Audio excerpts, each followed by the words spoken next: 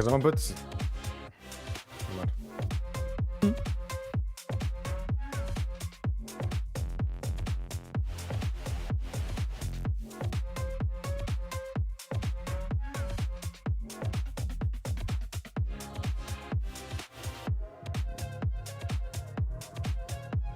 Is there no way to You don't want an rank? embellishment on your weapon, Orko. Nope. By the way, I guess you already have. is there no way to up rank crests or what? You can, but you need to have yeah, you need a 619 in all items before you can do it to Mythic.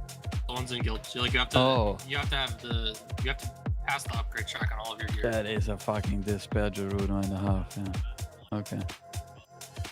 That's fine. Yep. I mean, you can easily do that, no? No, I don't have a character that can do that.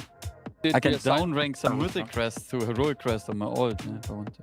Did we assign loot for Overnex so we know what to upgrade and stuff like that?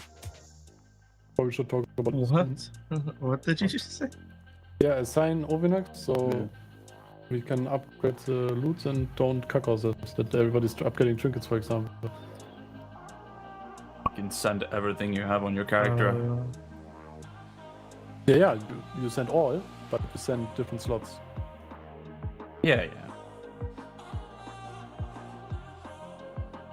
I don't want to see anyone with a single Mary, crest how much haste you remaining. rocking? I'm 7.5k gamer. I'm number 1.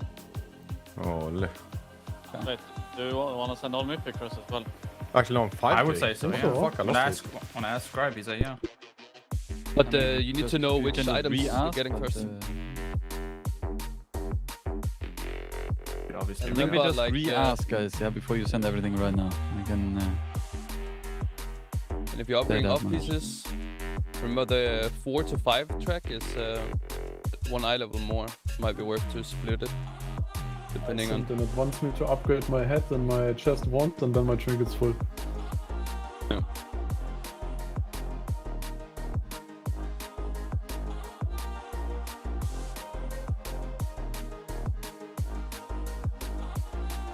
So, Hello, sir.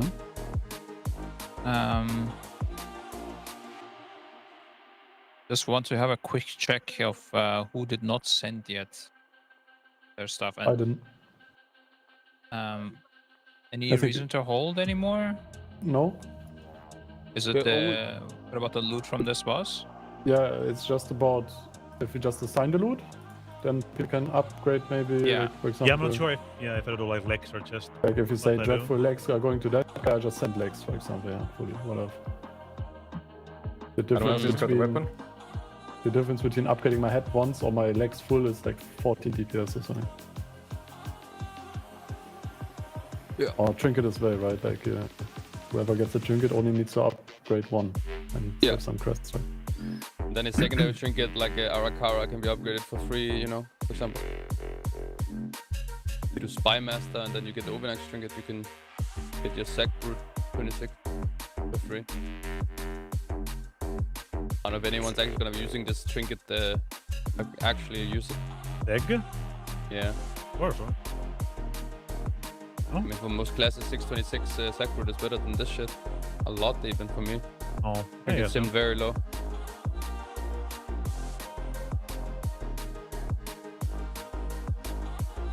Anyone have a group for the raid? Yeah, you can whisper me. Oh, well, I didn't Come somewhere? What, did you upgrade everything, your cameras? I'm working on it right now. The comp is in the assignments, I think. Just need to remove one person, and that is all for now. So this is the comp. Coming. Does everybody have like their gilded crest cap? Guessing the tank, like the rerolls, not. No, I I don't. don't My know. druid doesn't either. Yeah. But it's easy, I can easily cap that with a rebel. Yeah, I mean, you kind of want it, yeah? Now. Do a Oh, now? Yeah, but my And we DK does can't not cap have it right now, yeah? Yeah, That's- right now we cannot cap it. Yeah, of course. This is the whenever, yeah. No, I meant Right, for like the next so- one I can fix my druid. It's can you type the amount of press you need in TS if you are not capped? Doesn't sound like many people. Wait, what does that mean? Amount of crests you need. If you're not capped this week. Like if you're 160 and your cap is 180, then you type 20 in there. Quick The more do you subtract, need. Quick maths. That's max accessibility is there, I think. Quick maths. Early on. Quick mathematic. Yeah.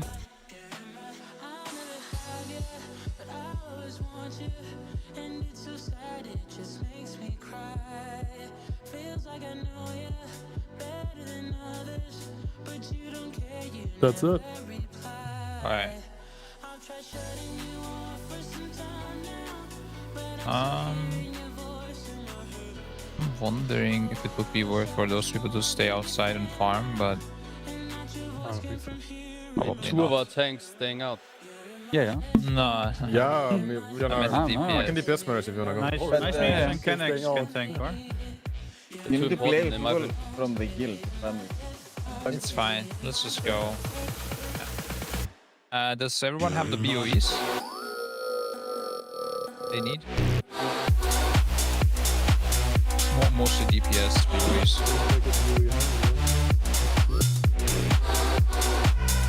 Need Trinket, I guess. I have a couple one of these. Extra DPS, so I'm fine.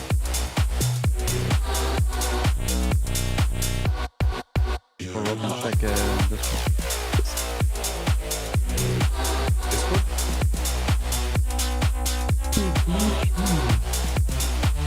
Look at it, but it stinks. Do we send all our crests that we have? Stop it, nice. For response. We wait a bit. No, we do send them. I just need to assign an item. Yep. I'll only assign one item per. I'm not gonna assign double for CBA for double drops.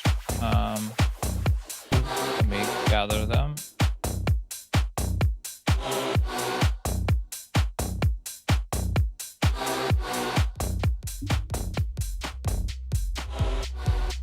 I assume somebody will take the trinkets when they drop bro, so I will just send trinkets baseline. Because I have double hero trinkets. I can already smell it. These are gonna end up on healers now. Already resistance trinkets. Biggest upgrade. And it's already hard to assign these when you know who is eligible. And with your notes and stuff, this is literally impossible to assign good without knowing this, so I need your feedback here. Yeah. Speaking. The egg, any big needers? I don't know. I would only be crest safe. Yeah, crest save. Upgrade Spymaster normally, right? And then you can upgrade second trinket to 626 without crest. The trinket isn't that hot. Okay. Somebody would use it, I guess. I like it for Holy, but I don't know about Holy. Gonna play it or not. Yeah. Sounds like a crest save, sir.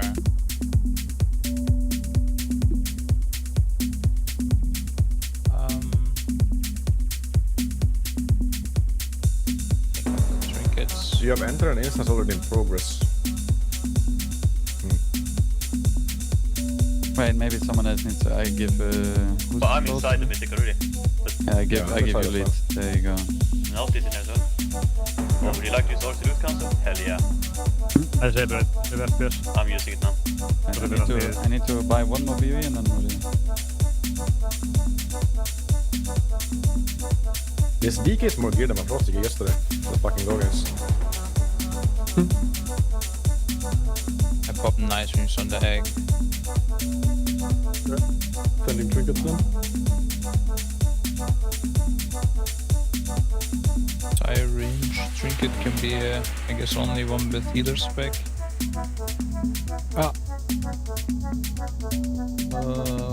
Who's a full locked-in guy? I guess Thara? Or is it someone that else should use this? I don't know. I don't think I have full locked in there now. Yeah, I don't think I am. Who do you think is more locked in? I guess Rice. I mean, No one is locked in. Yeah, it's a healer. I guess I can. Yeah, no. Could give clicks maybe. I think so, honestly. any The good Spy cross Master. I mean, if you can. Yeah, I don't need a trinket, it doesn't really give me to upgrade my trinket is currently max. Unless I get like a transmit or something, but I don't need this one. The healing one. Whatever. Yeah, and he couldn't combine. We would have to kill Silton Cord and give him Spy Master for this to matter, I think. So, yeah, I'm just putting it on Rise and Row. I don't know. There we go.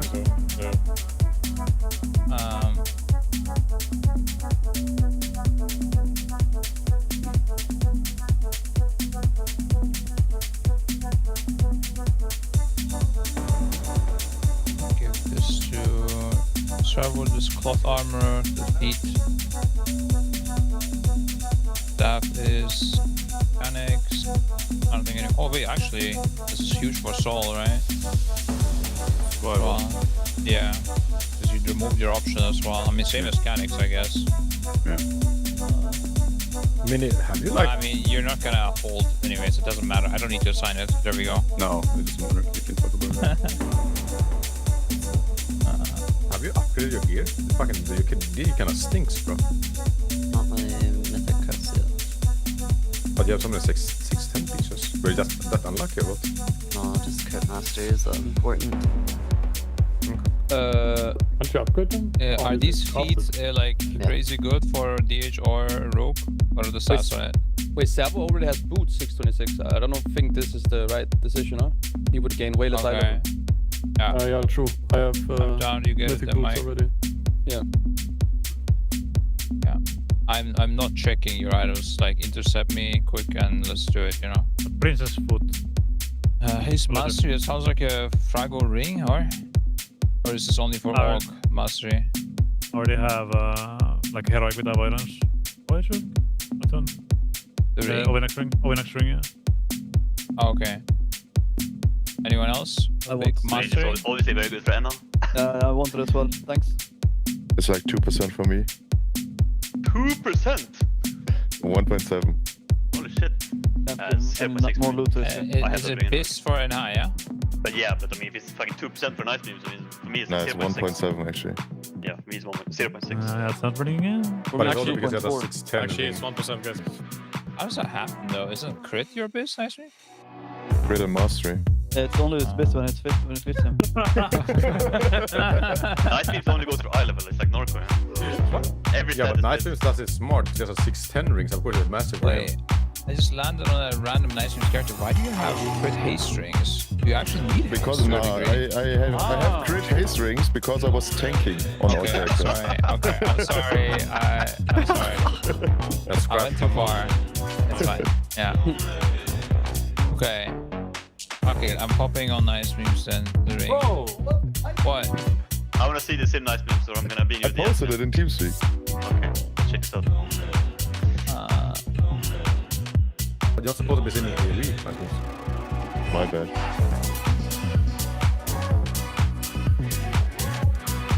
What's my loot then? This leather. High crit lowers Nice Beams again. I mean, those would just be for save. Okay. Then anybody else? Push? Push you want to loot or not? Push wants fucking everything, bro. Yeah, it's insane, guy. I'm naked.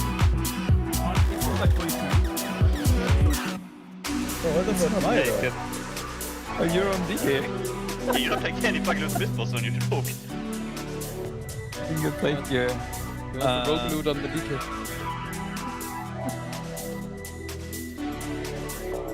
But I saw you put me on the trinket. I cannot really use this week. Yeah, I was press upgrade. Because I was thinking we might give you contract transmitter or something. You upgrade that as well. I don't know, bro. Yeah, then sure. And you have one-handers. Yeah, I don't know. I don't think anyone will... I think most people would just upgrade one trinket, right, and get the sack boot up for free or something. They're playing that trinket. Yeah, is the plate thing good for anyone? I'm gonna give it to Mini otherwise. Oh, I guess, yeah, Mini I would say for Chris' sake, but I guess Warrior's guaranteed spot. How are the stats for both of you? Gloves are best stats, just higher mastery weighted. Sorry, high mastery is what? Well, no, I'd upgrade my heroic tier gloves. Actually, no. Oh. I'd probably just catalyst these in the like good tier gloves. Wait, I haven't looked at the catalyst on the Zig actually. What is that? For tanks, then it's pretty. Nah, bro. This tier is full DPS. That's why I stopped talking. Nah, That's like a rare tank talking now. I'm popping. Revis, do you want to say anything about it? It's good for Fury, but just okay for arms. Okay. I'm popping Revis for now. Mail armor.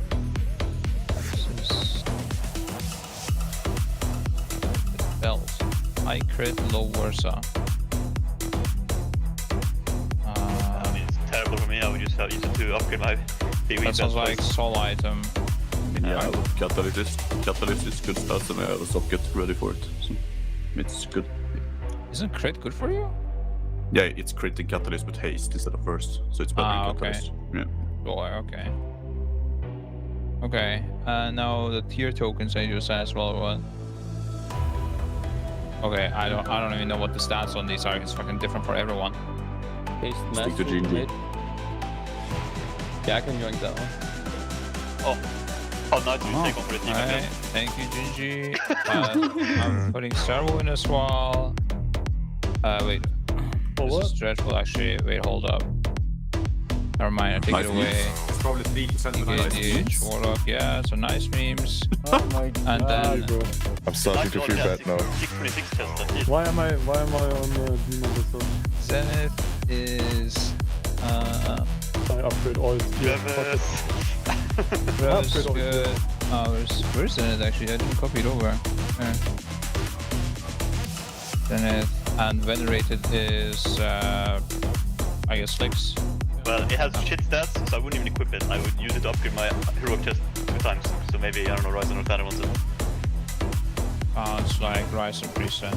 There you go. Hello and welcome back to the Race to World First. I'm Medic, I'm joined by Jeeth, and we are here for what could be some mythic pulls. It had better be, after we just entered the darkest timeline of modern Race to World First history. Race to World history.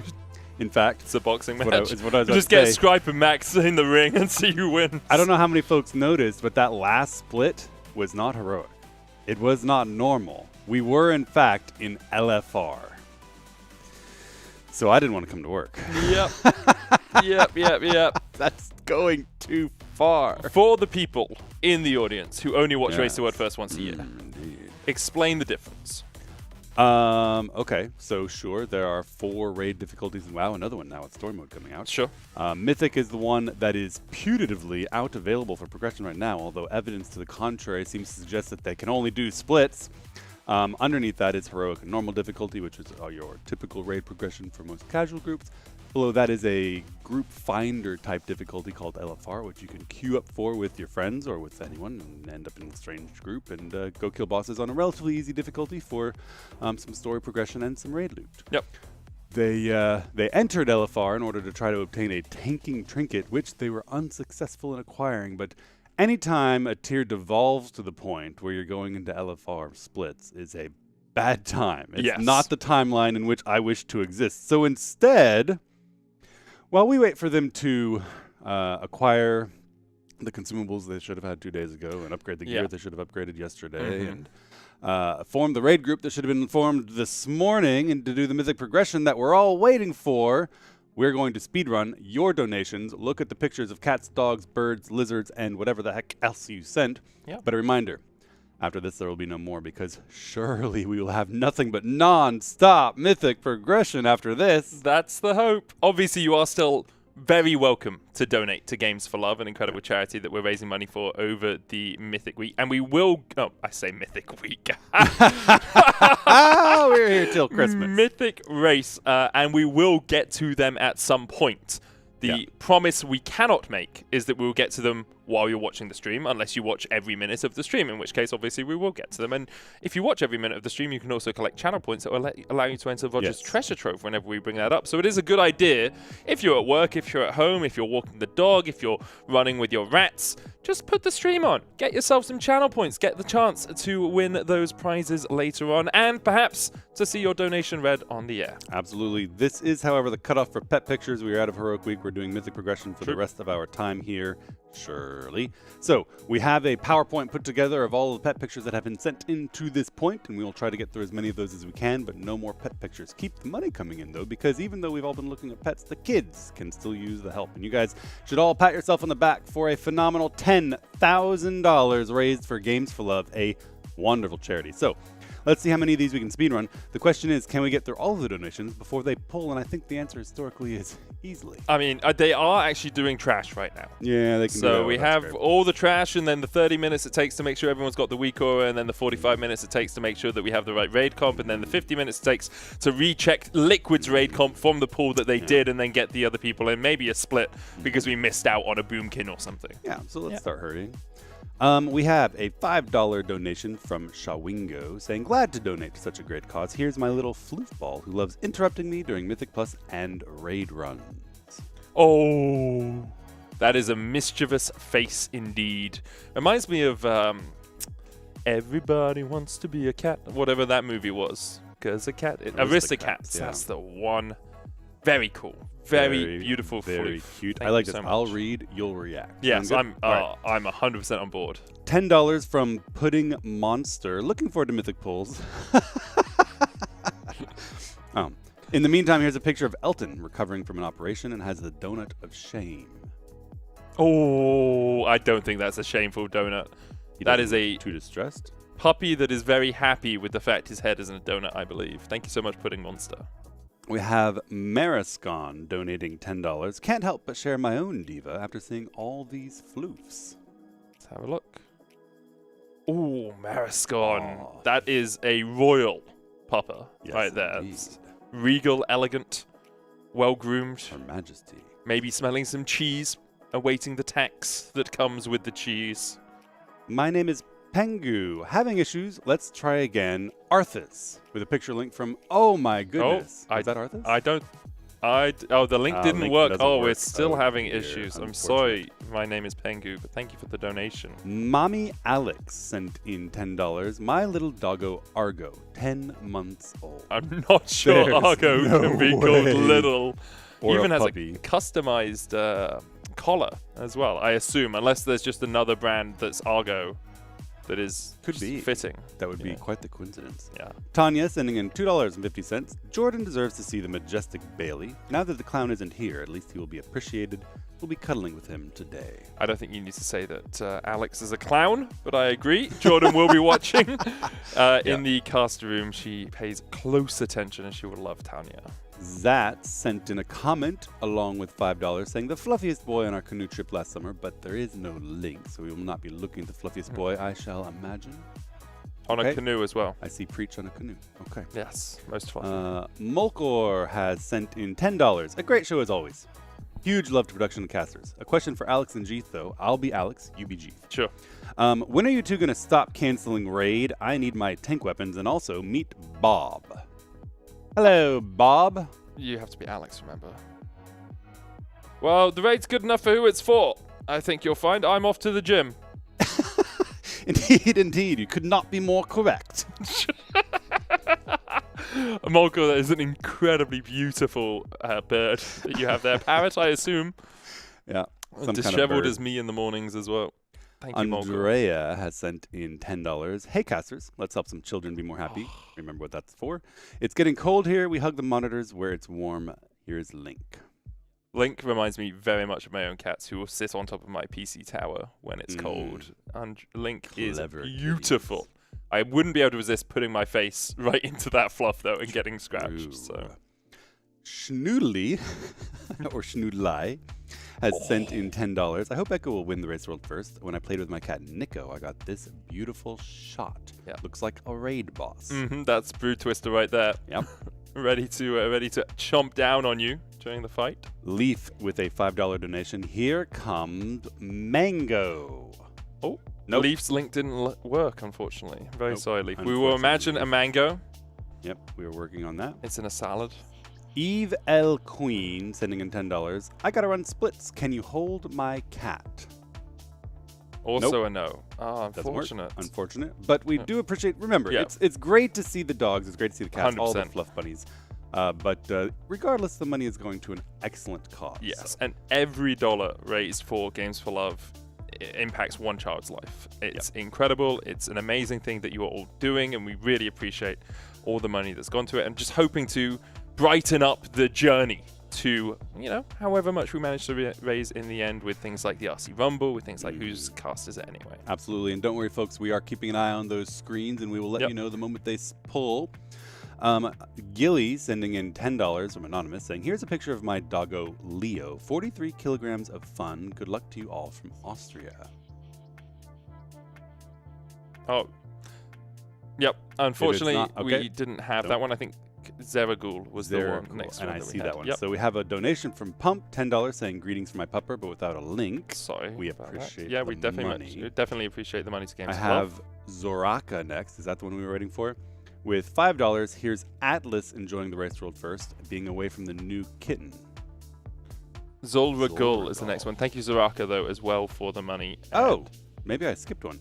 Zulragal. Here's Ares, the god of war. Yeah, I'm sorry I skipped one. So, Zulragal. Here's Ares, the god of war or whatever. Oh, wow. That's Zulragal. Yeah, that looks like an Ares sort of mentality. Then There's comes Leaf. Okay, Leaf so we and do have some of Mango. them. Let's have a look at Very Leaf first. cute. A very cool toy as well. Yes, indeed. I can imagine Preach putting that in his mouth. Eve L. Queen. Yeah. Oh. Hold my kitty. Very nice. Cats are just so cutie when they're sleepy. And Zoraka's yes, cat as this well. is Zoraka's cat. Oh, absolutely gorgeous. Atlas. This is Atlas. This is Atlas. Holding Production is the our next world on one, their shoulders. Insanity. We are back in the correct timeline. There we are. All right, $10 from Insanity. This is Eddie, my former cat, living with my ex-girlfriend. I visit him from time to time. Oh my goodness. Wow. Very I love that. Mufasa-esque. I'm thinking Circle of Life. Mm-hmm. Or Simba is probably a better lion out from that movie to compare people to. Not or the cats. one that becomes deceased. Yeah, well. Yes, indeed. Elier sending in $10 and says, I see Blalatath. I type Blalatath. Oh blah. my goodness. When even the dogs are getting involved, we know the Bladatath's the best emote. It is. All right. Hen Lumari. This is my Race the World First buddy Lottie sitting on my mouse mat and watching with me. Let her cook. That'll be a cat. Ah, let her cook with the Roger. Let him cook. That's the display, right? I think. Indeed. Yeah, they're a famous display. just like looking over at the cat's shoulder. Lottie is. I'd be a little worried if I was Lottie, I'll be honest, with that sort of look in the eyes of Roger. Watching over your shoulder. Yeah. Anonymous sending in $10. Waiting for pulls with an IBB link. We are also waiting for pulls. We are. They're currently fixing talents, enchanting gear, and looking at the eggs. Yeah. Another $10 coming in from the one, the only, the redoubtable Preach's left nipple. Oh. Did someone say adorable kittens? This is because Mike was slandering cats as being not worth looking at. Can you imagine? Look at that cat. That cat looks mischievous. It's more. I'm just thinking, I could. Wants some snuggles, wants to be cuddled, then wants to bite you. Typical cat behavior. We have Mish. The stream is missing a sleeping, smooshed face rat. This is Little Rumbles having a morning snooze during splits. Oh my goodness. I'm a massive fan of rats. I think they are adorable. I think they're very intelligent. They're very loving. I think they have a bad rap, I'm one of the ones giving them the bad rap. Well, that's mean. Ravenborn sent in $10 saying #fixed ? But no link. So what will happen is that $10 will fix some child's day. That it will. Well done and thank you. Thank you, Ravenmore. DK sent in $5 along with a picture of Fergus, patiently waiting for splits to end. Unfortunately, the link did not So patiently work. waiting that they couldn't even send in a link. Right? Well, it didn't work. Shame. Tricepsus. I'm sorry. Kizrain. Okay, I did skip one. This is jerking around. I see. Kizrain, lovely cause. Here's my transmog for you. Hashtag MageLife with $10 donated. Oh, wow. That's Donegal, right?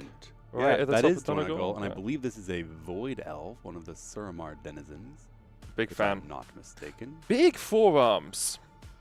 Big forearms. Very larger large than their biceps. It's true. That's quite substantial. Indeed. Hmm.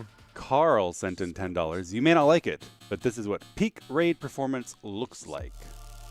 Oh, let's go. That's a nice earthen. It's the thing from Fantastic Four.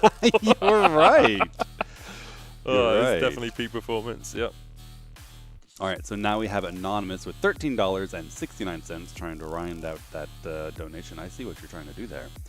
Dogs are better than cats. Here are the 6 balls of chaos we have. Wow. Okay. I an love dogs. overloaded I don't puppy. think they're better than cats. I think cats have their place and dogs have their place.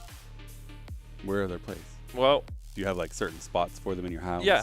Oh. Because cats will sit on you much more than dogs will sit on you. So dogs are like, we'll lie together on a sofa, and cats are, I'll lie on you, you're my sofa. You know? And even more, if you're doing splits, cat will lie on your keyboard. Yes. And it'll become the sofa. Yeah. And could probably complete the split.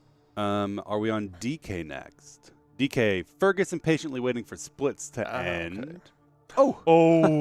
Look at the Very not patient cat. That's someone that wants to be fed pebbles immediately. Yep. Immediately. Give them to him. Yep. Now we have Triceps Sus. Mhm. My cat's being derpy. For you, Alex. That's me. Yep. Enough with the Mike's dog supremacy. Oh. Wow. Just that's- pure comfort.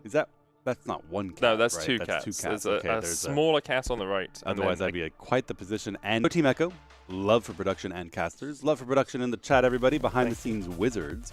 Do we know if Elgato will release a black version of the Neo range? I believe the answer to that is probably not. But if they do, we will let you know. That we will. Oh, very cute dog as well. This is Dexter, a $5 babushka. donation. Thanks for the great content, the great cause. Here's Dexter. Thank you for look at Dexter. Dexter. I think production wants me to go faster. This is Nemesis or Nemesis. No cat or dog, not spider or crab, only Bumble. Uh-oh. Only Bumble. Oh. Okay, you're brave. Look. No, it's a bumblebee. Yep. These scare me. Okay, understandable. But still very so cute. Do spiders and snakes and Yeah. wasps. Hey, you're allowed to be scared of things. That's okay. I'm just saying it's a cute bumblebee. It's a cute bumblebee at a distance. We have Maria saying, here's my cutie Rohan, but there's no link, unfortunately. Unfortunate. Thank you for the $5. Yeah, still very kind of you to give the money to Games for Love. Large lad Charles, I'm not over the cat slander from Mike. Here's Pepper to prove him wrong. Oh. So fluffy. Yes. And just so independent. Indeed. It's the important thing with cats. No pulls yet, folks. Don't worry. We have Fracture Chris having donated $5. I realized I donated $10 and forgot to include the dog tax. Here's little Flynn, aged 10 weeks old. Oh, Flynn is adorable. Whoa, that's a little bitty dog. Big ears for a tiny little face. Yeah, he's very cute though. Athril has donated $5. Here's my little doggo being happy on the beach. Keep up the good work. Not just happy, very royal as Wow. well. That's beyond happy. That's serene, demure, and control of the environment. Very cutesy. Indeed. Mm-hmm. Our last pet picture for the foreseeable future as we head into Mythic progression is Thunderphil having donated $5. Here's Jar Jar, named after Jar Jar Binks from Star Wars. Understandable. Yeah. Understandable. Clearly an apt name. Very Gungan sort of face. I'm going to read through the remainder of the donations, but we won't be showing the pictures, and we're going to get through these really quickly. Keep the donations coming in because we're raising money for a fantastic cause, and we will provide you, in exchange, humiliation and entertainment. That we will. Our humiliation, your entertainment. That's the hope. That is the hope. So Smorchies has donated $7.50, said, time for me to showcase my little dumbass. We don't need to say you're dumbass. Yeah. Thank you. Sorry. $7.50 from Station Heart, who sent in a picture of her good boy. Thank you for that. We can't show it at the moment. $1,000. I did wonder minutes ago if my brain had just, because we were at 10,000 and then it jumped to 11 and I was like, have I just missed? My brain just not worked? 5 minutes ago. But $1,000. That's amazing. Some anonymous Giga Chad sent in $1,000, did not elaborate, and then left. That is Giga Chad. incredible behavior. Thank you so much, whoever that was. Your money is going to a very worthy cause. That's, on average, 1,000 children helped. Yep. Phenomenal. Jenny sent in $10 as well. Thank you very, very much. And finally, Maria having sent in a $5 donation as well. And that's her second donation. So thank you so much to all of you. Thank you so much. It is more appreciated than you could possibly know. And we are very grateful for the phenomenal work filling this bar. $11,000, $47.50 raised for Games for Love by you in chat. You have done this, and we were just here. So thank you so much for that. Now, those who are wondering what's been going on this morning was spent doing splits in order to gear up characters that Echo perhaps had not fully anticipated were going to be necessary for Mythic progression. Yesterday night, Liquid killed the Brood Twister with a new comp, 2 Blood DKs, and some more DPS, subbing out the Guardian Druid for a Boomkin in order to provide that Mark of the Wild while still doing more damage than a third tank. Taking their tank Demon Hunters and swapping them to DPS. And it looks like Echo is fully on board. The what worked for them will probably work for us. Let's do the same train. And we're seeing the comp assembling right now with Miraz and Robin on Blood DKs. So we're back in the timeline where Robin is tanking instead of playing Frost Death Knight. That's good to see. We do want to keep an eye on the rest of the comp because they're going to require some more adjustments. Yesterday we were playing with 3 Warriors and 4 Death Knights. In order to make room for 2 Blood Death Knight tanks, it looks like we're going to be cutting at least one of those Death Knights or one of those Warriors or both. We'll have to see. Well, my assumption is we need a Druid in here. So we do need a as Druid. you say, Boomkin's going to fill out that final spot. Yes. We have the Windwalker from Swaggo for the Broommaster stepping out. Yeah, Miraz was playing what's Broommaster. the buff called from Windwalker? Oh, that's Mystic Touch. Mystic Touch. A debuff correct, that, when applied to the enemies, makes them take more physical damage. Which is very helpful when you want to try and do damage to the enemy. Especially when you have warriors doing the majority of your ad damage. Yes. Windwalker also does very good DPS. This will be Swag's first time in on the boss. Yeah. So we'll have to see how quickly he catches up. We're also going to see Canik's DPSing. He DPSed for a little bit yesterday, but still relatively newish in that role on the boss. It's also Boomkin, so are we really expecting any DPS from Canik's? I think he's just there for the buff. Well, I think that he's going to be able to do a surprisingly good amount of damage. He's also a very good Druid player. He's also in ranged, and ranged in this fight is chilling. You can see everything. You have lots of room and breathing space around you. Floor is clear. Melee is the difficult place to be on this fight because you have 1,000 nameplates from 1 million parasites. I know those numbers don't quite line up.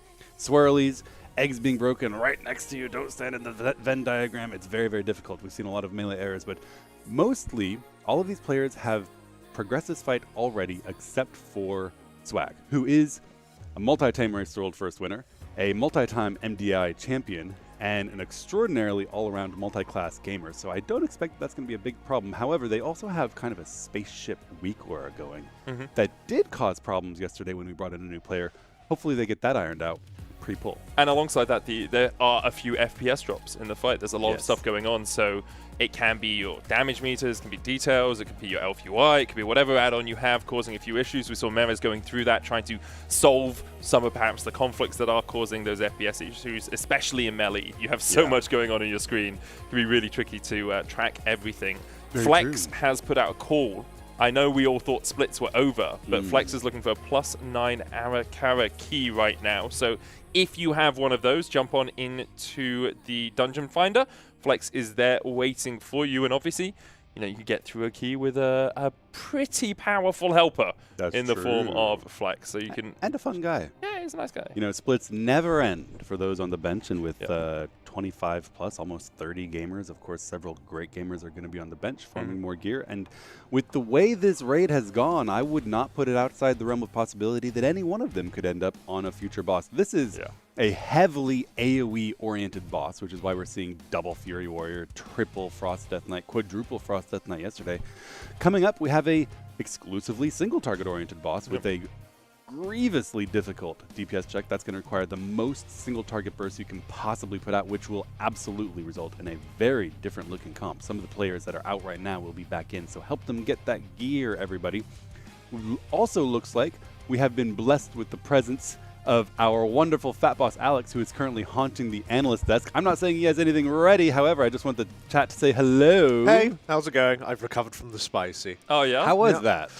Very spicy, surprisingly. Well, I was gratified to see that you guys fulfilled the donation goal of eating the spicy chips. Well done. Means and no one else has to do it. Well, I heard, which was really nice about you guys, is you said if we get to 1-1, 1-1-1-1-1, that you guys would do. Our agreement was actually 1-1-1-1-2-1-1. Oh. So within the next 5 seconds. Yeah, 5 seconds. That's all you've got. Oh, what a shame. No spicy I mean, we did kind of commit to it on broadcast. Yeah, a little bit. It's worth doing. That's like a life experience. Yeah. What have you done? Climbed Everest, climbed Kilimanjaro, gone scuba diving, eaten really spicy chip. Yeah, that's good. Yeah, I'll be here for you answering any of your log-related questions, or if I find anything fun, then I'll let you know. But at the moment, is the ideal length for a log? Ooh, I'd say at most foot and a half. A foot and a half for a log? It's a long log. I mean, that's that size. And that's your ideal length for a log? For a fire, yeah. Oh, for a fire? Yep. Are all logs required for fires? That's the only thing you use logs for. It's the only thing you... Yep. What about log cabins? Firewood, that is. Just unchopped firewood. No idea what I'm talking about. It's already begun. That's all too clear. Welcome to the club. I've been here for 9 days. Damn.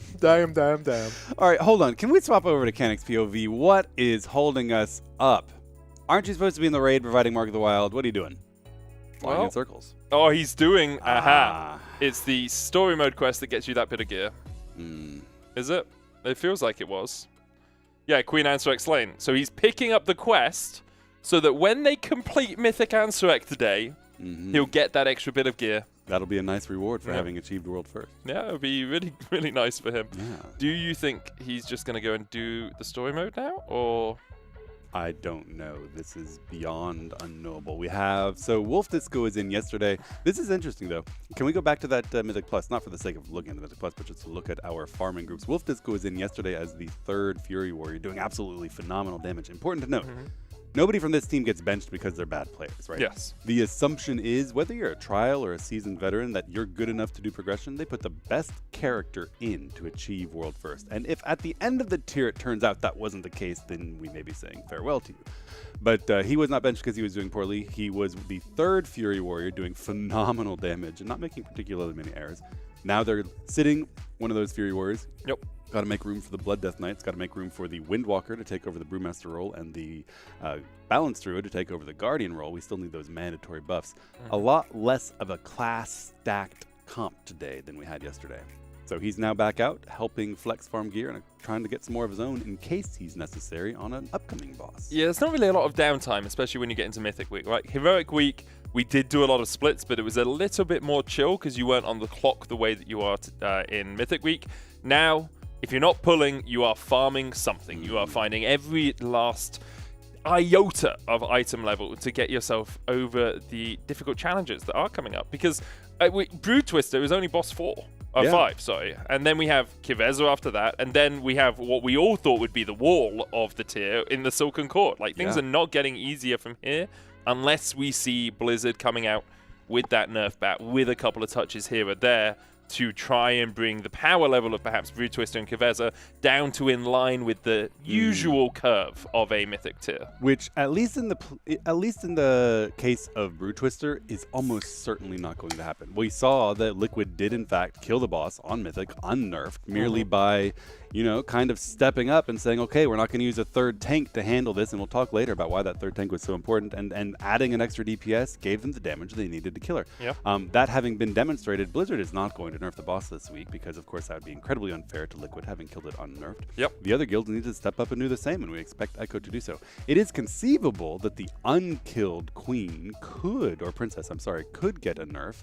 The DPS check on that fight is extremely severe, but it also could be a case of Blizzard watching and thinking they're missing something. There's something they could do to fix this, just like there was with Brood Twister. So we'll just have to see. It is absolutely the case, as you correctly pointed out, that it's only going to get harder from here if it's a well-tuned tier. And everyone needs to be upgrading all of their gear in case they are required. I wouldn't be surprised to see another mage coming in on the princess, another hunter perhaps, that kind of single target oriented shift away from this AoE oriented comp. So we have to be ready for that Mace scene as well, potentially coming in on a second augmentation evokers. So lots of options available as we continue to wait for Canix to complete whatever it is he is currently working on before coming in the group to give Mark of the Wild. Does Mark of the Wild scale with Canix's gear? I do not know. However, you know who would know? Could we get an analyst comment about whether or not Mark of the Wild scales with his gear? I've been crunching the numbers. Let's go with his gear. I've been having a little look around, and it does not. Get the hell in the raid, Canix. Canix. I'll be honest. I should have known that. I didn't mean to put you on the spot. No, but the thing is, in my head, I know that it's just a flat value. But when you put me on the spot and I was paying it, I was looking for Canix on the frames. You thought that maybe it was a question. Yeah, I thought it was like the I was just memeing. Mechanomacial. Yeah. Right? Like, I thought it might have been something like that. In fact, none of the raid buffs scale with anything other than the number of people in the raid taking advantage of it. Yep. The augmentation evokers buffs do scale with the augmentation evokers gear. How much verse is it? I will look that Verse up. on Mark of the Wild? Yeah. Isn't it 3%? It's 3%. Yeah. I feel it might be 3%, guys. I think you're right. Yeah. Professional caster, Medic, coming in with the details, the data, the numbers, the precise allocation. Thing is, I couldn't tell you how much cooldown reduction blue buff gives you. I think it's 10.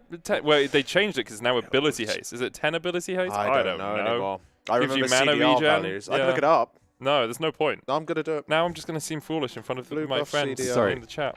Oh, are you talking about a league mechanic? I am. I'm sitting here thinking, what have I missed? What's blue buff? I've never heard of this before. Oh, yes, I had you for a second.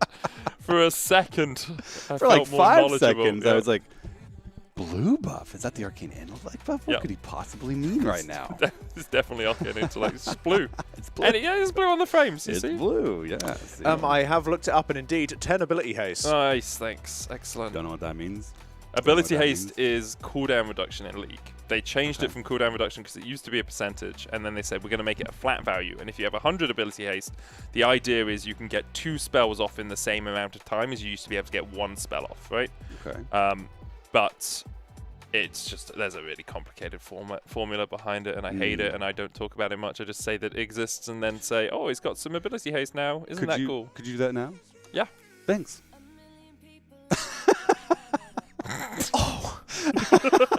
Oh, damn. I think that's the most damage you've seen on stream in about an hour. I think I should just eat one of the chips now, because I'm not going to be talking for the next 20 minutes anyway, am I? Dear me. You spend weeks working with a man, and then before your first Mythic pull together, what happens? You did set me up so beautifully. I had to walk funny. into that one, yeah. So it's very funny. All right. Well, yeah, we're still all waiting fun on and games Canix. until Canix Who's finishes doing his world quests? He's doing the Lamplighter quests. Does he need Valor Stones? Is that it? Please tell me we don't just need... Okay, so this, I don't want to shift away from his POV until they pull Mythic. I want this to be the POV of shame. Yeah.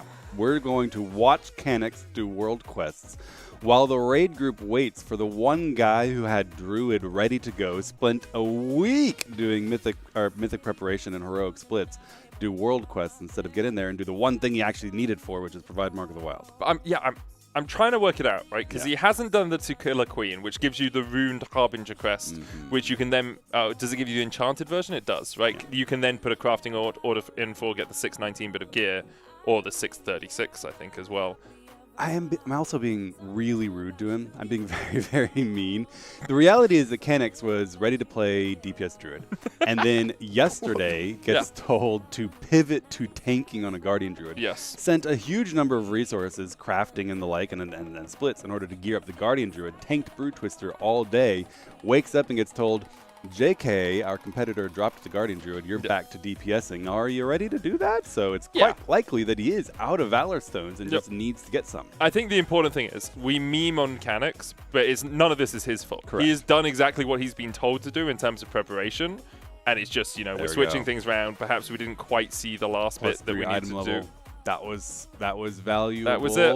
That's all he needed to do. I guarantee you he's joining the raid If he turns group. left, if he turns... Oh, he didn't take the portal to Ashkahat. There we are. Go right, Canix. Join the raid group. Does he need a GPS? You don't need 3 Install TomTom. It will tell you where to go. And it's actually not that bad. He's at 621 and a quarter. Yesterday he was tanking at there it is! He's in the group! Let's go! Let's go! Let's go! Now 30 minutes standing in All front of the bosses now, we install weak auras. Now we need to fix the weak auras. So that'll take a little while. Okay. Well, we've been summoned. I'm sorry? Oh, he's been summoned. Yeah, I sorry, thought we were going somewhere. Yeah, we're leaving. Time for the chips. It's Time for a break. They're about to pull. So, yeah, yesterday he was, as he had been required, to pivot away from DPS Druid to Guardian Druid, which was a completely unforeseen event. He was 614 in the raid, dragging down what was otherwise almost a 620 item level or something like that. Now he's at 621. We'll be able to get some information from Alex shortly after they do a pull, whether they wipe or not, although they will, finding out what our item level's up to. Although it still will be not as boosted as it could be, because these aren't the tanks that were previously prepared for Mythic progression. Yes, we will see. If that item level jumps a couple, you can see Liquid were pulling Kvezo at 621.7. They only got her about 1/3 of the way though. Haven't seen enough of Echo pulling that fight to see if it's just a, as you say, a very heavy damage check, which was what we expected to be, or whether it's more mechanically based. Obviously, you're trying to make sure you put the portals in the right place. The suck looks a little bit more aggressive on Mythic than it is on Heroic. So there's all of these little things. You know what my favorite thing about the tier so far is? I've bullied at this juncture every single caster so many times about saying drag in and hitting them with a there are no dragons in this raid that we're starting to call it the suck, and I like that. I call it the suck because it's more provocative. much like, speaking of provocative, much like Alex with a can of whipped cream. Yep. That is the We're suck. going to need that ready because in 4 hours' time. Can we use that to illustrate what's going on with Princess Kvezo? We have a break timer on the screen. Everyone's sorting out their last bit of enchanting. We have our finalized comp. So -1 Guardian, -1 Vengeance swapped over to the DPS versions of those classes. So no real change there. -1 DPS Warrior in order to get the Windwalker in for the Brewmaster buff that we lost.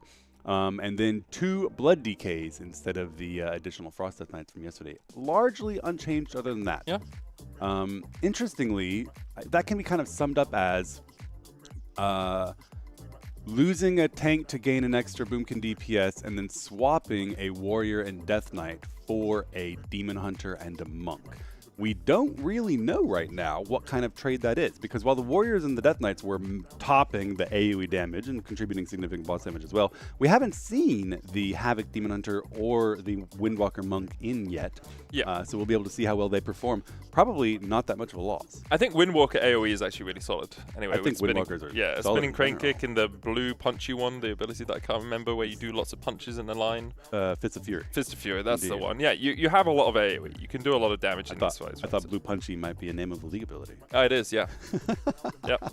That's Rise's next rework is going to have Blue Punchy, Blue Kicky, Blue Standy, Blue Teleporty. Blue Toxicity.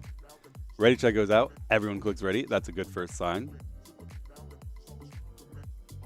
You're just taking shots. You're just shooting from the hip.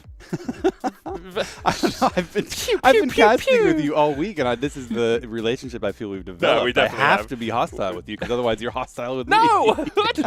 I've been hostile with you at all today. Today, Very importantly, I'm still in the prepped last from the 40 last minutes. time. But usually my hostility is more pedantry. You know, you'll say a word, we'll discuss whether or not what you meant was actually something else. Yeah, that's really irritating. But it's fun. Take shots at League But today. it's fun. This is my preemptive strike. Yeah. Trading some mana oil. Oh, okay, so we are going to be heading into a pull soon. Let's talk a little bit about this boss. Yes. The biggest change going from Heroic into Mythic isn't really in the Dungeon Journal, because what it is, instead of a new mechanic, it's an amplification of the previous ones. Each quadrant of the room has 8 18 eggs that they can break in 3 different breakages. They get 3 rounds of debuffs. Those 18 eggs include 8 of the emphasized egg of that area. The one they're about to start with is 8 parasite clusters. Then an additional 5 spiders and 5 worms. When the boss goes up and sucks down the goo in the canister, she will mutate every single egg in the room of that type. So all parasites from the rest of the fight onward are going to be mutated. And at the end, you're dealing with mutated adds of every single type. All adds are mutated.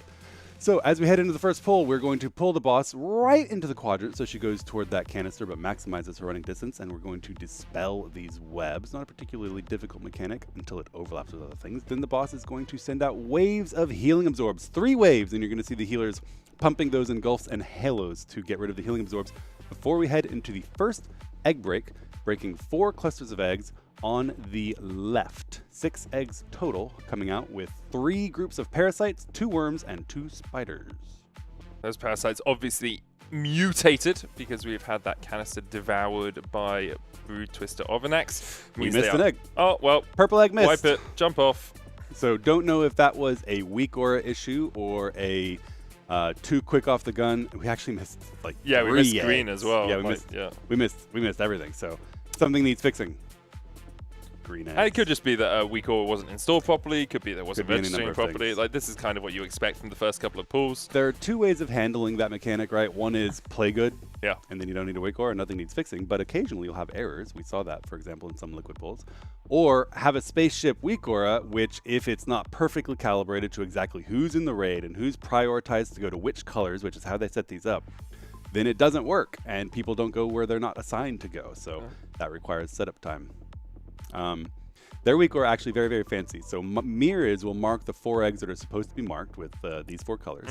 Then 8 people get debuffs, and the weak aura will priority assign people to one of those marks based on the distance, and then mirrors is supposed to mark distant ones with particular marks, so that the ranged people are prioed for those ones, for example.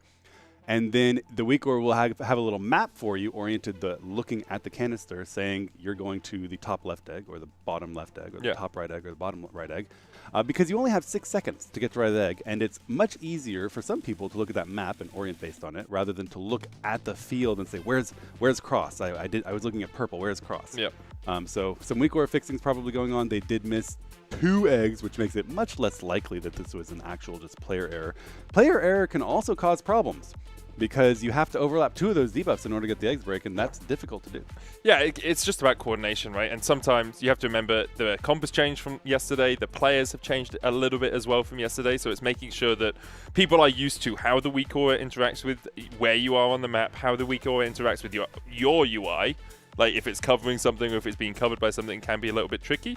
And also how you interact with other people who get to that egg, as you say, right? There's a lot of moving parts in these sorts of positions. Expect it to take a couple of minutes at least for us to fix up these weak auras. But as soon as they're ready, they will go into another pull. Apart from the mutated eggs, no real changes on Brood Twister of an Axe. It is just those additional powerful adds that we have to deal with. I think there are more eggs than in Heroic as well.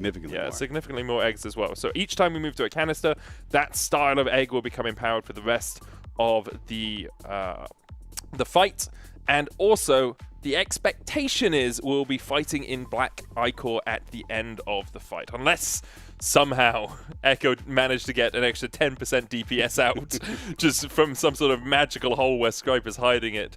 In the middle of the map will be covered up by all of that Black Ichor at the end, so we'll be fighting in the dark. Indeed, could not be more right. And you made a really good point earlier. When you get used to doing a fight 40 times, 50 times in one particular way, you become accustomed to your friend's movement. You're like, okay, I almost always stand on the left, he almost always stands on the right. Someone new coming in can disrupt that, cause deaths.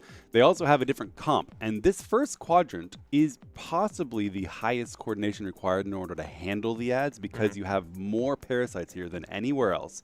They are mutated parasites. They require an enormous amount of teamwork in order to get them grouped up, stacked up, stunned, disrupted, all of the fixates stopped, all of the infestation stopped, and killed. With the new comp, they're going to have to do a little bit of rejiggering of their DPS cooldowns, which are very precisely balanced and placed throughout the fight in order to make every single ad pack doable, instead of having one easy and one very, very difficult. So we will keep an eye on that as we move through the fight. We are going into another pull. Yeah, it looks like our overlay at the bottom not quite registering at the moment. We'll get working on that as soon as possible, but we do know that there is an issue there, as you can see, with it still being at 100% production. It says they are fixing it for us. We have the black blood ingestion, those waves of damage. Mini doesn't know his talents. Why does Mini keep checking his talents? I think maybe he's in the wrong spec from some previous fight, and something's not working the way he expects, and he wants to see what's going on. Expect that to get fixed later. All right, egg-breaking debuffs going out. We look positioned fairly well. We missed a parasite. Yeah, we missed a parasite cluster. All right. But it is hard, because you can see it's not just both of you stand and put one egg in between you. Oh. No. Time to wake up. Your alarm clock is going off. It's time for work, medic. It's time to go. But yeah, you're absolutely right. It is a difficult mechanic to execute correctly. Because there's much less space than you'd think. You'd think you just overlap on an egg, cool, the egg breaks, right? But you have two eggs there, you're both on opposite sides of it, or you're trying to position next to each other, get the overlap there. As a funny story, that alarm is one that has been on my phone for about 4 months now. Have you considered disabling? Every time it comes up, I just press stop. Do it now. Nope. Pull out the phone. Nope.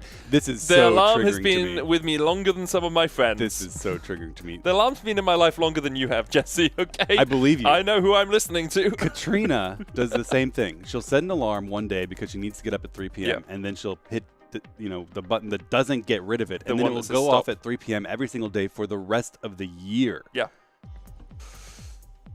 Stop doing that. I did turn it off because I had this conversation with Alex during Heroic Week, and then I turned it off while I was talking toAlex, and then I put it back on the other day because I needed to wake up, and so now it's back. There we go. It's just going to stay there. Yeah, in terms of the fight substance, you're absolutely right. Ideally speaking, you would overlap your two egg-breaking debuffs in such a way that it covered the eggs without you each getting hit by each other's blow-up, because those explosions do significant damage. Often you're coming out of the canister sucking of the boss with a healing debuff that makes your life in danger if you take one, much less two of those instances of damages. Unfortunately, you can see that some of these egg clusters are a single egg. That's where it's relatively easy to do. And some of these clusters are a double egg cluster where you have to hit both of them. That often requires you to just take the overlap, pop that AMS, use a personal. Because we've had some eggs miss simply through slightly bad positioning, barely failing to clip one of the egg's actual hitboxes to get both eggs clustered in that hit. So we're going to see some errors to that consistently throughout the day. It's a difficult mechanic. Hopefully they're able to sort out if there are any weak aura errors causing people to simply go to the wrong egg and miss an egg entirely. Because we don't want that to hold things up any longer than necessary. We need to go. We need to kill this boss. We've spent plenty of time in splits, and chat deserves to be here when they work on the boss. Yeah, it definitely feels like that intensity has ramped up a bit today. With the fact we are, what time did we start? 7 a.m. And we are 7 hours into the day of raiding, and we've had 2 pulls, both of which died on the first eggs. That's true. Like that, obviously them dying on the first eggs isn't indicative of how the rest of the pulls will go, right? It could be a week or whatever. It's like saying we killed 4 bosses on the first day, the raid is dead in 2, right? Like it's that sort of false equivalency, right? Yeah, an important point. Yesterday, for those who weren't watching, Echo got the boss to 40% and successfully navigated both the first and second sections completely successfully. Started having some deaths working out how to traverse from Phase 2 to Phase 3 and saw the first portion of Phase 3. What we haven't seen yet is any of the egg breaks in Phase 3. Our goal, get to that point of progression as quickly as possible and start practicing the different combinations of eggs with every ad being mutated that they're going to be dealing with in Phase 3. That's going to take practice, pulls, and reps. Before that, however, we need to deal with the fact that we have a new comp, which is going to change how we handle each of the clusters of eggs on our way to Phase 3. We also got the bat signal over from the analyst desk. Yeah, just a small little thing. I've got something for you. Talking about comp, that's all. You did go through the comp changes. I thought I'll just show you visually what the comp changes are. Might be a little bit easier for people to understand that. So you can see we gained 2 Blood Death Knights, but we've lost 3 tanks that gave us very important buffs. With a loss of Brewmaster, with Guardian, as well as Vengeance Demon Hunter. So we've picked up a Windwalker, a Balance, and a Havoc Demon Hunter, but of course we've lost some spaces, so we've lost some very, very strong DPS in this fight with both a Frost Death Knight and a Fury Warrior. So that's all the changes that you'll be seeing as of now, and I'll keep you informed as we go forward. What'll be interesting, Alex, is if we pull up maybe our best pull from yesterday, look at the overall raid DPS in, say, the first section of the fight, and then compare that in 3 or 4 pulls when we complete that first section and see how much single target damage we've gained by going from Ooh. 2 perfect AoEers to 3 buff providing classes. I would be interested in finding that out. Yeah, I think we left the first segment at the boss around 69-ish% or something. Was 69%. So if we're able to beat that or match it, we should be happy. But I will keep an eye out for sure. I'm just curious. Going from that Warrior and Death Knight could conceivably be a loss going to a Boomkin, Windwalker, and Havoc, or the other way around because it is 3 DPS but greater than 2. I'm just curious. I think it's a good thing to be curious about. Yeah. He does make a good point. We were going out of phase 1 into phase 2 very often at 70%, once at 69%. That is our best that we're looking to improve on because in theory, with a 3-part fight, you'd want the boss to leave phase 1 at 66 or so. Accounting for Lust, maybe 68 because they will Bloodlust in the last phase. But still a little bit behind where we would be super comfortable. Going into pull number 3, excellent use of the freedom there to get rid of one of the webs. One of the things going on in the background intricacies of the fight is that you get 4 dispellable debuffs, but you only have 3 healers who can dispel, so we're using Tiger's Lust and Blessing of Freedom from the Ret Paladin in order to deal with that final route. We're heading into the next set of egg breaks in about 5 seconds. As soon as we finish this Healing Absorb, you can see that halo pumping in and out for Ryzen doing absolute great work. Here they come, spreading out. Yep, should get all... We missed the star again. That was a positioning error. Yeah. The star egg is both a spider and a cluster of parasites. You need to be positioned correctly to overlap both of them, and they just did not do so. Yeah, and it's the third time actually we've missed that out of the 3 pulls. So as you say, much less likely to be a weak aura error now, with both of them being in the right place at the right time, just not the right position at the right time. And as we've said before, kind of expected on the first few pulls to date for there to be a little bit of that, tentativeness, a little bit, maybe even some nerves in inverted commas going through the players. Like, hey, we're back to pulling. We need to catch up with Liquid. Yeah, that pressure can be on, right? Liquid finished their 3rd day of Mythic progression earlier today, having killed this boss and garnered a great deal of good progression on Princess Kaiveza. Echo, in order to stay on pace within the constraints of this lockout, needs to do the same by the end of this day. So a little bit of pressure on, a little bit of nerves for sure. We would like to see them to get that kill. They want to get that kill. And you've also got the case of a couple of new players in or players on new roles that need to get used to the fight. But it's time to move past the first egg pack. I'm now putting out a yellow card. They're allowed a lot of that's a big expectation on them. Yeah, past the first egg. Wait, is this a rugby yellow card or is this a football yellow card? Because a rugby yellow card, you have to leave the field for 10 minutes. Okay. So you're saying they should take a 10-minute break? I know nothing about sports. Okay. In WoW, and in fact, and specifically in Echo, a yellow card means you can make this mistake once more. What's Echo? Echo. Oh, I'm Echo. Sorry, you're making fun of my pronunciation. No, it wasn't deliberate. This is why I make fun of League. I need to protect myself from the hostility. I make one slip in a 6-hour shift, say Ego instead of Echo. No, because my enunciation wasn't sufficiently crisp for the British person. There's eggs on the screen. Eggos are a type of waffles. I thought it was a game you played in WoW. Like, this is my knowledge deficit came to the fore. I'm so sorry, Jesse. Oh. I don't even remember what I was saying. A yellow card in Echo specifically means? Yeah, in Echo, you do give out yellow cards and red cards. Okay, what about in Echo? Eggos are for breakfast. Okay, nice. Yeah. Yellow card means don't make the mistake again. Red card means, it's banned. So a yellow card here, what I would like to see now is 1 wipe on each egg pack as they move through. So no more wipes on the first egg pack, we can wipe on the second. And the next pull, we wipe on the third. That way we start seeing actual meaningful progression. That would be reasonable because they will have different damage profiles and different CC combinations as they move through those egg packs. That might require some small amount of tuning on the raid comp and approach. So here we are going into pull number 4. Also means that in 10 pulls we'll be done. I love the linear progression with which you approach There we go, linear gains. Love linear gains. Here we are into the pull again. Egg breaks in about 5 seconds time. We see that ramping AoE across the entire raid. Everyone's going to be topped up before they get across towards those eggs. Experimental dosage is the name. Gingy jumping forward. That one should foot. The top side looks good. Yeah, Star looks really good. They did it! There we go! First egg pack cleared. Now we need to get all the parasites gripped under. That's going to be significantly easier with Blood Death Knights. Yesterday, we only had the Demon Hunter Sigil, so they had to bump them in range with other classes like the Evokers bumping them in range. Now we just send that AoE grip. Very, very easy. All parasites are dead. 1 infest on Click Shaman means we're getting 2 more that will need to be taken care of as we head over into egg pack number 2. That's not ideal. They want to be over here settled in and ready to position. We can't see them. Where do they go? Are they What, the chasing us infest? over? Yeah. Yeah, I can't see it either. We have a Death Knight looking overlay. at its floor. Well, you have to dodge the swirlies. Eggs in Okay. 3 seconds. So let's see I how the experimental dosage comes in Egg this time. number Everyone a little 2. confused. Okay, there's going to be an overlap here, but that's fine. Just a bit of extra damage. We broke them all. Everything broken. Okay, so already ahead of schedule, Jesse. That's right. Could be a kill this pull. We have to try and CC all of those parasites, make sure no one's getting infested. Watch out for the worms as well. You can see the worm to the bottom of the screen firing out that interruptible spell. Got to be on top of those poison bursts. We did get an infest on one of the Death Knights, which means we have 2 fresh parasites that have whole health. Leg Sweep comes out trying to stop them from fixating and charging after anyone. They get pulled back as well, gripped back into the cleavers, and they go down. Nice. How are you seeing the infests? Because I'm not tracking them on this UI. It's a debuff on the UI that looks like a kind of a gray worm bite. Okay.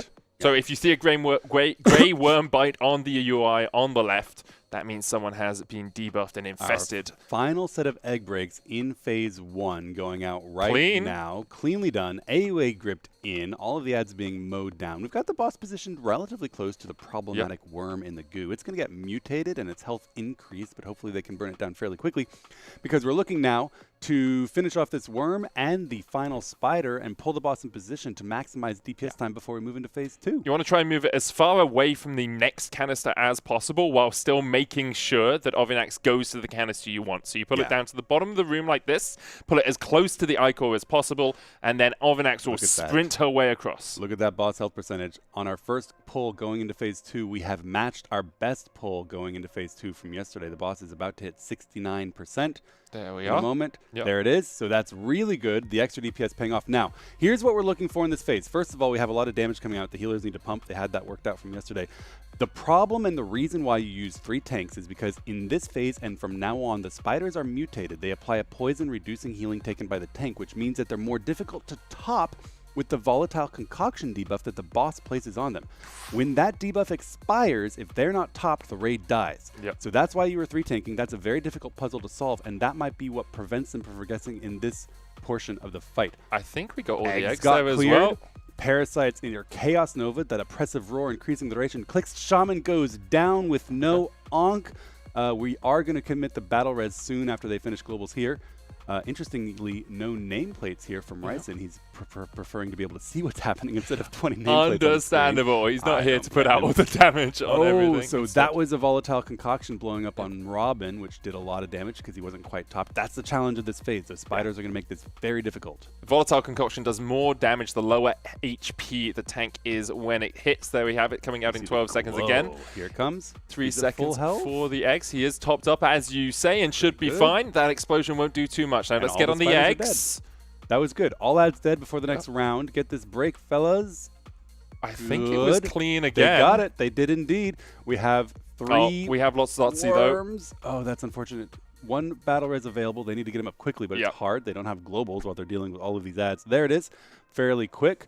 Narco adds a healing absorb and very low health. Needs a little bit of help. There it is. Let's see if we can finish off all these ads before we head into the 3rd egg section of this portion. We have egg breaks in 16 seconds. We do lose Robin. And we do not have a BR, so this is going to be really tricky. It's more progress here from anything else than anything else. It's good to practice here, though. Let's practice these egg breaks. This is a different egg break than the others with 3 large spiders coming out. Of course, this is going to result in their demise because Mirrors is going to be tanking both the volatile concoction and all that spider venom. But can we get the break correct? That's what we're looking for right now. I mean, breaks have been very clean after those initial mistakes. One of those spiders was missed, But I wonder if one has to be missed because you only have 3, right? And there were 4 eggs available? You have 4. Oh, you have 4? Yeah, you have 8 total is it 8 debuffs people? split Yeah, between okay. 4 So they eggs. just missed one. There are 16 eggs per section. I'm sorry, 18 eggs per section. And you do 6 eggs per break each time because 2 of the clusters in each chunk have. are doubles. Yep, you're 100% correct. But there we are. Here it ends. That was a great pull. Best pull of the day. Very clean on the egg breaks generally, apart from that final one. We saw a couple of reses having to be used, not early into P2, but still something you want to try and avoid that excess damage coming out. But we saw good topping on the tanks, good CC on the parasites as well. Only a couple of infests coming through early doors. Yeah, and you're going to have a couple infests every now and then. Those are very difficult to prevent. What was important that we saw there, I think, or particularly important, is that they don't have to do a huge amount of tuning on their egg break decisions because they got through all 3 of Phase 1 relatively balanced. All of the ads were dying before they moved in to the next room. All right, Robin's health. Yeah. Oh goodness, that volatile concoction application from the boss just erased him. The like I was saying, they don't need to work out anything about dealing with the ads. They killed every group of ads before they got the next group of ads, which is basically the goal. Yeah. What they do need to work out is what do the tanks need to do to solve the puzzle of living on this fight with big boss damage coming in, phenomenal spider damage coming in starting in Phase 2, and the need to be at very high health when your volatile concoction expires. I mean, the big thing is, as well, you mentioned it in the cast, the necrotic wounds from the spiders in that second phase. They're mutated. Every one of them is giving you necrotic wounds. They're also tankier, 50% more HP in that phase, so harder to get down before you get that healing absorb on you. So it's really, as you say, about do we save our damage reduction for then? How much of that do we need in that phase? And can we rely more on the healers in Phase 1 and not use our personals, not use all of those externals, but just try and keep ourselves topped up through flat HBS? Indeed, you could not be more correct, but that was still an incredibly encouraging pull. Yeah. Likely to be working out a few things to make sure that they have the tanking and healing all sorted out. They might make a few adjustments as well to some of the DPS cooldowns being popped to completely balance out all of the egg packs.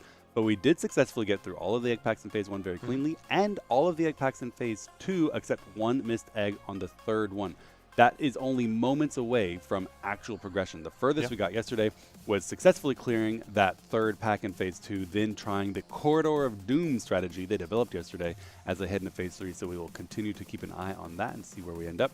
But so far, so good after the first few stumbles on the first egg pack. Yeah, I think it's one of those, do you count those first 3 pulls? Obviously, they go into the chart, and at the moment, we see 55 from Echo. I think it was 120 from Liquid in the end before they managed to take down Brood Twister, if I remember correctly. So still a while to go before Echo get up to those same pull numbers. Usually, though, when Echo have seen Liquid beat a boss, their pulls are slightly lower because we've already seen a strategy that works. Whether or not that strategy works for Echo is always, it's a debate.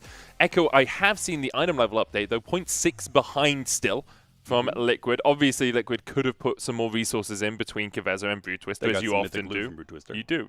You do get some mythic loot, don't you? I kind of forgot about the fact you get the loot from the bosses. But yeah, that can, pump you up half an eye level or so, depending on what you get. It would have been, so 621.1, still a very high item level, second highest on the board, just under Liquid. The higher the better for this fight. Item level, doing incredible work on obviously more damage. Killing ads faster means more damage on the boss, more healing, more health, more of a threshold. It's just king. So very, very good to see that they are no longer down at the 620 level.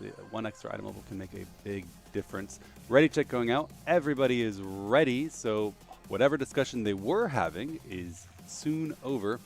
Kush taking a little nap. Not important to any of their conversations, obviously. He can't be fully locked in until he's lying He's flat on his... What's he going to do? He doesn't even need raid frames. He's just going to hit stuff. Yeah. Rogue actually doing an enormous amount of AoE damage on this boss as well with that exploding poison build.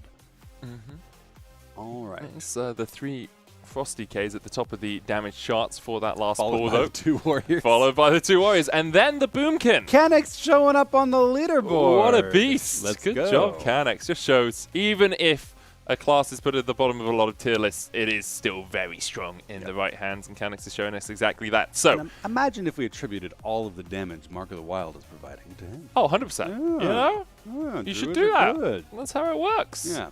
Looks like our overlay is working again. The yellow bar under the HP is the energy. When that hits 100, that's when we see misses of an axe, miss of an axe running to these canisters to gobble down some of that black blood. And then obviously we have those 3 waves of damage. You can see that bar in the middle at the top that's purple. That's ticking down. We'll go through 3 waves. The healers want to heal those up. And then immediately after that, pretty much, we get the egg breaks. Those are the important mechanics in this raid. Obviously, there are more with the mutations and such.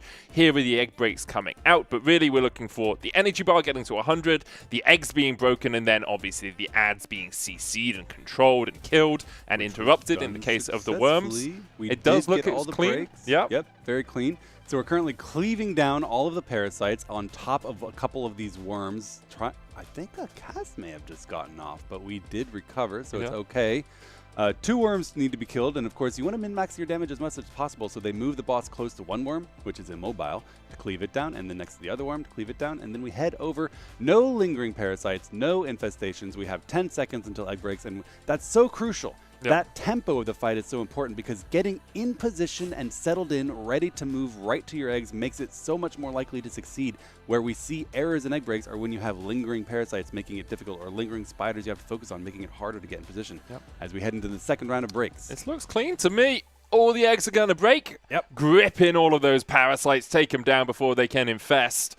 Always difficult when you have a parasite in your systems, but it looks like that is clean once again from the Echo team. Good clears so far. Swag Merit's falling very low though. Oh, topped up just in time, with the cheat death. Yeah, the Purgatory proc.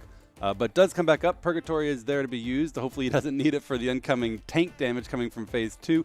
We have 1 lingering worm, 1 lingering spider. They get taken care of as we head into egg break number 3. Again, good tempo. We're going to have egg breaks in about 5 seconds, and we're well in position, ready to go. So no lingering ads to take care of here. We want to see all of these breaks go cleanly through. Here they come.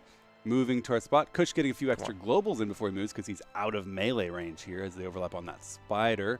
There is 1 worm always breaking right on green next to the goo. It inevitably gets mutated, but because it's no longer an egg form, that mutation is not debuffed for them. We have clicks going down. No onk, however, we do have a battle res available. Once we have a global, he'll come back up. I think he got hit by a swirly.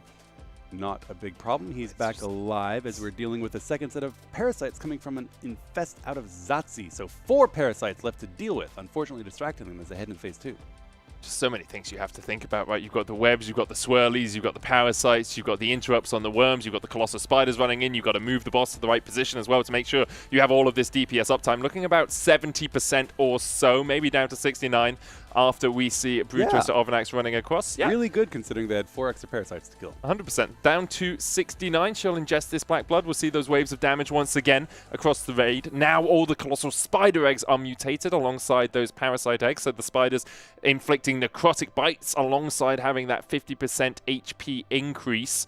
Eggs are going to start popping alongside that raid damage happening, so you really need to make sure you're topping everyone up through this, because as those eggs pop, obviously you get a little bit of damage in the circles as well. 2 seconds on them, and I think we got them all. I'm looking around the bulk of the boss, but we did get them all. Unfortunately, we lost Wall Life, and we've also lost Narco, I think. Narco as well. So 2 DPS going down, Zero very low. He gets a Guardian Spirit to keep him alive, but we don't have a res for 38 seconds, and 2 of our biggest ad damage dealers, a Warrior and a Death Knight, have gone down.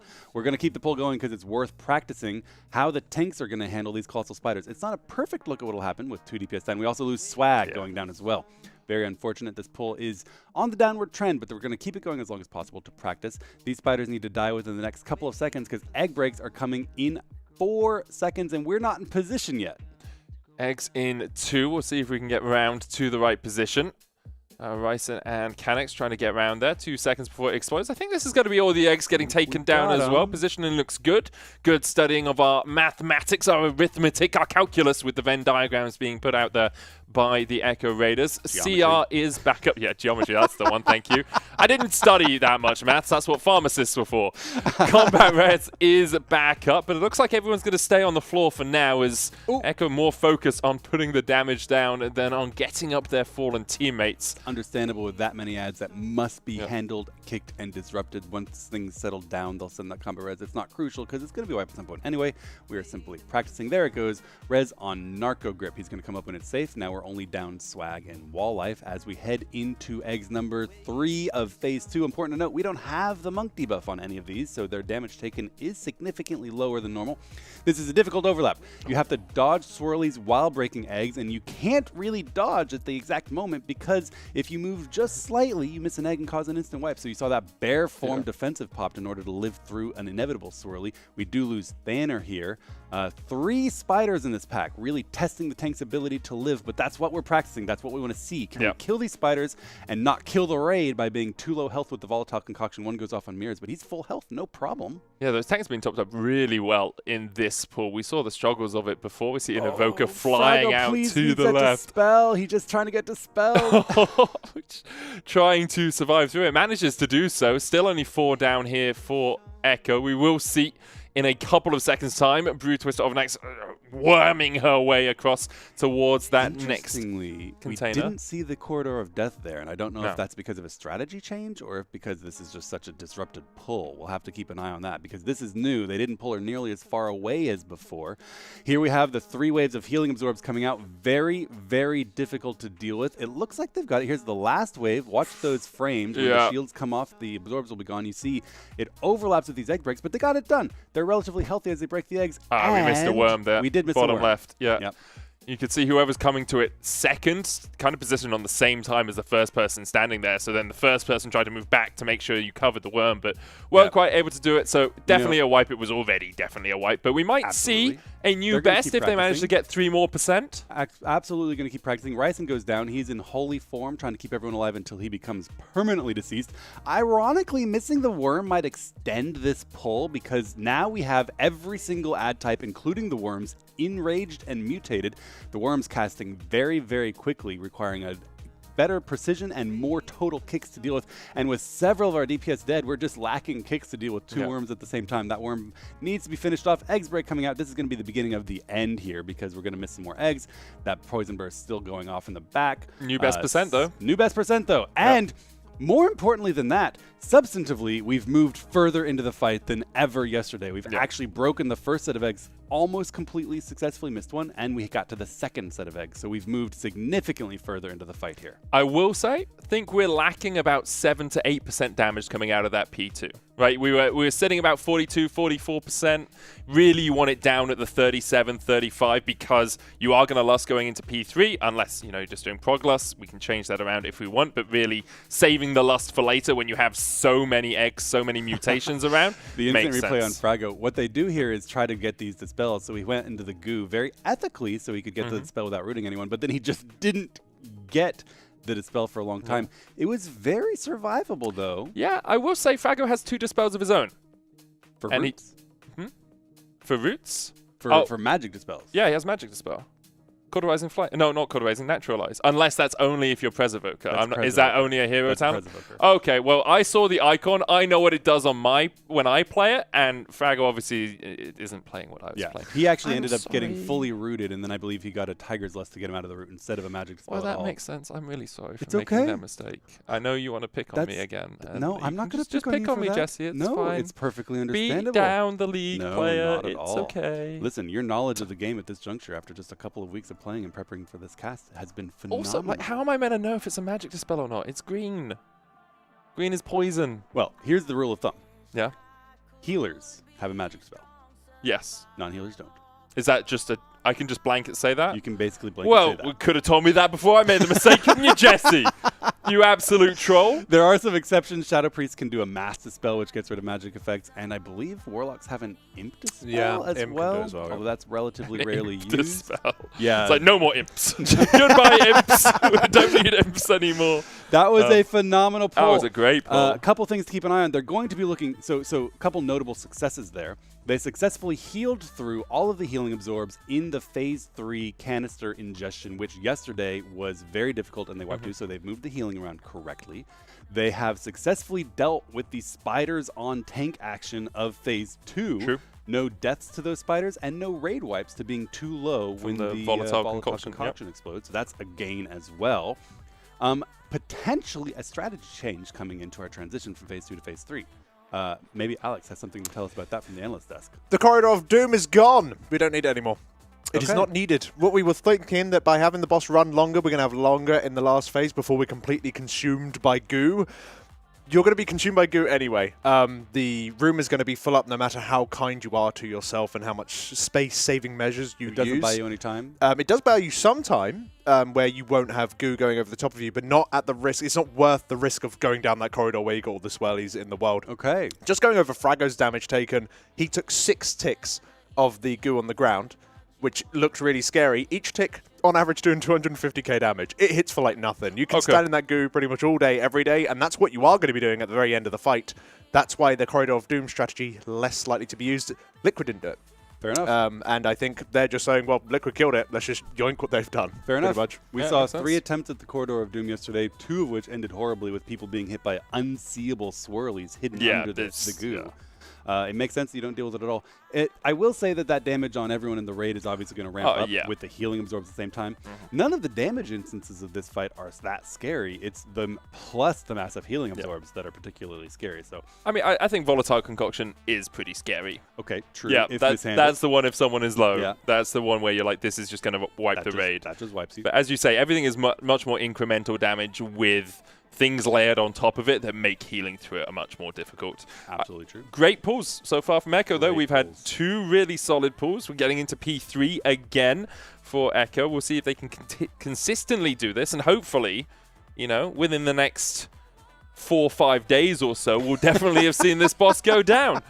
I don't want to promise anything. Strong prediction coming in from Mythic. Everyone, I don't know. We need some doubts in the chat for that one. That's a bold prediction. Do you think this isn't a change of the first set of eggs? This is a pointing out where the second set of eggs is, because they've changed the markers. They're starting right side now instead of left side. Well, he's got the markers on the right side. I doubt they're actually going to change after this many pulls. I think he's just illustrating. Oh, is this the talking. This is raid school. Yeah. Is this also the worm phase? This is also. Oh yes, yeah, he's not even in the right position. This is just school. This is school. Yeah, he's noted. And this is important. We talked about this yesterday a little bit with Jordan. This is a fight similar to a fight back in Legion called Avatar, where if you wanted, you could skip straight into Phase 2, lose any hope of killing the boss, but practice Phase 2 without having to get through Phase 1 first, so that ideally, when you've successfully gotten through Phase 1, you have a chance of getting through the Phase 2 without having to incrementally learn it. This fight is similar in the sense that if you wanted, you could send a few pulls where you went directly into the worm phase first, just to practice all of your kicks on those worms. Not something they've done yet, but they could, and that's what's happening right now in terms of school. Mirrors is going back and saying, these are the eggs we're going to break, be ready for these positionings, and then making sure they have their kick rotations in line, because at that point, every single ad will be mutated, the worms will be casting much, much faster, and these worms, when the casts go off, do a huge burst of raid AoE that is almost certainly going to wipe them if a single one goes off. So so you're saying we could do Mythic splits, where we practice. You got muted! Don't say that. Unironically, Mythic splits are likely to happen at the end of this week. Yeah. If it's going to be a 2-week raid, which is almost certainly the case at this point with these bosses being so hard in the middle of the raid, then you're probably going to take some characters who didn't get locked to this Mythic lockout and do the first couple bosses on them, since they were one-shots, get them some more loot and some more great vault options in case they're useful next week. So Mythic splits, likely to happen. Why wouldn't they when we've already done LFR splits? Oh my goodness, I still can't believe we did LFR. Yeah, that was their. So yesterday they got into Phase 3 a couple of times, but they never got to the egg breaking part. They died to the raid damage of the canister ingestion. This time they were breaking eggs, so they have to have a discussion now. This is real progress where they need to tune and allocate their cooldowns, their utility, their stops, their kicks on those packs of eggs. Every single egg pack in this room is a little bit different, because you're breaking. You have 3 breaks per section, breaking 4 egg clusters per chunk, and those have varying numbers of eggs in different configurations. So each one is different, requires different cooldowns at different times, and now that they're doing progression, they're mapping out in a spreadsheet. You're going to pop on this set in Phase 3, you're going to pop on this set in Phase 3, you've got these kicks, you've got those kicks, in order to make sure that everything is covered. It does say on Gingy's screen that we're doing heroic splits. Yeah, that's just that's a lie, right? That's a lie. Yeah, please tell me that's a lie. We've done enough. That's been up the whole time. Okay. That just didn't come down from earlier when they were doing heroic split. Thank goodness. Oh, that fear in your eyes. I'm just... all right, we got to Phase 3 pulls, lads. Time for some beans. Let's go. No. They just haven't taken that weak arrow down. All right. Just setting up some reminders. It's a Spy Masters reminder. Okay, Gingy, I see. Someone's forgetting to proc before the lust to make sure he gets that Spy Masters web used. since we are spending some time discussing exactly how they're going to allocate damage in that last phase and how they're going to deal with it, perhaps we could turn for some more insight over at the analysis desk with Alex. Hello, it's me. Yes, I don't know if you guys want to have a quick look at the damage meter. I would love Canex, to. yeah. Canex is on second. Did Boomkins get buffed? Yeah, what's he doing, though? What is that damage going to? I'm on the logs right now and having a little bit of a look around on the Warcraft logs. And as you can see, I've limited it after basically when everything started going horribly wrong. We already had 5 deaths up to this point, but since then it went completely crazy. So I've limited it to that sort of section. You see, Canex is, you know, in good position. He's third. So let's have a little look on the worms. King of worm damage. Absolutely annihilating it. What is that worm? Is that just Starfall? Yep, just Starfall. That makes sense. The worms are immobile. They're very spread out. That means he's going to start ramping as we head into the third phase where there are more worms with more health. So. But also, go ahead. Boomkins, birds, and we know they love worms. That's very true. That's exactly what I was going to say. Wonderful. What an excellent point. Well made. Can we trade? That's the kind of analysis I want to see on the desk. I'm trying my best, Jesse, okay? Yes, so worm damage is absolutely nuts. In the last phase, funnily enough, I actually expect other people to catch up. The worms right now are being seen as like kind of ads that need to be controlled long term rather than nuked down, so they are going to be taken down by dots such as via Canex, whereas in the last phase, every single worm that's under the boss is going to get annihilated, very much focused down just because of how quickly they're casting. So worm damage, very, very good. Let's have a look at other ads. If we have a look at Colossal Spiders, not so bad. You know what? That's like 7th or so. Again, 7% overall. Makes sense, I think, because they're like the second or third priority ad. You want them to die before you get to the next pack, but we've seen them pummeling the tanks for kind of a long time, which means that Starfall has a while to work. For sure. And dots as well. Parasites, third. Doing big parasite damage. Something's got to give, though. Well, so yeah, so far so good. Yeah. And that's all that matters on this fight. Back to you.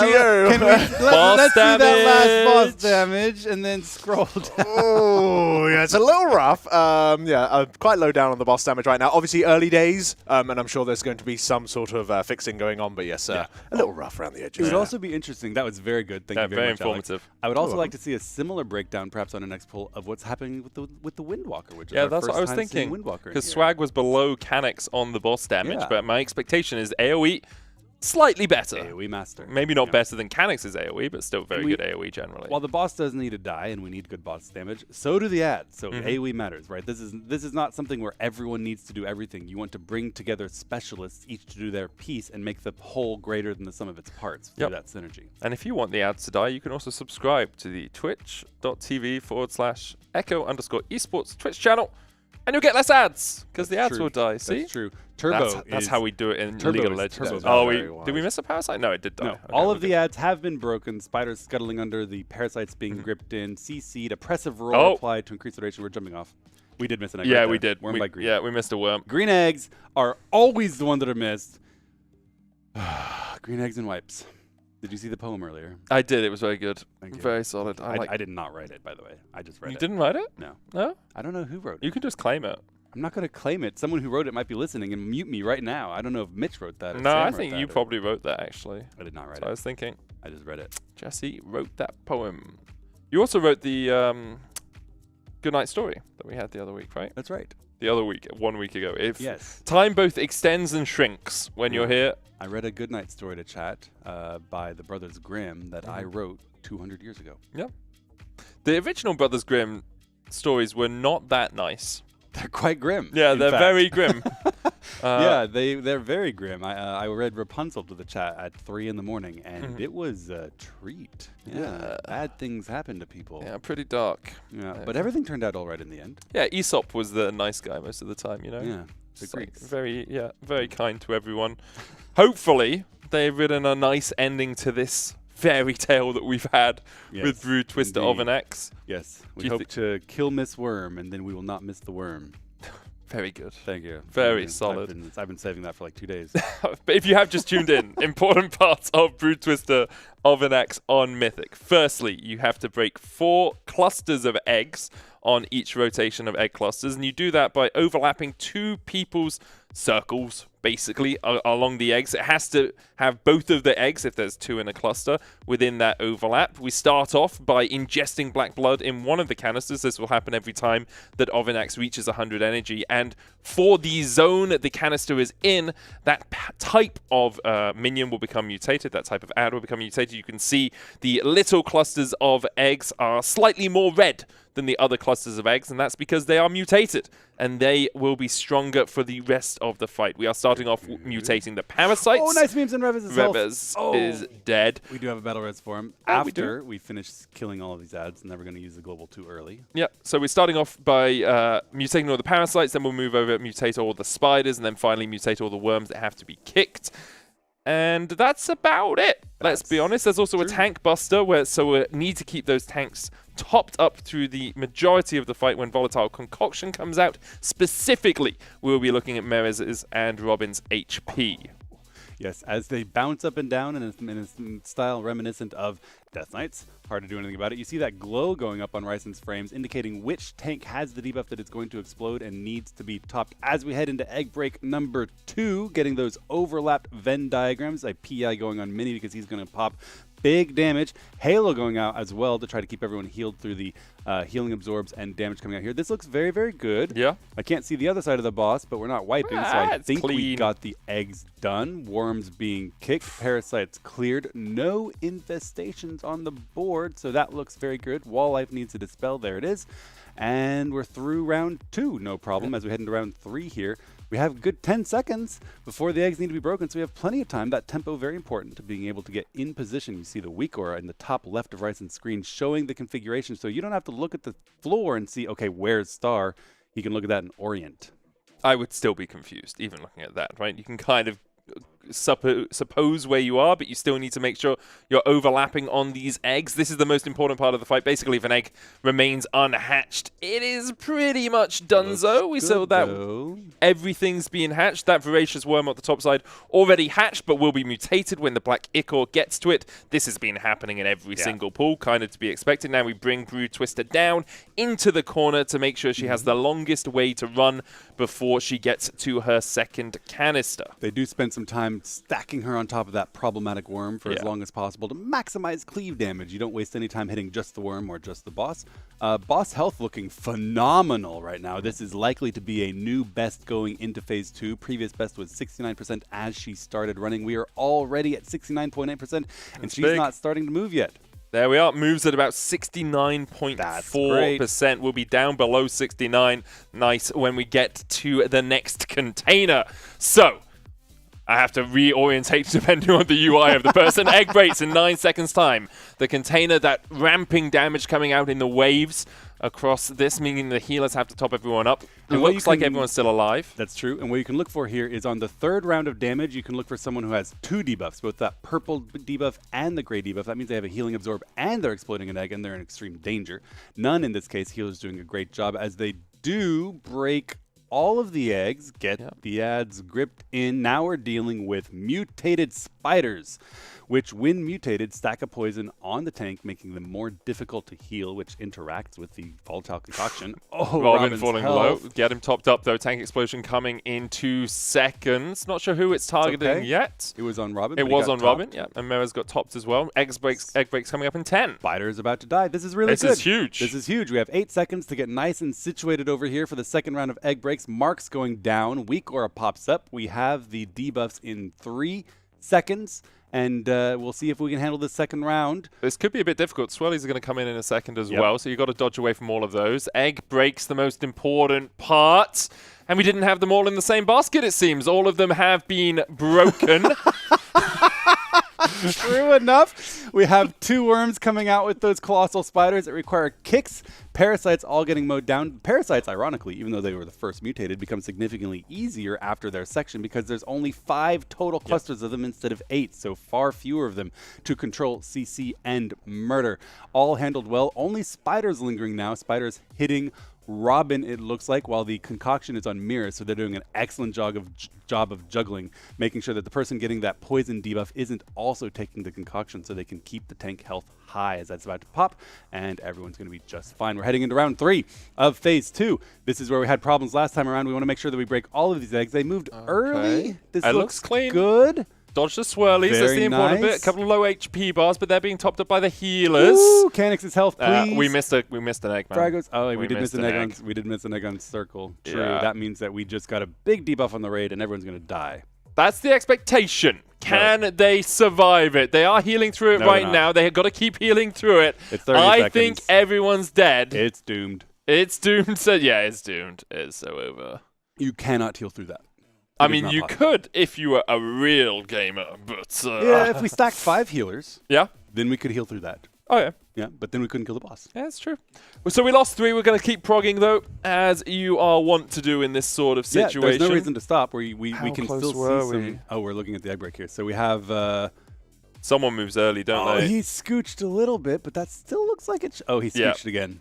Canix just moves up a little bit early there. Just That's a little bit of unfortunate. scooching. To be fair to the lad, and we're still keep practicing this pull, he is for the first time on Boomkin instead of tanking. Yep. So a new And thing also, for him, trying to there are maximize his casting tons of DPS. swirlies around there as well. All right, our first egg break in phase 3. Only 2 people down after that catastrophe with the eggs, which is actually phenomenal. We are about to lose Click Shaman. His health is ridiculously He's low. still He's alive? alive. Now he's No, gone. yeah. Banner gone as well. Kush gone as well. Canix Zero also gone. And we also... Well, we did get all the egg all breaks. the eggs. We got all the eggs, so it's still prog, but... Good luck kicking the 2 worms.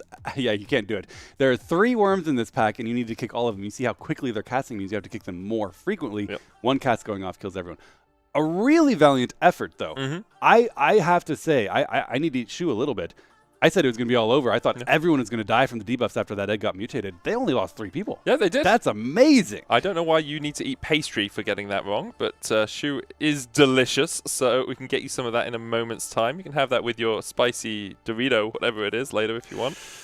Excited about that. That was amazing healing. Yeah, They it was kept really that good. pull. They kept that pull going.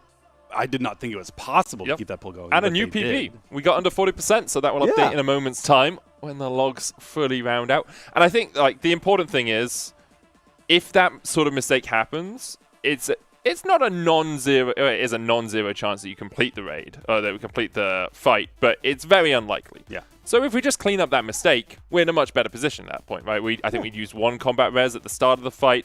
Apart from that, everything was looking super clean. We were killing the mobs a long time before we actually had to get towards the next egg breaks. Obviously, the last phase is going to be very tricky with all of the worms, but it's all about really positioning to dodge those swirlies, make sure you have that Venn diagram. You can see Canix was trying to get away from a couple of swirlies as well. Sometimes better just to eat the damage. Yes. And let's stick take with it. Let's take another look at this replay because in his defense, it looked like it should have hit, right? These eggs have a discernible, a definable hitbox that's hard to identify. He takes a little scooch away. I think if we go back a frame on that image, please, Sam. Yeah, I'm not saying he hit it. Clearly the game is saying he didn't hit it, which means he didn't hit it. But that I think would hit. That would. Okay. In his defense, I think it was a justifiable move. Oh, 100%, right? Yeah. So this definitely hit it. Yeah. Frame. Next frame. That scooch there. Yeah. It's the edge. Yeah. Okay, so the egg, line is out. The egg being egg-shaped is, in fact, thicker away from the floor. And I don't know how the hitbox of this egg is defined. Yeah. On the floor level, I don't think the circle was in it. Up above, I think it was. I can see that. I can see that. I think we say the line is out, and you must have empty space between the lines. Yeah. I saw a break timer come up for 5 minutes. Do you want to take a couple of minutes? Listen in with Wave to nothing because they might be chatting about strategies and such. We might be listening to some music, but we'll take a break as well. We're going to break when they break so that we can be here when they're here. Exactly.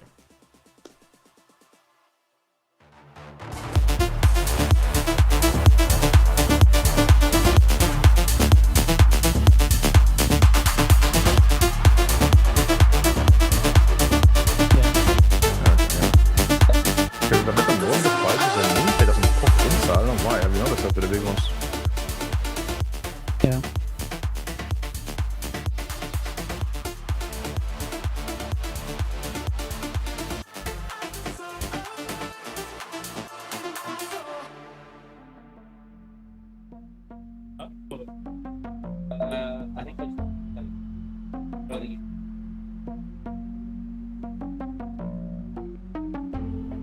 I don't know. Just reload to be safe. I don't know.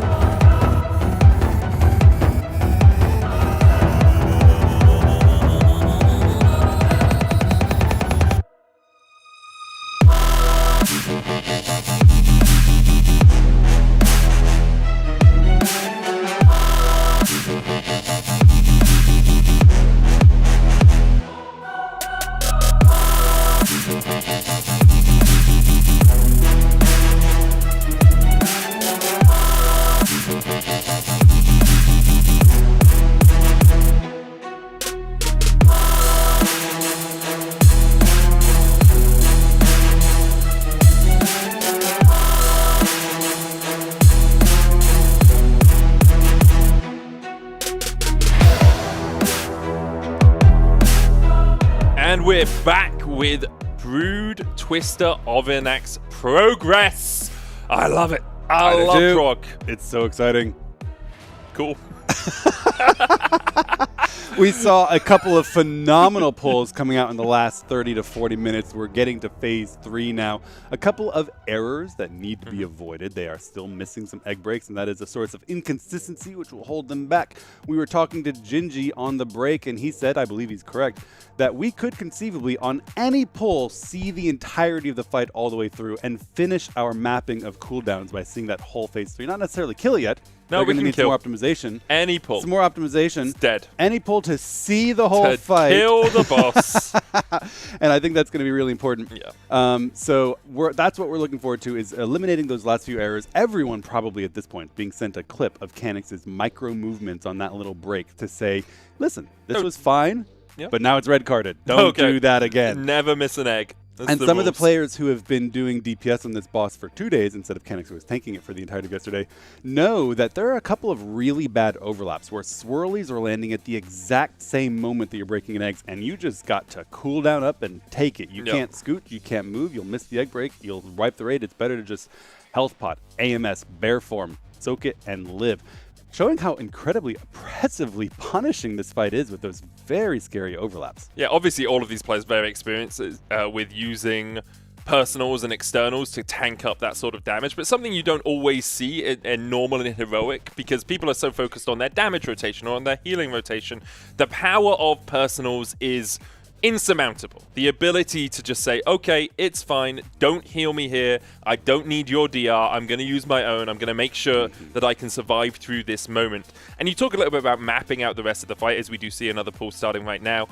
I think it's easy, if you don't follow WoW that much, to think, well, can't they just predict what's going to happen and then be like, well, this is where we'll use our cooldowns, this is where we'll do this stuff. Why is the case that you can't really do that with this level of boss? Because there's too many moving pieces and too many moving parts. You have a comp that each aspect of this comp, every player in the comp brings a different cooldown kit with, 30-second cooldowns, 60-second cooldowns, 90-second cooldowns, 2-minute cooldowns, 3-minute cooldowns, 4-minute cooldowns, 5-minute cooldowns, and all of those intersect and interact in different ways. You get to a particular set of eggs, you've mapped something out that you think will work. There's one extra ad you didn't think was going to be there. We missed the parasite, everyone's going to jump. Everybody jump. We can continue podcasting. We need that to stop happening. Yes, right. 100%. That's a huge hindrance to their consistency and a little bit of a morale hit as well every time it happens, just preventing them from getting that consistent progression. But not unexpected. This is something that you sometimes see from Echo on mid-tier bosses, right? Yeah. Very, very famously on Painsmith, the mid-tier boss in Sanctum of Domination, I believe it was the raid, the Sylvanas raid. Same thing was happening. Little errors here and there. You see your friends making an error. You're like, oh, we're just going to make mistakes. That makes your focus get on. You make a little mistake. Very famously, Robin broke them out of that by saying, guys, focus up. World first on the line. We're going to get it. We need to kill the boss now. Everyone focused up, killed the boss. Yeah. Pulled ahead of Liquid and got world first that tier. That was the one with the lines of like spiky things that came and you had to kill a spiky thing. Yeah, I remember that. I remember watching that. I think that was my first Race to World First I ever watched. That one. Did you see me? Probably. Pay a lot of attention to the You were still pulling at that time, weren't you? Were you in the raid? I was. Yeah. I didn't see your name in any of the meters I thought at the you time. were, there we go. See, this is what I was trying to set you up to make fun of me, and you were just like, oh, were you there? Yeah, you were there. I mean, you could argue that's the best way to me. Did you see me there? I didn't even think about you, mate. I'm going to be honest. That's what I thought you were going to say, yeah. Going to pull number 2, hopefully avoiding that easily avoided error at the beginning by missing an egg. We need precise egg breaking all the way through. That is the bare minimum necessary to get through this fight mechanically. Of course, they're also trying to min-max their damage because the boss does need to die at the same time. We decided to move the Lust to min-max that damage. You're lusting on pull here instead of lusting going into P3. Now, this can just be for prog. The lower we get her, obviously, the lower, like, the more you can see of the fight sometimes. But it really feels like this fight is much more dictated by mechanics rather than boss HP, because you are looking at 100 energy transitions. So it's much more about, can we break the eggs? Can we stack? Can we make sure we dodge the swirlies? Can we do all this stuff? Weird positioning here. A couple of people on the same egg. One green was on a star egg. I do think we actually We got managed it to make it done. work in the Perfecto's end. health, Okay, everyone jumps off. We missed missed the power site anyway. Yeah, so one of the green players was on the star position, and one of the star players was on the green position, but that was more because they went to the green position and said, "Oh, there's two people here already. Let's move." This is a classic. Roger has a rule: don't adjust. Right? These players are playing at such a level that you can do that kind of thing, and it can cause problems. You go to your assigned spot, you see two people there, you try to move to another spot. That causes the other person to think, oh, I'm at the wrong spot. They adjust. Too many people adjust at once. You have a 6-second window, which isn't long enough to futz around like that, and you end up missing an egg. Talking about the lust, I do want to mention, I think it's interesting to start pull lusts because the only reason they recovered on a couple of pulls ago when they got to phase 3 from a catastrophic error of missing an egg and everyone getting a debuff that does a phenomenal amount of damage is because they popped that lust for the healers and actually healed through it after I'd called to wipe. We have some information over on the analysis desk about this. Yeah, having a little bit of a look through the logs, they took a ton of dam. Normally, if we quickly production show my POV before they get a pull in here, you can see like Volatile Concoction as an example does 18.5% of the damage. This is over a pull that is 7 minutes long. The group took in a 30-second period over 16.5% of their damage purely through caustic reaction. The way that looks healing-wise, this is like healing over the course of the fight, just up and down, up and down. You can see like the peaks of when they're obviously getting the ingest coming in, about peaks of 16.2 mil. They're not even having an ingest at this point, and there's peaks of nearly 22 million. Wow. Terrifying. If you want to have a little breakdown of who was really king at this time, not only the 3 healers doing an incredible amount of healing, but Meras now and Mini. God bless, doing everything they can to stay alive. That's 30 straight seconds of doing 3 million HPS, and that is largely because Bloodlust is a huge healer cooldown as well. Oh, yeah. So if they continue to Bloodlust on pull, they won't be able to do that anymore. It Somebody fat-fingered it. Yeah, Oh, you think it was a fat finger? Yeah, haven't lost this time. They're not doing it this time. It was a one-off. Somebody just sent it for no reason. It's an incredibly powerful defensive tool when you're progging. Yeah, I'm not surprised. I was surprised to see the lust. I'm not surprised to see it this time. Yeah, that's I'm not surprised not to see it. Yeah, other way. Yeah, exactly. That makes sense. I do get really frustrated when I'm in a raid and we're struggling on a boss, and everyone just says, "Oh, just lost on pull. It's fine, just lost on pull." It's like, no, we have these massive overlaps in P3. Can we maybe lost there so I can pump out more healing? I know my HPS isn't... Nobody cares about healers. Exactly. I know my HPS isn't the best, but like it can help us perhaps survive. No, healers don't matter. I have 2 stars here. That's going to work. It's fine. You don't have to Venn diagram it. You can just full circle it. It does mean you take a little bit more damage, obviously. And they're a little low because of it. They've got 2 stacks of the dot that comes from it, but they are topped and it is fine. Yeah. And... it's okay for the moment. Yeah, everything's fine. Everything's fine. In fact, I would say everything is splendid. All ads are dead, and we still have 20 seconds until the next ad break. So we're just chilling right now. We're going to move over to the second set of eggs in phase 1. 15 seconds remaining. Getting into position. Mira's getting the marks down. Can we get a shout out, by the way, for Mira's? Playing the game, tanking on a Death Knight, and also putting down marks at the same time while keeping that global rolling. That's very difficult. The assistant raid leader in action. Second egg breaks coming out now. Let's keep an eye on these overlaps and make sure we get all of them out. This one has 3 packs of parasites that need to be controlled and mowed down, as well as a couple of worms to kick and ensure no spells go off. There we are. Worms pulled in. No fixates going off yet. Already had all the eggs broken as well. Looks like the interrupts are good. Don't see any infests on the left. So really clean stuff so far from Echo. Still only 20% of the boss HP down, obviously. So we are going to be a little while. Perfecto getting out there so he can be dispelled. Colossal Spiders will fall. And now we can move Brood Twister of an X back to the middle of this trident quadrant thing. I call it sections. Section, yeah, that's much better, isn't it? Yeah. So we're heading into the 3rd round of egg breaks, and this is incredibly clean thus far. Hopefully going to keep that up as we do the final portion of the easiest section of the fight. Here we have everyone getting their circle, moving into position. A little bit of a problem over there. Okay, we did get it done. You can see how little space there is for melee. We did, however, get it all done. All of the parasites pulled in. The spider almost ran out of healer there, but the tank picked it up. That was close to being a catastrophe. Parasites killed. No infest. Pulling the boss onto the worm in order to kill it off finally. It is in the mutagen, but that's okay. We're going to get it done with no problem. A spider lingering around for a little bit. Boss's health already at 70%. This is clean. This is so clean as we head into phase 2. We like this. Down to 70%. It's going to be 5 seconds on these swirlies. Next container in 10 seconds time. This could We're be... going to see a new best. Yeah, 68, even 67 perhaps, if they can get Brood Twister down a little bit more. I don't think it's going to be 67, 68 and 0.2, we'll 68. say. Yeah, 68 on the dot as he crossed the line. That is an amazing feat, an entire 1% gained. As we move into the second ingestion of this canister, huge amounts of healing. Perhaps we can swap to Rice and POV. He's got a very intricate job here. He's going to use Halo and him to try to buff all of his healing and get a hot on everyone. He gets the cast while moving buff. I believe that's from an Evoker. Very intelligently done, because you need that in order to dodge the swirlies while he does it. Also increases his range by 100% on all of those spells. So if there is someone out of range, because on Evoker people are very often out of range, does mean that you can get all that healing down. We missed a cast from one of the worms. Soul Hunt, the only one down, though. We do still have a combat res if we want to bring him back up. Now we've lost Zazi as well, though, so much more likely that Zazi's important. He's a healer. Get him back up into the fight. One death is not the end of this battle. We see Brood Twister down to 60% now. Obviously, we want these overlaps with the egg breaks coming up in a second. The Colossal Spider's in the middle of them all as well. About 10 seconds till the next egg breaks, and we have a couple of spiders still alive. Those need to go down as fast as possible, because otherwise the tanks will be struggling. There goes the volatile concoction on Robin. So hopefully, yes, correct. He does not have the poison. We're going to be able to get him topped a little bit more. There we go. Topped before the explosion.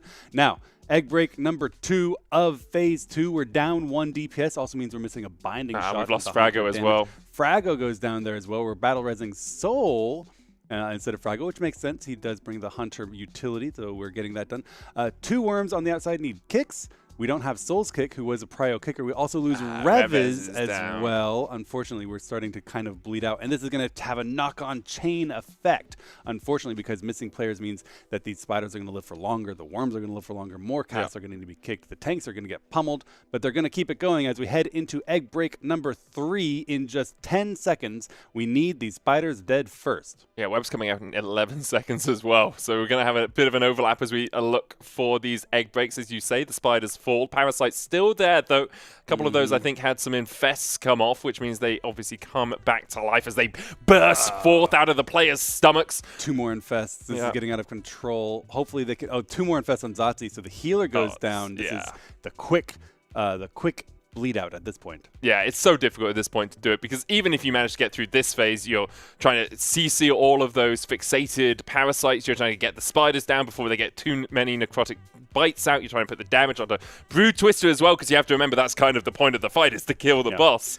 And then I'm sorry, just sliding in real quick. Can you check and make sure, was that an ad kick being missed that caused that first death there? Because if so, that's a relatively easy fix. I will check. But he'll need that pull to end before he can check it. I'm sorry, I interrupted you. No, I was just saying, alongside that, you have so many other things to do as we get into the next phase. You have all the interrupts on the worms that come out, 3 interrupts in a very short period of time. The worms have 100% increased casting speed as well, so it's a very short window in which you get to do that. Still, progressing, that was end of phase 2. We still managed to get all of the eggs broken, which is the thing that we were struggling with at the start of this session of pulling Brood Twister. Absolutely the case. That last phase is going to be absolutely brutal, and one of the reasons why I've suggested it might be worth practicing first, because for the first time you're going to have packs of eggs where you have 3 worms to kick. Prior sections only have a total of 5 worms, so at most 2 worms per chunk of egg, 2 and 2 and then 1. In that final section you have 8 mutated worms, which means that you're dealing with 3 and 3 and 2 to get all of them taken care of. So you have an entire extra kick necessary just to cover the worms, plus they cast so fast that you need more overall kicks in the first place. So we're going from just a couple of people handling all of the kicks, one of them being Soul, to almost everyone having to land kicks, which can be difficult because those worm eggs spawn where, kind of spread out sometimes. Those worms don't move at all. So melee are going to be needing to do some kicks or some backup kicks and be aware of where their target is. You do see a weak ore popping up on screen, numbering them and saying you're next, giving them that heads up, but it requires a lot of heads up gameplay to do that, and that's going to be a problem sometimes. Alex giving me the wave. He's got some information for us. It seems like in terms of that particular pool, Sol went down to a volatile concoction, which is the tank explosion. He was our first death, followed up by Zatsi that got killed by a discharge, which is the floor swirly. I did see the floor swirly. Can you tell us how hard that volatile concoction hit compared to the other ones? Was that a low tank health one? Let me have a little look. See, it did hit him for like 4 mil. Hit. Yeah. So that's why I thought it was an adcast going off. It was a huge volatile concoction. So it just didn't quite have the tank topped up in time. Yep. It's so important to keep Mirez and Robin up above, at least above half, much more than that, really, when you think about it. Yeah, if they're at half health, the raid's going to die. I think it's somewhere like anything under 80% is dangerous. Between 80 and 50 is close to lethal. Yeah. And most of the successful ones, consistently throughout the course of the day, they have been fully topped for. Which is a coordination primarily done by the tanks themselves. They're rotating cooldowns and their AMS and dealing with Death Strike in order to make sure that they're topped right as that expires. They can be low beforehand, but as the debuff expires, they need to be at 100% ideally. That's a gimme, right? One death to tank explosion being too large is a fairly easy fix. Errors are going to happen every now and then, and they are dealing with the spiders at the same time. While they have done a good job of coordinating, ensuring that the tank taking those spider poisons isn't also taking the concoction, it's such a frantically difficult fight to get aggro on with 3 spiders spawning. Occasionally the wrong tank can grab that aggro. It can be hard to get back.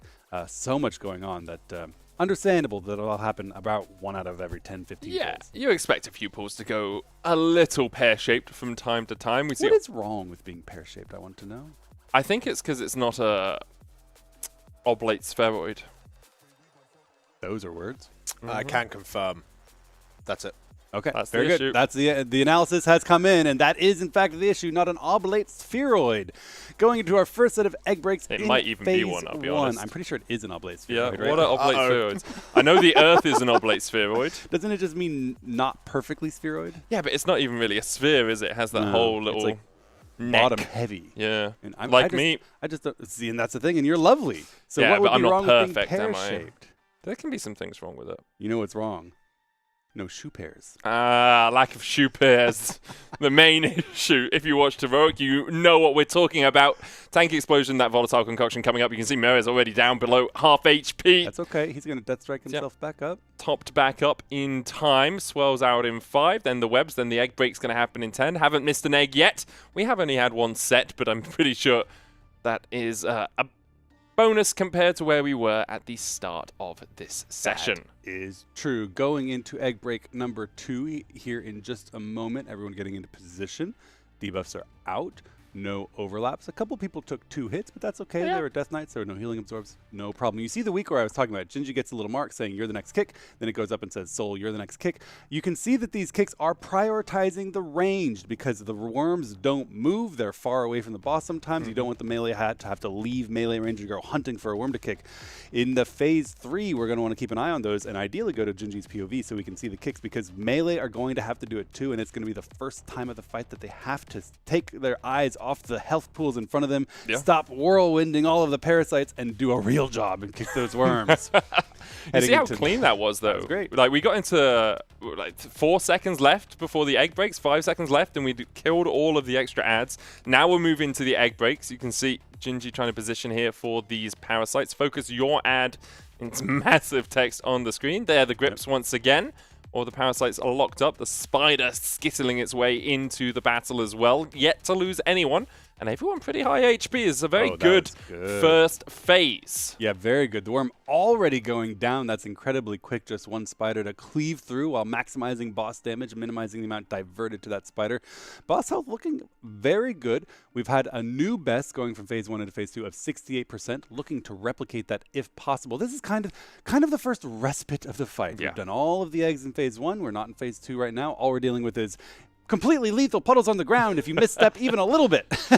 And the volatile concoction that you have to make sure that the tank is topped up for. Oh, how relaxing. Hey, we're so chill. All right, now we're back into the action because the boss is going to ingest this blood and send out 3 waves of healing absorbs. These are perfect frames to see it. It's that, and we get a swirly on Thaner. We're going to pick him back up. This is round 3. Ryson sends the him and the Halo to get everyone top so they don't have a healing absorb. That's the last round of healing absorbs. You want to get those off before these egg break circles go out. Perfectly done. Only Canik's in a little bit of trouble, and he is top now as they go into this egg break. Let's see if they get all of the eggs. Looks like it's relatively clean. Once again, he's grip all those parasites in. There's a worm as well to the bottom of the screen and one to the top. The colossal spiders have been mutated, increasing their health and now putting necrotic wounds on their targets, meaning their heal absorbs sitting on those tanks that we'll have to see if our healers can deal with. The interrupts going through. One worm dead. Pull the boss across the second one. Make sure that everyone is stacked up so that cleave damage really works its way through all of the adds alongside trying to get Brood Twister down below that 60% mark, which we are about to hit. Yes, and very well done. The spider's just going down right now with 6 seconds remaining until the next egg breaks. Very, very clean. Mirrors needs topping here as he's got a ticking down volatile concoction. He's a little bit low. This is going to hurt. Oh, he gets topped right at the end. That was and you can see how much it hurt, even though he was just topped at the end. That was very close. We do get all of the eggs broken in round number 2 of phase 2. Those worms on the edge going to be kicked. There goes the first kick, looking for number 2. Parasites pulled under. Oppressive roar to increase the duration of CC. CCs go out. Leg sweep. Chaos Nova. They get killed. No infests as yet, as we are cleaving on the worms. And now we're going to drag this boss over to the other worm.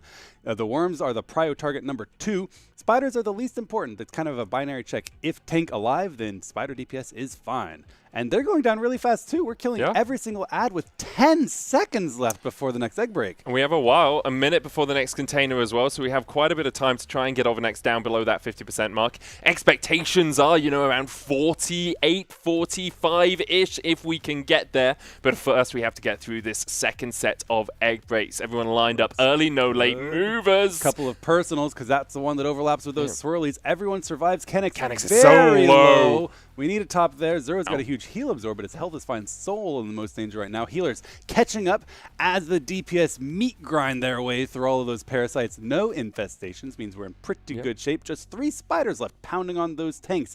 Mira's taking this volatile concoction, but he's chilling, no problem.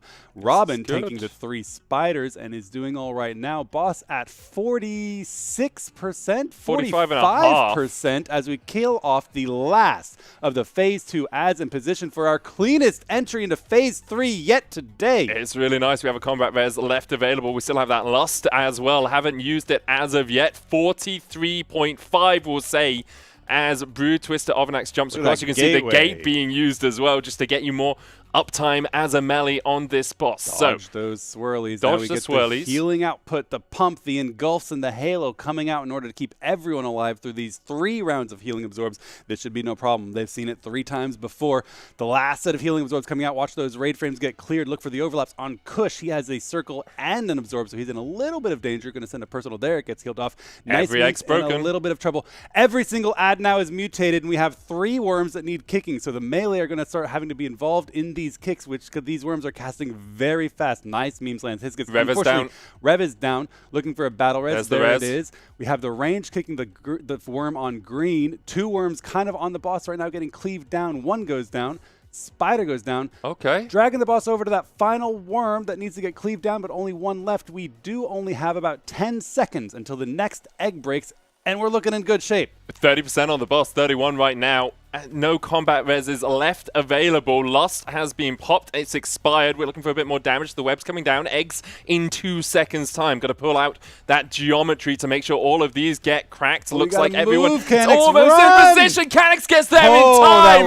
The eggs are popped. I can't quite see if we missed that parasite in the back. I don't think we did. I think we got them all. The parasites are under the boss getting AoE'd and gripped and stunned. They get cleaned up. No infests. Oh, Narco unfortunately gets hit by a swirly and goes down. No battle res available. The worms are relatively stacked this time, so good cleave going out on both the spiders and the worms. Keeping those kicks rotating. Gingy's got the next one on his worm. Is so low. Oh, his health is... Oh, he's still alive somehow. Soul's low. Oh, we had a mutated egg pop. Yeah. There's a mutated egg debuff on the raid. We did miss the cluster on the other side of the boss that we could not see. That was so good, dude. Huge pull, 24.5% coming out from Echo. We'll be down to about 24.2 as we see the wipe come down. Puts us back in second place. Method had overtaken Echo for a little while there, but massive pull gives the players a lot of information about Phase 3 as well. Yeah, we saw a lot there. We had a very clean entry into Phase 3. Phenomenally well done.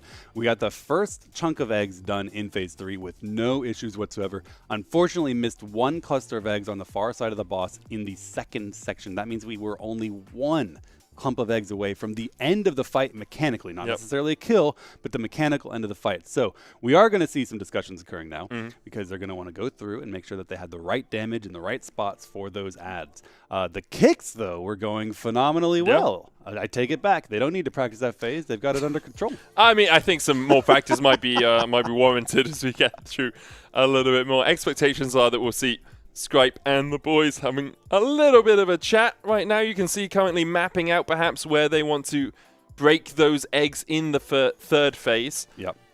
As obviously you do a full rotation clockwise around this arena. You can see going to Canix's POV the importance of the Boomkin to the strategy discussion as he bounces back and forth. Yes, indeed. Very, very vital.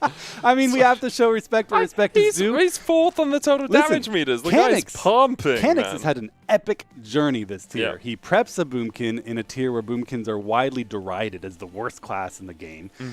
Comes in to expect to just sit on the bench farming Mythic Plus, gets told, nope, we need you to tank the hardest boss thus far in the entire raid, gets ready to do that, and then they get told the next day, nope, we need you to DPS instead, and now he's blasting on the meters. I think we have a replay of Canix. From Kush's POV. Okay, what's happening here? So he's running over to the egg. Sprinting around the outside. This is actually what we were talking about earlier. This was really clean, and they got done with all of the ads with plenty of time to move into position to break these eggs. You would expect a little bit of pre-positioning from that.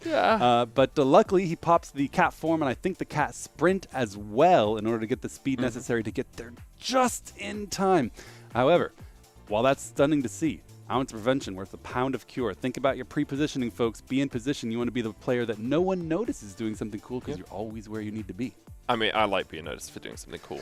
I agree with you, but it's nice to be seen doing something cool from time to time. Yeah, but from a progression standpoint, it's suboptimal. Yes, very true. But I think we kind of expected that getting into the egg breaks on phase 3. There were going to be some mispositions. There were going to be some people that weren't quite sure of where to go because also you're not always chosen, right? I've been through many raids when someone's like, the fourth time you do a raid, they're like, oh, medic, why don't you do this mechanic? So I've never done this mechanic before. I haven't had to. Obviously, these guys don't have that same thing happening, but you still have to get used to it in the moment. We are only 63 pulls into this boss. I believe it was 120 for Liquid that they finished off pulling it. I'm sure our man at the Maxwell Analyst Desk could check that for us at some point to make sure that I'm correct. I'd also want to know if we have a replay of what we missed, because there was an egg that was missed, but I didn't quite see it was the far when we side watched of the replay what egg we actually didn't quite crack. I think it was the one. There was a cluster of parasites on the far side of the boss, right next to the goo. And so we would need a melee POV in order to see that. I don't know if we'll be able to find a replay for that. Unfortunately, we've been talking about this since the first 3 pulls, which all ended due to failed egg breaks on the first pack of eggs. That has been a recurring issue, hampering their consistency. So what's after a red card? Because you've already given them the yellow and the red. What's next? Banned. Just following Gingy? Yeah, just it's do you have something for us, Alex? Yeah, just some info, so nothing to show. Just having a little bit of a look around. Talking about the DPS that the group is doing right now. They're a little bit behind. Right now, Liquid, they managed to kill the boss with maybe around 10 seconds or so left. They got the boss to 40% as she started her last ingest cast. We had her at 43, which is, and they're also using Lust at the same time that we use Lust, so there's still a little bit of damage to be working out, but that's to be expected. When you say 10 seconds left until what? Hard Enrage, as in the boss goes berserk and everyone full gone. Can you look at the P1 transition? Because I think Liquid had her at about 66, if I remember correctly. Let me find out. Commonly. Interesting to Yeah, know. because I think it might be a P1 difference rather than a P2 difference. Maybe we're saving more damage cooldowns for P2 and P3 than Liquid were doing. I may be wrong on remembering that as well, but I think it was around that number. Okay, hold on one. Yep, I should have not started talking until I actually got the number. This is me filling. Was at 67.8. And for us? At the start, she started. 68.6. This is when she started eating for the second time. Oh, for us, 67.8. For us, so that was Liquid, sorry. Oh, that was us, let me find out. Okay, I think it was right about the same amount. So it's P2 that we're missing a little bit of damage then, I guess. It's basically directly that, yeah. So we're missing like 3% damage somewhere in P2, which is understandable considering we haven't done a lot of P2. Exactly. We haven't spent as much time in P2. We've only had a few pulls today in P2. It's the one they need to learn the most in. It's also the one one where you have a lot of balancing of damage necessary, because you want to kill the spiders so that your tanks don't die and that you don't die due to the volatile concoction, but you want to maximize the degree to which they're contributing to your cleave and boss damage. So it's a delicate balancing game. Unlike the parasites, which you just kill as fast as you can, ideally those spiders would stay alive for as long as possible, until the next eggs are out, in order to maximize cleave. But if that causes your tanks to die, then it's not worth it. So some tinkering to be done in order to gain more damage. Something that's fascinating in this game is the degree to which you can always find more damage, even when no one thinks you can. And to just quickly go back to your point about how many pulls Liquid have, I'm getting kind of slightly different numbers. I've got one saying 120, one saying 118, somewhere within that somewhere region. in that Obviously, range. Some pulls double the amount of pulls that Echo have so far. Yes, currently. Yep. Sure. Yeah, although it is important to note that there's a lot of things going to that, right? This is not race to fewest pulls. Sure, yeah, right? 100%. That would be a completely different game. It's race to world first. Echo and Liquid, those two raid teams, have long had an extraordinarily disparate approach to pulling. Liquid are extraordinarily talented mechanical players, and they often discuss strategies and innovate their strategies while pulling. They pull much more often, much more quickly, and with far fewer breaks and discussion times than Echo does. So they almost always rack up more pulls.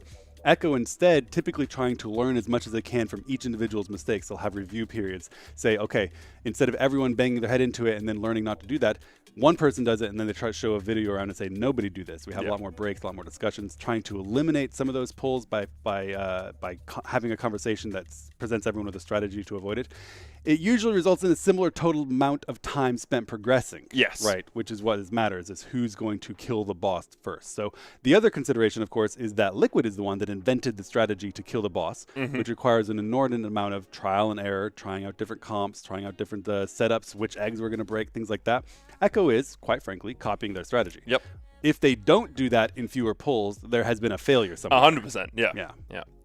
And was it Tindril where we saw that? Where Yeah, basically Echo just kept pulling, trying the same strategy, couldn't quite make it work in the same way that Liquid did, and then pulled long into the night, eventually managing to get the pull on Tindril. And sometimes it's a moral thing, morale, not moral. Sometimes it's a moral thing. Sometimes it is a moral thing. What Canix did moving when he had that circle was rightly unethical.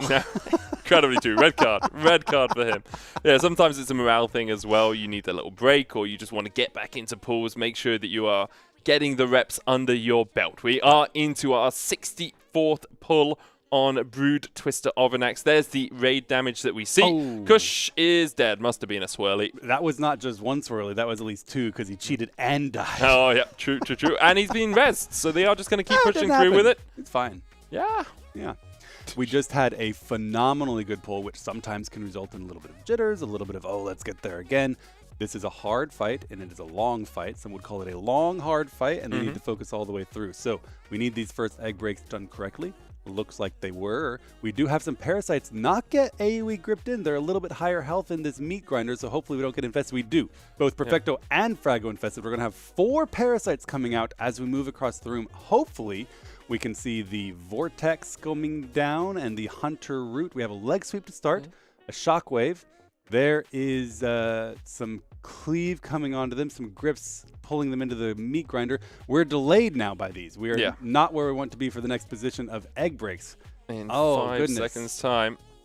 I don't think there were no more infests. There's still one parasite surviving, but we have killed it off. Yeah. So here we are. It just delayed our movement. So it's okay. A little bit of lost damage on the boss, but we're still functionally all right. Hopefully everyone getting in position. A little bit of running around.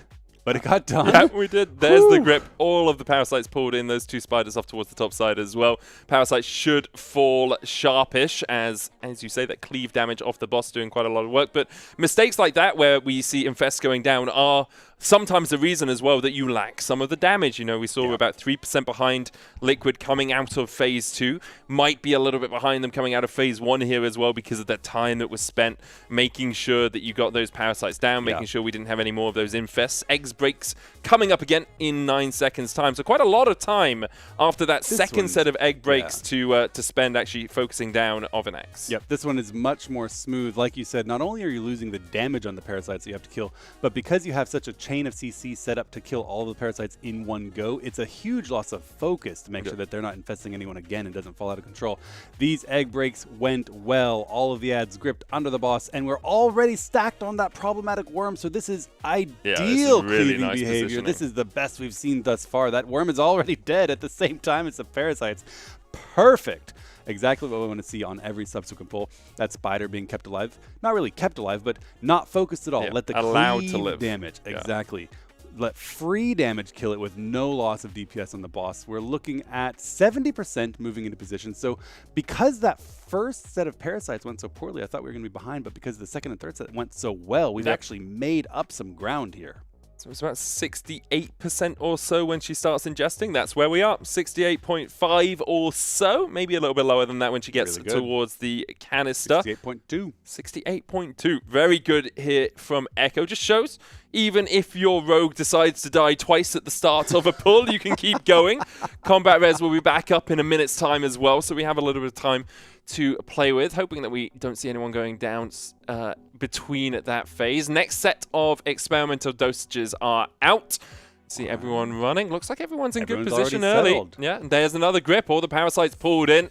This is relatively clean so far from Echo. Yes, Frago falling quite low, though. Some low health on Frago. We got that far worm needing kicks. Frago gets that kick. Very well done. That was excellently done. It's always soothing to the heart to see everyone stop moving for the egg breaks 3 seconds before the debuffs expire. Oh, yeah, definitely. I love seeing that. That last second scramble is a little bit panicky, but this is going very well. We drag the boss onto the last worm to get it cleaved down. The spider's going down as well, while Robin tanks the boss and mirrors the spider. No problem there. Spiders go down. We have 5 seconds till eggs. We would like to see Gingy get maybe a little bit closer for this egg break coming in. We don't want to There we are. Shimmers. That's what that's and for, of course, right? he does get the far one. Good call, Gingy. Got into position. Everyone's settling in to get these broken. And Yeah, I can't everything see broken. The back was broken as well. I'm pretty sure I saw that worm cracking. Good. All right, this is a 3-worm cluster. We lost Jets. 2. Click onks. We won't have Kush anymore for a while. CR's going out there right now. There it is. Yep, that was our last CR for a while. Risen's health is low. It gets topped. We need to finish off these worms. Unfortunately, we did lose 2 people there. Maybe Alex can tell us why afterwards. It might have been swirlies. We do have a couple of spiders lingering, but that's what we want to see as we move into the next set of egg breaks in about 13 seconds. We got time to kill them. Yeah, both the tanks. Oh, now falling down a little bit. Is able to be topped up just in time before the volatile concoction I mean, he hasn't comes out. purgatored yet. That means it's not that scary. He's still got cheap death. Fine. I'm just looking at that tank buster and wondering how quickly the rest of the raid will die if it does connect. We see these overlaps once again. Eggs cracked. Personals used, as you say. Parasites pulled in. Couple of spiders have spawned, but good pull so far as we manage to cleave down those parasites, take out the spiders alongside it. Boss is at 47%, and we still have 20 seconds before the next container. We do. This is very, very clean, and we saw some really heads-up gameplay there. Kush actually stone forming off one of those debuffs, not needing a dispel, and Soul getting the Guardian Spirit that enabled him to live through a swirly while he broke his egg. That was all really good team play happening. Oh my goodness, Canix's health. The Halo coming in, going to help top everyone here. Yeah.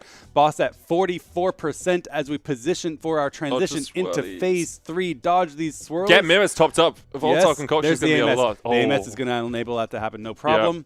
And the boss is charging through the room into phase 3. We have no battle reses available, but we're about to see Bloodlust popped very soon as the boss sends out that next set of ingest damage. Yeah, no Lust as of yet. The ingested waves of damage coming up, as you say. Yeah, probably waiting for the ads and then Lust through them. 40.5% or so. You can see the health falling relatively rapidly with those waves on the side. Next X break coming in. We see now targeted by that tank buster. Need to make sure he's topped up, which he is, so not too much raid damage coming out.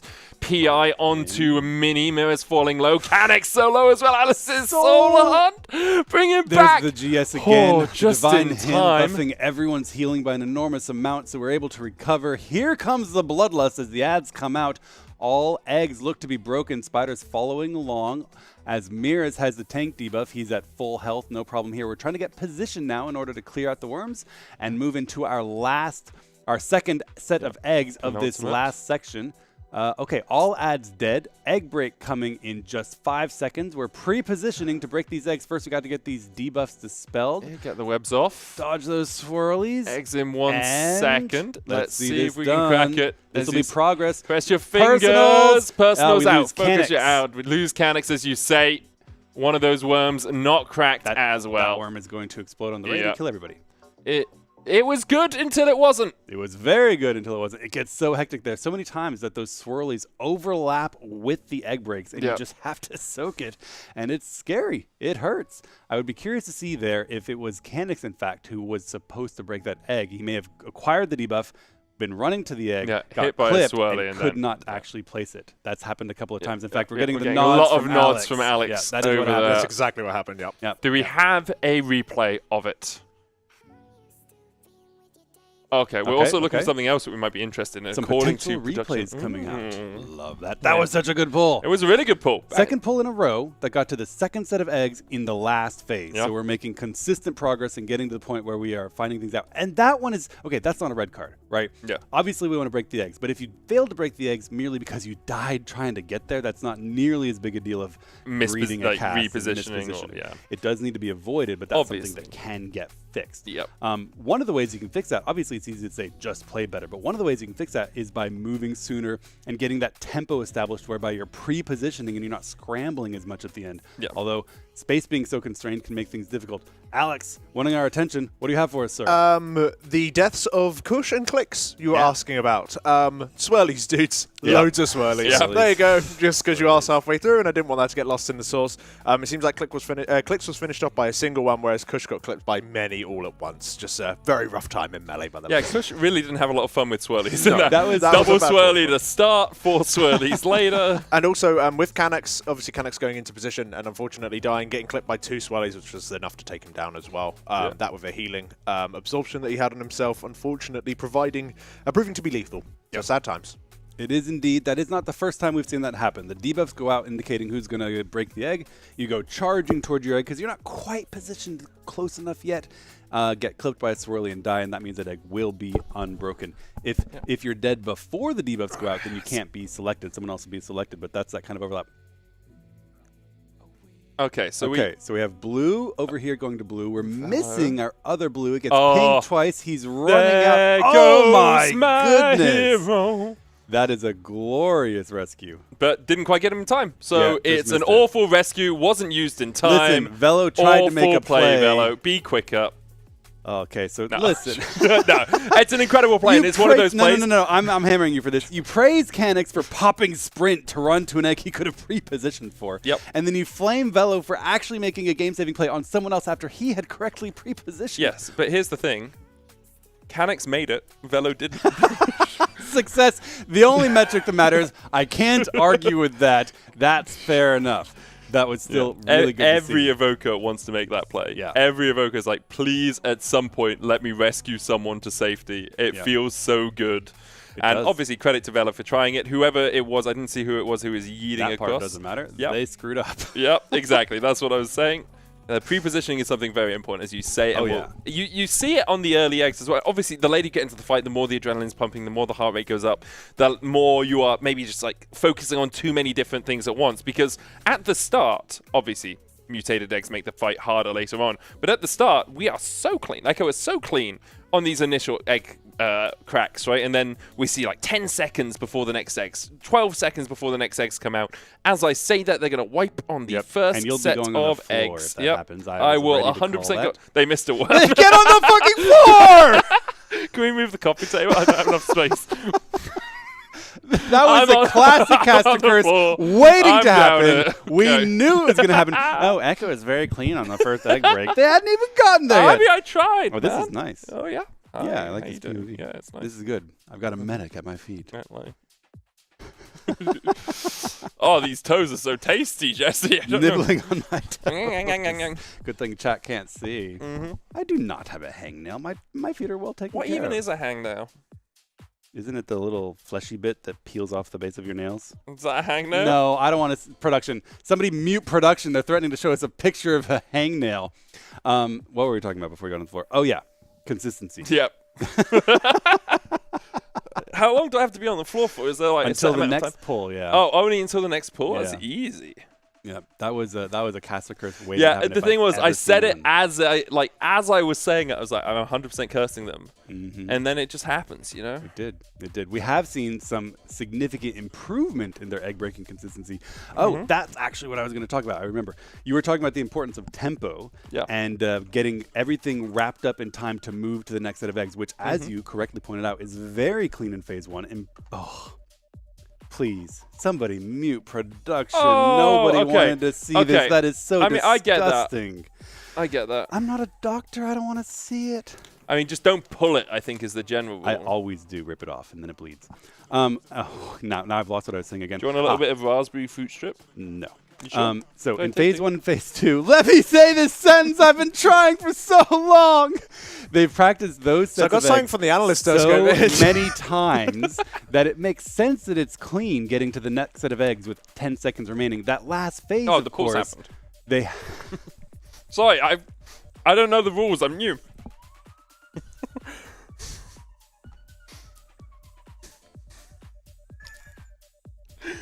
Jesse, please elucidate us.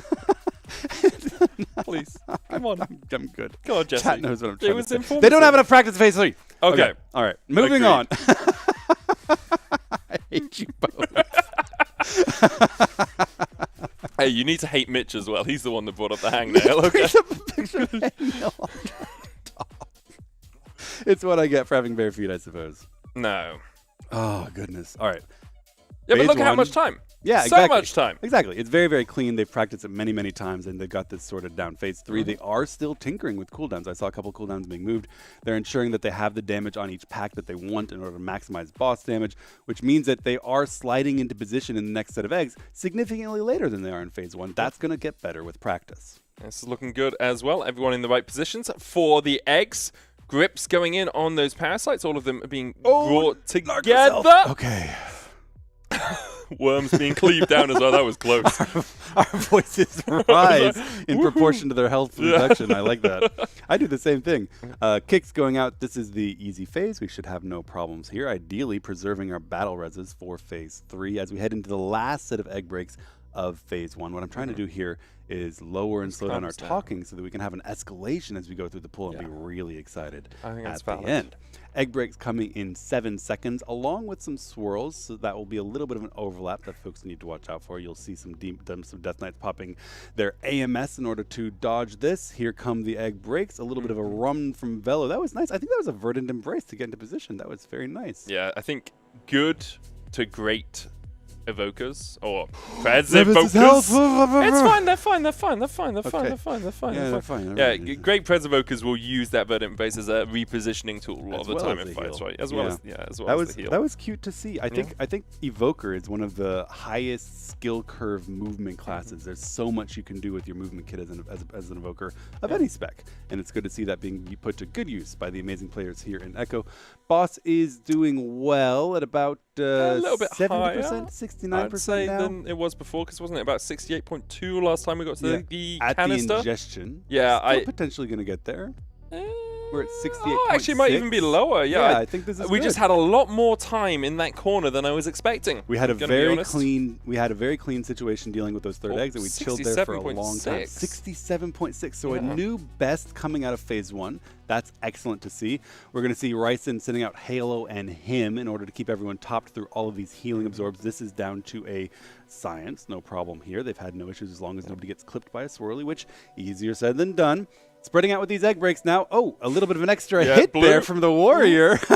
That was a cheeky extra hit. There was also someone on the blue square that was sitting on the green egg, so they had to reposition afterwards. And it did manage to do it. All the eggs were broken in time. Frago's fine. Frago's fine. You said you need to be calm. Remember the coming in elevators. Elevating. And here we see Blue Twister Ovinax in her natural habitat. The parasites will try to infest you, but if you avoid them effectively, then you can complete the fight. Fair enough. What say you, Jesse? I say say that you are correct in all ways except the way in which you're saying it. It's my Lord Voldemort crossed with David Attenborough. That was a very strange crossover. Yeah, I can't really do it. I don't have enough like hoarseness in my voice. So. All right, round 2 of eggs in phase 2, which warrants a little bit of escalation of our tone, I think. We're getting into a spicy part of the fight because we are dealing with empowered mutated spiders. Parasites gripped under and handled. That's down to a science as well. Soul gets his kick on this worm. All of the parasites are dead. No infests, just 2 spiders. This looks good so far, heading into the final portion of phase 2. Pull Brood Twister over to that worm so we can cleave it down. The spiders as well, falling. Brood Twister down to about 50% HP, 1% above it. Now we're going to get those next egg breaks coming out after the tank explosion. So much time, as you say. Still 2 combat reses, still that lust as well available to us. Eggs in 3. Will the pre-position be effective? Swirly's coming down. We're looking for 2 to go to circle. It's kind of far. Lost view of them. Okay, they're fine. Yeah. We're okay. Everyone that looks good. That looks really good. Everything gets broken. Parasites get gripped. Health very low on Frago, but he's going to get topped. I have confidence. Medic tells me that it is indeed fine. Ooh, a little bit scary. Yeah, it's topped back up though. All the parasites are down. No infests. 3 spiders remaining. 45% on Ovinax as we move towards P3. But we still have a little bit of time before then. 20 seconds. A couple of volatile concoctions will be used, but they should be okay because the tanks are properly topped up. Yes. And it's going to be We're in a good position respite. so far. Yeah. Just like going out of phase 2 and phase 1 into phase 2, you get a little bit of respite here. Same thing happening here going to phase 3. The last spider getting cleaved down. Boss getting ready now to run to the next container in just 2 seconds. So it's about to get spicy. The last thing that's going to be easy, I say, hopefully not cursing it, is dealing with these healing debuffs. The healers have been taking care of this with no problem. Ryson starting to blast HPS as the healing absorbs go out in preparation for the egg breaking occurring in about 10 seconds. Healing needing to go out on everyone. The debuffs need to go off because if you have both this debuff and the egg breaking debuff, you are in danger. So Click's in a little bit of danger. He lost Velo, he's brought back up. Mini's in a little bit of danger. Good call on that. Velo gets that first battle res. Mini's going to be fine. He gets the PI. Okay. We pop Bloodlust. Oh, Velo goes down, unfortunately. Again, and Click Clicks. Shaman goes down. Mechanic's very low. Frago in danger. I think that was a tank debuff expiring, but it could have been an ad exploding. It was an inordinate burst of damage. We're going to keep the pull going. Halo goes out, going to do a lot of healing, get everyone topped. Oh, that was definitely a worm cast going through. Yeah, this is the problem. As soon as you start losing some of those people assigned to the kicks on the worms, it becomes really difficult to make sure you're interrupting them. The casting time quicker as well after they are mutated. So it is going to be a good pull. Likely, well, it's definitely a prog pull. We're already at 29%. Just need to do 6% more. Now needs to be topped up, though, before that tank buster hits. As you say, 2 healing. That's a lot of damage, but our 2 healers are doing quite a good job of keeping everyone as healthy as possible. Revez has gone down. Canuck's falling as well. Frago still alive for... Oh, well, now he's down. Yeah, okay. Maybe not even a new best. 27% on it. Well, especially when 3% more damage. New best. Come on. Sneak it out. 2.1% left. Is there any merit in gaining the new best? I guess morale. Maybe. It looks good. It looks good. Also, people in chat love to spam. Here's the thing, though. It's just not substantive progress, right? You're looking at the percent, which is good. Oh yeah, 100%. In terms of substantive progression through the fight, we had seen a fairly clean dealing with the second set of eggs. This time we couldn't get that far. Unfortunately, losing a healer there on the first set of ads to either a worm cast or a volatile concoction, turning to the analyst desk for an answer. I have something completely different for you. Oh, nice. Because you guys have been asking as to, you know, how strong Canex is in this particular encounter. So I've had a little bit of a look, and I can show you exactly what purpose he is fulfilling with the help of production here. Okay.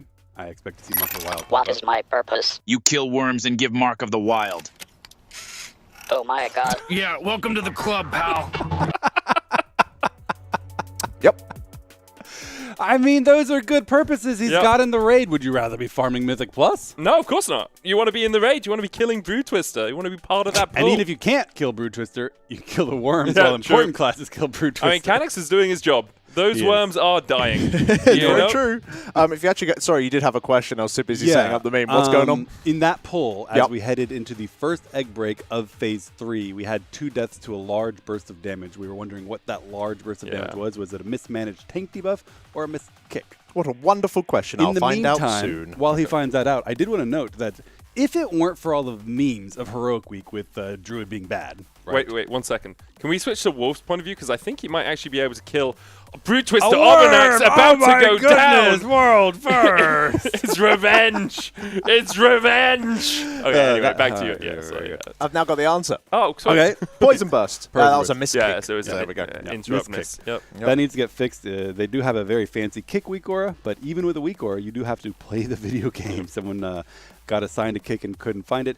That is, like we talked about, the difficulty of that last phase, because instead of dealing with only a maximum of 2 worms at a time, you're dealing with a maximum of 3 worms at a time, and every single one of them being mutated is casting far faster than before, so you're rotating through far more kickers than before. The ranged are exclusively handling it, mostly just Jinji and Soul, with a little bit of Frago in the first 2 phases, but now the melee have to get into it.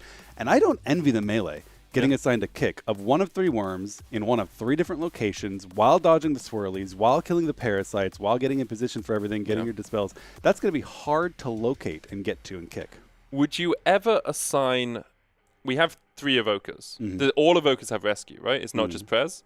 Would you ever assign an evoker to the melee and say, hey, evoker, you're going to rescue this person to their kick, and then they can dash back themselves? Wow. I don't think you would. That would be an insane hero play, right?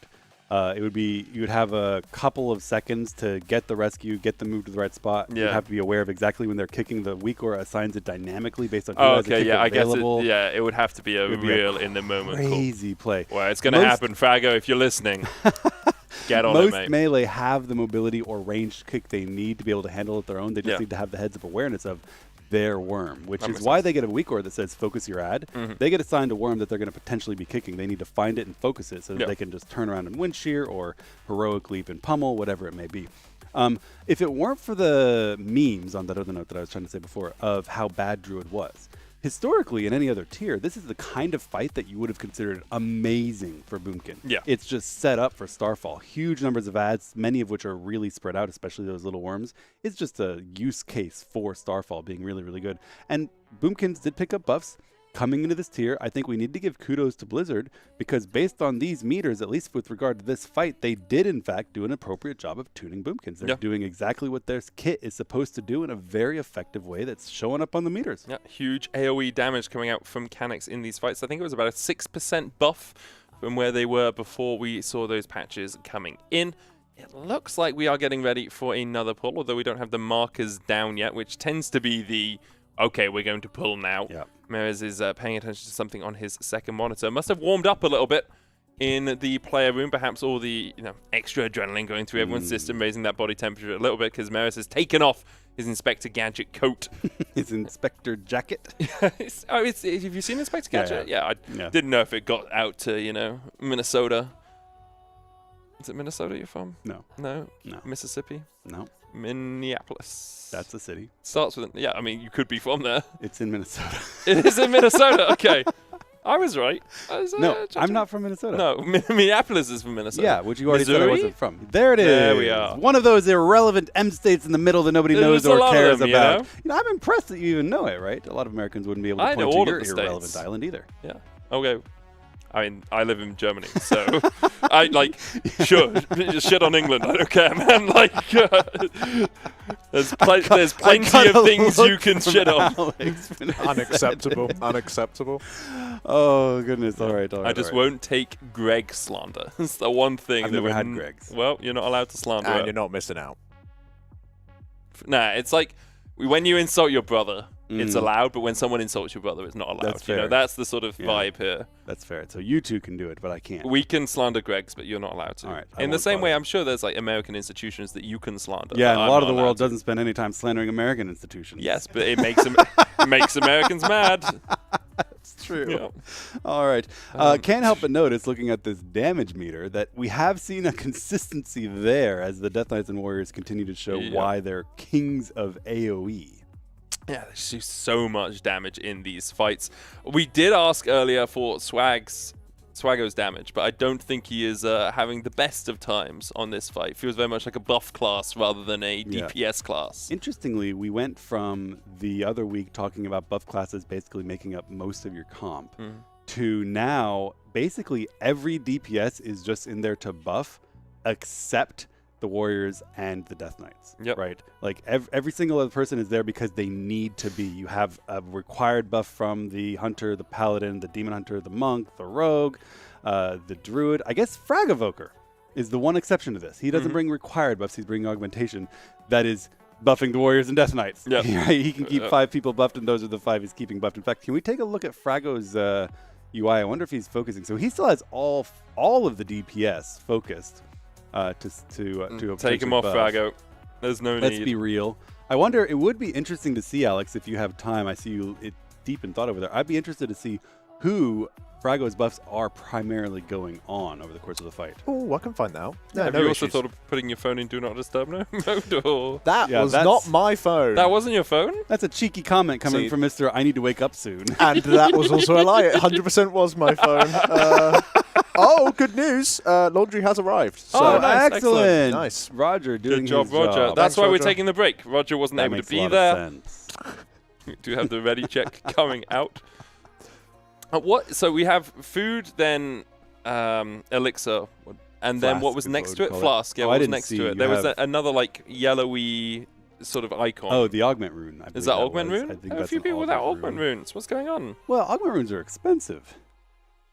Gold is hard to come by. That is true. I mean, in all seriousness, sometimes you don't bother sending augment runes until you think a kill is imminent. Oh, okay. But this is a fight where augment runes are super high value throughout the entire course of the fight. Lacking a little bit of damage can, as we've seen so many times, kind of escalate through. You're slow getting to the next eggs, which means someone almost misses a break. You're slow dealing with those adds. You're even slower getting to the next eggs. It's time to spend the gold, and everyone augment rune. We do see Gingy always ethical when it comes to improving his damage and trying not to look bad on the meters on this fight, which isn't conducive to Mage, has popped his augment rune. He's blasting as hard as he can. I've been wondering a little bit about Spymaster's Web as well, because he is using it. You can see the little weak aura above Blue Twister Ovanax's health bar. It's on damage. Every few seconds you get a stack. Each stack contributes a little bit of intellect to you. However, when you have... Well, you can use it at any time, but usually at... okay, they are fine. Usually at 40 stacks, you want to use it and get a massive burst of intellect Mini's for health. a few seconds. Mini's fine. When we were on the previous POV, he had 1 health. As we shifted POV, he was at full health. Yep. That's how fast that happened. You just got to trust the healers, man. I do trust the healers. But yeah, I was wondering with something like Spymaster's Web, do you think it is more effective even if you're sitting at 40 stacks for a while, just to keep that and then pop it during something like Lust? Or do you think you should be trying to use it as often as possible through the fight? I don't know the details of that Trinket, but I think that I heard Gingy saying he's going to be using it in the last phase. He's waiting for that max stacks. Okay. In order because you do get a passive, like if you have 40 stacks, you do have a larger passive from it, even if you're not activating it. So that does make sense. It takes a little bit of time to stack up throughout the fight as well. Second set of eggs. Look at that weak aura popping up saying that he's going to be Chaos Noving. Yep. He sends it. They're all stunned with the Oppressive Aura getting an increased duration on the stun. All of these parasites getting mowed down. One thing I have to give them credit for, they've got phase 1 down pretty well, aside from caster curses. The parasites have been under excellent control. Yeah. Very few infests. No running around, no panic and dealing with extra CC. And that's also a byproduct of the comp change. Death Knights have a much easier job AoE gripping than Demon Hunters do with a much diminished range on those sigils. We saw yesterday a lot of coordination going into bumping the adds in range of the sigils. With the Death Knights, these parasites have become much easier and much more clean. That positioning between the two swirlies, I was very worried for Mini there for a second. Just right in the gap. He did pop AMS just in case he was going to get clipped. Yeah, a little bit of a careful thing. Here we are, next set of eggs. It's kind of calm first phase now. Yeah. Didn't miss any of the eggs. Parasites getting gripped in. Mini picked up a little bit of a melee hit from one of the spiders there, and his health is extraordinarily low as a result. A little bit of early aggro, but he does recover. He actually got dazed from it, which is the only way I knew. And kind of an antiquated mechanic at this point, dazed, but it is still in the game, and it lets me know that he got a melee hit he wasn't supposed to take. Boss at 71% as we finish off the last of the adds. The spider and worm died very, very quickly there. We're moving into our corner. Going to be looking at We still have 10 seconds. Looking at a new best, I believe. Yeah, I mean, this is going to be huge. This is sub 68 easily. Maybe even sub 67 if they really pump through it. Definitely in the 67s at least. As we see the movement across the line, 67.5, 4, 3, 2, 66. That is huge. As we start ingesting that blood, that is nice, Yeah. I believe. That is a massive first phase. Very clean as well. Have that combat rares up. Bloodlust obviously still being saved for P3. So let's see how we do with these waves of damage. Slowly everyone getting healed up into the egg breaks. Experimental dosage goes down. We'll see the positioning from the players. Looks good. Looks Everyone's- okay. Oh, what did we get over there? I saw someone running at the last moment. It's through the boss if it was missed. I can't. It was missed. Yep, it was we missed. missed the I pass saw there, yeah. everyone settle down except one person scrambling towards circle, and I wondered if they got there, Yeah. which they did not. That was one of those preventable errors. Yeah, we need to and avoid. everyone's running to the edge. Bryson taking the long way off. Look at his face. This face is what is under Google when you look up when your teammate ints. Yep. Just the face palm of frustration, you know? When your teammate ends, which is what that one was. No one was dead, nothing was wrong. They just did not pre-position. They weren't exactly aware of where they were supposed to run. They were too slow getting there. It's a hard mechanic. It's very difficult. 8 people with debuffs needing to get into position around 4 eggs in just 6 seconds. But we are 66 pulls in.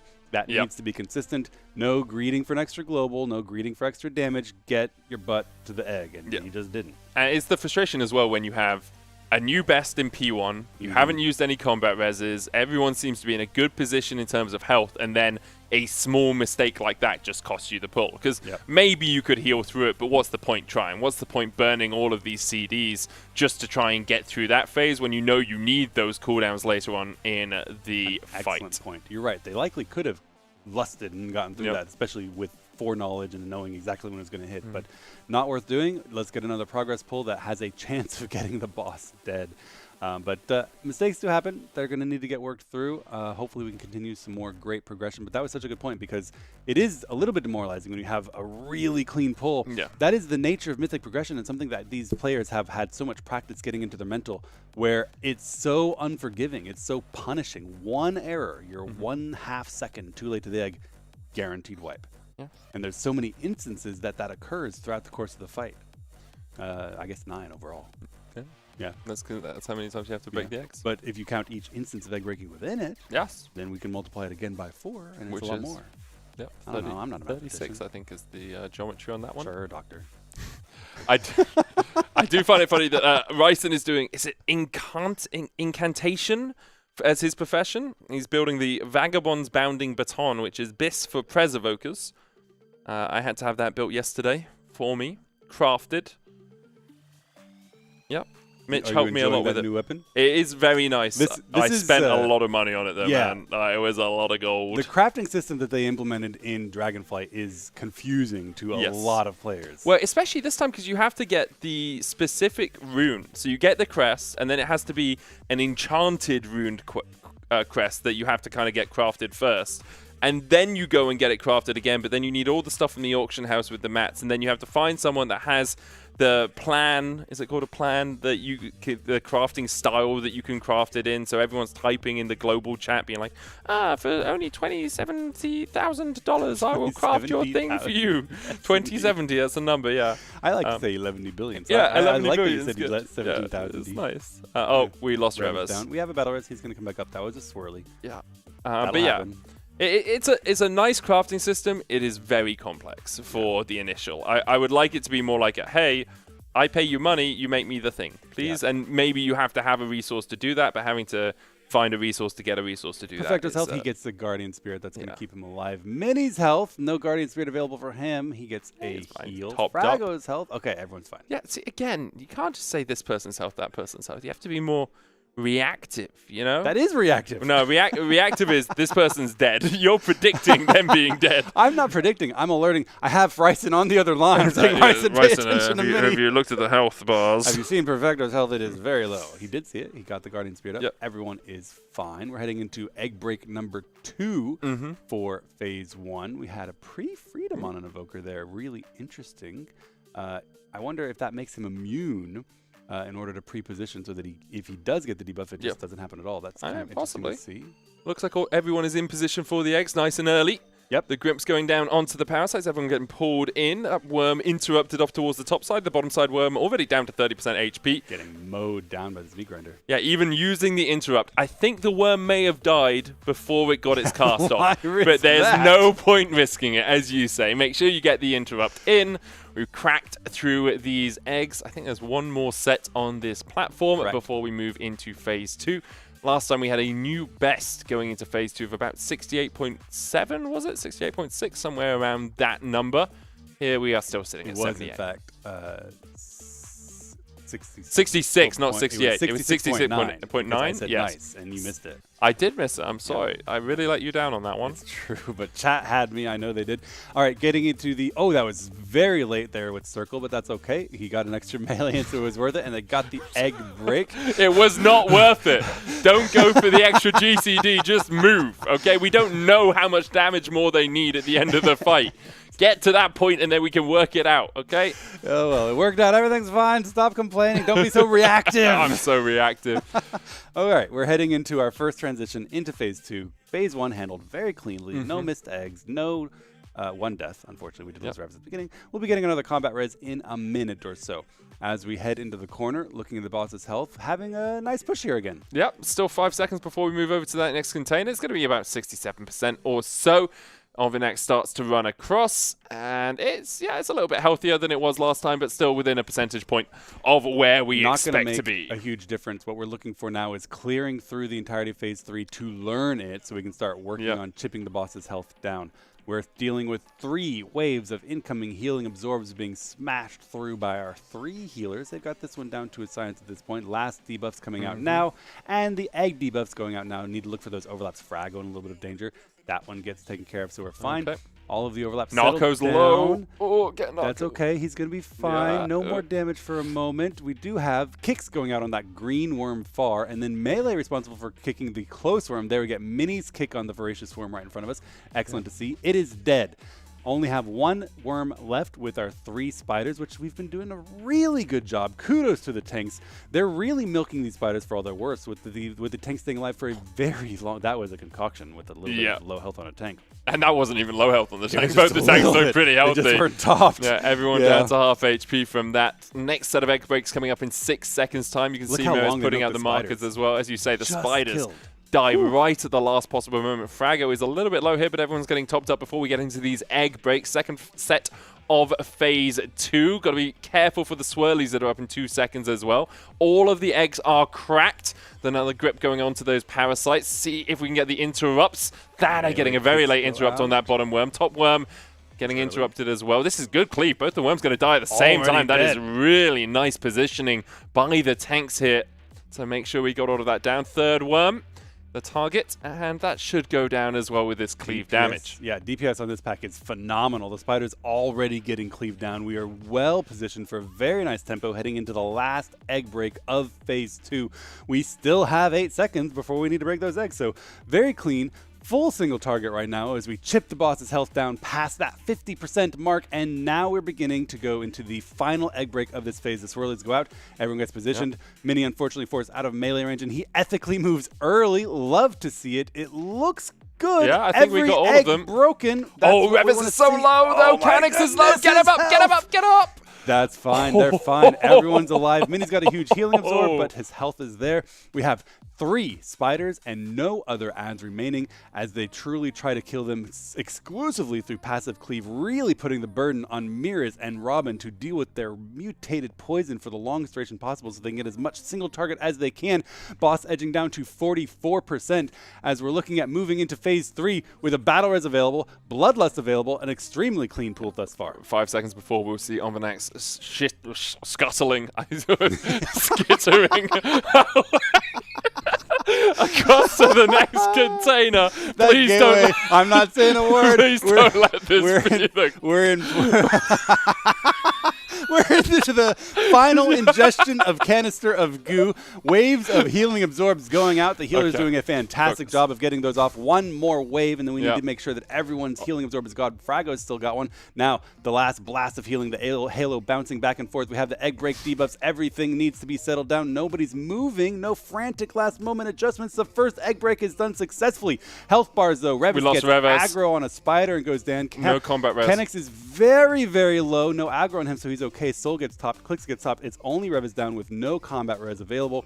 However, they did kill all of the parasites with no infests, and the worms have been cleaved down except for the far worm on circle. So this is going very well thus far. Moving into the second set of egg breaks in a couple of seconds' time. We have the sticky web and the swirls first, so we'll deal with those. Egg breaks 10 seconds away. Dodge the swirlies. No combat res is left available. Means that you have to be really precise with your positioning in this second phase. The volatile concoction coming out in 2 seconds' time. The eggs alongside it, so a lot of work here for the healers to do. Let's see if we can crack all of these eggs effectively. It looks like everyone's in position really early. Heal absorbs really going out. There's the grip on the parasites, and now Overnax is down to 27% HP. Still one down, 2 minutes, still, well, a minute and a half on the combat res. It looks like Revers might be down for the rest of this pull. Healing going out. Canix at half HP, but for the moment, everything is pretty clean. Just 2 worms left alive. Kicks going out, being rotated cleanly through those. Revers being down means that we're going to have the ads up longer than usual, and we may need to put some extra damage into these spiders. They are quite healthy right now, as we're looking at new egg breaks coming in just about 15 seconds, so we need to get them dead. Robin is a little bit of trouble because of the stacking venom preventing his health from being recovered, but we've got one of them down. Almost down. Please kill them. Here come the next egg breaks. The spiders are still up, trying to clean those off while also getting the egg breaks where everyone's in position. Everyone in position for we the use eggs. Personals because Swirly's coming down at the same time. Nobody goes down. Every egg dead. Broken. Make sure we're watching the kick on that. Oh my god, that's so much damage. Zutzi able to survive though. 40 seconds on the next res. Swaggo trying to survive this. Frago there as well. Clicks is so low, but he's still alive right now. Ryson needs to be topped up below 20% now on Brood Twister Overnax. 1 worm remaining and a bunch of spiders. That last worm and the poison goes down. The last worm over here, number 1, getting kicked by Gingy. Webs, not a lot of room, so we go in. Oh, that was an amazing alter time. He goes out there, gets his spelled alter time back in. 1 more worm to kill, and then a couple of spiders. We do lose Zatsi, so we are now 2 healing until we get a combat 10 seconds. 10 more seconds. Can the healers do it? Boss at an all-time best, about to hit 15% as the room is closing off. Very little space remaining. We are edging into an incredibly small circle with 5 seconds until Swirl's landing. There will be some space in the middle, so we're going to gate back to the middle. It's so smart. Buys you so much time now. You need to get these webs dispelled. Boss down to 14%. No room at all to stand on here. Get the Zotzi Reds back up, but we do lose Swag, and Zotzi's very low as well. Starting to bleed out a little bit. Clicks goes down. He has the Onk. He does commit it to get a new best. We're looking for 10% of the boss as we are now bathing in the purple. It is very difficult to see the swirls, but they get baited where you are. So everybody fleeing away. We lose a couple more people. It's going to start bleeding out. But this is giving us so much information. We're going to be able to plan healing cooldowns to try to live through this for as long as possible on the next pull. And more importantly, we have now seen the whole fight. What a pull coming out from Echo. 10% left on the boss, but so much information. You can see how intently Roger is staring at the screen saying, can I see the swirls? Can you see the swirls? Under 10% for Echo. A monumental pull from them. That was phenomenal. Absolutely huge. We're going to have a replay actually of the alter time as well, I think. As you say, it was gorgeous. So, sees himself get hit with the webs. Alters time, shimmers out, and then alter time back in to immediately start pumping and not take that damage from the black blood. So fast. Yeah, it was really clean. Some gamers love to see it. Clean. At the end there, you're just out of space. The only place to get rid of your dispels without hitting people with them and rooting them is to go into the black goo. And the faster you do this, the less damage you take, the more damage you can do to the boss. That was such a good pull. Love to see it. Some real plays being made, and more importantly, as you said, they've seen the whole fight. They now know exactly how the eggs are breaking phase 3. They were all done correctly. They did that without Revis for the final 2 set of eggs. So they are in golden shape. Everything's really working out for them in terms of DPS allocation to kill the eggs in time. Question now is, where can we find the extra 10% damage for the boss? Well, Revis obviously being alive will help. Yeah, execute class. I will say, obviously, lots of spreadsheets going to come out lots of raid logs here. They're going to try and track exactly how they get that extra 10% damage.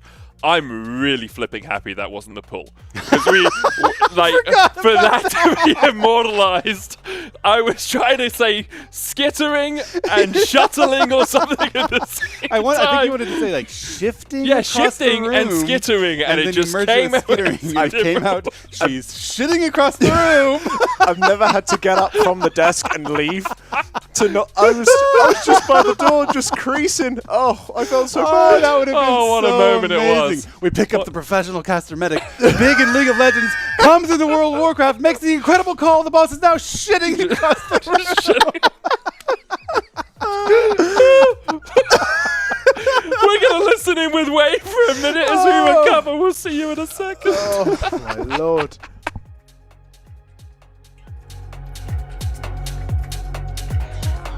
Holy fuck, and he's gonna gain like 20% from the vent. This guy didn't want to play Monkey, bro. He's pumping. Hello?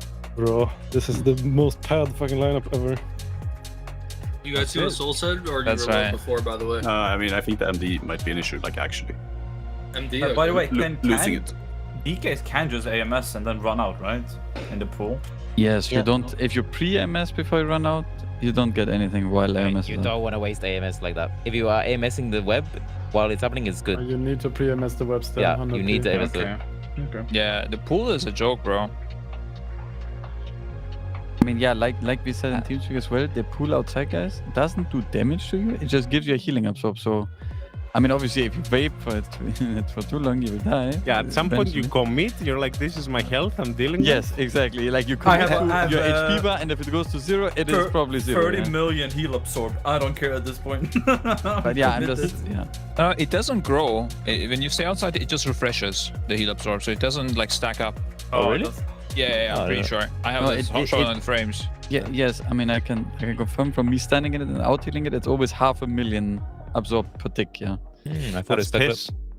No.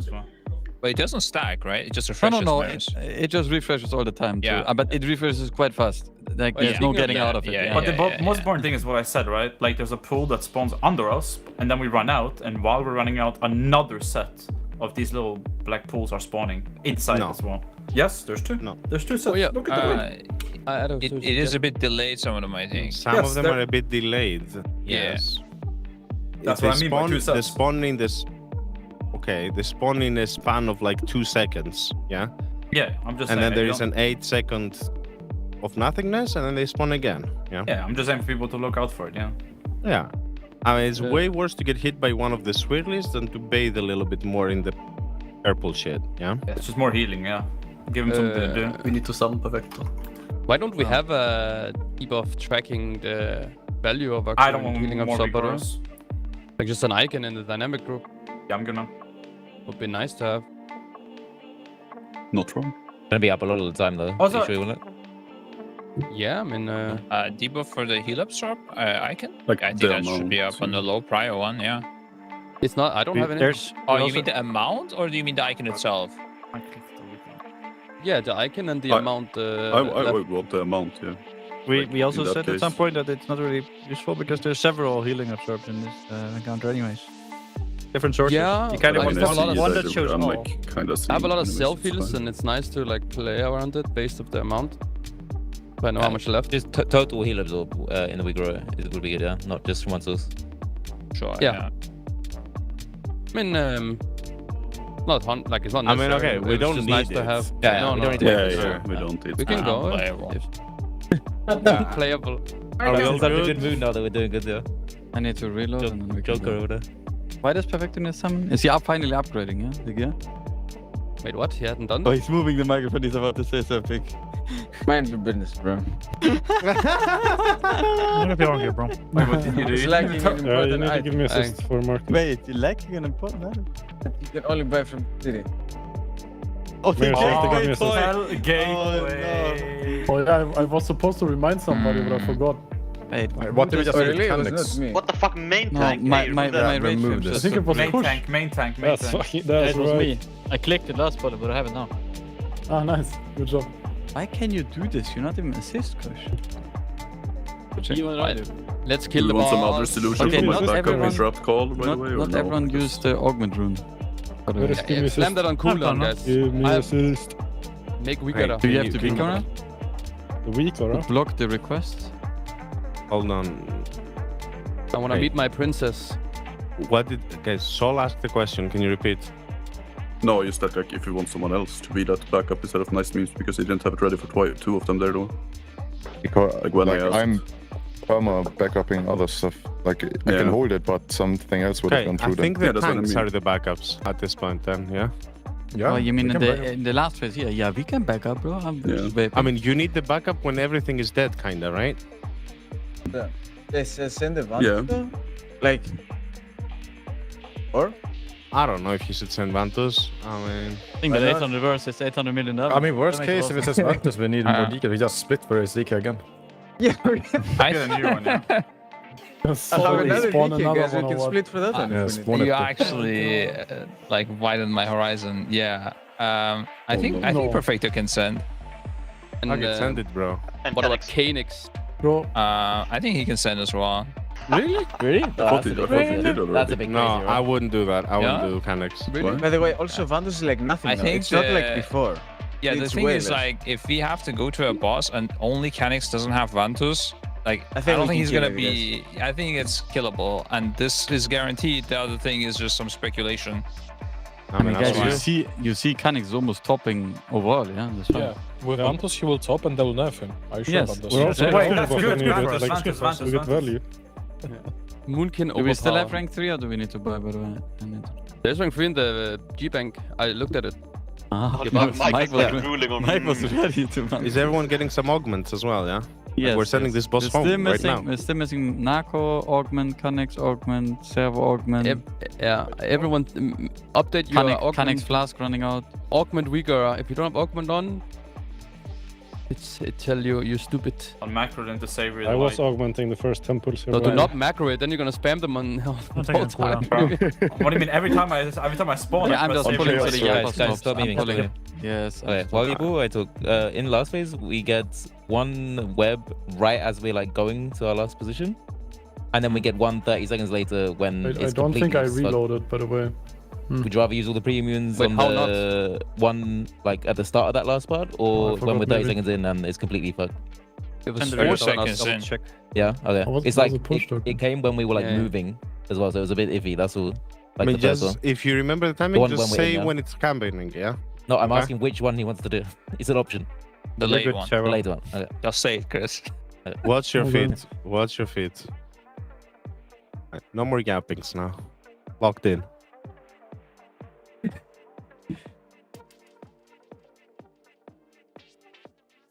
Ace coming. Get your doubles.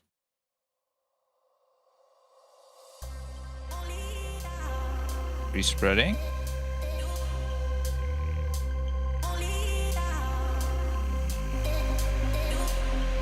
Put some infest, watch it. Dragon can sweep them. Spawning now. Coming out. Kicking. Some backup. Watch the fixates. Keep there.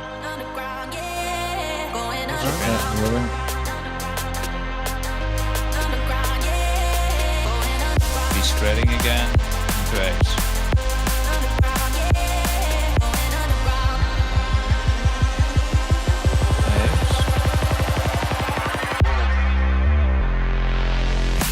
Doubles.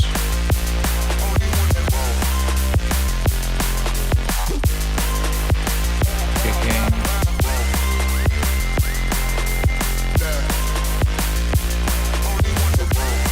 Respreading.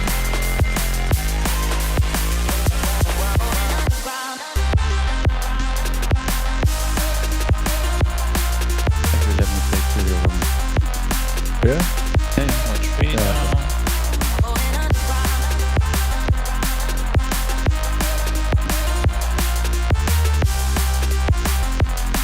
Remember your knocks. If you don't get anything, please spread it immune. X coming. Please spread immune.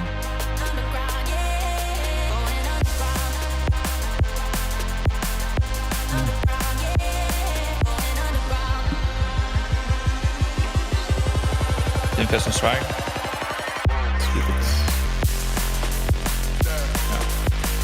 Yeah, they're coming out in 2 seconds. Leave them down. Respreading now. Don't move yet. Respreading.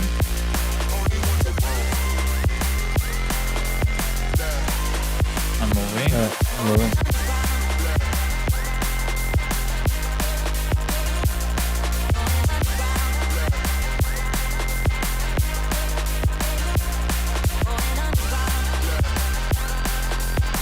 This is good, guys. Watch your feet.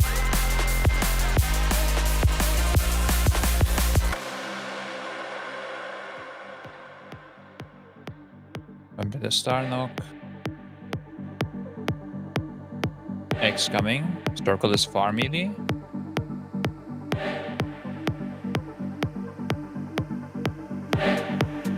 Missing spec. Rear kicks. No freedom flagger. Ours is a bit spread, guys. Press swag. Oh, what the? Something got root. Yeah, somebody's knocking extremely late. Yeah, one Or knock we was don't late. block here at all. You know, because I grip, and mid my grip, someone knocked. Yes. And I delay my grip of it. I don't think I get on the spawn. Someone rooted us immediately as well. Yeah, there were 2 issues. There was a late knock, I guess, and the grip, and I then don't we know had a the full root late knock, immediately. because I tried. Hello everyone, we are back, unfortunately after another wipe, but we did just come out before then from an extraordinarily good poll that engendered a large discussion of the entire fight. They're now going to be doing the tuning and fixing to make sure they have cooldowns lined up exactly how they want through the entire course of the whole fight, and starting to find that extra 10% damage they need to kill the boss. I can tell you, having taken a little break and walked through the room, they are in very good spirits, a lot of laughter and joking. Morale is very, very high as they're looking to hopefully kill the boss sometime. I think you said in the next 4 or 5 days. Yeah, in the next 4 or 5 days is the plan, obviously, for these raiders. As a reminder, the Race to World First here at Echo is brought to you by our lovely sponsors, NordVPN, Stealthwatch Systems, Gains for Gamers, Max Roll, Secret Lab, Displate, Elgato, Corsair, and Red Bull, who are powering us through the last 9 days and through maybe 9 more or so, maybe 7. 9 more days. 9 more days. I'll have to leave. That's the problem. Yeah. I want it done before I leave. I think it'd be funny if your very first Race World First, you missed the end. Yeah, that would be really funny, wouldn't it? I'd love that. I would That'd be mourn so the good. loss of Medic. We put up a picture, put flowers around it, burn you an effigy, all the fun things you do. So fun. I love a good wake. Yeah, a little wake. The most fun you can have. We have a ready check coming up, but I do want to continue to call out attention to the phenomenal job that chat has done raising money for Games for Love. $11,121.11. Everybody pat yourself on the back because you have been changing the lives of children through those amazing donations. Children who are stuck in the hospital for inordinate amounts of time with horrible diseases and make it hard to be kids. And you guys are giving them the games that we all know enable you to live those happy, fulfilled lives, be distracted from those problems in your life, and just let kids be kids. So thank you all so much for those amazing donations. I want to call out $63.61 donated by Anonymous.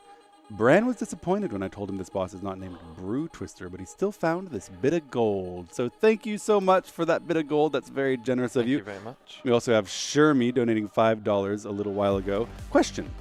Does sometime doing pug runs, Echo see someone doing tons of damage and just go, how is he doing so much damage? Can we copy this guy's build? Yes, as a matter of fact, we use splits as a way to trial potential incoming raiders. So it's a way to get noticed and discovered. Interesting. And just steal all of the strategies from them as well. Exactly. You know? So if you ever join a split, just make sure you try your hardest. True. That's the rule. True. Absolutely. All right, we're going into another pull here. Phase 1, ideally, should be smooth and mistake-free. We are indeed looking for mistake-free gaming because we're looking for Phase 3 pulls so they can practice the difficult part of the fight. Although it is important to continue to optimize damage. This is not a fight where the boss's health resets or only matters under 25%, transitions at 25%, and then that's all that matters. Every bit of damage you do throughout the entire fight does add up and contribute to an eventual kill. And it does. We see the pulls coming in, those grips on the parasites. No one infested as of yet. Jumping off because we missed an egg. Yep. Got a ping up there on the star egg. Thank God it wasn't green eggs. Yes. Green eggs are the worst. Green eggs and wipes. There we are, another wipe. Sometimes it does happen after you have a little bit of a break that people need to get back into that grindy mentality. If I were a more ambitious man, I would go through and count. Because I have a feeling, this could be some kind of psychological bias going on, but I feel like more than half of our failure to break egg wipes are on the first pack of eggs. Yeah, I think I'd agree with that. Well, because... let's think about it from a psychology point of view, right? If you look at it from like a Darwinian approach, perhaps they just don't want to get rid of the evolutionary eggs. Indeed. You could say they can't do it as well. Maybe they're looking for more eggs for their Plato. Maybe they want some more Eggos. Maybe they're not invested in the pull until they get past the first eggs, and then say, "Oh, this is a serious now it's a serious pull. pull." Now I'll try on the subsequent eggs. Or if they follow Nietzsche, the boss is dead anyway. As are we all. So, yeah, exactly, right? So it's like, well, why does it even matter? It's all, everyone's dead. I mean, it's meaningless. Nietzsche this, Nietzsche that. Chat says that they can kill this boss tomorrow if they wanted to. Yeah. Yeah. That is exactly what chat is saying right now. Like, hey, guys, it's fine. It's fine. Yeah, Liquid have finished the boss, but that doesn't matter, you know? Have you seen the worm with the laser beam in chat? No. It's my favorite chat thing at the moment. It's just a worm with a laser beam thing. I think you could kill me. It's two emotes. It's a worm, and there's a laser beam coming out of the worm. Okay. I'm sure we can get up on stream. I would love to see it. During a pull or something. Yeah. Definitely not this one. Wait, actually, maybe during this one, because this one definitely isn't the kill. I think that's the important thing for us to know. So this is a rookie error that I've seen other casters do. This is never going to happen. This is the reverse curse doesn't work. It's just a straight up curse. I've done this in League games before. It doesn't work. If they say it's a guaranteed kill, they wipe. If you say it's a guaranteed wipe, they wipe. Okay. You can't mind games the caster curse. It doesn't work. Okay. Yeah, it's like some sort of ethereal being that decides. Oh, there's the worm laser. See, there you are, little worm laser. Haha, can't kill me. Haha. I don't really get it. Well, Brood Twister is the worm. Okay. And the lasers are indicative of immense power. Are the lasers aimed at him or emanating from him? At Echo. The laser is aimed at Echo. It's like, haha, you can't kill me. I will laser beam you. I don't think we have a worm and then a spider, a parasite, and another worm emote, you know? Yeah. Unless it's the poison bolt coming out from the little worms that isn't actually Brood Twister. Okay. I don't think I won't not continue this conversation. Okay. That's fine. There's so many negatives in that. I thought it was the pull count. Good. But Echo's so far. Right. Echo's chilling. Heading into the second egg break of phase 1. We're from now on only going to cast after the first eggs. We don't bother casting the first eggs. Oh, sure. Right, because that's like a 50% failure rate. Either they do it right or they don't. Once they get past that, then it's a real pull and we'll start casting. So, second egg break of the fight. That means they have a much higher success rate, as indeed they do successfully get all the eggs broken, all of the parasites pulled under the boss to get cleaved down by their massive amount of meat grinder, whirlwinding DPS, Death Knights, and warriors. 2 worms, 1 goes down, boss gets dragged onto the final one, and it's going to get cleaved down. Frago getting a kick there. We are trying to pre-immune these webs through some pre-applications of freedoms and some pre-AMSs to try to RNG our way into fewer total web debuffs, a la the Argus fight. A little bit of a tech going on there in the background as we head into eggs number 3. Yep, eggs number 3 should be relatively clean as well. Coming up in 4 seconds' time. Alongside that, we'll have some swirlies and then some webs being used as well. Here come the egg breaks. Make sure that everyone positions properly on them. Everyone there, tons of time. 2 seconds for all of them to make sure they were in just the perfect position, but also not moving after you get into that position so as to not surprise or shock your opposite person trying to clear out those eggs. So crucial to both us and the viewers and Scripe that everyone settles down and stops moving so you can see if anyone's missing anywhere. It's very calming when everyone stops moving and you don't see that last minute scramble to circle. It's quite a lot of damage coming down here as well. Next container in 15 seconds. Yeah, already down below 70%. We see the jump out with the webs there. Jump back in. Make sure all of those are dispelled with no one in range. And we also saw only 3 of them go out. Those pre-immunes preventing the application of the 4th one. So a little bit of RNG, hoping to not get as many of those on difficult overlaps. Boss heading into that next canister, going down to 67. We're looking for 69.9. It's 66.9. When she started ingesting, I think it was 67.0. this is essentially the same. Yeah. Maybe slightly better. I mean, I'm going to say it's slightly worse. 66.9 was our best. That was 67.0. Okay, slightly worse. Yeah, but slightly basically worse. the same. No, 0.1% can matter. You know, Jesse, in these matter. sorts of situations. It doesn't matter. But what does matter is this first set of egg breaks. First set of egg breaks in phase 2. Still having some movement at the end. But we did Yeah, get looks them like all. it, and no one's died as well, which is vital at this phase. We've had that. True. I mean, sure, but we haven't had to use any of our combat Correct. reses, right? It sounds a little bit. No, I did not mean to lie. It's true though. You know, I understand saying no one's died is good, but obviously it's good now. And it's the gonna be reason why it targeted. was a cogent point that I shouldn't have laughed at is that is a juncture where we've had several deaths consistently, and we've Exactly. avoided that battle risk, so it was a good point. Another volatile concoction coming down onto Merez in a couple of seconds' time. You want him to be topped up. He's AMSing to prevent that poison from ticking down lower as it goes off, but we're okay. There we go. Yeah. Now it's applied. Goes down. Merez is okay. Still no deaths so far. X coming up in 2 seconds' time. Second set That was a bit of of a big phase hit. 2. Huge hit, as you say, but the healers Gingy can wiped keep out. up with it. Gingy's down. He's our first to fall. Narco's low as well, but he can be healed up, obviously, by our healing team. Perfecto Voracious down. Wound. Perfecto down as well. No CR. Oh, well, we have one CR still left. So Perfecto is going to be brought back up. Still kicking those worms. This isn't the best view Nice to see means the down. cast times, but nice me. Okay, yeah. Yeah. Well, everyone's just dying and you're running out of cable. You come too far forward with your headset there. Looks like we're going to still keep pulling, even though Nice Memes has fallen. Those mutated spiders, because we are in phase 2, continuing to do a little bit of work. Ryson with like no health bars on anything does make it a little hard to track where everything is going. He also, he's a healer, right? So he's not worried about DPSing any of these ads or kicking any of these ads. So he's looking at his feet to dodge the swirlies, which is great for healer POV, but not as good for caster POV unless we're trying to watch the healing. So with Nice Memes dead, we are going to be missing the Demon Hunter debuff on all of these ads, a significant reduction of our overall magic damage. Everyone's health a little bit low, but the healers are indeed recovering. We did break all of the ads. So this is the last eggs of phase 2 being dealt with right now. Just a few spiders ticking away at Robin's health. He's got 4 stacks right now. Hopefully able to keep him alive as we move into phase 3. 1 DPS down. A couple minutes until our next combat res, so that's not going to be relevant for a little while. The web's going out, getting dispelled.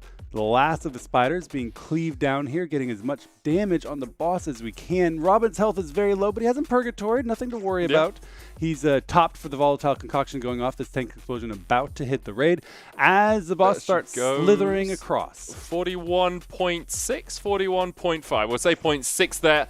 Still not as much damage as you would like going into this final phase. We do have the Lust still available, likely to be after that first set of eggs breaks. Still Nice Memes down. 2 minutes, 40 seconds before we have any combat reses left alive means we'll likely not see Nice Memes for the rest of this fight. Next set of egg breaks. First of phase 3. Everyone's in position with a second to spare. Get the grip onto the parasites, pull them in, make sure that cleave can start working. Now all the worms have that faster cast time, and yep, a cast comes out, that poison bolt ripping through the raid. Yep. 1 cast goes off. This fight is so punishing. There's so many different ways that a single failure can cause an immediate wipe. 4 people wiped out by that poison cast, and it looks like we're not even going to keep trying. We are jumping off. On previous pulls, they did keep pulls like this going so that they could learn what's happening in phase 3 with the subsequent second and third egg breaks, but now we've mapped that out. There's no reason to struggle through and inevitably wipe over the course of the next 2 minutes. We're just going to jump off with 5 people dead. Overall, still a pretty good pull, getting back into that last and most difficult and least practiced phase. It's important to emphasize it is very difficult because every single ad is mutated. We do have some information coming into us from the analyst desk where Alex is giving us some amazing data. I'm here, hello, there we go. Yes, I thought that we could have just a little bit of a look back at our very best pull. Love that. Maybe from a healing perspective at the very, very last part of it. So if we jump over to the review tool that we are using here, I'm going to just scoot along until a little bit later. This is right towards the very end of the phase. The outgoing damage onto the raid is a little bit overbearing, as you're going to see the majority of the group scooting along a tiny bit further, actually. You can see the group going to be taking the gateway back towards us, as for some reason we went to that edge of the room rather than the middle of the room, which is a little bit of a mistake on the side of Echo here. And you can see the halo going out as all the players are about to be charging through, taking the gateway. And then from here on out, the maximum amount of damage that the entire raid is taking from this point onwards, looking at the logs, is purely just from the goo on the ground, but not by much. It's basically the amount of damage that the tank debuff does to the group is equal to the goo on the ground. The Twilight, all of the little swirlies are actually the cause of most of the deaths. Like, They're because impossible to see. there's nowhere left to go Yep. at this point. You know that the swirlies are going to be near players, so kind of like pulsing in and out of the middle might actually be kind of trolling. It might be worth just going for a little walk around the room each time the swirlies are due to come in. That might be something they want to do. If it weren't for the web debuffs, you could almost stack bait and then move as a group. Yes, you're seeing a lot of pre-immunes coming in for these web debuffs as well. People doing whatever they can, either using freedoms or using AMS beforehand or cloaks beforehand for these very, very important ones. But you can see as soon as the boss enrages at that 10-minute mark, you are full gone. But yes, a lot of healing needed. At no point are you really getting anyone topped either. It's pretty scary, but hey, that's what they got. So do you actually think it's bad to pull the boss to the side and then gate back? Because to me, that feels like you're drawing more swirlies away from the main group and then coming back, and you get a bit of time on Brood Twister as well while she runs towards you. Do you think that's a bad strategy, Alex, or do you think it's just something that Echo are trying out? I think I can't really see the benefit, if I'm honest. The time that you're traveling through the area is like 1 GCD. I guess that's like not really losing or gaining much at all, but the fact that the range don't have to move that often, they could already be towards the back of the triangle. Like, I've actually got a pretty good point of view right here if you want to head back to the review tool. I'll quickly do a little draw. So the raid is going to be coming in, the melee all the way over there. They're going to be coming in from into this direction. The range players could just all be over here if you wanted to, and it'll be the exact same thing. Less running around, making sure people are in healing range. This Halo just clipping, but you can see Gingy as an example out of range at the moment. And I'm sure some of the melee are only just within the range. So I think it felt like a little bit of a panic, a little bit of a miscommunication rather than anything else. Maybe there is something to it, but as a vibe, you should have the majority of the raid alive all the way until the boss just one-taps you because of the enrage. You should be able to survive with the whole room covered in goo with loads of swirlies. That's not a failure state. It's like a soft enrage, but you should be able to get through it and hopefully see the hard enrage. Okay. Yeah. I think it'll be interesting to keep an eye on that because this was the very first time that they got to that point, the first time we saw the goo encroaching on the entire area. It's very possible that they simply headed the wrong way out of mistake. If it is a strategic thing, we'll see it again. So we'll keep an eye on that. As the raid is going through a ready check. Kush not in range. Where's Kush? He's napping. Is he actually asleep? Can we zoom in on that? I believe that Kush is asleep. Oh, man. No. There's no way. He just AFK'd a ready check. Oh, Kush. It's long hours, right? Like, you're getting up at 6 a.m., 6:30, you're raiding from 7 till 9 p.m. Like, it is long hours. Well, and Nice Moon's trying to wake him up. Perfecto also turning to him, bro, wake up.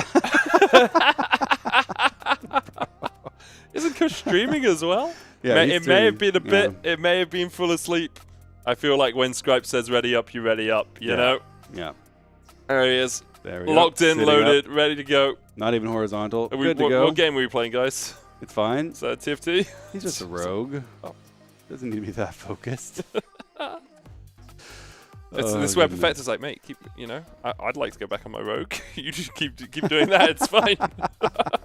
I mean, Perfecto's going to be in DK prison at least until this boss dies. Now, on the next boss, I could see him coming back in on a rogue because that's going to be pure single target. I think we might see a significant comp change going into that boss. But first, this one has to die. We're also seeing Method crawling ahead with a 28% new best. They are also making significant progress on the boss, which may be a little bit of fire underneath the Echo Raiders. Want to keep pushing forward and maintaining that lead over any competitor EU guild, certainly while they try to catch up with Liquid in the top spot. Marks going out is a good sign that we are moving toward an imminent pull. We're looking for phase 3 wipes. We need to come up with something to talk about that isn't the pull until they're done with the first decks. Okay. Yeah. Why don't we talk that about works. this And transmog? this goes transmog. He's a mechanome. I love the life ring, the little reptilian life ring around its waist. I think we could flotation device. Yeah. It took me a while to figure out what that was, never having really seen those. You've never seen a life ring? I don't know how to swim. But you've watched television. Occasionally. Yeah, they have them often. Is there a show that comes to mind as featuring a life ring? Baywatch? I haven't seen that. No, nor have I. It's just the show that comes to mind. I thought those were adults. Isn't that like a child-saving device? I mean, you can have these inflatable ones, but you can also have the big plastic ones, the orange ones, right? That you throw out to people to save their lives. Yeah. Yeah. Those are... okay. Yeah. That's Yeah, like this is more an inflatable ring, I guess. Yeah, the dual-wielding shovels I don't really care about, I'm going to be honest. Feels like it's just on his way to his day job. This is more of a mecha no than a mecha gnome. I don't like this at all. Nice. Thank you. Hecka no. Hecka no. Mecha gnome. Yeah, I like that. All right, production. By our powers combined, we can find one done pun. with us. Yep, can't blame him. Bring it back. Bring it back to the raid.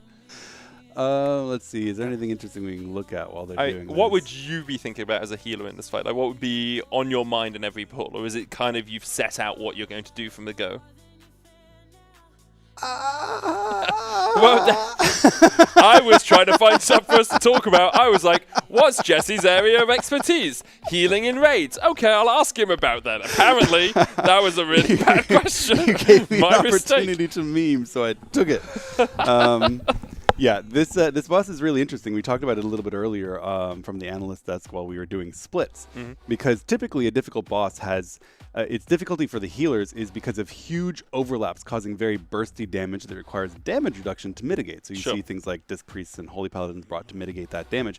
And then you plan your big healing cooldowns around those big spikes in damage. But interestingly, this boss doesn't really have any spiky damage. It's largely a flat line of incoming damage. The thing that makes it dangerous is this interesting healing absorb mechanic. That's the spikiness, and that can't be mitigated at all. Massively increasing the value of raw HPS as compared to damage reduction, which has been in previous expansions and raids considered kind of the king of healer kit. That's not the case on this boss. It's extraordinarily interesting, and it results in this 3-heal raw HPS machine where you have Holy Priest instead of Disc and Preservation Evokers instead of things like Holy Paladins, which, but before this would be kind of inconceivable to not be using a Holy Paladin or at least Discipline Priest. So very, very interesting healing profile that requires the utmost in pure throughput. Luckily, Preservation Evokers are a little bit broken, so it does work out. They're able to provide enormous bursts of healing on an extraordinarily short cooldown through the use of those engulfs. But luckily, I can finish podcasting about healer stuff we talked about earlier. We can show that clip if people are actually interested, because we are now on the second set of eggs and have successfully broken all of those eggs. We're mowing through the ads, heading into the final portion of Phase 1. Yeah, we have the 2 spiders already killed off the first worm and those parasites. The second worm now being cleaved down as we see Amira's tanking very well, pulling Ovinex on towards that worm. We'll move over to the third set of eggs, but we still have a little bit of time before we even get there. Not even showing up on Perfecto's overlays. Now it comes up 10 seconds before the eggs are about to be broken. Yep, lots of time. This is exactly what you want to see, and we want to see this replicated in Phase 2 and in Phase 3.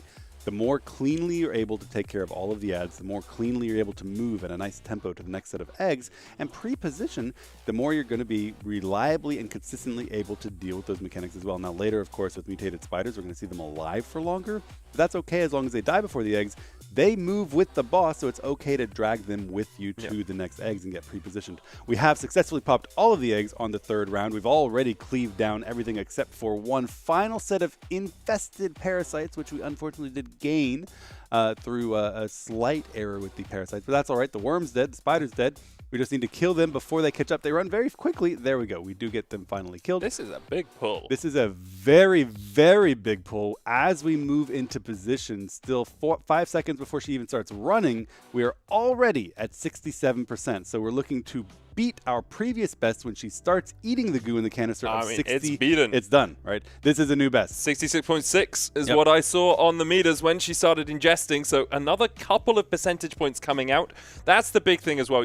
When you look for, obviously, the best pull we've seen from Echo, 9.52%. When you look for 9.52%, it's not something you're going to find in Phase 3. It's something you have to find in little bits across the entirety of the fight. And here, the best we had was 66.9. Now we're down to 66. Was it 6 this time? 66.6 this time. If you can get another 0.2, 0.3 off later on and consistently put what we would call in speedrunning gold splits together, that's where you get to the point where you're actually getting that extra 9%. It doesn't just apparate out of thin air. Excellently said and completely true. In fact, I would argue that it's better to apparate that damage in phase 1 and phase 2, where you're dealing with fewer adds, than to try to glean it in phase 3, which is the most difficult and least practiced of all the phases. So the earlier, the better. Good to see those gains being made. We're going to look for similar gains going into phase 3. We're headed for the second set of eggs in phase 2. Need to continue consistently breaking them, but we see some excellent pre-positioning occurring here. Gingy, of course, shimmering in to get his ad. Everyone's settled into place. Yeah, it looks like all eggs cleanly broken. We had tons of time because the tempo is on point. Exactly what we need. We get kicks on this far worm from the range, Soul and Gingy alternating, while the melee take care of the close worms. And we have many spiders. This was a double spider pack pounding on, it looks like, Mir is tanking the spiders. Oh, Mir's is low. Oh, no, Mir is taking the boss, and Robin is taking the spiders. Pardon me. The boss is at 50%, heading to the third eggs of this mutated spider section. So the last big group of mutated spiders are going to have to deal with after this. There will only be 2 at a time in the final section. Egg breaks coming out in 6 seconds. You can see the swirls coming down for the next couple. These overlaps are where it becomes really tricky to deal with something. Massive heal absorb as well that Ryzen's going to try and heal his way through. Has the experimental doses on him. He'll team up here to crack through this spider egg. From what we can see, these eggs were cracked well, but we can't really see it because we're looking at Ryzen's point of view, so we can only see his feet. It's good. We haven't wiped the raid, so we're going to assume that all of those eggs were cracked well. 44% on the boss right now, getting rid of those spiders already. All the parasites gone. I don't see any worms anywhere for us to deal with, so this is all gravy right now for Echo. Lots of time as well before that next container. Still about 20 seconds. This is, in fact, the best position we've ever been in going into phase 3. We have both of our combat reses. We have the boss at the lowest health we've ever had going into phase 3, and the last of these spiders are finally being ticked down. We do get a purgatory on Mirrors. That is his cheat death going off, but he'll be able to recover through it, and that's what the cooldown is for as we settle in. The boss slithering into phase 3, heading into these canisters. Sub 40. Sub 40%, 39.7 as we begin ingesting the black blood. Now we have to deal with the incoming heal absorbs that will be going out on the entire wave, but this is looking very, very good. We are finally in the last section where every single ad will be spawning fully mutated, and we're dealing with 8 total large mutated worms, which will be casting at an increased speed and dealing with 3 at a time here. Man. Oh my goodness. They get him because Dash is out away. We lose so Narco. close. Dash is out away for 1 GCD. Dash is back. We still get the eggs off. Narco comes back up with the battle res. Now we'll see the swirlies coming down. 2 seconds left on those. Ovinax down to 32%. Interrupt the worms. Look at that pre-positioning on Frago. He knew which worm he was going to need to kick, and he got close to it to make sure it happened. We're dragging the boss over to the last worm in order to cleave it down, and we're in a very good tempo right now as we head over to the second set of eggs with plenty of time to Still spare. 10 seconds. Repositioning to get these eggs broken cleanly. We have 1 battle res remaining and another coming in 3 minutes as we get these new egg break debuffs coming out. Everyone's pre-positioned, pre-popping immunities for these roots. Now, can we get these eggs broken? Looking at the far ones, they look good. A little bit of movement there at the end. We missed the cluster! We missed the cluster. I didn't see who it was, but whoever's on orange moving a little bit too much. They'll keep the pull going. 23% on the boss, but when that black ichor gets towards that cluster, it's going to be very difficult for them to survive through that damage. And you can see already parts of the raid falling. We managed to get a combat res back up. That's our last combat res on Wall Live. Heading into our final egg breaks, we're going to practice this pull. That egg is sufficiently far away that we're going to be able to practice this last egg cluster before it pops from the Ichor. We have marks going out. Blue's kind of far. A little bit of pre-positioning from the range who are more likely to get that blue marker. Here come the debuffs. Everyone needs to move out. Fell going the wrong way. There we go. Gingy matching him out there, going out with the goo, and again altering back. We have Frago at a very low health, but he gets picked up. The entire raid alive. Now you can see in the top left, the eggs are about to get touched, and this is an impending wipe. But what did happen there that is important is they did practice and clear that last set of eggs in phase 3. And the really good thing is it was very clean. Like the positioning on the eggs was really good, apart from that one cluster. And everyone else positioned well. That's exactly right? They pre-positioned, they were there in plenty of time, the tempo was good, it was just this micro movements at the end. Yeah, it was just a bit of a weird one, because it seemed like we were in an okay position, and then a move away, maybe they were on the wrong egg to start with. I couldn't quite see with the just how much is going on at the screen at that point. But maybe we'll get a replay of it to see exactly what happened. All right, a replay of from Kush. Kush's POV coming up. Is this the one where he dashes out for one GCD and then dashes back? Oh, it's so greedy, man. If I can see it's greedy, you know it's greedy. Have a look at this. So he positions well on the egg. It's like, okay, we're Venn diagramming. Excellent. He's like, I have time. Oh, yeah, one GCD. And quicker that just jumps back. Obviously, he does have time, and it looks... This is slow motion, so it looks a lot better than it was. But you didn't need to go for that GCD there, Kush. I agree. You could have just stayed still, lost the single auto attack, and then... Oh, man. Like, oh... Plenty of time. And that's a man who was asleep 30 seconds ago. The thing is we've seen that exact kind of movement wipe them several times. Yeah. You can't play games with the strict discipline necessary to get the hitboxes of those eggs hit, because if you do, we've seen Canix flirting with those borders before and missing, right? And just on this last pull, we had a really good pull where everyone was already in position, everything was going fine, but then we have those micro movements that just end up costing you the pull, and you just can't be that greedy. We want as much damage as possible, but in planned, deliberative ways, not, oh, YOLO, I'll go for another global now, I think I have time.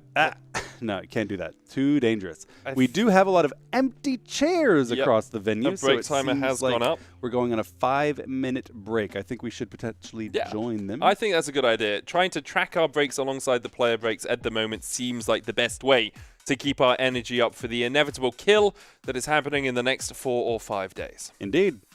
See you guys soon.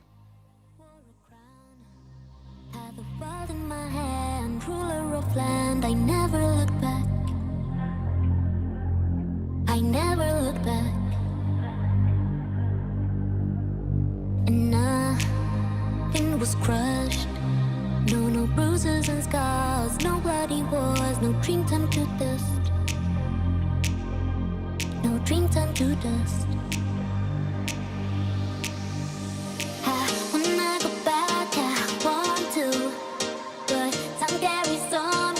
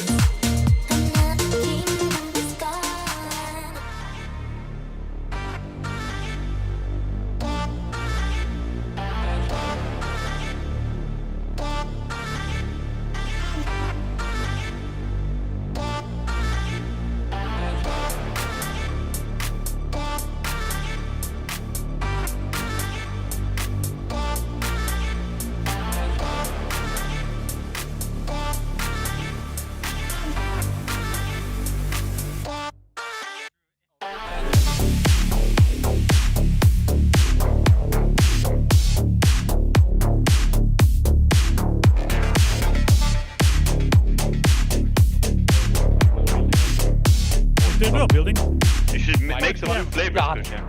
I am so fucking erect. I'm hyped, I mean. What? Fucking go, guys. Get erect and erect.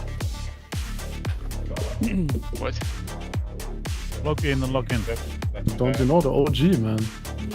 You're old as well. You remember him? I'm so back now. I'm 23. You're way too old. He's 23 years. 23 backwards. I'm literally 23. If you're 30 years old, life is over. Come. Just old. Okay.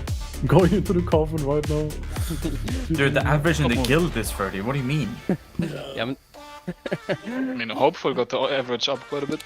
He did actually. Some people will think it's the Old characters we have, but it's actually our average age. Oh, there's everything in mini. We're getting IRL griefed. Right, check. There's a PI gang. Maybe. Ryzen's gonna keep talking about PI, yeah?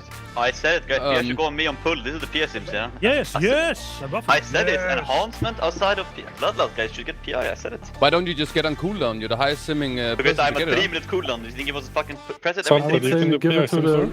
They already assigned PI, it's fine, yeah. Which is mini. I'm not doing PI sims on top of everything I'm doing, yeah. Guys, the PI is assigned is over. Yeah, the PI is sorted. Can I get a rest, please? I mean, as soon as we're done with this boss, I can do all the PI. Where's mini fast? What do you mean? Boomkin looks OP. You're staying, bud. I mean, Nexus Princess is not rocket science. No timings. It's just But blast. I'm also saying, you're not wiping due to damage because of a PI, yeah. Just fucking let it be what it is, yeah. I saw Canning walk into an AoE pull and do 10 million DPS and then plus 3. Who's in the pool right now? Okay, ready checking. And we need a flask on Revis, Frago, Sol. Yeah. How does Satsi have no buff food? Wait, I was waiting for gold win max. Is this correct? You don't have buff food, Satsi? Yeah, somehow I don't. Oh, okay. I'm putting down. Kicked it off. Wait, over there, you fucker. What the fuck? He's all the way over here. Why is this up? Alright, everyone refeast so we are synchronized. Like synchronized swimming. I can say one thing, guys. In 30 minutes, I think it's lunch dinner break. I think. Okay, I don't know. Lunch dinner. And lunch dinner. But before, we need to kill before because otherwise food thingy procs and it's over. Hello and welcome back to the Race to World First here in Nerub-ar Palace. We are closing in on potential kill territory. Lots of progression left to go. The boss gets very, very difficult in that last 10%, but we have had several good Phase 3 pulls and one going all the way to Enrage at 10%. Unfortunately, had a couple of pulls where Kush seemed like he was on the verge of falling asleep. We saw him pounding 2 Red Bulls simultaneously in order to try to remain awake and acquire this kill. Oh, I love it. You just get so much insight into the players, right? It's something we don't get in League of Legends. They go backstage, they down however many Red Bulls they need, but Kush, obviously having long days of the last while, needs that little bit of extra energy to really kick him into gear and perhaps to kick Echo into gear. We have seen a sub 10% pull. We've seen a couple that have improved the progress between Phase 1, Phase 2, regularly getting into Phase 3 now as well, which is a very good sign, and often without losing anyone early doors. The question is, will we get through the first eggs? Because that is kind of the test as to whether Echo are locked in or not. Often after a break, we don't. Here, it looks like everyone is aligned that this is a pull that matters. The grips come onto the parasites and we'll see those cleave down. Nope, we're jumping off because we missed one. Did we miss one? Cluster on circle. Oh, we did. Okay, Cluster never on mind. circle. Ignore me. We missed an egg. Cluster on circle, first set of eggs. This is the classic story. Come back from a break, miss an egg.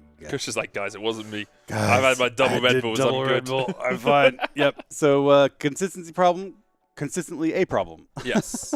I will say double Red Bull isn't usually the way that I start that sentence. It's usually double something else in Red Bull when I'm talking about those. But if you want to have 2 Red Bulls at once, we're not going to stop you, Kush. Correct. Get yourself, get the energy up. We see flasks across the board. We also see a couple of Vantus runes. I noticed them earlier. Canucks and Perfecto have got those Vantus runes up. The other rune next to the Vantus rune, what is that? That is the Augment rune. Ah, the Augment rune. The Augment rune is acquired most commonly by people doing Q-based activities, either LFR or Heroics, where their role is in demand. They get a satchel of cooperation with some gold and potentially some Augment runes, which increase your main stat. And you can put it on the auction house to sell for gold to the top end raiders. Oh, that's the one you can get from work orders now as well, right? I have no idea. I'm pretty sure you can. Could be. But yeah, there are 3, in fact, raiders who are Vantus runed on this boss, which is very, very curious. I'm not sure if that was what the plan was with that, but we noticed that a couple of days ago, or yesterday I should say, 3 Raiders are Vantis on this boss. Typically you'll Vantis someone who you really strongly don't believe will be in on the last boss of progression. And you saw that, for example, in previous tiers when the boss went into week 2 and you start saying, okay, we can very clearly Vantis on a difficult boss that isn't the last boss because it's not going to die this week. But you want to be careful because sometimes you're in a situation where you don't think you could kill the last boss, but you can, and then you've sent your Vantis runes. Famously, Limit, for example, on the Uldir tier, Vantis runed Fetid Devourer, and we're unable to Vantis rune Gahoon, and we're conceivably within kill distance of killing Gahoon on that first reset. So something to be careful of. It's a very powerful buff that you don't want to waste. This time, we did successfully podcast all of the way through the first egg breaks, which means that the Raiders successfully got all of the first egg breaks. Well done. Boss being pulled over to that final worm to get cleaved down. Yeah, Kush was infested, so we'll kill off those parasites as they come back up. Should be an easy enough job to make sure that we don't get any more infests going down. Second eggs coming up in about 8 seconds time. Alongside those, the sticky webs and the swirlies, something we have to be aware of. With those webs, you jump out, you get dispelled when there's no one near you, because otherwise you root the people. I think it's a bit of AoE damage as well. Significant amounts of damage as well. Yeah, just a little bit, you know, just a smidge. Well, when you got a healing absorb, a smidge hurts badly. Very we true. Successfully break all of the eggs in round 2. Need to make sure we're getting kicks on the 2 worms while we meat grinder down the parasites, which are the empowered mutated mob of this zone. We have 8 total parasite clusters to get through, which is an enormous number of parasites. Canex popping that roar to help people get out with the web, Walleye coming out late, charging back in after the heroic leap. All webs dealt with as we head into the 3rd round of eggs. We've been emphasizing for you in the chat how important tempo is. This is the tempo we want to see replicated throughout both Phase 2 and Phase 3. Moving into position several seconds before the debuffs come out so they can pre-position, look at the lay of the land, identify where they're going with which mark, and minimize the chance that they screw these marks up. So we see the people going into position. We still need a couple on circle. Ooh, okay, it's fine. We got there in time. We got there in late, time. But it happened. It's fine. Everyone alive. Adds gripped in. Chaos Nova goes out with an oppressive order to increase its duration. Capstun comes following. They can't get any casts off. No infests here. I lied. There are 2. Both Perfecto and Walleye did pick up an infest. There was a gap in the CC, so we're going to have 4 extra parasites we need to control. There's a leg sweep to start. A shockwave following it off. Here comes some fixate casts. A second shockwave from our other warrior. A blind, a death grip. We're doing everything we can to prevent them from chasing people down and reinfesting. We do need to get them under control, and they did a really good job of recovering. And also, something you see with how well we were set up, or how well Echo was set up for that 3rd explosion of eggs is, look at the boss damage. Like, Brood Twist is already down to 67.43% right now. It's not the best pull we've ever had at 66.6, but still 66.9, very good from the Raiders. You're just looking for that consistency, getting under 67%, making it much easier the later we get into the fight. Usually, 3-phase boss, you want 33%, 33.3% recurring, obviously, on each phase. The Bloodlust is being saved for Phase 3. We have another set of egg breaks here. Everyone in position nice and early. Doesn't look like we missed any. Good grip onto the parasites to make sure they can't infest anyone, fixate on anyone. Ryson fell a little bit there, but he's able to get himself top back up. And it looks like everyone should be able to stabilize. Down. We do have a battle res for him. You did cast our curse that. We're stabilizing, and then Nice Means goes down. You see the inordinate amount of power you have on this couch. Respect it, sir. Do I need to get back on the floor for that one, or is that not impactful enough yet? It's not a wipe. Not yet. You're fine. We did, however, successfully deal with the ads from the first egg break. All we have left are the spiders, which we have been doing a phenomenal job, Mirrors and Robin, tanking them for a really long time, enabling the raid to get as much single target damage as possible, killing them exclusively through ancillary free cleave, which is exactly what you need in order to maximize damage on the boss. We go into round 2 of the eggs. Still a little bit of wiggling happening a little bit late on this. Don't love that, but they do successfully break every single egg. The spiders come out, the parasites get gripped, 2 worms needing kicked. That's taken care of by Kush there in melee. The next one is on Nice Memes. He gets his kick as well. The parasites are down. The worm is down. We're going to drag the boss over to that last worm and cleave it down with the spiders. As a reminder, in Phase 2, it is the spiders that have become mutated, so they're now putting heal absorbs on whenever they get their necrotic bite off. The worms yet to be mutated, but as we get through the third phase of eggs. Hopefully, we will move over to that final canister. Still a while to go for that. Of course, we have to get through these swirlies. The egg break happening in about 4 seconds time as well. There's a web overlap on it as well, so have to be very careful to make sure you are positioning well on this. Kush no longer having any eggs to break, can just put as much damage into the behind of Brood Twister of an axe as possible. As you say, all the eggs broken. That spider's going to scuttle its way in to the midst of the pack. Well taunted by Merez and by Robin. Only spiders left. Plenty of time here. A combat res back up, Bloodlust available for as we move into P3, usually used on the first set of eggs when we come out of P3. Absolutely correct. This is looking very good. We're down 1 battle res, but 1 retained as we head into an excellent Phase 3 pull. We're looking for the boss to start heading for the next container in about 10 seconds. So we're going to finish cleaving these spiders down. Robin hasn't purgatoried, so even though his health is low, it's just fine. He does get the tank debuff. That's going to explode as the boss moves, so his health needs to be maximum in order to make sure the raid doesn't take too much damage. As they head into the final ingestion of blood from this container, the raid is going to be taking a huge amount of healing absorbs, but the healers have this locked down. We're going to be looking to pop Bloodlust in about 10 seconds when they get these egg break debuffs. And now we're going to be having at least 3 packs of worms to deal with in every single wave except for 1.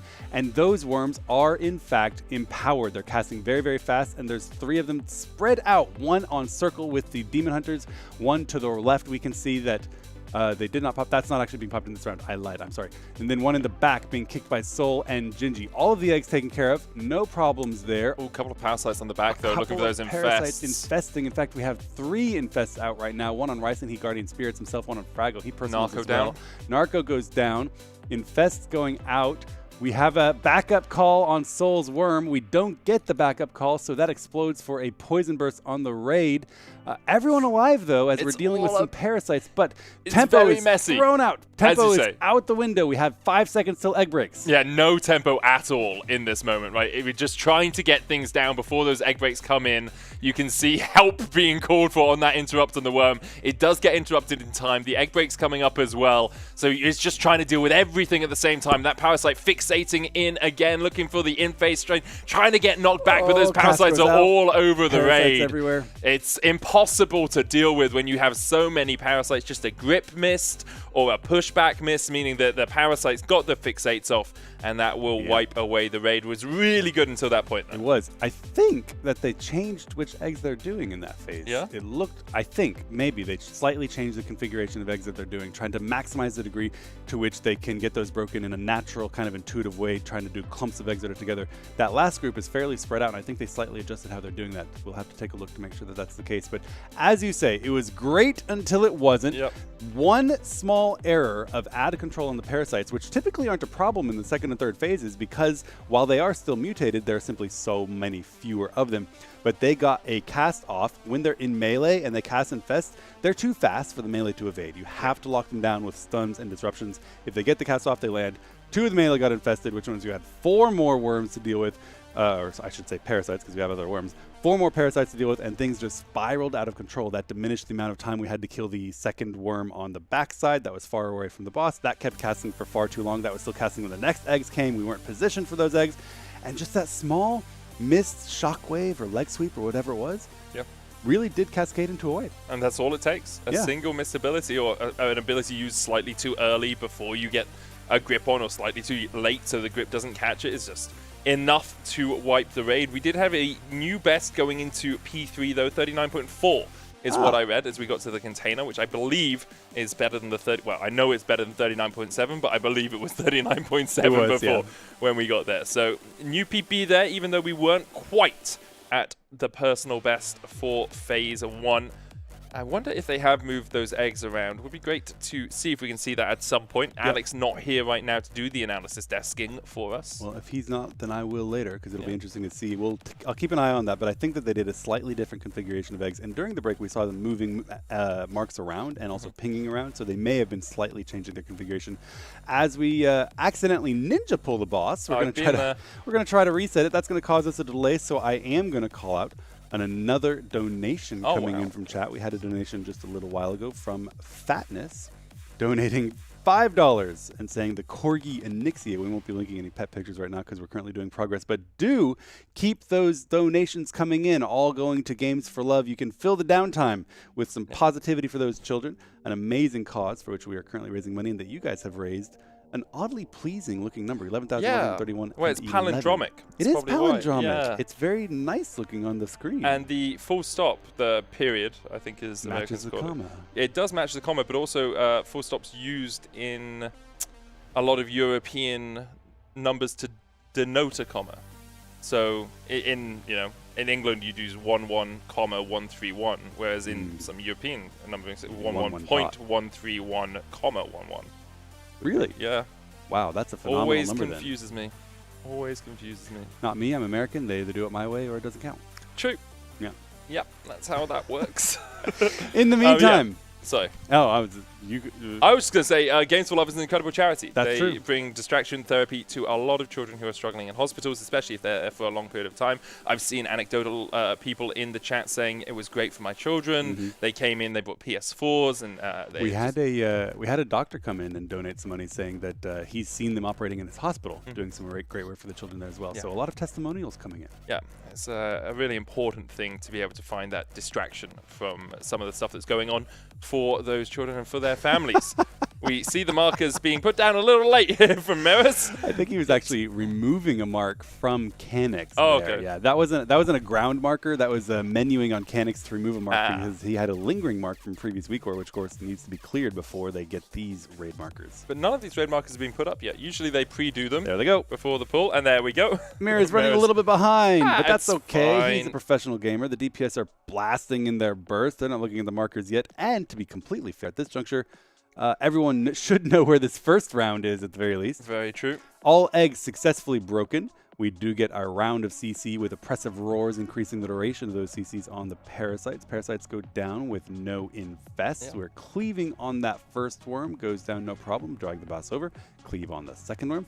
Phase 1 should be going according to the book. It did last pull.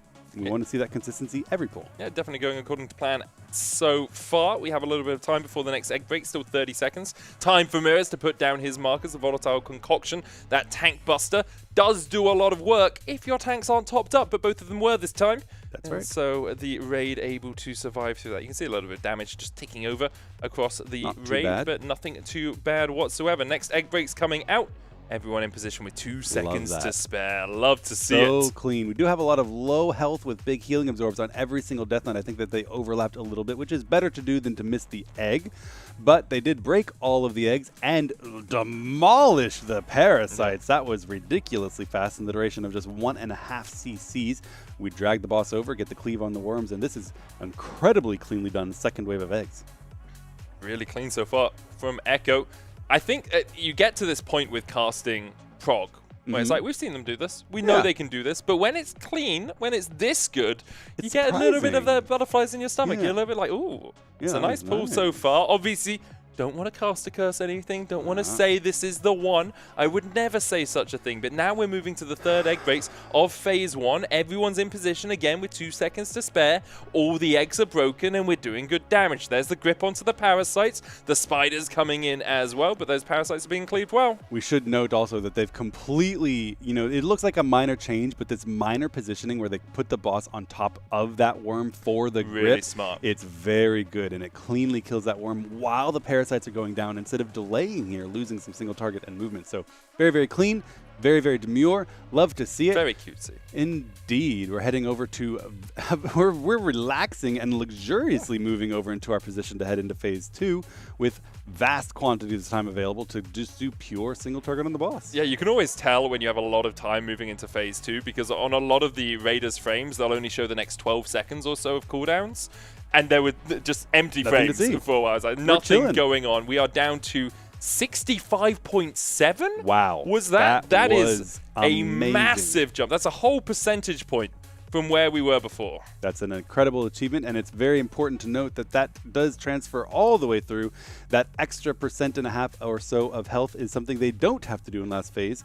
which is what they want because that's going to be the scariest and most difficult phase, making that fight much easier. We are all settled in. No one last minute moving. All of the ads popped. We do lose swag. Health bar is a little bit low. I think he got clipped, but that's all right. We have a battle res available as soon as the globals are free for him. He's coming back up. We are getting the kicks on the worms. The parasites are killed. No infest. So even though we lost someone, it's okay. We're in good shape. We're dragging the boss over to that second worm and cleaving it down with these now mutated spiders cleaving away on our tanks. The big spiders just sitting in the middle there. No parasites, no infests as far as I can see. We'll move over to the next egg breaks in about 8 seconds time. The webs and the swirlies have to be dodged out. You need to dispel those webs as well. You can see Swag jumping out, coming back in, surviving. About half HP right now. Next set of egg breaks coming out. Make sure these are clean. And oh, that overlap on the diamond. Be careful. That was close, but good movement in the end to make sure you got round to the side and cleaned that one out. Now, a couple of worms that we have to interrupt here. But again, it's cleave damage. Everything's close enough to Brew Twister of an X. Exploded.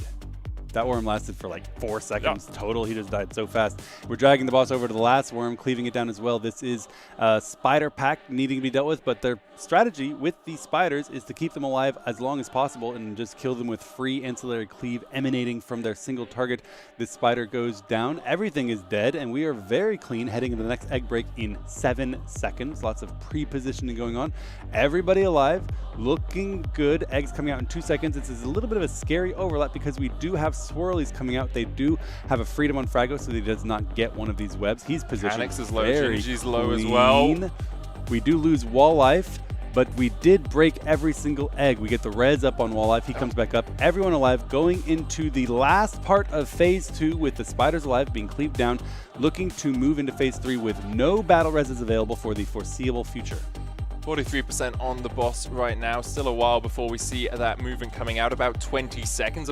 The Echo Best here, 39.4% is what I have tracked. Get those dispels down onto the webs. You have a brief moment of respite, a moment to breathe, even though there's still a lot going on here for these raiders. This is a moment to relax and set yourself up for that next phase. Remember what cooldowns you're using at what points. 40.3, 2, 1. 39.8 is where we were, so not quite a PB, but still a good position. This time we had 2 deaths coming into this phase, whereas previously we'd had none. So we are a little bit on the back foot here with no battle reses available. We're now dealing with the healing. Ryzen blasting HPS to deal with all of the massive healing absorbs coming out, overlapping with the egg breaking. Now Ryzen needs to heal and egg break at the same time. Luckily gets in position very, very quickly. He was positioned next to the blue mark. Everyone is still alive. A GS on Ryzen. And we have everyone alive as they get all of the eggs popped. The ads grouped up. We're now dealing with empowered worms that require kicks every couple of seconds because they're casting significantly faster. The boss has been pulled onto that far worm, which Ryzen is not looking at. It goes down, and we're moving the boss finally over to the last long distance worm that the ranged we're dealing with. Looking very good with the next eggs in about... Good job. Classic battles. Classic battles. We're looking very good as we head into the next egg breaks in just 8 more seconds with all ads dead. We can get a nice, clean, pre-position setup. This is exactly what we're looking for. 26.1% on the boss. Get to position for these eggs. Make it clean. Gingy's still pumping out the damage movement there in time, it seems. One of the green markers was dodging around, but I still think we managed to get those eggs. There's the grip on the parasite. Start those interrupts on the worms as well. Slow. We dig. Swag goes down. Those spiders spawning so far away that they need to be quickly taunted, or they walk into the meat grinder and someone gets aggro and gets one-tapped, which is, I believe, what happened to Swag. No battle res available for him for the next 80 seconds. We have some low health on Gingy and Kush. He pops faint to stay alive. Worm kicks going out. Gingy getting his kick here. Good. We still have a couple of spiders alive, but we expect those to remain alive. The priority is on those worms. We have the next set of egg breaks in 7 seconds. These spiders would ideally be dead by then. About 50 million health remaining on the larger of them. It's going to be very, very close. Need to pre-position. Some people are going to have to go far toward blue. Canex pre-positioning. Love to see that. Gingy moving out, getting in position. Everyone seems to be pretty settled. And all the eggs are broken. The eggs broken. 1 DPS down as we deal with the last set of ads of this fight. It's all just damage and healing from here. You can see everyone getting topped up as quickly as possible. Thana still at about half HP. Mini low as well. 15% on the boss. Get the interrupts on these worms. The range dealing with the worms down towards the bottom side. You can see Revers interrupting that voracious worm up towards the top. There are 2 on the boss right now. Now they've been pulled away, and it seems like it is a strategy to bring Brood Twister down here. 13.5% on Brood Twister right now. Shimmer's out. Dashes back as well with the altar time. They'll put the gate down in a second. And the last voracious worm needs to be dealt with. Down to 45% HP. They are dealing with the last worm by stacking the boss on top of it in order to cleave it down. The gateway goes down so that as soon as that worm is gone, they can all get out of dodge. This is a scary place. Gingy blocking before it because he was right on top of a puddle. Excellent play there. Now, the entire raid is grouped into the ever-diminishing area that is safety. Walllife dead and Swag dead as well. It's huge, from though. Now on, we still have space, 8%. We have some space from now on. We need to dodge the swirlies, which are increasingly difficult to see. All routes will be taken out into the puddle. Boss at 7%. This is a new best with most of the raid lives. Zatsi unfortunately goes down. We do have a battle res on Walllife as Zatsi goes down. We're 2 healing now. Dodge the swirlies. They are impossible to see. Keep we lose the tanks Banner. topped up. Robin falling low. Going to have that volatile concoction coming out in 2 seconds. It's going to hit everyone. That's going to one-shot the raid. Robin is too low. The raid Boss gets at 1 shot. 5%, 4.4.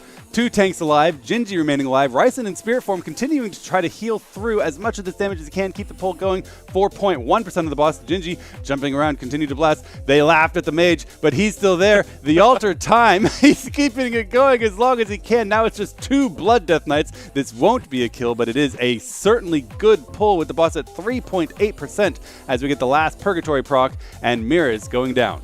Huge pull from Echo. What absolutely massive. And you can see 1 or 2 changes, 1 or 2 minor changes to how they're pulling that, and that boss is dead. If they just got Robin topped up in time, obviously, healers doing everything they can in that moment, but if the volatile concoction doesn't hit for as hard as it does, if 2 or 3, even 4 people stay alive through that tank buster, that is a kill for Echo. We had a couple of things go wrong there. Swag died relatively early after we'd already sent 2 combat reses. Him being alive would have made a huge difference for the duration he was down.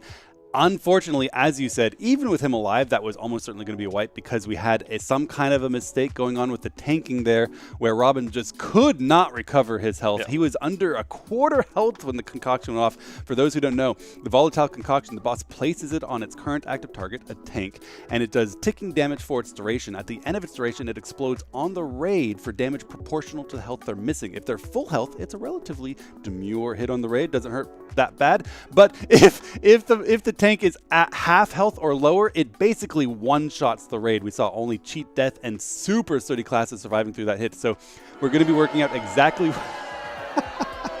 You don't even watch TikTok. You don't know about very demure, very cutesy. We're going to be... So, man, now I lost my train of thought. Anyway. No, you were right. 100% right. Deserved production says. I thought deserved. Yeah, that's fair. That's fair. That's the thing, right? It's so many small changes that would have entirely impacted the way that did. If we hadn't used the 2 early combat reses, if people hadn't been caught in the swirlies, if we hadn't seen who was it, Swag go down early on, you just have all of this extra damage that is possible. And I think for Echo, this should be a very heartening event. Oh, right? Because it's like you're not actually looking for 10% damage anymore. No. You're not looking for the whole raid's alive in the Black Ick and we somehow died. You're looking for 1 less mistake, and then the boss is dead. And crucially important, since Swag was dead for a large portion of Phase 3, you're also looking for, we could conceivably have killed it by the time we got to that point if we had gotten that 3% damage earlier in the pull. Because like Medic has been emphasizing several times, damage done early is damage you don't have to do later. It all counts here. They have been making incremental improvements in their transitions from Phase 1 to Phase 2 and Phase 2 to Phase 3 in terms of the boss's health. So Swag being alive might have made them just not get as deep into that phase, as close to the rage as they got, and potentially seeing a kill. So lots of good news. We also have Alex over on the analyst desk bursting with some information to provide us. You were entirely right. There was a lot of deaths to, unfortunately, a volatile concoction. I do have a replay to kind of show you from that perspective, or you can ask what perspective you want it from as well, but I was going to look at it from Gingy's perspective, as this is, as we're going into this phase, actually going to go back a little bit further. This is like about 9 minutes out of 10 that we got for the overall Enrage. The Boss at this point, no more ads. There's no more ads that are going to be spawning in any way, shape, or form. It's full boss damage. We have a whole minute to do 10%, which with everyone alive would be an easy thing to do. But as we're starting to run out of space, now is about to take and I'm sorry to interrupt you, but that was the worst timing I've ever seen. They battle res wall life in the exact same global that Zotzi went down to a swirly. Yes, it is very, very unfortunate. But you can see here Now's health just not going up with Zotzi being dead. That's the most that ability can do. Do you want to see? Like, I just want to go back on that a little bit. Check out Now's health. 0. Bam. He's in purgatory. You can't have it do more damage than what just happened there. It is unfortunate that that's the way it went down. Honestly, it just comes down to avoiding the swirlies as best you possibly can. And it's a very, very difficult thing to see because you're dodging like purple swirlies on a purple background. They might need to just get a little bit more used to that. But they are on pace, DPS-wise, 100%. They just need to keep it cool, under control. Even with Swag dead for pretty much the entirety of Phase 3, they still had the damage for it. That is wild. That is another, like, there's no reason to, you know, ascribe blame to any one particular person. There's lots of things that could have gone differently in that pull. Anyone not taking an instance of avoidable damage could have potentially preserved a Guardian Spirit that could have been placed under Robin that could have healed him for more. Healing Death Knights, as any healer that's healed Death Knights know, is a nightmare and borderline impossible. Their Death Strike heals for more than any healer's heal. Right, their lives are largely in their own hands, but you can use externals in order to improve their own Deathstrike self-healing. Guardian Spirit, really good for that. So we're probably going to be looking at the raid, looking at that last pull, trying to sort some things out, figure out what they can fix and improve. It's one of those weird ones where, for my mentality, I'd say, obviously we can watch it from the outside, but that's also kind of what Scripe's doing. I'd be like, hey guys, we just don't get hit by these things and we win the raid, right? And we just win the fight. It's like, just don't get hit. You sound like Twitch chat. I know, but I know it sounds really dumb, but that's kind of my mentality in this. And I think I'm more of the liquid side of pull often, you know, pull early, pull often. Just let yourself make the mistakes until you stop making the mistakes. Whereas obviously, practice. Yes, get the practice in, right? Whereas obviously Echo are very much more in the we will review, we will make sure you know where other people made mistakes so that you don't make the mistakes. And I think it's just a difference, it's a battle of styles, right? And it's so good to see different people having different styles and different teams having different styles in this way. But for me right now, I'm really frustrated. I just want them to pull. I just want them to go. I'm like, hey guys, you've got this. There's 3%. Like, it's 3%. You can't do 3% on a boss. Come on. You've got this. Yeah, they tried not dying. Have you tried not standing in swirlies? It's a good strat. Yeah. It's a good strat. It is a good point, right? A lot of these deaths and wipes are caused by rep-related issues, just needing more practice. There is no strategy that's going to fix walking away from your egg at the last moment. There is no strategy that's going to fix standing in a swirly slightly too long to finish a global. That's just, you know, practice and awareness of how dangerous it is. And they are putting a pull up, so hopefully you're not too frustrated. No. I mean, it's more just I really want to see a kill. I think all of Twitch chat does. I'm sure all of Echo do as well. They've been so close on a number of occasions. 2 pulls below 10% HP now. And we'll see if we can make it 3 here with Brood Twister Overnax being pulled for the 76th time by Echo. Absolutely the case. We're going to be looking for consistency, getting back to that point as often as possible, because that last phase where all 3 ad types are mutated is by far the most difficult portion of the fight and the least practiced by these raiders. They did an excellent job in the last pull dealing with every single pack of eggs, breaking them all, and killing every single ad appropriately. That is what we need to see replicated and practice. A little bit of lag coming in, but that's all right, as we head into the first set of egg-breaking debuffs in Phase 1. Okay, Gingy's in position. A bit late there, moving towards orange, but it looks like everything was hit. We have the grips going in on towards those parasites. First eggs are cleared, so we are cleared to cast the fight. True. Voracious Worm there getting cleaved down as well. Gingy's falling a little bit lower than perhaps he'd want to, but it's still okay. We'll see those spiders wiped away as well by Echo. The second worm, you can see tanks drawing it across here, so you get all of that nice AoE, that nice cleave damage on towards the worm. The interrupt coming out, not sure it was needed, but why not just throw it out to make sure it dies. Next set of eggs are going to happen in about 5 seconds time. Alongside that, some swirlies, also the volatile concoction coming up in a few seconds as well. So a few things overlapping here that you really have to be aware of. But with the tanks fully topped up, with the eggs coming down and everyone in position nice and early, shouldn't be too much hassle for Echo. Clean, absolutely correct. Every single egg got broken, no problems there. The quick grip into the Chaos Nova, into the cap stun, trying to keep these parasites locked down so they cannot finish their fixate cast, because if the fixate cast goes off, they're likely to land and infest on a melee, but they all get mowed down by the meat grinder that is this incredible comp.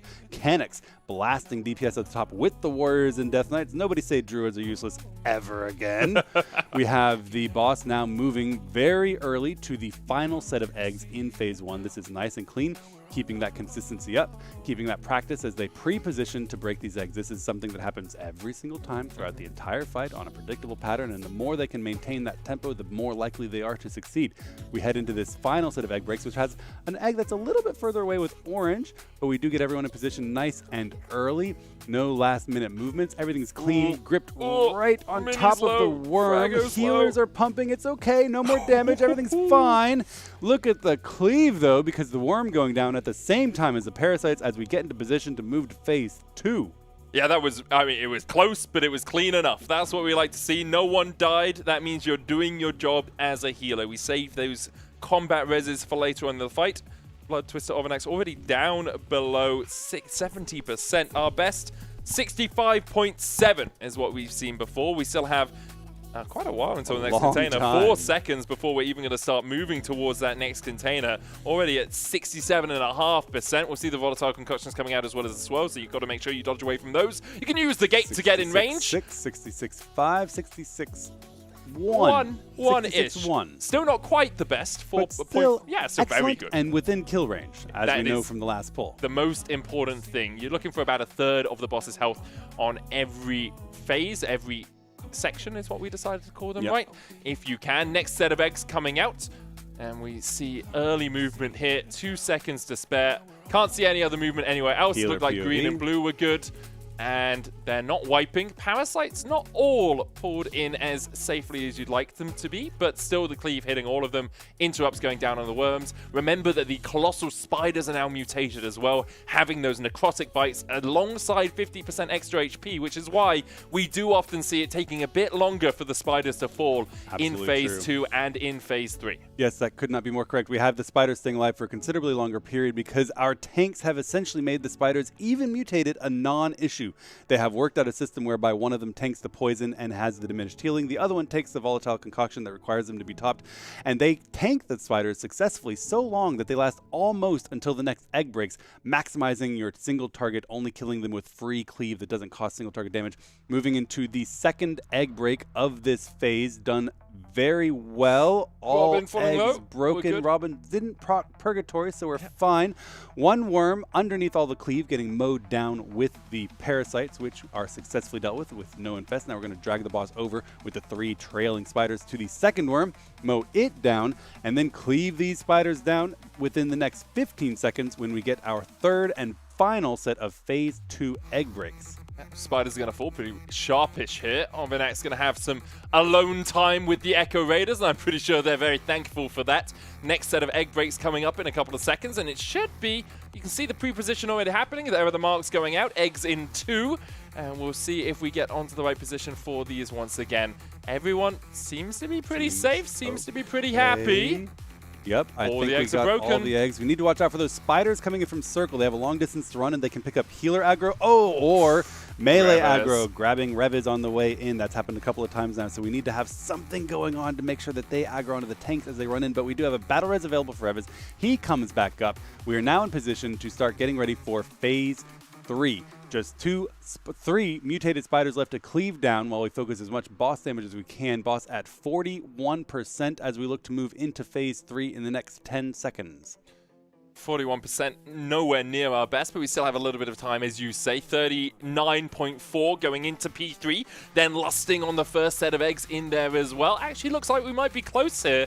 We found a couple of percentage points out of nowhere. That is matched with the best P2 pull so far. So Echo on good pace, just need everyone to stay alive through these swirlies, through the overlaps that happen in this phase. 5 seconds on the next egg breaks, and obviously that raid-wide damage as Overnax is ingesting the contents of the canister and mutating the worms.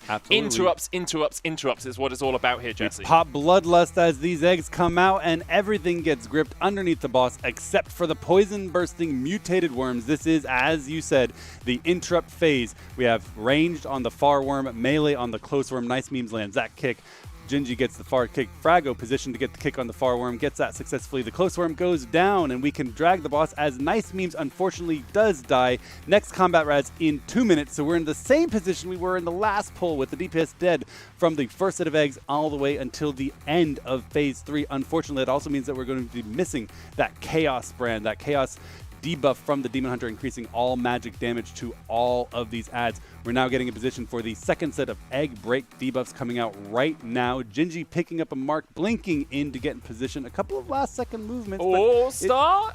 Star gonna get there in time. Did Star get there? We do see the parasites were broken. Yeah, I can't see through the boss. I think we all got there in time. No eggs Perfecto sitting going underneath, down. but losing Perfecto and Nice Memes and still a while before our Clicks. next combat res.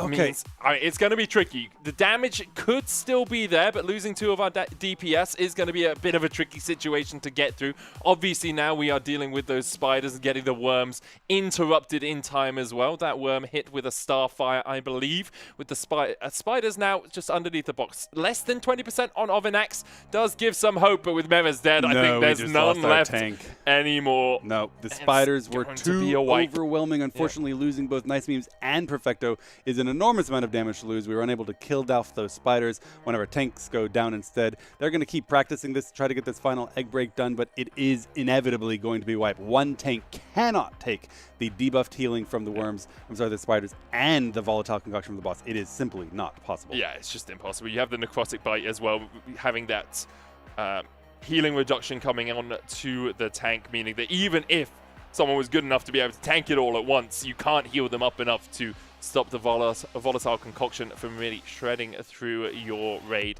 16.4%, still pretty clean. I think they'll be looking at the start of phase 3 and wondering why they are losing a DPS there consistently. Yes. In fact, we see Roger mousing over those deaths, and he's talking to the tanks right now because we've seen now for 2 pulls in a row that they're spawning a very far spider egg. Oh, it's that end of phase 2, isn't it? Yeah. Yeah, that spider comes running in, and the tanks are not quite able yet to pick up aggro on it, so it walks into the already spinning meat grinder trying to kill all of the parasites, which has to happen. They can't hold DPS that long. The parasites get gripped, stunned, and must be killed before the expiration of that stun. So it's not on the DPS. They have to start AoEing, which means when the spider gets in, they're going to get hit by the warriors. They're going to aggro to a warrior or Death Knight and kill them unless the tanks grab aggro. So we're going to be looking to try to assist them, perhaps with some rogue or hunter misdirect tricks of the trade shenanigans in order to increase the aggro the tanks have, or they can use ranged taunts, death grip, things like that to try to improve their ability to aggro those. But that was in fact what caused us to lose several melee on this pull and on the last pull. So that is the issue that they're going to be fixing right now. And it seems like it's not an easy fix, but it's something very solvable.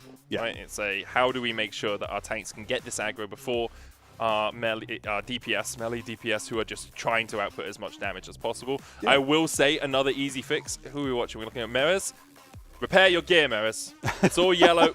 Repair it, mate. Yeah, I think we saw Perfecto as also having a weapon that was yellow as well. So usually a call that happens after pulls, make sure you repair. Repair bot goes down. You wouldn't want if you don't repair, you do run the risk of dying in the middle of the pull, getting battle resed with broken gear. I will say, if Merez dies, the raid more than likely is going to wipe anyway. So maybe he's just saying, if I die again, then I'll repair it. Cause fair enough. Yeah. Although, I mean, if he dies and there's a battle res, there are certain windows in which it could work, potentially. It's possible. Possible. When the spiders are dead. Exactly. Be a little bit easier for them. Although I expect repairs to go out across the board. We have the ready check coming in again as well. No markers yet on the eggs, but we have seen them to be in place a little bit later from time to time. A reminder, we are fundraising for Games for Love. I was going to say Games for Gamers there. Games for Gamers are, in fact, what we're playing right now. Yes, very true. We're fundraising for Games for Love throughout the entirety of the Race to World First. We hit our $10,000 goal earlier today. Well done, chat. It's amazing. Done, chat. The generosity of chat in giving that much money towards Games for Love. That is Whose Cast Is It Anyway, which I know you've been planning, Jesse. True enough. Whose Cast Is It Anyway version 2. We did that before last race. It was a huge hit. Yeah. For those who have seen it, there's a show called Whose Line Is It Anyway? Yep. Very, very funny. Impromptu improvisation show, and we make a show in line with that, similar, although WoW themed and nerd oriented. Very, very fun. This time around, we have hired a professional comedian to help write some of the jokes and or prompts to see if we can elicit some hilarity for our chat. Whether because it's funny or because it's humiliating for the casters remains in the air. that is the same thing. Yep. We have additional charity goals coming up, which also entail our humiliation and your entertainment, which is, of course, the goal of our trying to encourage you to raise as much money as possible for this amazing charity. Yeah, we have the RC Challenge coming up next, the RC Rumble. We also have Scuffed Cosplay. We have a Raider painting competition, I believe. We have tattoos. Yeah. We managed to get to that 40k. You, myself, and I believe Nagura. Yesterday I said I was going to check to see if she was sure of it, because she agreed to it on the sofa. But I always like to double check when it's something like a tattoo. She sat down with me and said that she intended to, as long as she could get an artist that would do a thin line version of the tattoo. Oh, sure. I'm sure we can find an artist that does that. No problem. But yep, we will all be getting tattoos of either Team Crab or Team Spider, which I'm very excited to do. I mean, I'm Team Crab, 100%. Right. Partly because Sam did such a good job drawing the merch. And partly because, you know, marine life is very cool. I like marine life. So. I like spiders as long as they aren't real. I like them painted on a shirt. I don't think I'd mind one tattooed either. You are right. Some amazing merch available. If you guys want to check that out, ! merch. You can get that Team Spider or Team Crab t-shirt of your own. They're also available as hoodies. And you could, if you want, get the jersey, which I am currently modeling here, the Echo jersey. You can get your name put on it. It's quite comfortable. Yeah, very stylish as well. Oh, Minnie falling quite low there. Frag getting healed up as well. Don't see any infests on anyone, so it does look like we dealt with the parasites well for that first phase. The interrupts happening on the worm as, once again, Ovinax is pulled across so we can get that cleave damage down, and everyone is being cleaved. Well cloven. Well cloven indeed. Cleavage occurring everywhere. We're heading over to the second set of eggs and getting in position to deal with breaking them out. Why am I getting looked at from both of you at the same time? You said a word? Yeah, you know it. You know what you did. All right, everyone it's like when someone says doo-doo. It's like, you got to giggle. What did you just say? All right, all of the eggs get broken, the ads get gripped underneath the boss, and AoE stunned with the oppressive roar from our evokers to increase iteration of that CC. Well done on everybody, because not a single infest escapes into the raid. We drag the boss with his attendant spiders over to the worm and cleave it down. Round 2 of Phase 1 successfully completed. Yeah, both Robin and Mirrors topped up as well. Volatile Concoction coming down. We get a little bit of raid damage, but not too much. The tank explosion happening in a couple of seconds, and the healer should be able to deal with that because there's nothing really else happening right now. You can see that damage across the raid. Yeah, they have so much time. Look at it. It's free real estate right here. Brew Twister wondering whether she should lay some more eggs for them to deal with how much work they have done. A little bit late on the blue here, but should be fine. Everyone in position. Eggs cracked once again. Grip in the parasites and shred them. There's that far spider. We want to make sure it doesn't melee.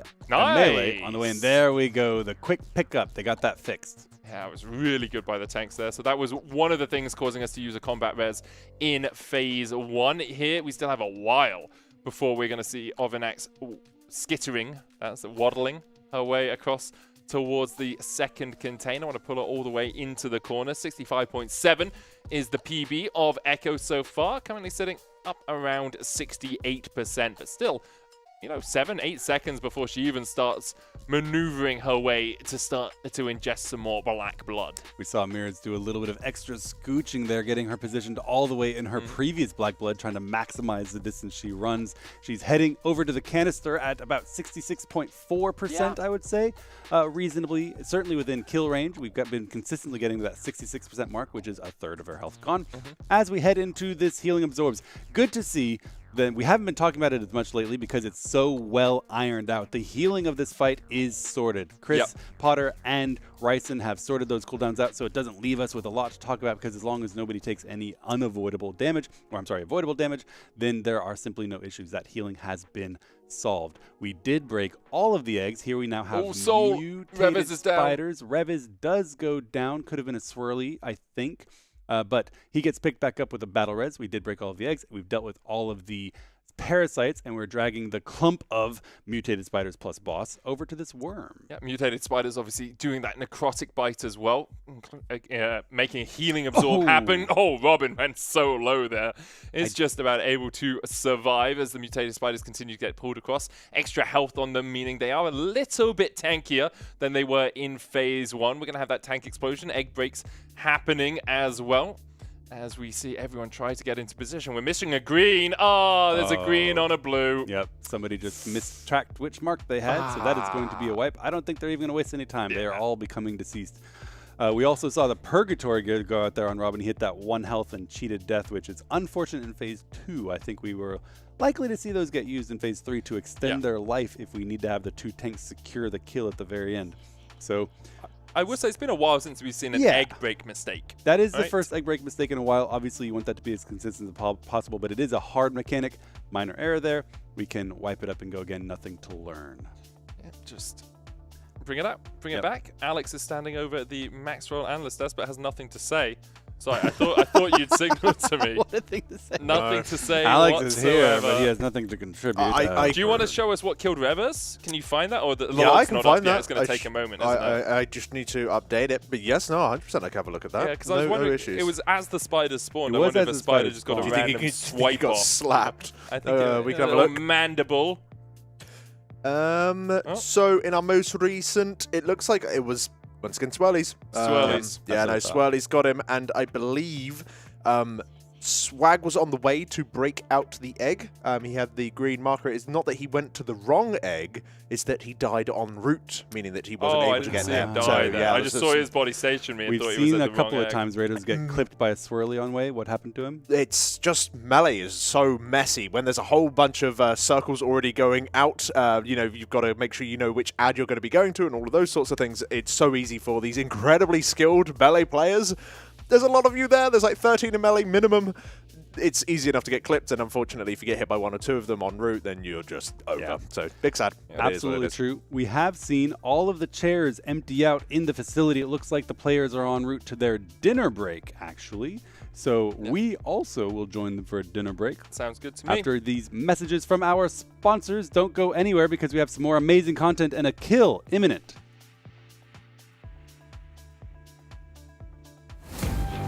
Gaming is all about senses. How it looks. How it feels. How much it really takes to win. And how fun it is.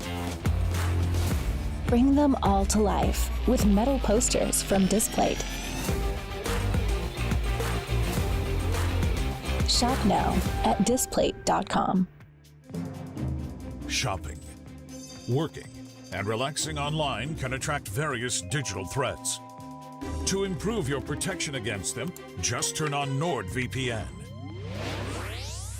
This cybersecurity app will block web trackers and malware-infected sites. It will also encrypt your internet traffic without losing a smooth connection. Choose NordVPN and get the exclusive Echo deal now.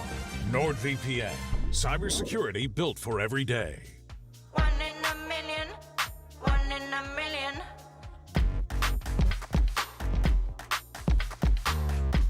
Welcome to the studio. I actually have some really exciting news. Hey everyone, welcome back to the stream. We covered a lot today.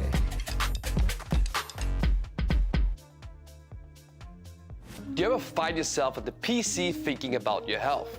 You're ready to make a change, but you either tried and failed before, or you simply feel confused about where to start. At Games for Gamers, we've developed the Inner Circle, a system designed exclusively for gamers who want to shed fat, gain muscle, and become overall healthier without having to grind it out on the treadmill or skip those snack breaks during gaming. We've already helped over 1,000 gamers. Gamers like Casper, who dropped an amazing 80 kilograms in just 40 weeks, allowing him to fit his favorite clothes once again. And let's not forget about KP.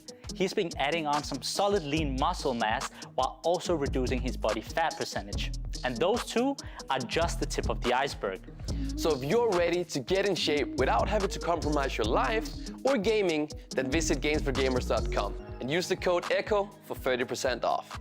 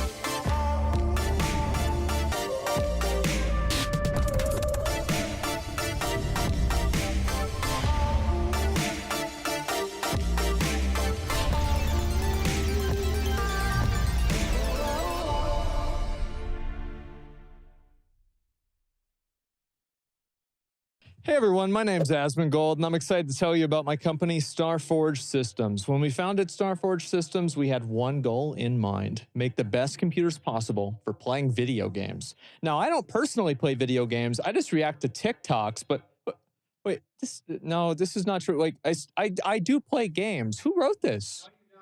I play games all the time. I play Diablo, New World, and... Well, I don't just watch other people play those games. I also play them too. I play them all the time. You know what? I own this company. I don't have to take this shit. I'm leaving, and the logo is a hammer.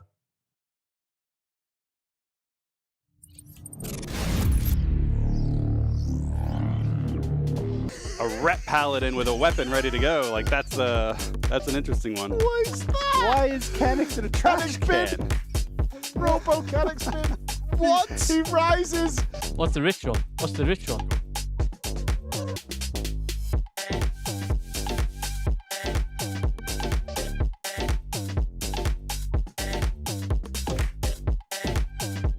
Oh my God! I might be a bee. It's just a delicious little turd right in your mouth. There it is. Nutty, beautiful. Thanks, Mike. D is for Dalaran. It exploded. Oh no, lost. And they're killing the boss, and it's at 4%. Look at that, the Brood Twister's spawning the last parasites. Oh.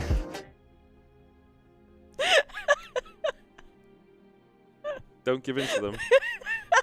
They're yelling at us. I'm so pressured. Oh, dude, you jumped straight into that box. What the hell? Damn. He valiantly leapt into the box. That is a strong choice. A strong choice indeed. That is one of the choices you could have made. That is the most choice of all time. We need a doctor. Is there a doctor in here? We need a doctor. Anyone, doctor? Medic, Dr. Medic, we need you right now. We have a patient. Well, he Preach, does. you're gonna be fine, Preach. Don't worry about it. Yes. Oh no! No, lick it off! Lick it off! Cake farts, KKI. And let's talk about charity for kids. There's no way we're going quad DKs, because it is mad if we are not bringing Narco, because he's DKs as geared. My son, the day you were born, the very forests of Lordaeron whispered the name. Narco. It's about to get cold in Nerub-ar Palace, baby. It's about to get real cold.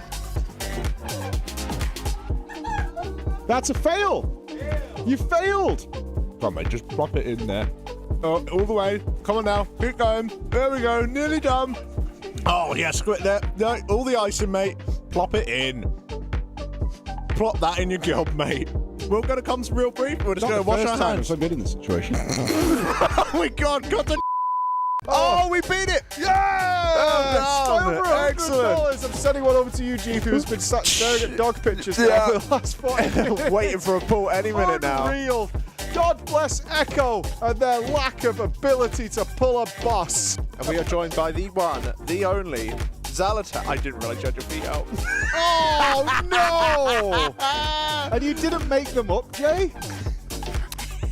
No, I didn't paint his toes. You didn't paint the toes? What are we saying here then? What's going on? How's it going, beautiful? I feel lovely like a princess.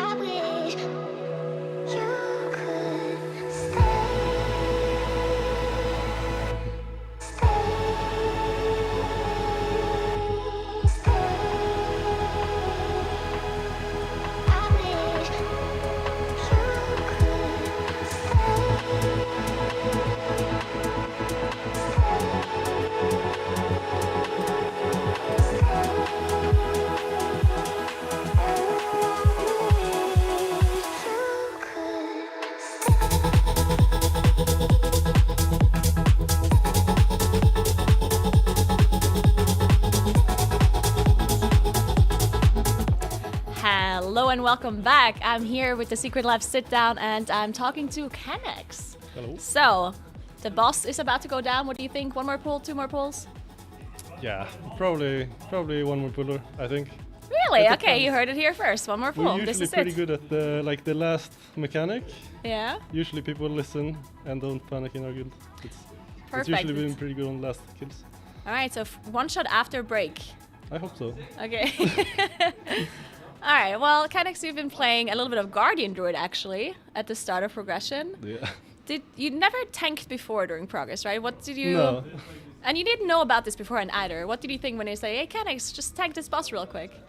Then I'm gonna be starved on Valor Stones. And that's what I'm doing now in the break. That's your first thought. I need Valor Stones. But how do you feel about tanking? How it was like a different experience? I thought I went into it. I got like crafted gear to verse, everything to versatility. Like I'm gonna die. This boss is gonna one-shot me, and then I go in and it's like he hits pretty much weaker than a Mythic Plus boss. Oh really? Yeah. Okay. I'm like, okay, this is fine. Yeah. Okay. Nice. And then we saw you go Moonkin. Yeah. Which, a lot of people have been complaining about Moonkin, but then we got the buffs, and now you're topping the damage meter, so... Yeah, I mean, I started with, how I thought the fight was gonna be, I was gonna desync my cooldowns a bit with the other people. Mm-hmm. So on pull, I just convoked the boss and popped cooldowns on boss, and then, I don't know, we just... were forced, the choice was back then, because we were 3-tanking, so when we were 3-tanking, it would still be the right choice to play with a Guardian Druid. Even with Boomkin topping damage, we would still not bring a Boomkin, probably. But now that we have to 2-tank it, then Boomkin is, for sure what we were supposed to do. And also, I was missing, 7 eye levels or something, and, playing... I think I even played with agility leg enchant or something.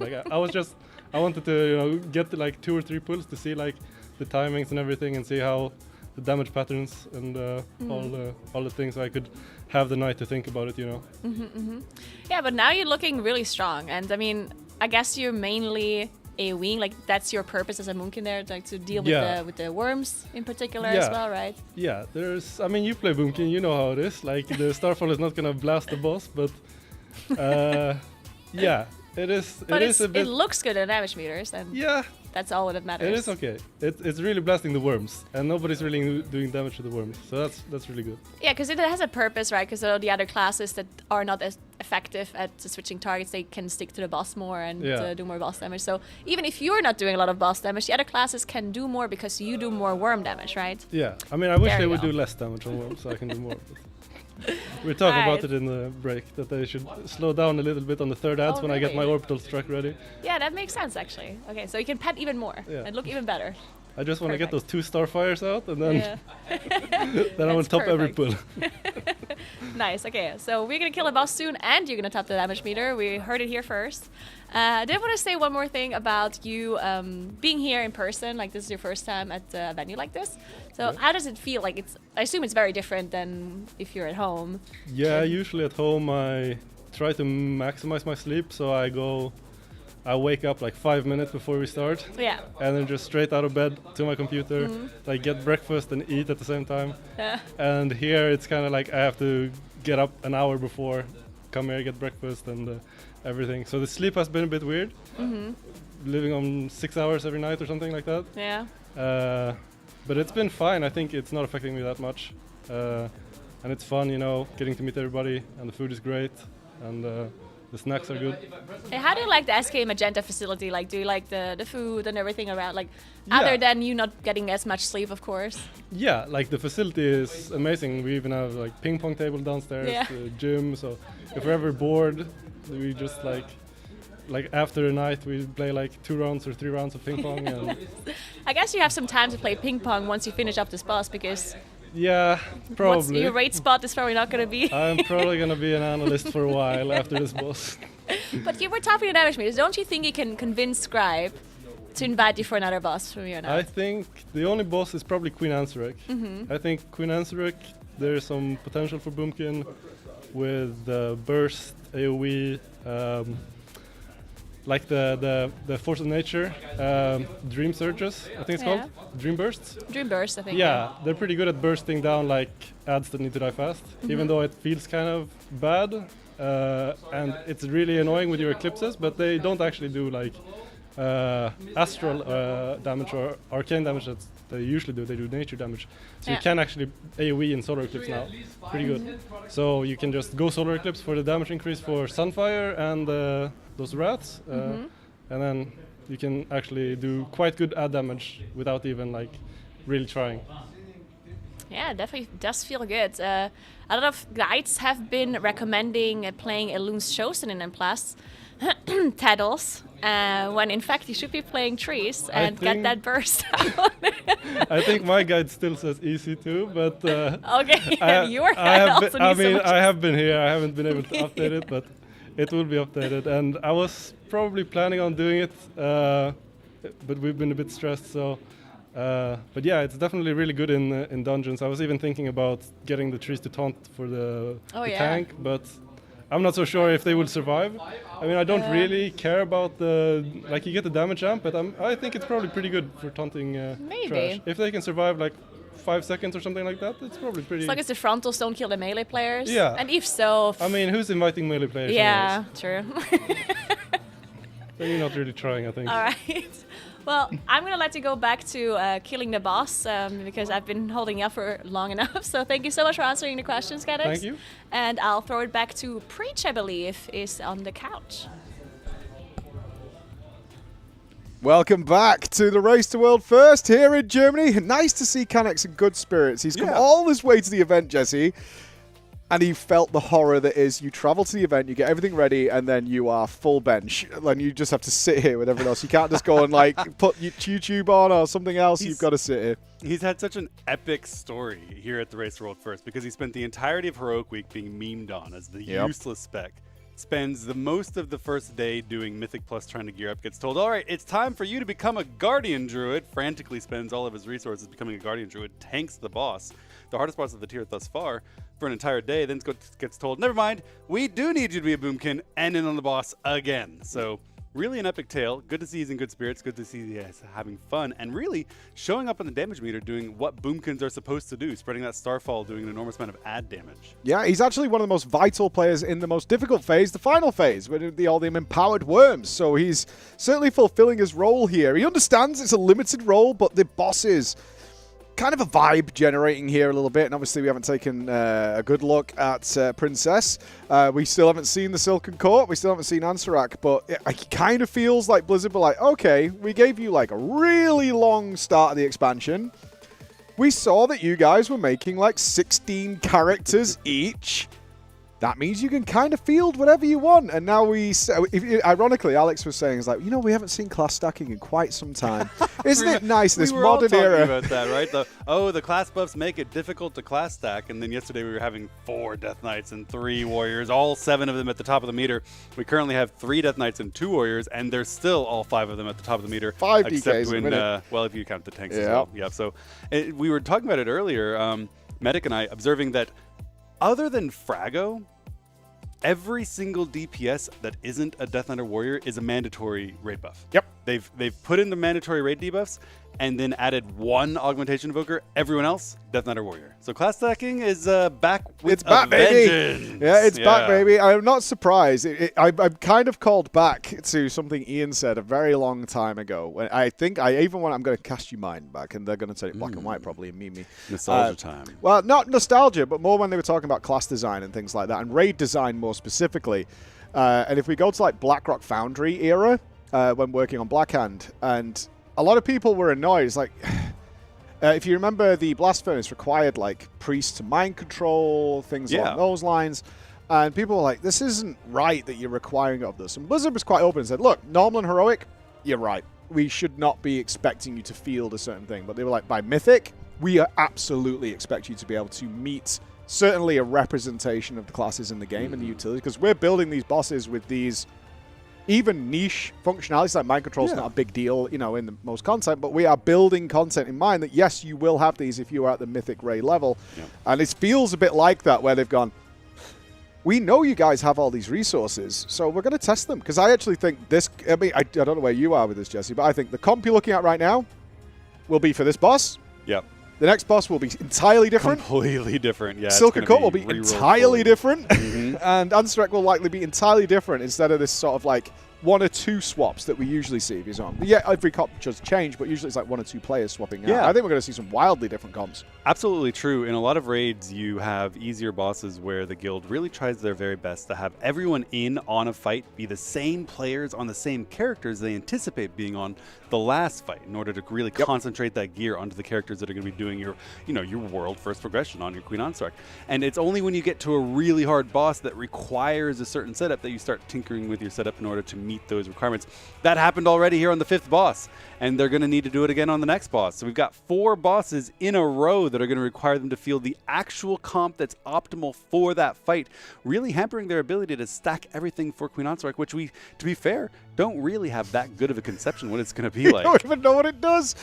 You're absolutely right. And talking to them at dinner, because the players all poured down into the dinner hall, we have some lovely beef stew and dumplings. Did it remind you of home?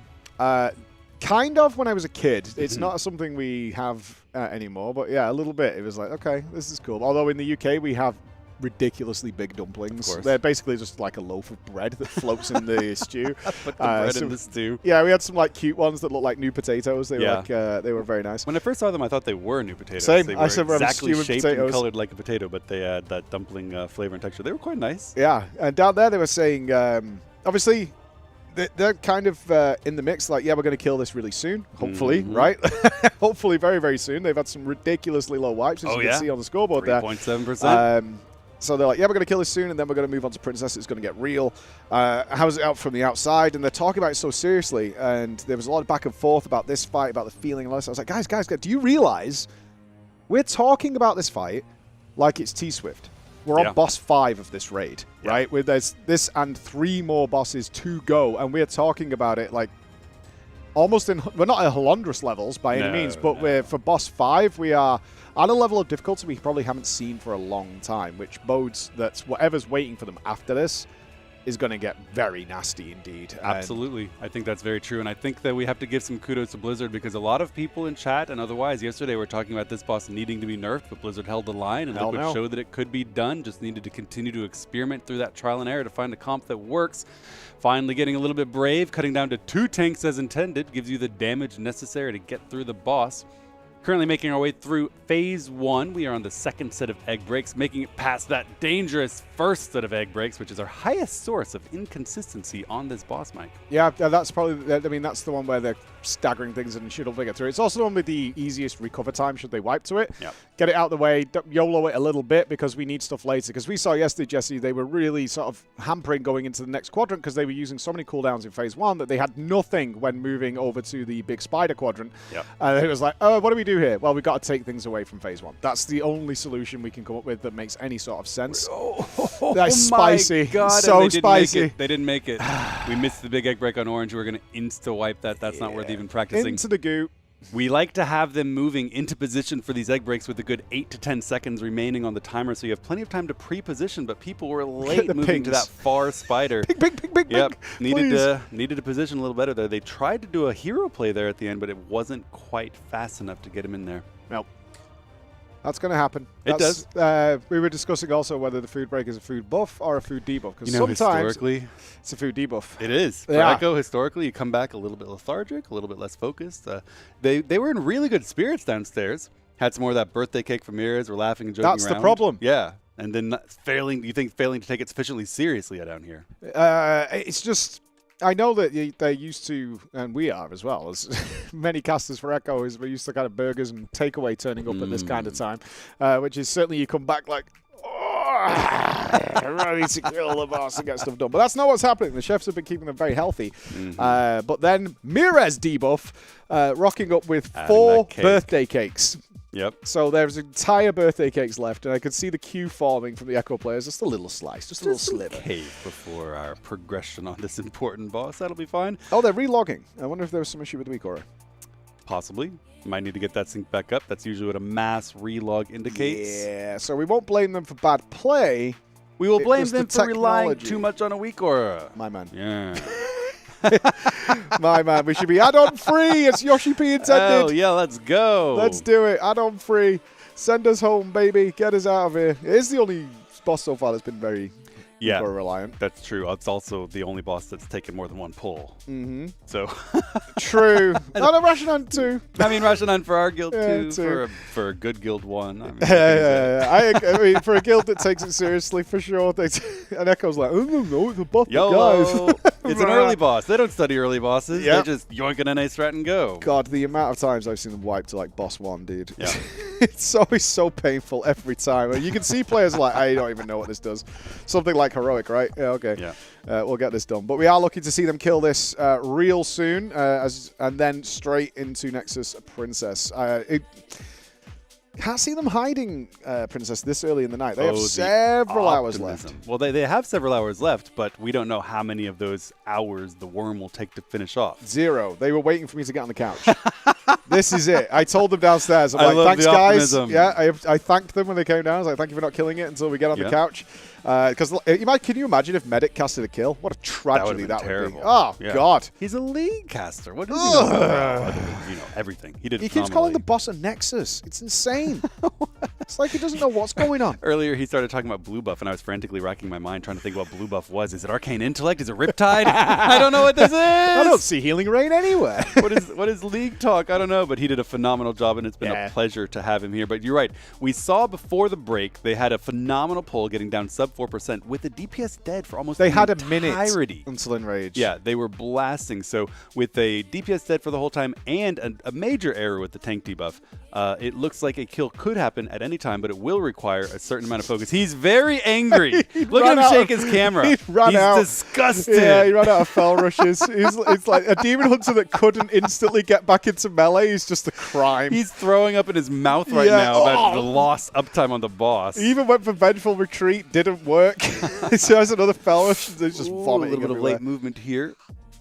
But we got it done. All right. Do you fear, and we've seen this, and our regular audience to these Race to World First will see it as well, they are susceptible because they are bloodthirsty monsters in Echo, susceptible to overgreeding. Yes, we've had several wipes to that. Yeah, every tier there's something where the DPS are like, I don't care that we can kill it, I'm still going to blast it to hell.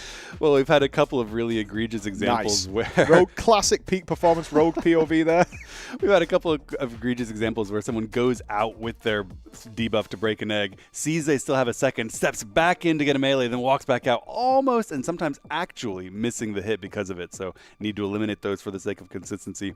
We also have a couple of scary spider later on in the fight in phase 2 and phase 3, where the spider's spawning very far away from the boss and can kind of walk into the already churning meat grinder of Death Knights and Warriors. They get inevitable aggro and get clapped and died. So hopefully they were able to fix that with the tanks being able to pick up that ranged aggro, maybe with tricks of the trade or some hunter help as well. Yeah, it's typically going to come down to the Warriors. I've seen that a lot with, because they can just instantly pop into an absolute storm of death. It's not just the Blaze Storm, but the amount of damage they do. We've seen on the logs that burst within the first like half second is absolutely criminal that the guys can pull off. And it cost Reves, I think, on the last pull. Because, you know, these are the last eggs. I'm sending them to heaven. And it did not work out for him, but looking pretty clean so far. They look a lot more relaxed from what we saw yesterday. A lot more relaxed. I think they're very comfortable in the first two phases now. Phase 3 is still a little bit hectic, but phase 1 and phase 2 looking very, very good. They've had a really good job of getting a tempo going whereby they've cleaned up the prior eggs a good 10 seconds before they need to get into the next egg, so they get time to pre-position and deal with these overlaps as safely as possible, as we see happening right here. We do have a far spider coming in to the meat grinder, but we do get the taunt on it, so no melee getting clapped there, as they get this good cleave on top of that worm in the goo. It's already dead. Yeah, they swap their strategy. Like in the first few pulls, they were working on the bigger spider, then coming over to the worm. But by the time you get there, the worm's in the pool, and it's like, oh, you've got this melee heavy comp that just can't help, and you're relying on like Gingy to DPS, and he's not changing target. So there's just no way. Now they've switched it up. The spider is much less of a concern and blasting through, and it's going to be a nice breezy transition into the second quadrant. So we're chilling, we're good. Mana is so much better. One thing always amazed me, and I want to ask you because you have your healing background. Those first few pulls, we were seeing Ryson get here on like 30% mana at this point. Now, chilling. 70-odd%. Very high. Far more predictive management of the damage patterns and when he needs to blast and when he doesn't need to. And it's amazing that you can go from almost 100% more mana available at the exact same time with way less stress. Oh, that comes from them having mapped out exactly when they're using all of their big heals, from the Halos to the Engulfed Flames, from the Evokers, doing a really good job of partitioning those out as necessary to make sure they get through every healing moment. We do lose nice memes there. This has been our best push ever, as the boss got to this second canister at a lower health threshold than he ever had before. I think it was exactly 66%. We have one battle res for nice memes, another one coming up in a couple of minutes, about 1 minute in fact. We drag the boss over to cleave on this worm and then head into the second set of eggs in phase 2. Yeah, let's hope that information is being passed on. Guys, we're so far ahead. Please just don't blow your load too early on the ads. Mirrors his health. Mirrors. Okay. Gets the lay on hands. Preserved his purgatory, so that's good. Yeah, and now is obviously taking over there. Robin much more comfortable, swapping back to Blood. I'm sure he's happy about that.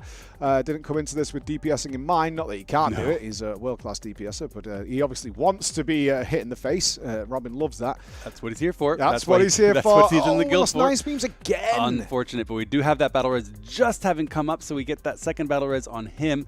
This is the spider quadrant, so we have several more spiders than usual, all of which are mutated, pummeling the tanks with an increase to their healing taken reduced, so they are less able to top themselves. So this is a very difficult tanking job. They need to rotate between one of them taking the spiders and the other one taking those volatile concoctions, keeping their health very high. You see it on Miraz here. He AMS's the last few ticks, so he's full health when it blows up, doing the bare minimum amount of damage to the raid as we head into the final set of eggs in this second phase. We need to watch out for that far spider on circle. Sometimes it comes in and hits a melee because they're already going to be cleaving these parasites. So we're going to keep an eye on that as we look for these egg breaks. Yep, Circle's in solid position there. We missed blue! Yeah. And I think that's because Zazi died right before it went off. Was that the concoction again? I don't think that was the concoction. I'm not sure what hit him there. Was it just the... I wonder if they overlapped each other with the Venn diagram there a little bit. They've been doing that a lot, and they almost have to. We're going to keep it going for a little while. No, we're jumping off. No. We're going home.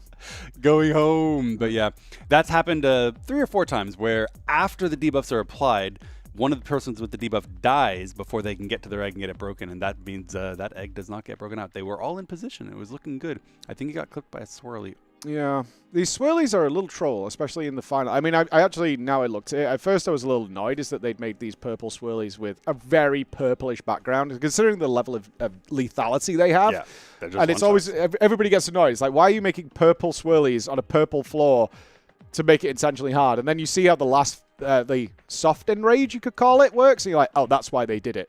Because, yeah, if the boss won't enrage for a minute, but you're going to have to run around in a deep purple pool with deep purple swirlies, making it extra hard on you. And it's like, that's purely by design.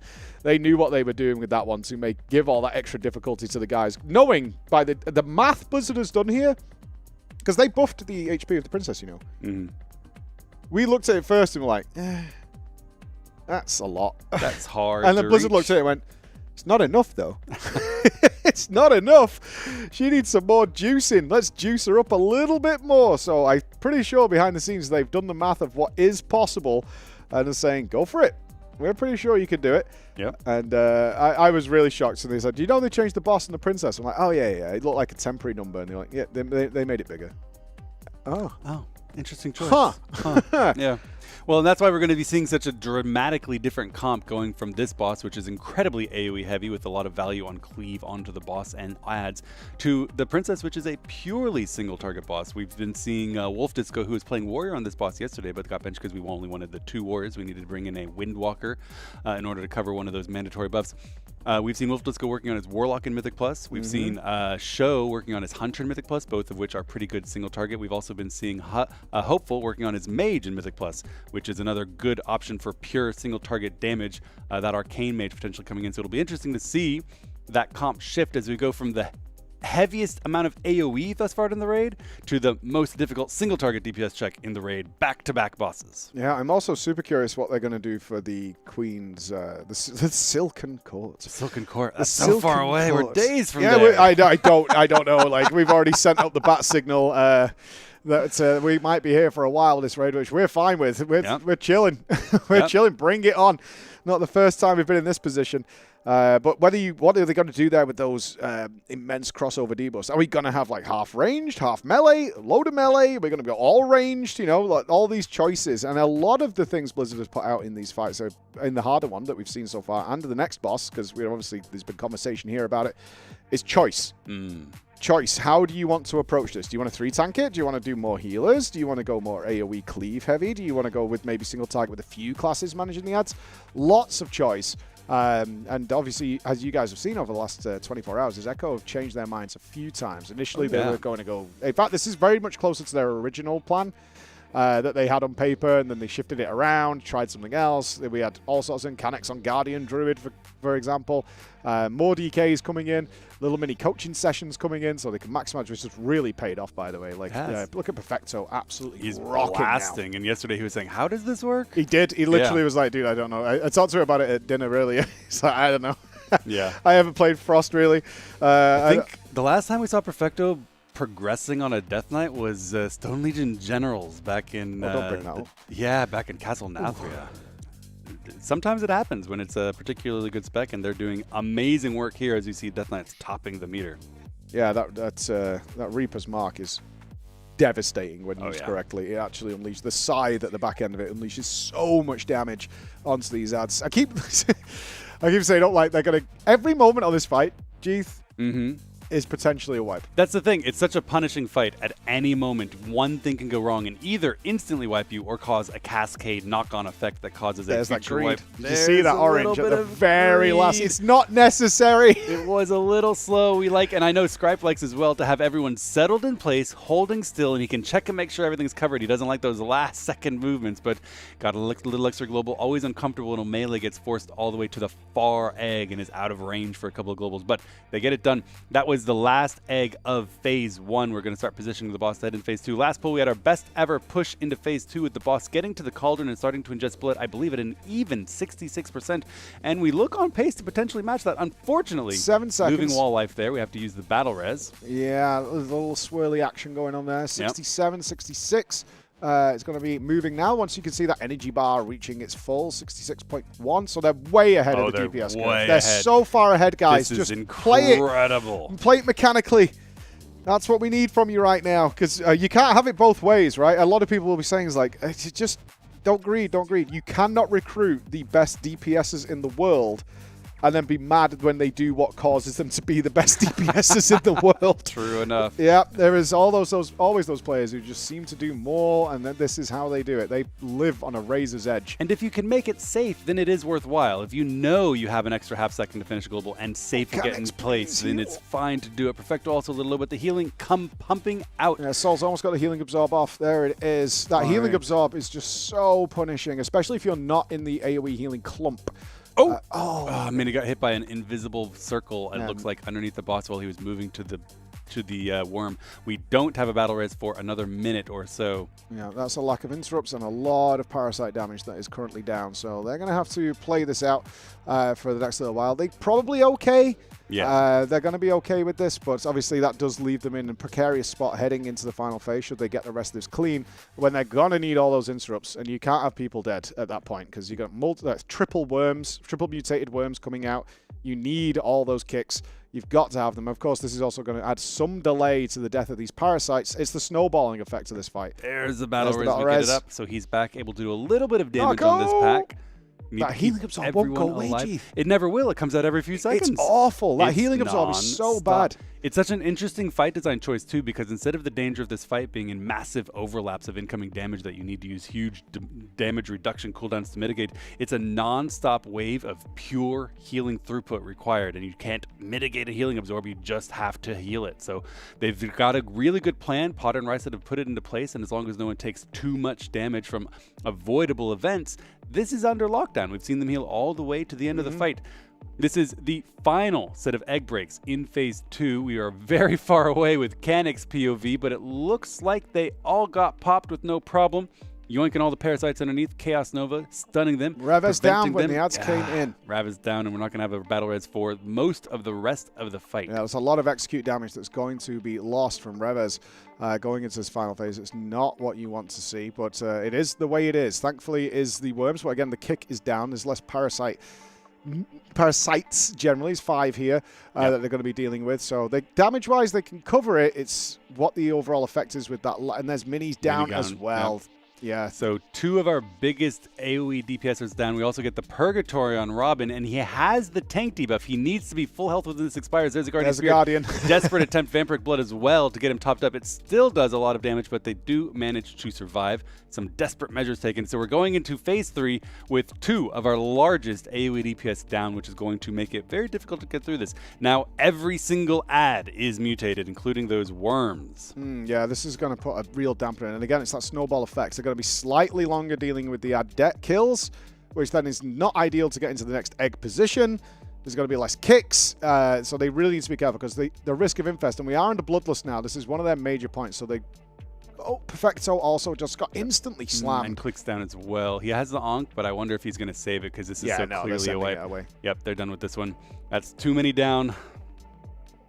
It does look like, again, it was the parasites gripping in and maybe just a tad too early on blasting them. And a lot of purple swirlies seem to be... Purple swirlies are the most common source of individual error in the fight thus far because they're really actually quite difficult to dodge, especially in melee. Oh, with this many melee, it's a nightmare. You can't see anything. And you've got a big boss with a large hitbox occluding a lot of the floor while you're following around in her tail, moving from place to place. You have a huge number of hitboxes from the parasites being pulled under the boss, occluding your visual space as well. So it is difficult. They need to work it out. They will. I'm actually curious, is Scripe still raid leading this? Have they swapped to a Mirez raid leadership style on this fight? This early in the raid tier is unusual, certainly by boss 5 to see that, but I would be curious of whether that is the case. And I'll keep an eye out if we follow Mirez maybe on the next pull and see if he is actively raid leading them and giving them that sort of farm vibe. It's a technique Echo uses a lot, and even though it's unusual to be doing it, like, boss 5, this is not an ordinary boss 5 by any means, so that would be interesting to see whether they do that. I think the farm leader. Yeah, he is, yeah. And that's a really good point, because it's true that they use that technique in order to increase comfort with Mira's raid leading, just like he does on farm. It also gives Scripe an opportunity to look ahead to deeper parts in the fight and specialize his raid leading there. I think the last time we listened in with Wave, we did hear Scripe still raid leading, and I wouldn't be surprised if they keep it that way on this fight, just because they've gone from 3 tanking it with relative difficulty to 2 tanking it, and it's incredibly difficult. He is still performing those assistant raid leader tasks of putting up the marks while also tanking it, but a huge burden on the tanks, because we've seen a couple of wipes now occur merely because of slight mismanagement or errors with the tank debuff, resulting in the raid just instantly exploding. If the tank's health is too low when that volatile concoction expires, you're dead. Yep. So it's a huge burden on the tanks, more than usual, right? Tanks have this crucial job, often considered relatively easier in a raid environment, of just don't die. But now their health is also the raid's health. You can't just not die. You have to make sure your health is high enough that the raid doesn't die too. Yeah, a lot of interesting things they've been coming up with for tanks this tier, including their mitigation affecting something later on. So they can't just be that tank that sits there as like, well, it won't kill me, so I don't need to use it here, blah, blah, blah, blah, blah. But we have got something fun for you guys, all right? We have got something fun. Low Wave Records, who have produced Echo's album for this raid tier that you've been listening to on the breaks and all that, are going to put together a song for us because of seemingly the involvement of beans. So they have asked, in order for you to be able to contribute some snippets, some clips, some elements of this track that they're going to produce for us here at the race, to reply with your favorite bean-related clip of Echo. I wonder why production asked me to read this out. For the Race to World First broadcast, and it will get sampled into the track and be part of what is Echo's Big Beans Banger. So if you're looking for a bit of fun and you've done some clipping on the stream, and we should be able to have this. So massive shout out to Low Wave.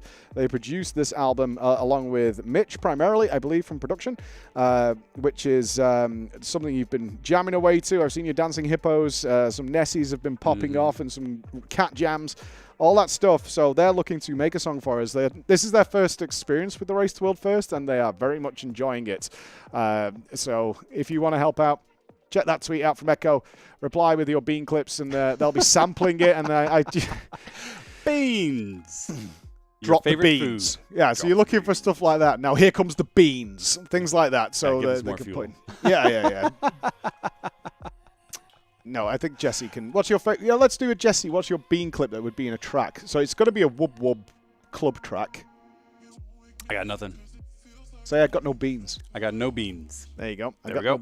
Yep. I got no beans. There's a good picture of us eating beans together, but I don't think we were talking about this time. No, it was a couple of years ago. Okay, can we point out how bad it is that the bean eating has lasted for years? It's so long now that it's like I don't remember which year we ate beans together. Which year you were beaning with me? I know we were in Sweden. Yeah, we were in Sweden. We were eating some beans together. Oh, yeah. What's your favorite beans? Yeah, it's like, oh, which occasion were we eating beans, Jeeth? Yeah, too many to count. I'm trying to avoid it from now on. Anytime beans are on the menu, I'm going to be on the analyst desk as far away as I can get. Well, I can tell you, once the chefs found out we might be here for a lot longer, Julia went, I like you guys, but you can definitely go now. Yeah, she's cooking for a lot of people. She's cooking for a lot of people, a lot of meals. And they've all top quality meals. And she's like, I'm telling you, next week you're on beans and toast and hot dogs. Yes. Yeah, well, she said that while she made a fresh berry pie for us today. Exactly. She was working on the pie crust all day yesterday and today. We need that heal absorb off wall life. Okay, everyone's topped off here. Dealing with this second set of eggs in Phase 1. This should be smooth as butter in Phase 1. We should be easily dealing with no deaths in order to consistently get into the difficult parts of the fight. Yeah, and you can see it is Scripe doing the raid leading, and he's I tell you what, when you talk to both Max and Scripe about this outside raid leading, they're really good now at knowing when to shut up. Yep. And when they're actually needed, because their players are so good that they want to feel comfy, they want to feel relaxed, and there is an element when you're raid leader. I'm not going to say which guild it was, but we were watching a few guilds kill the early Mythic bosses when Echo were waking up from the US. And there were some raid leaders who were like so stressed out and nothing was happening. Right. They were like right on the edge of like despair. Everything was fine. Yeah, it's the classic. It's a little bit much. Yeah, it's like the classic raid leader that's beginning and thinks that the job of the raid leader is to read the bigwigs and just and Nexus webs, and it's also coming with these swirlies, and you have to get your debuffs to the marks. And Scribe has long evolved past that, right? You don't need to do everything. The raiders are going to dodge the swirlies on their own. They've got weak auras. They've got other things to alert them. You need to, as the raid leader, help them with things that are outside of the immediate scope of their attention that needs to be brought to their attention, which can be fairly rare in the early parts of a fight. Oh, it can be. Yeah, it's just not necessary. The guys have played this. How many pulls are we on now? We're on 80? This is 81. Yeah, we're on pull 81. So the guys have seen this many times, and they know their mistakes. You do not need to explain to Canex that you stood in a purple swirly, right? That's not necessary. Nice stampeding roar there to keep up and keep that melee uptime on the boss. 66.7. Still plenty ahead. Plenty ahead of where we need to be, well within kill range. We're no longer looking for best pull ever into phase 2, right? Because all of these pulls are consistently within a safe, easy kill range long before the Enrage is going to kill them in that last portion of the fight. What we need is consistency and safe gameplay, like you've been emphasizing, because they have the damage as long as they get there safely. Yeah, it's been one of the things that I've changed a lot over the years. Is I will take safety and lack of DPS. It's why Alex always kind of pushed for me to do the job the way your damage is going to suffer. I don't mind. Under Zoth, he had me suiciding every pull because it made one of the pull-ins for the ads just not exist, and it was fine. So you can do that. I don't really care these days. You know, the days of passing are over. I'm not bothered. Whatever it is, doesn't matter. As long as we kill the boss. Nothing matters anymore. I would rather kill the boss than go, look, it's another rank 1 or whatever. Like, I don't care. When I was a kid, I got to rank 1. I did. Actually. Fair enough. Several times. Thank you. Indeed, I believe you. I do indeed. You don't need to believe me. It's statistical. Statistical. It seems statistically unlikely that someone like you would get a rank 1 if I were going to comment on this. What the hell? You're eating too many beans. I've only eaten beans 6 times in the last 10 years, and they're all with you. You're my bean pusher. Oh, no. What a thing to be known as. Yeah, you're the bean pusher, the big beanie boy. The big bean. Oh, no. Oh, production. Oh, I hate you, Sam, so much. Beans coming. Yeah, all right, apparently this is all being clipped. They're recording everything as we speak right now for the big bangers. The bean bangers. Oh, you're going to put that little southern drawl on it there. Oh, yeah. Love me some baked beans. We're back to Missouri. Hell yeah. I can't say Missouri. Missouri. It's Missouri. No, yes. Missouri. You are incorrect. I live there. Don't. Here we are in the last eggs of Phase 2, looking for a clean transition, as we have had thus far 0 deaths, 2 combat reses still available. We're looking to get these eggs broken nicely. Where are you not? Okay. I don't like that, my goodness. That was a little bit spooky, and Zero staking out to the last possible moment. But it worked out, no problem. They're being careful here. No one getting clapped. We have Gingy just out of range, dying. What's going on with Gingy? Maybe a little too far away for the heal absorb and then got hit by something. So I think we're wiping on purpose now. Is he DC'd? What's going on? Can we see Mike on the screen? No, he's not. I don't know what happened. He was just. I actually don't know. He was just out of range. Did they miss an down. Egg? We need a replay from Gingy's POV because something weird happened. Oh, did they miss an egg? I think they missed an egg. I just saw it despawn. Okay, yeah, it was just near the boss. I think they missed the blue egg. Okay. Yeah. That would explain it. Yeah, it's a fair wipe. There's nothing to do there. So the only reason to continue going after missing an egg is if it's the very last egg set in Phase 3 and you can still learn something. I think so blue egg. So we saw Zero move in just in time. Oh, but he was too late coming in from the right. Yep. There it is. Blue egg still big alive. Bulbous ball, and that's not there. So can't be stressed enough, guys. The DPS is there. This is execution. They need to just execute and win. It's all execution. All the tools are there. The cooking is done. It is in the oven. And they want to get... I mean, this is where Echo needs to, time-wise, in terms of the raid, they need to be chipping away at that early lead of Liquid. And so every hour they save here is going to pay off for them on that Tuesday, Wednesday period. So they'll be looking to not spend too much time here. Currently 7 p.m. here in Germany. They're kind of planning to stop raiding, I think, about 9. Yeah, they've been consistently stopping before 10 every single day, doing a better job than in any previous tier of maintaining a similar bedtime and a similar start time so that they don't have this horrible wave through the week of staying up later and later, waking up later and later, and then having to reset to a very early start on Wednesday when the reset comes back out at 5 or 6 in the morning, which is looking increasingly likely because this is a tier with We're on the 5th boss, and it's taking a day and a half. The next boss also looks like it's taking a day and a half. There's 2 more bosses after that. This is not looking like a week 1 clear. No. Someone was asking about it earlier. It's like, how are you already planning for the second reset? I'm like, okay, let's do the math on this, all right? We haven't even seen boss 7 or 8 yet, and it's already taking like a day and a half in order to kill boss 5. God knows what's going to happen with Princess. Don't know. That could come down to a full-on Rygalon angle where we are slamming for hours and hours to find the last couple of percent. Or maybe it'll fall over. Who knows? Don't know yet. But the likelihood is the Silken Court is even more difficult than that, and much more likely than that is Queen Ansarek is even more difficult than that. So you're definitely looking at likely second reset, which is great because it means we've got these awesome bosses step by step. This is not going to be a one-boss raid, which is the nightmare of any World First raid guild, is to be like, oh, everything else was just a joke, and now we just have to do the one boss and spend like 6 days there like we had in the Jaina days, which is just miserable. No fun. So we've talked a little bit about the epic journey of Canex from bench to tank to back to a boomkin. We haven't talked as much about Thaner, who's had a really interesting journey as well. Prior to this tier, you would never imagine the idea of benching your Holy Paladin. Not only is he benched because of the interesting damage profile of this fight, really emphasizing pure raw HPS and damage reduction being significantly less valuable, he's also playing Ret and blasting with it. Yeah, I mean, how would you, as the resident Holy Paladin when you were part of the healing team, how much focus did you even put into, because everybody can kind of play Ret because it's for toddlers, but like to play at a world first level. Firing shots at Narco as we sit here. That is a Narco bash, not the rest of the Ret Paladins out there. You guys are okay. But to play at the the actual damage profile level where you are really scraping every ounce of damage out of it, how much effort would you put in if that call came down? It's like, you know what, Jesse, we kind of need you to be Ret right now. A couple of times that call potentially did come down where both Potter and I were getting Ret ready in case we were going to 2-heal, 3-heal situations and you wanted what Ret did, which was pure AoE. So occasionally it did happen. I was never put in a situation where I ended up actually DPSing progression because they've always had other players to do it. And this case is one of the rare cases where you had those necessary conditions come into play where you both wanted a Ret and you wanted Narco on something else. And you wanted Soul on something else because Narco and Soul were both prepping some Ret Paladins as alts. But Narco had the Death Knight as well, which is better than the Ret. And Soul is playing their mandatory Hunter slot. So Thaner, who's demonstrated before that he is extraordinarily good at Ret, he's just good at the game. He's doing great damage, bringing that AoE in instead of another DPS player and doing a good job of it. Yeah, and I like that he's still tweaking talents. I love to see the players do that because anytime you have long, lengthy progression, you might as well try things out. You don't know for sure that what you've gone through and simmed and tested on PTR and thought about in your head is right. You could be wrong. Give it a little trial. What are you going to lose? There's always ways of improving. This is never finished. Progress is never finished in WoW. Like you can check up a lot of guides. Like you can do it over at Maxroll that Echo put together for you.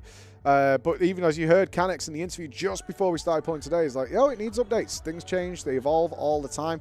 And then when we get into the fights, because I know there's quite a few lists out there of like, this is the talents you should use for this boss. This is the talents you use for that boss. And then suddenly you get in there, certainly at Mythic, especially at Mythic, where you need to be like, okay, this works slightly differently than what I expected, and now this talent, which is never taken at any point in history, is now actually really good, and we need to take it and make it work. It's happened tons of times in Mythic progression, is a talent you would never take, and every time you would talk on a stream or whatever, you'd be like, no, that talent is absolute garbo dead.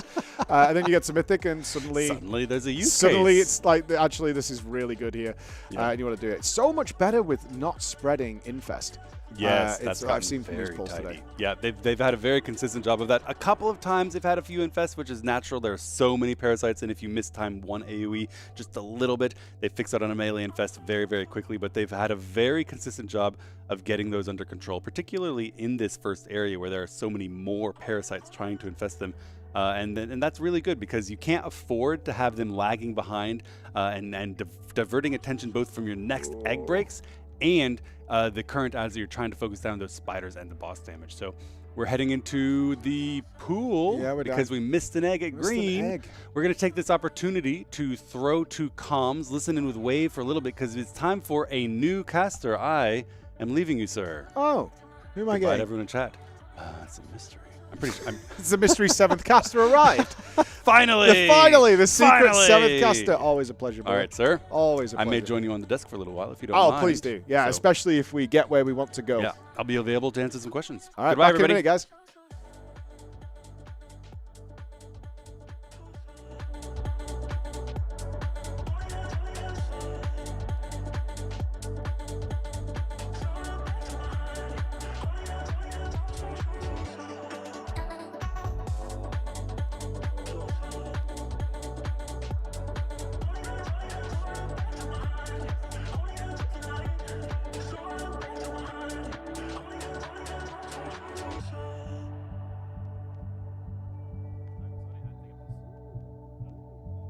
Heal me. That's not red. okay. Volley. Wait, volley, you good? Volley. Augment rune. Licks. I load never the weaker because I didn't want to see it all the time. I had to unload. Nipplet. Holy fuck. I think this is it, guys, yeah? Yeah. I think so too. I think so too, Agreed. Roger. Respread.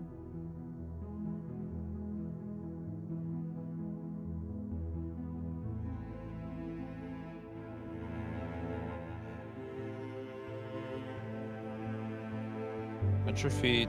Main thing is to break the eggs, guys. Nothing else really matters.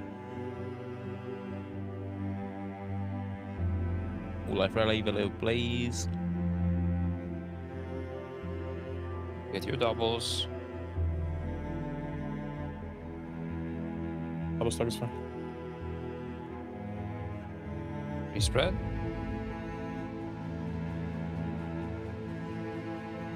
Just over this place. Very good. Below DT. Efficient damage.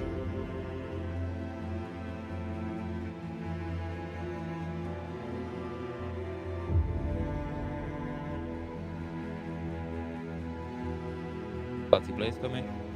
Be spread into eggs.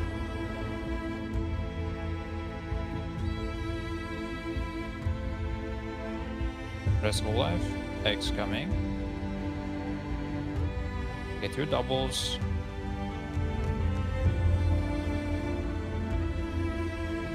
Controlling and efficient One out. damage.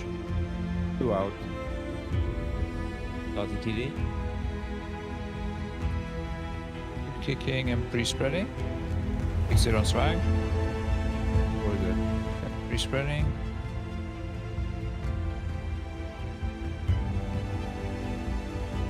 Hello, blaze coming.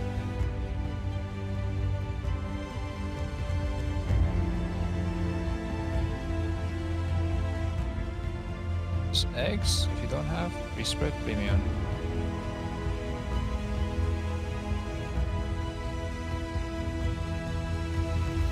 Eggs. Hello, TD. Spread.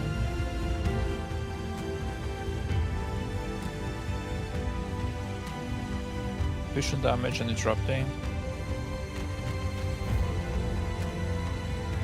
Very clean guys at personals. When shit spawns on you, when you can't make it to your egg. That's blaze. Very nice focus there. Respreading.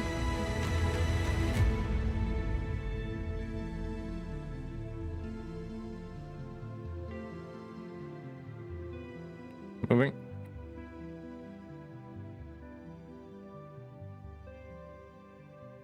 Party TD. Ready to move.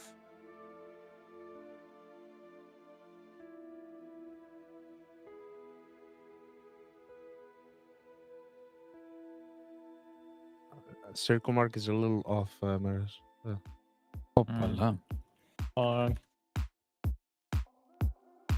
What's your feet? Ravage rally. You can help potion for free here. Velo players. Go eggs. Double eggs. Find your doubles. Respreading. Leaving a bit more here.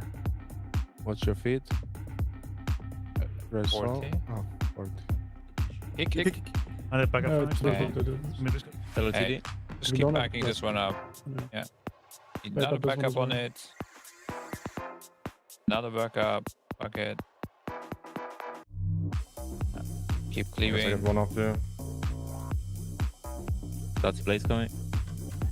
Respreading.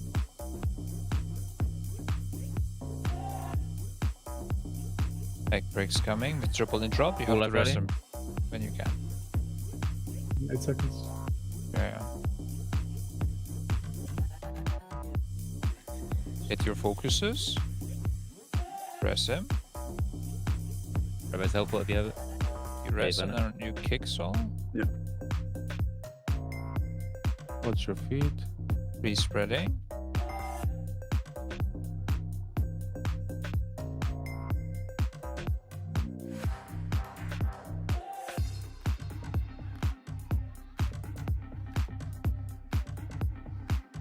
Welcome back, ladies and gentlemen, and I am joined by the wonderful Nagura. Our first cast together. Yeah. Yay! Let's go. Thank God, Woo! Jesse was here. Splits. Oh, it's actually. Oh, it's the Mythic worst. now. Yeah, I hate it. God. Thankfully, I didn't have to cast with him yet. Oh. Yeah. I Got told yourself production lucky. before that I came I here. refuse. Yeah. No, G's going to be joining us later, maybe for some analyst stuff. We'll get that big brain of his working on things as they are heading into this end of the phase 2. They're getting there slowly but surely, working away. We have had the combat res thrown away on Sol. They'll be looking to just pummel these other spiders down while they can and just cleave off that boss, trying to do as much damage as possible. You can see the boss is going to be heading into phase 3 very shortly. Watch that energy bar. We've obviously got that wonderful boss tracker that you can see on the right-hand side of your screen, where it'll track the energy in yellow and the boss HP in red. But the interesting thing, Nagura, they are so far ahead on damage, it's criminal. They just need to execute. That's it. As we head into the final phase where everything is mutated. This is it. They're all empowered, every single ad. So what you're going to be seeing Echo do is, of course, get their marks. They now need 2 of the overlapping markers to break the eggs.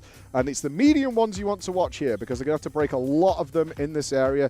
It's left to the end because that's the wormy boys that need constant interruption. So they're about to pop the lust, though. This is going to be the highest damage output they can get in order to get through this first phase and get the boss down. But damage-wise, their profile is good. Just some silly errors here and there because of how brutal. You see this healing absorbs like a full HP bar that the healers have to get through. And any damage you take while that healing absorbs on, the healers could do nothing about it. Yeah, and you can see the Mooking coming in hot here as well. We see the Kennex POV, of course, lining up all of his cooldowns for this moment for the Bloodlust, making sure he gets all of his damage onto the worms, because that's his main job here, making sure that he deals with those worms so the rest of the damage dealers can focus on the other AoE and also the boss damage. And they dealt with this wave really nicely. Now, of course, Bloodlust is running out and the last worm is going down too. And there are going to be new ads coming in just a moment. Innervate already being requested here by Satsi from Kennex as well. And look at the damage! Kennex did survive though. And yeah, the boss damage is looking very, very strong. There we go. We do have the second set of ads spawning in just a moment, and that's a difficult set coming out for sure. Yeah, you've got to be very careful here as well. What we've seen is a little panic coming into here with these Parasite scripts. You can see Perfecto and Mini both getting clapped at this point. That's a lot of loss at this point that you don't want to have. Not only is it the damage output of these Frost DKs, but also their interrupts, which are really needed in this phase because these worms start casting awful quick. We've lost nice memes as well. Again, a little bit of crumble. Clicks is down. I don't think he's going to pop the Ankh. I think they're probably expecting this not to be the kill with 4 dead, and if the Ankh's not already popped, it's probably not going to happen. They might see where they can do this, but now is absolutely bottoming out on HP. Little panic there in that one, coming out of the back end of the Bloodlust in order to manage this last one. They've got to finish these spiders off, but with that lack of damage, it's going to be rough. You can see the spiders are still alive as they're breaking the next eggs, which is not what you want to see. You want that clear separation of ad destruction, as Mirez is unable to tank those spiders for that long, along with swapping between the boss. Once again, better. We are back to here after the food debuff, but that's not what we want to see. Again, execution. The boss is nearly dead. Right, yeah. So after that wave, that's it. It's over. All the ads are dead, and they just have to smack that worm right in his bulbous, big, juicy body. Yeah, exactly. That's what I would say. That's how I would describe it as well. And additionally, I mean, all they have to do is play the mechanics properly. Like, how hard can it be? Like, wow. Can't believe Mini and Perfecto died there. I mean, should we? Do you know how to play DK? I mean, obviously you know how to play DK. You can explain. I do. Say to his face production says. I'm kind of anti-meta though. I'm playing on Holy right now. Ooh, all right. Yeah, I don't bow down to the wishes of my overlords. Yeah, I don't respect the Sims anymore. I certainly haven't got a bag right now that is filled with so many items because I have no idea what's good. I have no concept. I need them to tell me. I don't know. All these items and trinkets, the set bonuses can go here, here, or here, and they've got this chest that's slightly more mastery. And everyone's just like, it's just sim it. It's like, okay. Yeah. I almost reconsidered re-buying my Raidbots account. Oh, yeah. Because I had to say the queue of 60 like a paw. Yeah. It was the worst thing ever. I was like, this is ridiculous. I need to run 7 more sims with all these rings to find out what's going on. But they're close, guys. They're close. They're imminently close. They want this dead real soon. Not just to like get onto Princess. They're not bothered about that. They're not going to be behind time-wise on Liquid. More because they want to just move past this. Once the cook is done. In fact, the players complained at dinner that all the analysts were sat downstairs waiting for dinner. Oh, yeah. When they came down, they're like, what are you guys doing? Like, we've done everything for you. Like, this is nothing to do with us. At this point. Yeah, exactly. It's like, what exactly do you want us to do for you right now? And they're like, well, something. Like, no. We're done. Yeah. We've been working on Nexus Princess all night. Like, we're good. We're so far past this. It's unbelievable. You guys just need to kill it and get it done. Which they will. They also don't want to extend, right? Like, they want to keep their rating schedule because obviously that would be ideal that you don't like overdo it and stay up for too long, because obviously they've been starting to hit 7, right? So they've been playing for a long time already. And if it goes by plan, they would stop between 9 and 10 p.m. today. So they definitely do want to get this boss down, and they want to get some time in onto Nexus Princess as well, just to get some more information about. I mean, they do have information on the boss because they did pull it, of course, before they committed to Brute Twister. So the weakers and everything should be done, but they still just want to get an idea of the boss. Just pulling it for an hour, just getting some more information before they go to sleep makes a lot of sense, because sometimes the ideas just come to you while you're sleeping. You know, you dream about a strategy and it's just gonna work. Yeah, and the analysts want to stay up all night and work on it. That's what they do. Like when the players leave, the nerds, because these guys are the cool kids, the nerds stay up making sure they've got everything ready, so they know when they come in the morning. They don't want to wake up and fight this boss. Like they're done with it. So it's one of those now. The kill is anytime. Can everybody get it right? And get it done. But that doesn't mean it's easy. There's a reason they're wiping. This fight is really hard. Like crazy hard. Certainly for where it is in the raid. But we suspected something, didn't we, on that day 1 of Mythic? It was like, there's something sus about boss 5 and 6.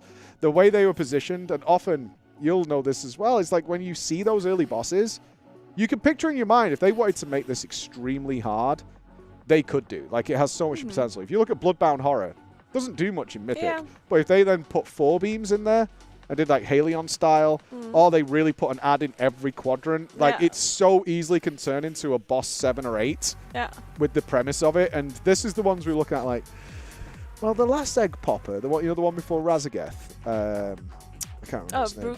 Broodkeeper something. Broodkeeper, Yeah, it was like, it wasn't that bad.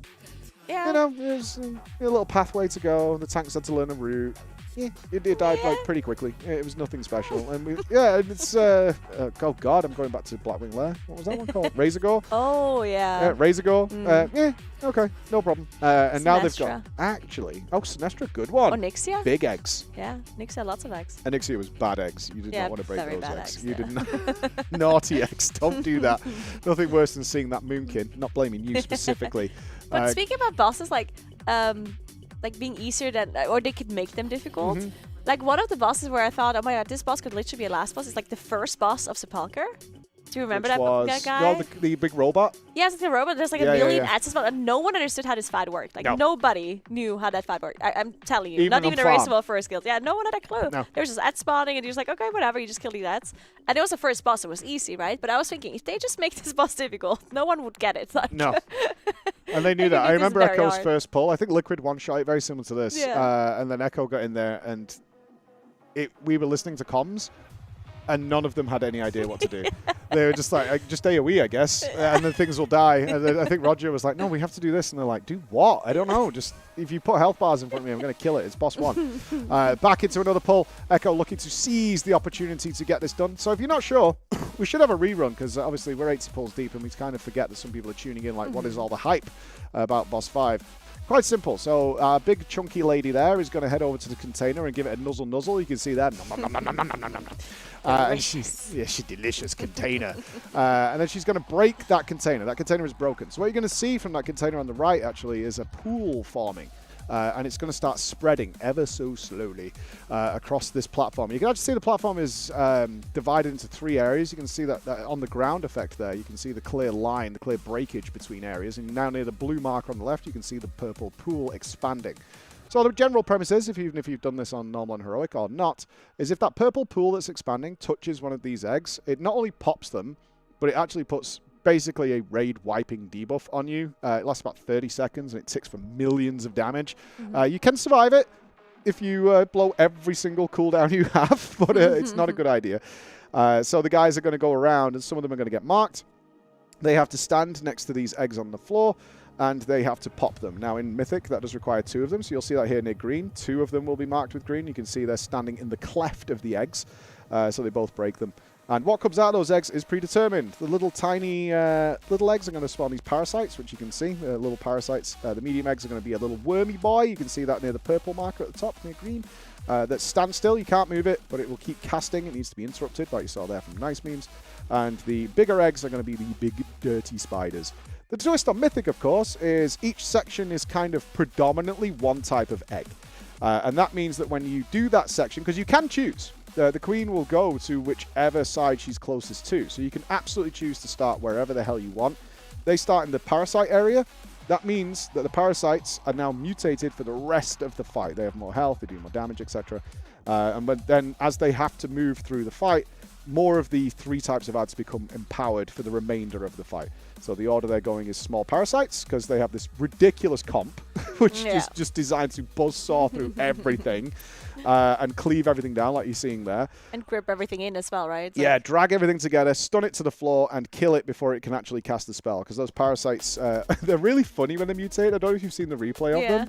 They're so fast. They go across the floor in seconds. Yeah, they're so speedy. Yeah, they are zoomy little boys once they get going. They're really funny. And when the big spiders, which is where they're going to next, little extra DPS there, they pull it right to the very corner, as far away from the next container they want as possible, but still it is the closest container to make sure she goes to the right place. And then they get all this extra time while she shuffles across the floor to do a little bit of extra damage onto the boss. She must be exhausted, like. I mean, that looked very. She looks like me on a treadmill. Like it's a rough sight. Like she'll get there, but it's not graceful. Let's put it that way. She's no ballerina, but that's okay. She's a mommy and she's getting work done. So you can see now. Look at how many big eggs are in this area. So that obviously tells you this is the giant spider area. Which will give these giant spiders much more HP and also start stacking on the tanks a healing immunity buff, as a debuff, I should say. So if these big spiders are up too long, the tank will essentially become heal immune. Not good. Oh, there's a cast going through. Wah, wah, wah. Yeah, one missed interrupt, that's all it takes. And these aren't even the empowered worms, by the way. The empowered worms just chain cast so fast.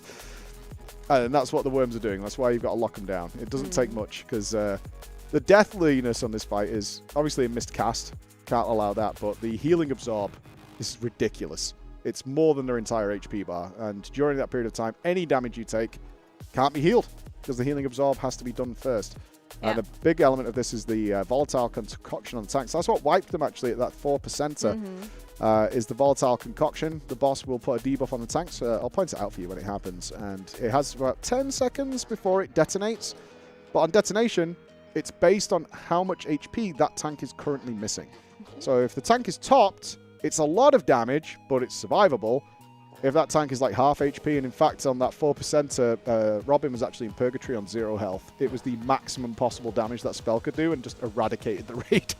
Yeah, that's why the spiders being mutated on this fight is so dangerous, right? Because of that, the boss's tank mechanic. Because the spiders apply this necrotic wound effect onto their targets, meaning they receive less healing. And of course, blood decays receiving less healing means that they're going to be able to sustain themselves less. On top of that, also receiving less healing from the healers. And then if you have that tank mechanic going out, then it's going to be so much more difficult for the tanks to not have a lot of damage going out onto the raid to make sure that they are staying topped. So lots of mitigation. On the tank has to be coordinated well with the healer cooldowns as well, making sure those... And that becomes increasingly more difficult the later on you go into the fight, because that portion of the fight they haven't been to just yet that many times, right? So the healers are focusing on keeping the raid alive and focusing this and focusing on that, and interrupting the worms, of course, as well for the healers and the tanks. And then all of a sudden the tank didn't get an external or didn't get a heal, and then that explosion goes out on a raid. They're just doing so much damage. Yeah, what's even worse is they don't even have a dedicated tank healer at all, because Thana is Ret. You know, that holy paladin that you would like to see pumping those heals with the beacons into the tanks ain't there. It is all passive healing, so they're really relying on these DKs to do a lot of healing on their own, and ideally be just left so the rest of the healers could just oh, this is bad. Oof. Yeah, they missed out on a ton of the parasites being inside. You can see mirrors there trying to individually grip them in. There'll be slappy hands coming from the other DKs, but there is a parasite running away. They've managed to grip it into this ball, but usually they've been absolutely phenomenal with managing this. But you can see that green one, and it's going to start zooming if they don't kill it. It's going to start absolutely running across. Ursul's Vortex coming in really nice from Canex in those scenarios as well, just to keep them locked down. The ring also very good. Yes. Ring, the ring of peace, what it's called, right? Yeah, Swag doing his best to pump out a not the best fight for Windwalker by any means, but Swag obviously not only bringing that debuff, but a bunch of CC that's helpful. But there's the awful snowball effect on this fight. You miss a couple of interrupts, you miss a couple of 1 DPS, and everything slows down just that little bit, and you can't afford it. And it means you position wrong for the next X, because this whole fight is built around having that big fat worm on top of everything else, because they want to just pump boss damage, and natural cleave is going to kill everything else. That's the plan. So if you can't position properly and you don't get that natural cleave, I mean, you know, you won't worry about it with Starfall, which is like 180-yard radius or whatever it is. It'll fill the whole world with debuffs. Scripe hasn't given up on them, by the way. When he left, he's turned the AC up. Just to be clear, Scripe hasn't like called it quits and gone home. He's turned the AC up. It's a bit warm in there, as you can see. Canex though with full hood up, gamer mode engaged. That's what he wants to see. Oh, a little confusion there as to where he was going. And we have seen this in the last couple of polls. He's just missed eggs. Yeah, that's of course also a big point on why they would be wiping, right? Especially at the start of the progression, when they got used to the egg breaking, or when they get used to the new phases as they move on. But yeah, still can happen that you're missing an egg. If you're missing that overlap on the rings, then obviously you're probably going to wipe too, because then that blood is going to be reaching the eggs and empowering them, which again just means that you're wiping. Yeah. It's with the 3 healers, 2 blood DKs. Which is crazy, by the way. 3 healers. Yeah, it's disgusting. You're not surviving it. Like you can't throw another cooldown at it. So many times, like I was following chat a little bit, and people were dying to just incoming damage, right? And chat is just like, you don't have enough healers. Like, just get another healer. Like, what are you doing? Okay. Like, yeah, it's on the face of it, from a simple view, yes, it can look that way, but it is by design. It's to make sure the boss can actually die. This thing has 9 billion health with an enrage that's coming. That's a big number. That is a big number, and you need everybody doing something very specific. So you'll probably notice things like at the start, in the first couple of minutes, that the DKs aren't all doing similar damage. Like, is somebody trolling or what? No, this is all damage profiles. They have calculated and mathed out exactly when everybody needs to use their cooldowns in order to make sure the ads die effectively, and they're not overkilling them. It's a big problem in a lot of guilds, is ads get overkilled. Like, so if you have 2 spawns, everyone bursts the first one down and they die, and they're like, oh, this is cool. The second one comes and lives for about 5 times longer. Nobody has that Blade Storm available or anything like that they're going to use. So we are in the big spider area, guys. Here come the big boys. Now you want to watch the tank HP. So maybe we could swap over to Mirez now, because his life just got immensely worse. Because these big spiders, look at health bar. Help! I need some help. So very good, though. Obviously, the tag team of Robin and Mirez. He's also having to do the marks, by the way, while this is happening. You can see he's marking all the eggs for everybody. No wonder Mirez is sweating a little bit here, because he has to survive all this stuff and mark everything for everybody else and make sure he's in the exact tanking position needed. At least he has his add-ons back. Yesterday they had a little bit of an issue. There's like one of the add-ons causing some FPS issues on this boss, and they were not aware of what was causing it, because this can be so many different things. It could be a certain add-on, it could be a certain weak aura, it could be anything, right? So Mirez had the job to figure out what it was. So he turned off each add-on like one by one. So first he turned off his nameplates and played a whole try without nameplates. Then he turned off another add-on, and so on and so on. And at some point he had like no add-ons left. He literally was playing completely without add-ons, and they had to do like a countdown on voice for him. They had to be like 3, 2, 1, and then he still had to do the markers and everything, which is crazy. And at some point he was just going through the weakers, and thankfully it looks like they have found the issue and he's got his UI back. Yeah, that is going to be very helpful with this. Oh god, they're so low with the healing absorb all over them. Help! Help, well, that is the nature of this fight. These health bars yo-yo constantly. You see Zaxi is in a really bad state right there. He's managed to fix it out. You can still Zero is still in a bad situation, but they'll get there shortly. These are the final set of ads now. This is very dangerous on the tanks. You have to be very careful. These purple swirlies, obscenely dangerous, especially if you've already got a healing absorb on you because they can't save you. But they have popped all eggs. Okay, we have 1 combat res in the bank. That's good. We're going into the final phase. HP on the boss is okay. They should be fine. As you can see, that energy bar is filling up. The Queen is going to start making her way to this final container. And from this point on, every single one of these ads is empowered. The most dangerous one that's now added, of course, is the worms. The worms are going to be empowered, which means they're spread out. Not great for our melee comp. This is where our boy Canex is actually going to start really flying in order to cleave down these very spread out ads. And at the same time, they're going to be bloodlusting to get the most difficult pack out of the way. But this is also the point we have seen a lot of death, because you can see why they use this here. Look at the healing absorb and the HP of some of the players. Oh, Mini! It's just so much damage coming through. There we go. Bloodlust has been popped. All cooldowns are running. All of the interrupts coming out. Solar Beam actually being such a good interrupt here, because during that silence, the ad is actually not casting at all during the whole Solar Beam. There, that skull marker was just interrupted last second. That green mark is also still alive. They, of course, do have assigns for all of these interrupts, but there's just so many that they need. They have to finish off this last one. They're moving the boss to it as well, so the interrupts should be fine from here on out until the next wave does come out, and they're fully focusing the boss here, just cleaving down that worm at this point, not focusing it anymore. It's not an issue once the boss is on there, it's just an issue once they're spread out at the start when they're spawning. But there we go, we're gonna get a next wave soon. Boss is being positioned as well. And everyone's still looking very healthy. We do see the movement speed buffs coming out, making sure that everyone can get to their spots. And it is looking good. Looks like they did get all of the ads out. Another spider coming in here, which means that the tank explosion might be a problem again if they don't have enough mitigation on them for that tank buster coming through with that necrotic wounds on it. Let's see, this is where they were struggling the last time. Yeah, you saw Robin was there with the debuff, managed to clear any of the necrotics on him and detonate nice and safe. It's that green icon that you'll see over either Now or Mirrors. That is the... don't die here, guys. We need them to hold it together a little bit longer. There is another wave, but it is the final wave. Once these spiders are dead, they need these spiders dead as fast as possible to give the tanks a little breather. So that we're working on them. We have got 18% left on the boss. You can see the hard swap there from Mini onto the larger spiders to give the tanks a little break. Get in position. Don't miss an egg. It is of vital importance. All eggs are popped.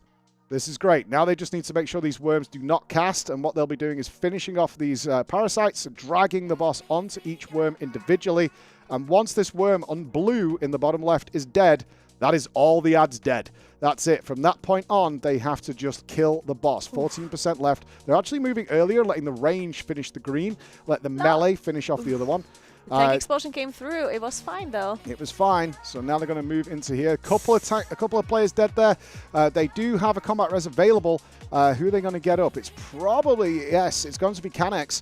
But these big spiders still have so much HP left, and they're not under the boss either. They're missing out on cleave. They need that cleave. The whole group is built around it. Now, one of the big difficulties here, Nagura, that purple floor is everywhere, and these purple debuffs are still coming. Yeah, and this swirl is covering the whole floor that is left at this point. One thing to note, though, is that they can step into the blood. If they step out immediately afterwards, the heal absorb actually takes a little while before it gets applied to them, so they can dance in and out of these zones underground. The boss is dropping lower and lower. 8% left on the boss. One person dead still, and you can see that floor is going to be covered in just a moment. Yeah, run into the purple, boys. Run into the purple. It's fine. If the purple doesn't do as much damage, 7%, 6% they're going. So Echo just needs to hold the line here. They still will have Volatile Concoction going off and Robin in 2 seconds. This is where they wiped last time. Robin is full health, though, so it won't be as deadly. Zatsi goes down. They have lost a healer, and they've lost Ryson as well, so it is throw everything at the wall here for Echo in order to bring us over the line as Canex falls. They are bleeding out with just 3% remaining. This is going to be tough. I don't think they're going to be able to cross the line here as they've just bled out on those healers at the last minute. This is going to be just too difficult, I think, as the DKs are holding on a little bit, being able to keep themselves alive. Death striking through that damage, but just not quite enough. I think those couple of deaths that they had on that very... like on the very last ad wave, right? There's one worm, I think one cast was going through. I believe that's what killed like those 2 or 3 people there at the very end. Yeah, poison burst there for 1 million. Web eruptions ticking people down there. Just the constant snowball of little bits of damage that just weren't managed correctly. They're close. God damn, that is a new best pull. It's a new best pull. They were a little high going into that phase as well. We have seen them be, you know, a couple of % ahead I think on it the was damage. because this was the pull where they had issues on the very start, right? With the parasites not being able to get grip properly, and that's probably where they lost some boss damage, right? They're losing little bits here and there. Yeah. When they do it perfectly clean, the boss is so low by the time they get into this third phase. And that's the first time they've been there since pre-dinner at that point there. And obviously they're very, very close. There's nothing else that Roger could do for them. You can see he's chewing his nails there like, kill it, boys. Come on. Get it done. And they will get it done, but they want it done now. It's always a bit of they felt comfy going in there a little bit. You know, 1 death, but it was Thanner. You know, not disrespecting Thanner there, but it's not one of the main destroyers of the final phase. You know, you can kind of work through that. Everybody else up, but... So I think Thanner is definitely on like the lower side on the boss damage. Just Rat Paladin not being too strong there. Kenix is as well, though. Like, even though Kenix is obviously doing a lot of the overall damage, boss damage-wise, Kenix is not doing that much. He's really focusing on that AoE. On the other hand, the DKs are topping both the AoE and the boss damage. They're just crazy on this fight. That's why we do have so many Frost DKs in the comp as well. And of course, the warriors at the very end also just executing that boss for an insane amount of damage. So they are also very, very valuable there at the very end. Yep. It's a tough phase because you have got so little room. You've got all in purple swirlies. Just you can't see them. You know, you can see what they're trying to do. They're trying to bait them into one place and then spread and get back. Could go for maybe even a drag technique through that. The purple isn't that bad. You know, if you're dipping in and out, it's not the end of the world. It will eventually kill you, but it's certainly maybe safer than having the purple swirlies land on you for the, you know, that kind of approach if they wanted to do it. But they're comfy with the technique. They just need to clean that little bit up. And yeah, this is exactly what we saw from Liquid with these couple of low % wipes while you get used to the stress and the panic of being in that phase. They're certainly still not clean on the second egg pop of phase 3. That's definitely where we saw. That's the panic that led to like the snowball effect of it slowing down in the movement. I haven't seen them actually do that nicely yet because it's a ridiculously hard phase that's going on, and it's not happened just nicely yet. But they've had so few attempts in that area compared to obviously phase 1 and 2. And maybe they also are still optimizing some cooldown usage as well there in the very last phase, because technically you do want most of your cooldowns being used during Bloodlust, right, to get that boss damage in. But if you use everything, you're not going to have enough damage for that second ad wave. So there's going to be some people that need to hold their cooldowns for the second ad wave, and they're really probably just trying to figure out how much they have to hold. And at the very end, I think there's also a little bit of RNG involved, like who gets actually selected with those, like with the webs, like the circles, the web blast. Yep. Because you will have to step into the blood on the floor, into the puddles, because otherwise you're going to root the whole raid, right? Yep. And if you're a class like a mage that can blink out, get this spell, blink back in, that's going to be really nice. If you're a super immobile class, or if you're a healer, like let's say Ryzen has to walk into the blood and come back in, like that is going to be a lot. Yeah, I think that might be what happened to Zazie, to be honest. Yeah, but we've lost Mini immediately on this pull. They are going to send the combat res because it's not the end of the world. Like, we might as well keep going here, but it does mean, you know, we do not have that safety net that we would like for the much more difficult areas. No doubt he just got clipped by the purple there because it's hard to see. You can see here, like, when you run in with all these nameplates of all these little ads and these purple things there, you'll also notice, and I think it's really mean, some of the egg breaks happen at the same time as the purple, and the purple can land on the egg breaks. Move, You have to stand outside and then run in at the last second. I think it actually occurs on this next set when they move over there, is you'll see the purple dissipates about a second or so before the egg break has to happen. And if it's on the eggs, because you do have to get like in that cleft in order to do the double overlap safely. Oh, good job, the diplomats and the ambassadors. One day that will be fixed, but not today. No, it won't be today. That is like sometimes the RNG of like certain puddles overlapping. Yeah, you see with these puddles? They come right now. Yeah, Look at that. It's mean, right? That is very mean. It's really mean, Blizz. That happened so many times before in bosses as well, where sometimes you even had to assign classes with immunities because there were overlaps that were literally unavoidable, so you had to pop your immunity to survive. Oh god, you know that second boss in the Murder was like that on testing. I don't know if you did the testing, but you couldn't do it unless you had an immunity. Oh, it's yeah. so stupid. I remember just like, oh, we're supposed to run around in this thing, and it's like, you literally can't. Yeah. it just kills you if you do that. They have to get our pallies running around there, or our rogues, something like that. But nice and clean. We have lost mini, so combat res has been thrown away. They do start the fight with 1 combat res and generate 1 every few minutes into the fight. But all right, phase 2. They've done this a million times. I do hate these swirlies, though. These are the things on heroic you kind of don't give much credence to, because they don't kill you. Yeah. It's not, you're just like, oh, I stood in it. I'm just going to finish my cast. Yeah, here. I'm sorry. You know, I could have moved, blah, blah, blah. I didn't do it. Here, they're just like, okay, and now you're dead. And now you can't even see it, lol. Because there's warriors blade storming. Even on heroic, I think. Well, if you have low gear, they probably don't get one-shot. Oh, so you would know. Oh, no, I am just guessing. Oh, yeah. Of course, that did not happen to me. Well, you're geared to the teeth, right? What, are you 650 item level now? No, I'm like 605. Are you poor? I'm very poor. Oh, are you not even a delver? Well, I was delving, but I actually got 3 maps, so I did get some gear from the delves. Did you use the maps, or are you just collecting them? Did, You're starting a little atlas. They look nice on my wall. Oh, good. Right next to the key fobs. Medic was so salty before, and he's harassing me about key fobs. Oh, yeah, I was like, she's got 2. To me too. And now Jeeves stole it from me. Like before I got here, he was like yelling after me. It's like, Tiger, I got the key fob. What does he want it for? I don't know. Maybe he's going to the gym. That's open. True. You can get there. Grim's down there playing table tennis. He never leaves. Yeah. He's I see him there all the time. Yeah. Yeah, he said, Grim literally said to me today, I was like, I haven't played table tennis in a while. I could go for a game. I was like, oh, what, do you mean since yesterday? Because that's when I saw him. And he went, well, no, like an hour ago. Like, he had to go and take a shower. He was that sweaty during table tennis. Oh, wait. He legit had to go for a shower. He's like, yeah, I was sweating my head off. I was in the gym, like, and then I saw them do table tennis, and then I went did something else, and I came back and wanted to do another workout. They were still there. These are the analysts. We're not memeing, guys. The guys have run out of stuff to do. They're like, we just need you to kill it now. We're just playing table tennis. Oh, man. Yeah, we're all set. At this point, this is on you guys. You've got to do your bit. We've done ours. Now we're going to play table tennis until we are summoned once again. Well, that's okay. They're doing great, though. This is a good pool. They are in that second phase.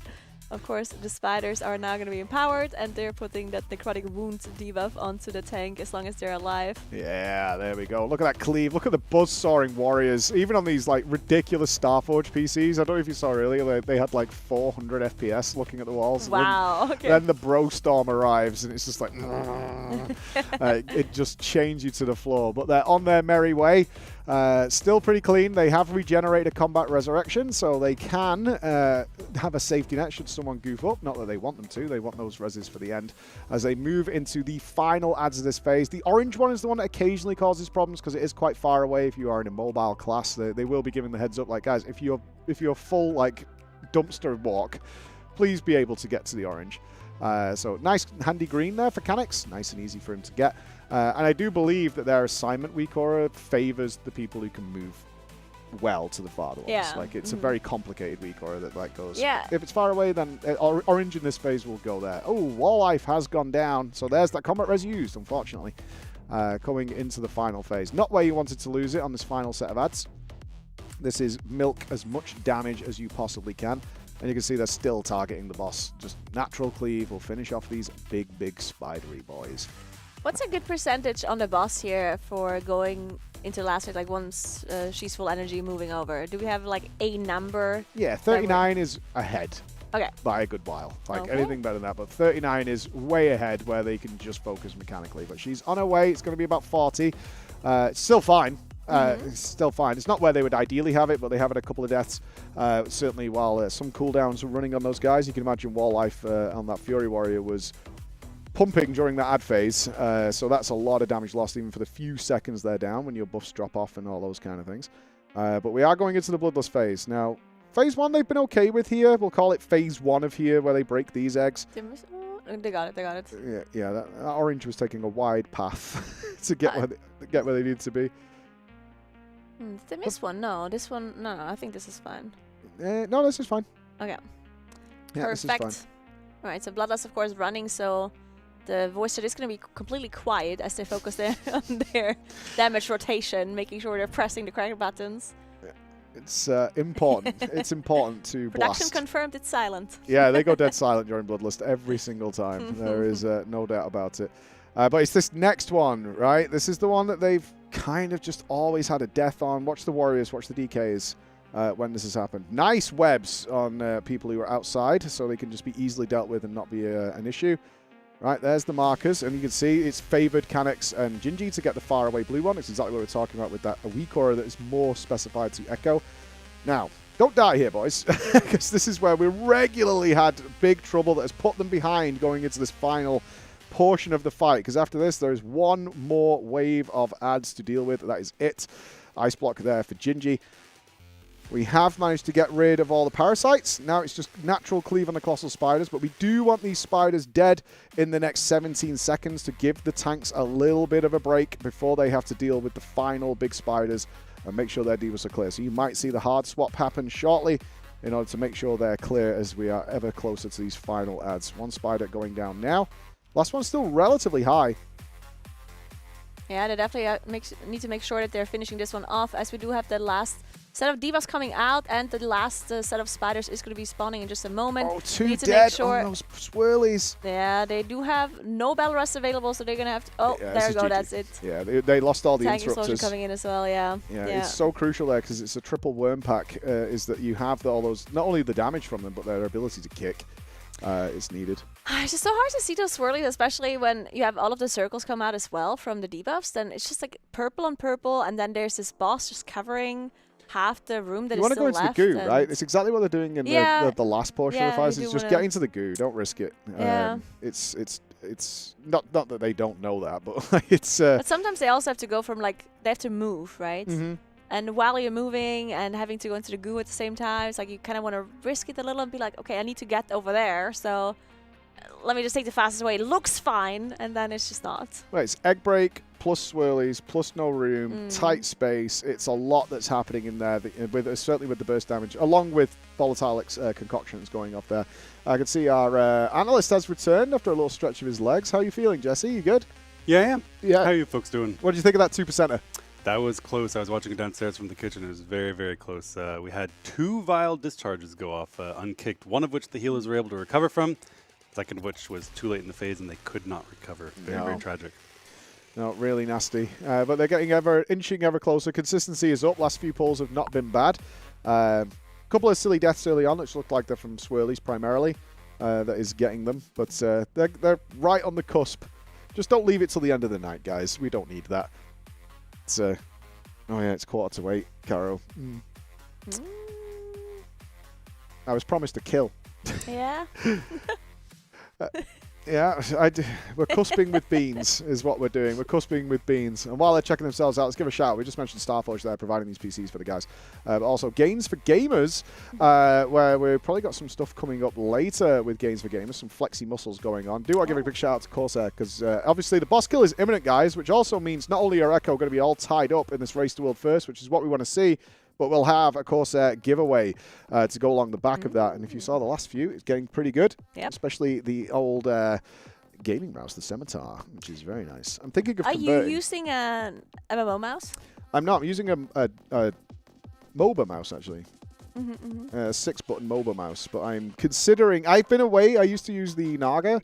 Yeah. But the buttons were very smidgy. Yeah. And I have, kind of big, floppy frying pan thumbs. But this one's actually different because it's got... I might switch back because this has got smooth and textured ones, so you can kind of feel... Yeah, it does actually feel very comfortable. Yeah.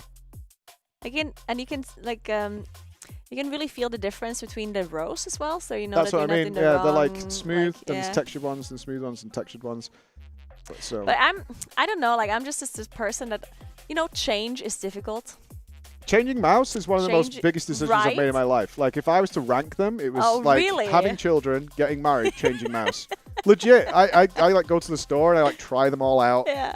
That feels too small. That one's too wide. It really is. And then you have to commit. Once you do it, you have to commit. Yeah, the problem is I've only ever had a mouse with 2 side buttons, right? And I'm so used to it. Are you still using the 2-button? Yes.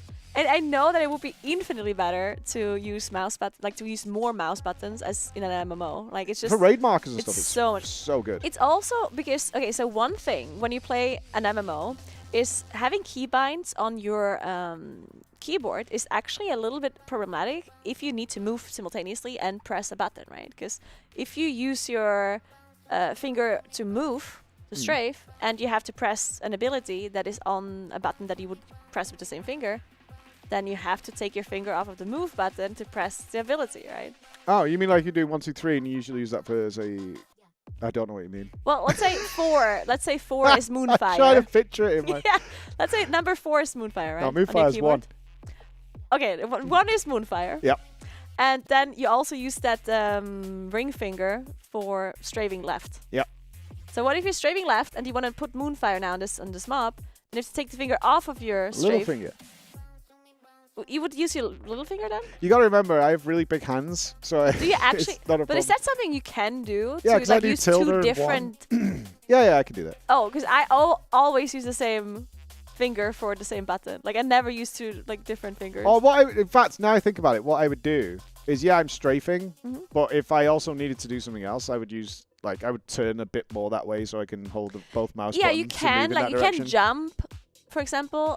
Like in the air, you let go of and then you go and press it again, right? Like there are things to work around it, but it's not as pretty as if you would just like leave your whatever finger on your movement key and just use the ability on the mouse. I would beware of that. One of the reasons I stopped using the Naga, and anybody who's getting this a Scimitar, because it is really good, I am genuinely thinking going back, is a lot of people bound their entire character to the mouse. Yeah. And if it broke for whatever reason, like you dropped it or something, Oh, whatever, wow. they literally, I've had people contact me when I was running the guild. I can't play for the next 2 weeks because my mouse broke. That actually is I a good can't point. tolerate that. That's unacceptable. Okay, well then you just order 2 though. You have Oh, one, okay, forehead. Yeah, Just buy 2. Just buy 2. There you go. Like you literally have one mouse to use, and the other one is your backup mouse. I mean, I have backup mice, but like Yeah. if I can't stream, then we're in trouble, right? That's like you know, if you were like a carpenter or something, and you just like, well, my one screwdriver broke, so that's it. I'm out of work. That doesn't work. Yeah, but now you heard it here first. Corsair so good. Buy 2. Just buy 2. Yeah, and then you can never have Forehead. to skip raid. I did know somebody who didn't raid for 3 weeks because they had to wait for their mum to buy them a new Naga. And I was like, just use. I was like, have you not got another mouse? And he said, yeah. And I used that. He went, I can't because I have my whole character bound to just playing I can with my see how mouse. that is a problem. Yeah, this is cool. Check this out. It slides. So if you've got smidgy hands Oh. or big hands, watch. Okay, that is Look, cool. it slides for the smidgy hands, big hands. Yeah, little thumb. Oh, because you can press it with different parts of your thumb as well then. Yeah, we want to. I mean, my thumb covers every button.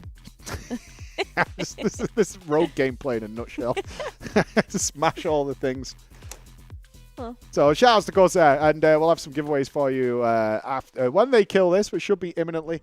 And of course, a big part of that has been Elgato, who have provided all the microphones and this is certainly production with their Stream Decks and USB docks, which are actually really cool. Have you seen the USB docks? Because you use a Stream Deck, right? So I'm so You've become mouse obsessed. yeah, I've totally I'm lost you. obsessed with this because I've never seen this mouse before actually, and this one has like this might be something that I can do.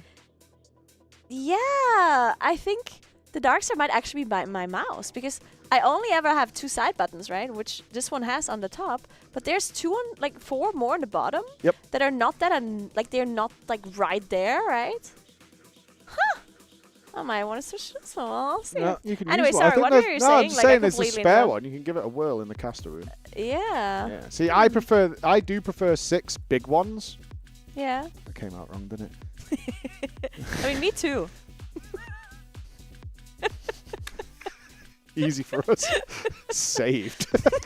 6 big buttons. What? The Darkstar has 6 more MOBA style buttons, which is what I use. I prefer that. Yeah, MOBA style buttons. 6 MOBA style buttons, if you prefer that as well. So yeah, big shout out to Corsair there. For those mice. But mainly, stick around. So we've got a giveaway for you. As Echo has done a quick wipe Well, there. now I really want them to kill a boss fast so we can do a giveaway so I can join. I tried to get in. They're giving away a Mythic boost with the mount. Oh, yeah, true. That I one want for in. sure. I went in. I helped him with a split. I want to know if I'm getting paid. I want to get some of that sweet. Are you getting a load of gold, Jesse? Because you helped in a bunch of splits. Are they going to weigh you in or what? Yeah, I think I'm getting cheaped out. Wow. No gold sent to me. That's why Just Wait's asking us to jump in splits, because it saves them gold. It's true, yeah. Yeah, Just Wait's like, all right, I can save a bit of money here. He's such a wheeler and dealer, that boy. He needs one of the big dirty coats that you'd see in a UK comedy. Gold. Khajiit's do another split. How many ults have you got, Mike? Just asking. We need some more DKs. Come on, lad. Sort it out. But they're back in. Give it a go. And then we can give away some stuff to our wonderful audience here. We've obviously seen Phase 1 plenty of times now. Not to say it isn't incredibly lethal. Kind of got that Farak vibe, which is weird to say for Boss 5. You know, as soon as it started, like, you could just blow up and die. Yeah. It all looked normal after, like, 100 pulls, but still. Which we are creeping up on. 87 pulls. 2%. Method at 88. 17%, getting ever closer. Shouts to Method, doing very well this tier. Working their way up there. Instant dollars there. A lot of guilds are hitting this. Yeah, and Liquid did, of course, already finish off the boss, and they were at 120 pulls. So we're still pretty... I mean, I don't think that we're going to need 120. No. But then, of course, also Liquid was the first guild to pull a boss, and is probably going to... They probably wasted some pulls on trying different sides that Echo maybe didn't have to do. Kind of the opposite. Echo, I think, got baited a little bit. This is the original. When we were talking about this boss before the race even started, they were talking about the DK stack, you know, for grips and things like that, and the double blood DK, and then they kind of changed their minds a little bit when Liquid were doing stuff like, oh, maybe a 3-tank strat is maybe a little better. Maybe Liquid's always discovered that, and then ended up coming back to it. Roger was like, dude. Why don't we just do what we were doing? Yeah. Which is what Echo's prime focus and what has enabled them to win so many races has been when they've been playing on their own Jeeth and they've not been influenced. You know, they're so much better at cooking up their own way of doing things. So it's one of those where it's like, maybe Liquid found something we didn't know about. Yeah, it's always hard playing from behind. We've seen that from both teams. Playing from behind is very, very difficult. You can definitely mind game yourself a little bit, think that you need to copy and do what the other team did, which is often the play, right? If they've spent 3 or 4 hours doing trial and error to find something, you can skip that 3 or 4 hours of trial and error by duplicating what they've done if they succeeded. But it's always more fun for Roger and Scripe and for everyone on the team to be playing from ahead and be doing your own ideas and your own strategies.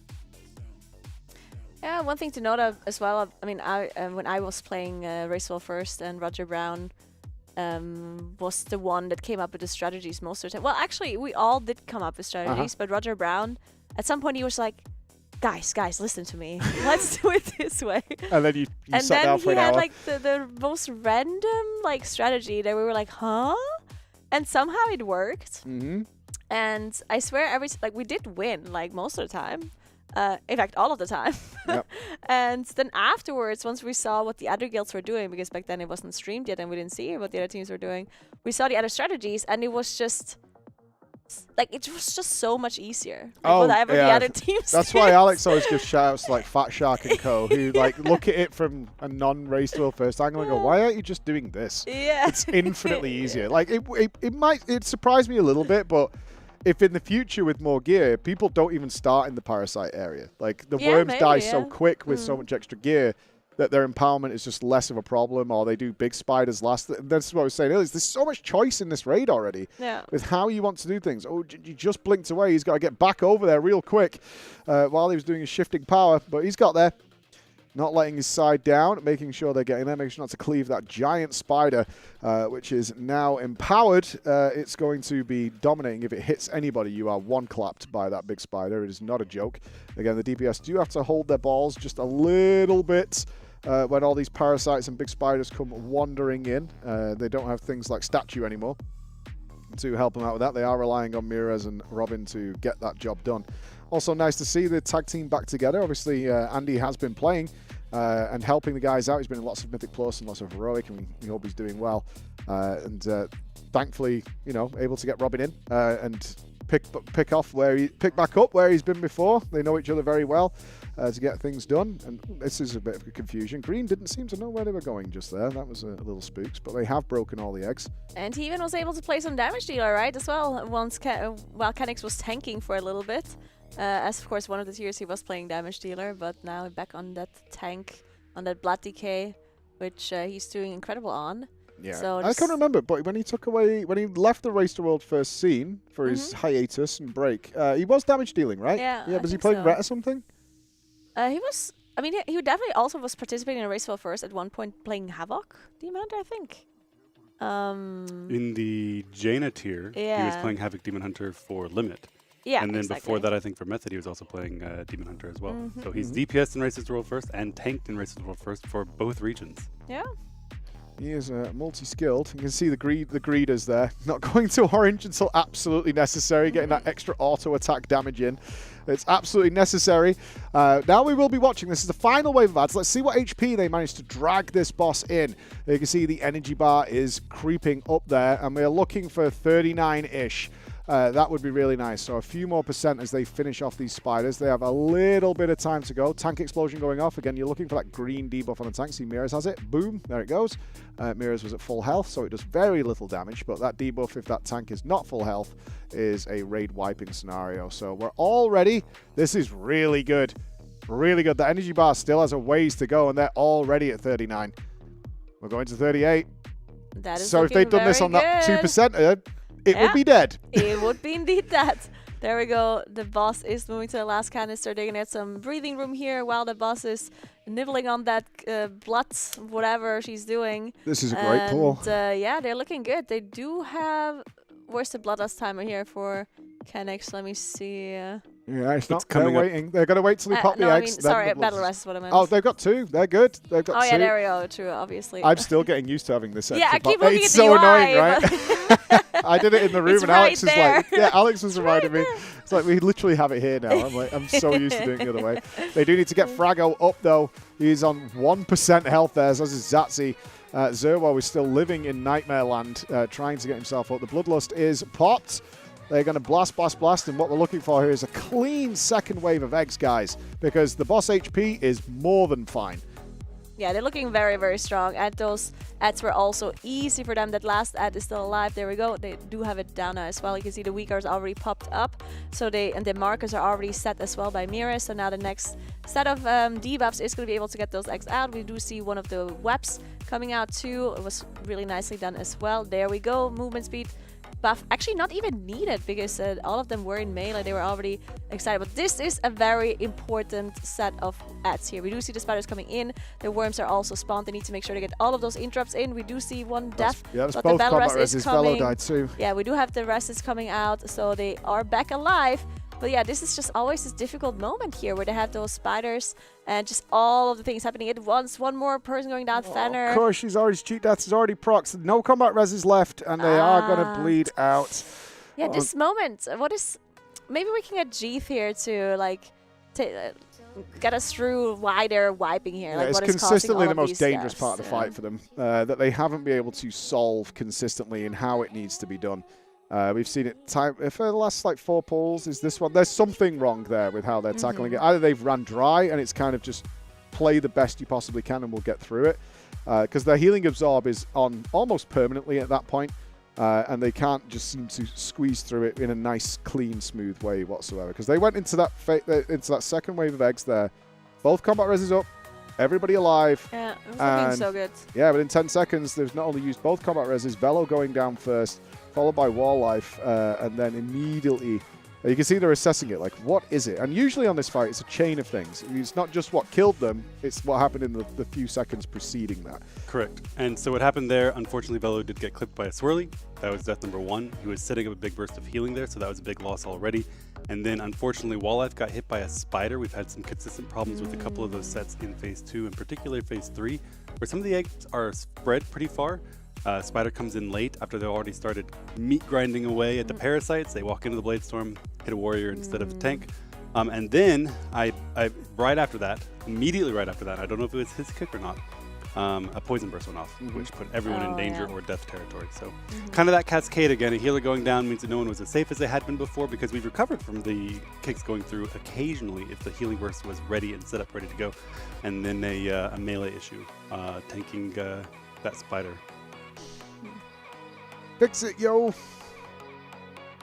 Yeah, that is a difficult, like that's also hard to fix, right? Because obviously you can tell a damage dealer, oh, just stop damage until all of the ads are in. Nope. But that's not really, and we're memeing about this like, oh no, the damage dealers can't stop damage. But you actually can't, because the ads need to die, right? And you can't just wait forever for all of those ads to come in. You have to do the damage to be able to deal with the ads. Otherwise, they're getting out of control because, of course, they're empowered. And that means they're going to stack up that buff and the movement speed so quickly that they're just going to be running around infesting everybody. So they need to die. They need to do damage. They can't just stop. And then those ads that are coming in, they have to be dealt with in some other way. Like either have to assign the grips differently or different kind of knocks.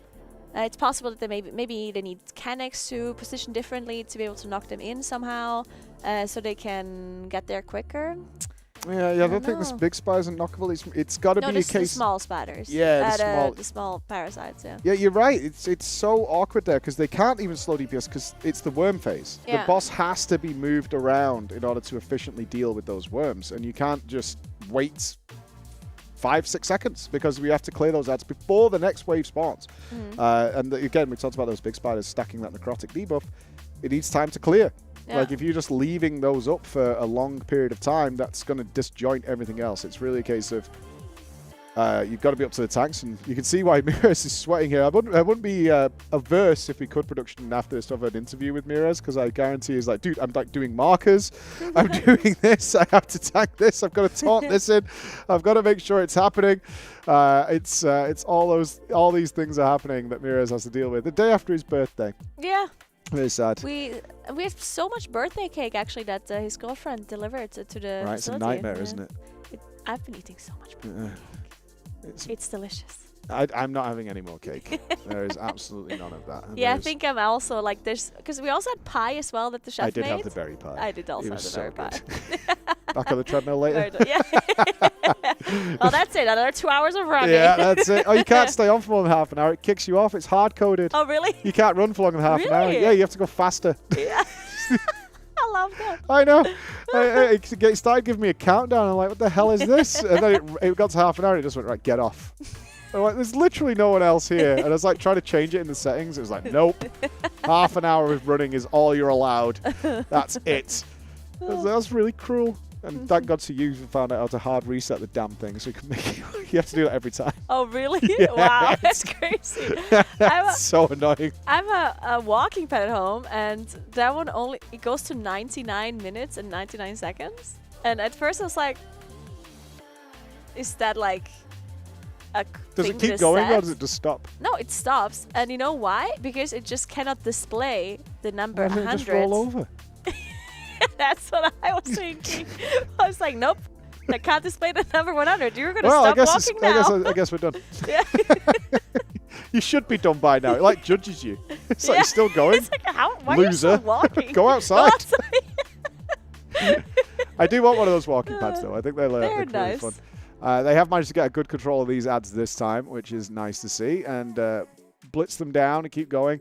Can't lose focus here, especially on a fight this difficult. How hard is it? You know, we've all been there when you're like 70 pulls, 80 pulls deep, and you're like, phase one is such a turn brain off moment now, even though it's really hard. And you can have that regression, but not allowed here. Echo, keep watching my clock. Yeah, and I'm like, you kind of really do need to kill it now, guys. Really, yeah.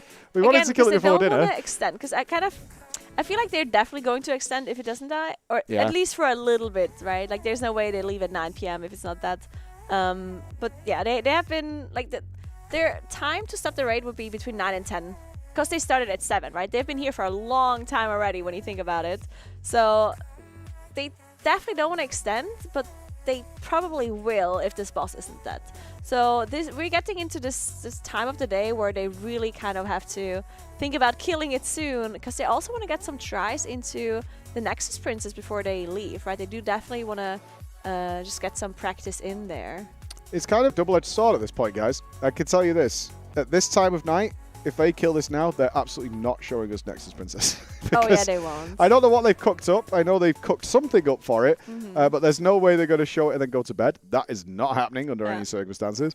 But they also are not going to leave here with this alive, because the last thing they want to do is wake up and carry on with this. They want to wake up, be at similar progress to Liquid, and then continue on as normal. So maybe we have seen the last pull buff be very effective for Echo. Oh, that is a lot of purple swirlies under that boss. That is horrifying. Oof. I am so glad I'm not playing this fight. I would be Can we get a heart rate monitor on one of the melee? Is that possible? Yeah, I'm also happy to be a ranged DPS on this boss, I think. Oh, look at all of these question marks come here. It's like, what are all of these swirlies doing here? Just question marks at Blizzard?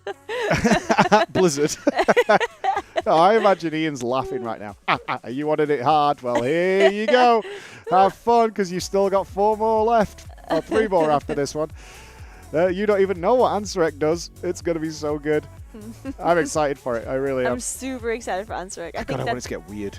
Yeah, I want it to be super weird. And that boss, I mean, the last phase looks so chaotic, even on Heroic already. I love the portal mechanic as well. That is like similar to Zymox. Did you like Zymox? Yeah. Oh, I hate that fight. Really, I love Zymox. I thought it was it was so cool. I bet you weren't my job. I was Hunter at the time, so I was the go and get the annoying soak in the corner with turtle and go through the thing and grab the egg and carry it. And I was like, I hate this every week. And then you got DKs going, what mechanic? I'm such a good player. DK somehow always manage to just avoid all of the mechanics. They're like, oh, but we're so slow, so we can't do the mechanics. So it's good that we have Wraith Walk and AMS and whatever. We can just ignore everything. Like on Rasagath, when you're just standing still, it's like, what wind? Yeah, we always compare it to Roger, who's sweating so hard, trying to justify his existence on his Hunter. I can survive! And then you just looked at the Warriors, and the Death Knight's just AFK. It's like, yeah, I don't know. This fight is easy, and the Preservoker's doing that Dream Breath right across, looking so cool as they did it every single time. But it's the way it is. DKs have had a really good tier so far. Yeah. I really hope that whatever Ansarek does isn't like full scuff on Death Knights. They're just, I don't know what it could be, but like DKs are useless here. Maybe it's just tons of running backwards and forwards, and they're just like, it's not happening. And we end up stacking like 6 Demon Hunters or something.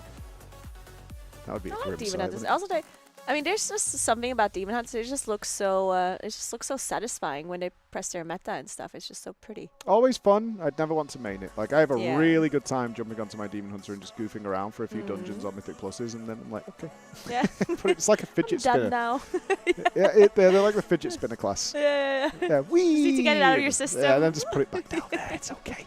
It's all good. Final set of eggs for them. We're gonna pay a little attention to the HP coming out of this. Although I can't stress enough, damage is not the issue. But of course, the lower the boss, the less they have to do when the walls close in on them. The engulfing purple nightmare that you can see on either side here in this valley they've created. And they have had several deaths in this bit here. Again, with spiders hitting them. They do have multiple big spiders here. Even though they're not empowered yet, they're still very dangerous. But it's not a place you want to die. This is kind of chill. We're just blasting boss. We want to see that, 39-ish% coming out of this. We're at 42 right now, with plenty of time left on her energy bar for her to drift off to the final container. And then we're in the nightmare, and we're looking to see whether they've solved anything. We are going into this pretty comfy, as we were before, Nagura. 2 combat reses available. Yep. Well, damage is okay, 39.3. It's not as good as it was before. We got 38.6 or something, but it's fine. It's like 0.3. It's still way ahead of where they need to be. Yeah, one of the problems here is that when things go out of control, then it's kind of like a domino effect. So the battle rests, yeah, it's of course nice to have them, and it is possible that a person, like a singular person, dies to a swirly here and there, and then the battle rest is really nice. But we've seen a lot where just like casts go through or the tank explosions go off, and then at that point the 2 battle rests are unfortunately not going to be enough. But there we go, the first ad set is out. We do see the knocks coming out here by Frago. The bloodlust is being popped. All cooldowns are running. Not all cooldowns, but a lot of the cooldowns are running, making sure they finish off these ads and also get a lot of damage onto the boss here. They're going to be finishing off the worms that are far away first, moving the boss there, and then once that worm is dead, they're going to move it back to that ad that is closer to the blood, and then they're going to move into position for this second ad wave as well, for the next set of debuffs. And that's where we had so many people dying to different kinds of problems. We talked about aggro being an issue, and we've also talked about some casts going off, so let's see if they can do it this time around. Yeah, you can see this blue big egg. It's actually in the top left. Can we spot to Gingy real quick? You can see where it is there. That is the big spider that is causing the problems. Because you can see the rest of them spawn on top of the boss. That's where they're going to be cleaving. And the cleave is going to start once these worms get in there, the small ones. Now look how long it takes this big spider to get in there. That's the one that's been really scary, because the guys are already AoEing. The parasites are dead by the time it arrives. Now they're going to be shifting over to that worm. getting it down. They got through it clean. Yep. Everyone stay calm. Don't panic, don't panic. Don't panic, we've Also still got another wave of looking ads. good. Yes, and now they want to get rid of that giant colossal spider as fast as possible as they have these last wave of eggs. This is it, the final ones. They've actually done a change here. They're doing less spiders in this. Mini does go down. Do have the battle rest available.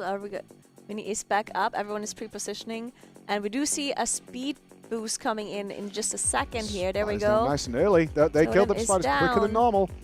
Okay, there you go. Into the pool with the webs. Click's coming back in. He's got his astral shift up to protect him there. And they'll be now just need to manage this blue worm and keep it under control. Swag has gone down. They have thrown the combat res at Swag to make sure he gets back up. That's all the combat res is used. That's it. They make another one in about 30 seconds or so, and now they've got a position back here. Then I'm going to drag the boss over in order to finish off this worm because it is now in the pool. So we want to make sure the melee can do it. Again, Gingy moving off into that shimmer. Nice. 10% left on the boss. 1 worm left to go. This is a very strong position for Echo. This is looking very strong. They do have to make sure they're finishing off this worm though, because it is casting now in that blood pool, and some players are going to have a hard time reaching that for interrupt, so need to make sure they get it down. And it is down. 1 more spider left to deal with. They're just going to be cleaving that down as it's not going to be causing any more issues. There it is, only the boss left. We do see those swirlies coming in though, and such a little room available, so they're going to have to step into that blood a lot. There we go, the webs coming out on the warrior as well, being able to leap out and come back in very quickly. Very good targets. The boss is dropping lower and lower. Everyone is alive. This is looking very good. This is looking exceptional. They need to watch the tank HP now. The bad volatile concoction can ruin this for them, even at 5%. They're looking very solid, though. They've got a nice technique in this last remaining triangle. Swirlies, back out, back in. 3% remaining for Echo now as they are looking to tie this up. Their health is starting to bleed out, but I don't think there's enough left for the Brood Twister in order to put a stop to what Echo is putting out. Yeah, it's looking very strong. Some poor people going down, sacrificing themselves with those divas, making sure the rest of the raid stays alive. But there we go. The boss is dropping lower and lower as the raid certainly is bleeding out very slowly. But there it is. We are all tied up here in Cologne. Echo has managed to do it in good stead before they go to bed. That is going to be a huge relief for them to not have that next hour with the clock ticking to get them there. Ladies and gentlemen, it's 5 apiece in this Raid to World First. And still, after that dramatic performance from Echo, there's 3 bosses left. There's 3 bosses left. This is unreal. This is just so good for them. He's so tired. He's so tired. Our boy Mirez has done enough. Let him sleep. No, don't let him sleep. Go to Nexus Princess right now. Get some pulls in. Get some practice in before you go to bed. But again, this is good. 12 minutes past 8 p.m., which is the perfect time for them to finish up this boss and still get some tries in. I think this is actually really good for them. I like this a lot. Yeah, they're very more happy than about this. Yeah, this was maybe, I would hazard a guess, maybe 2 hours longer than the ideal, but still way ahead of where they wanted to be. This is more than happy. They're not going to have to do anything like extend their night, disrupt their sleep schedule. They're still perfectly on par with Liquid. And of course, this means we have a boss drop. That's right. That Scimitar Elite Wireless is available for you guys who are watching right now. So there's going to be a command for you to enter. Please only type it once, because obviously with a lot of viewers, you have a, we don't want everybody spamming all the time. So ! Brood Twister is all you need to type. Type it once. Don't spam it, otherwise you can get timed out and even banned if you carry on doing it. And more importantly, make sure your Twitch DMs are open in your Twitch settings, because if you win, that's how we contact you. And if we don't have that open, we can't contact you. Therefore, we can't send this here to you. And we would like that. Little replay here, Nagura. You were absolutely right. As they were bleeding out, they were sending those players off. And there he is. I think he's the happiest person in the raid. Yeah, he probably is. What do you think, Jeeth, of that final few moments? That was pretty good. They got it done. They wanted to get it done tonight. I think it was important for morale to end the day at the same time, on the same point in the raid that Liquid ended their day yesterday. So they are on par, which is what they were hoping for. Of course, would like to catch up at some point. So need to get in on that princess and get some work done. Although may or may not be seeing any of that tonight. If they think they have some kind of secret tech or some kind of weak aura that will make the fight easier, they will not be showing that tonight. Or if they don't have any such tech, might be worth showing us what's up. But either way, they're going to go to bed soon. What kind of secret tech can you have for a single target boss? Yeah, I don't think there's anything crazy going on, but Let's see, how many single target bosses have been broken by weakers in the past? well, Star Augers or... yeah. I wouldn't know anything about that. Nagura, any comments about Star Auger tech? No, I refuse. So what you're I saying plead is the we put fifth. half the raid outside, we bloodlust them first, then we pull the boss, and then they hearthstone, and then they come back. Then some summons. Yeah. Yeah. I see Or if what we you're keep saying. resetting the boss, the warlocks can generate chaos shards. Then what if the pets can taunt the boss for a moment? Have we considered all looking upside down and turning away? But we'll I see do what. think that is the end of 3 DPS Death Knights, 2 Tank Death Knights, 3 Warriors, the melee meat grinder probably going away on a single target boss. Ladies and gentlemen, I think it's time that we all, you, I, Jeeth, and everyone in the chat, can we salute our boy Canix, who is likely to not see any more of this raid. He did his job. He paid his dues. My Moonkin. As he gazes into that doorway, he knows he's on borrowed time. He's on borrowed time. He's like, you know, when it's past your bad time as a kid, and you're like all in the living room watching TV, and you're just like not saying anything because you know it's past, and But if, you're staring if at they the clock notice as well. you, Oh. and he's just Da, like, da, he's da. like, what if I don't say anything? Don't do Maybe this they to our don't boy know it's Canix. me. Zoom in I'm on the not. DPS meter, not his face. He did a great job. blasted second He on the DPS did. meter in a raid Canix did full an of amazing Warriors job. and Death Knights. He did Not to good mention he damage. was tanking this boss and DPSing this boss, so He did what a excellent. gamer. That's why we're saluting him. Yeah. Canix the Grinch needs to go back to his garbage pail. Oh, the Grouch. Canix the Grouch. We salute you, Canix. And maybe the Silken Court has some Moonkin tech. Could be. It Yeah. could be. It might not be over for him, but for now, it's definitely over for you. I think it's also Oh, no! I walk a lonely road. That's so good. Welcome to your first Race to World First, Canix. Yeah, You know, it was all good fun games when Narco used to be the butt of all the jokes, but now Narco's kind of just in for like 2 of the bosses. That's insane. Yeah, it's crazy. What an absolute waste of time. So now Canix is the target. Although saying that, I think Tobo was last time. So Like, just moving fast it forward up. to next time, Canix has joined Liquid to escape the abuse. Oh! At least he beat Saul. Yeah. This is the final damage meter for the boss, I assume. No. No. No, they're flaming him unjustly. For trash damage. Of course the Moonkin goes AFK on trash. Well, Starfall doesn't do anything, so what's the point? Good right? point. Yeah, I did Moonfire and Sunfire. What more do you want? Like 3 buttons? That's not going to happen. Only one player did more damage than Canix on the kill of Blood Twister. Was Yeah, Mini. Mini? Yeah. Nope. I Oh. can't believe you guys aren't getting this right. Chat Revis. knows who did more damage. There it is. Who? Revis. Revez. Champion What Revis. about boss damage? Nobody cares about boss damage. We're talking about a boom kid. That's so unfair. I am curious who was... He did beat the tanks. Nice. Yeah, I figured. Was it Barely. close? Correct. Was it close? It was. Can we see it? Not to blast Canix. We want to see the damage. Oh, you dealt want to see to some the damage? boss. Obviously, Canix is doing amazing, yeah. But Canix killed all the ads. We're happy that Canix did Yeah, that. but The ads needed to obviously, die. he focused on the ads, not the boss, right? Correct. Right? He did his job. Yeah, he did what he came for. Oh, he's actually changing his talents. Oh, like he gets to play the game. You know what? He probably is going to be Maybe able to he play is. the game. They aren't oh, trying no, to now kill it was the boss invited, tonight. though. Oh, if he's staying in, it's week or a testing time. Is he, though? Because now got invited on his Guardian, and do you really ever want to have 2 droids in your raid? God, no. I think- Interesting enough, though, I DPS think doesn't matter for now, right? They're Bad things happen if you have 2 droids in a raid at the same time. yeah, they double stampeding raw. Just generally bad things happen. It's bad vibes. As raid leader, you don't ever expect to have 2 druids, so you just say Yeah. stampeding raw. If you have 2 of them and they both do it, and Yeah. you're like, oh crap. Now I've got to micromanage it. But genuinely, the DPS does not matter for the first few No, pulls it on this. doesn't. Everything's on a set timer on this fight.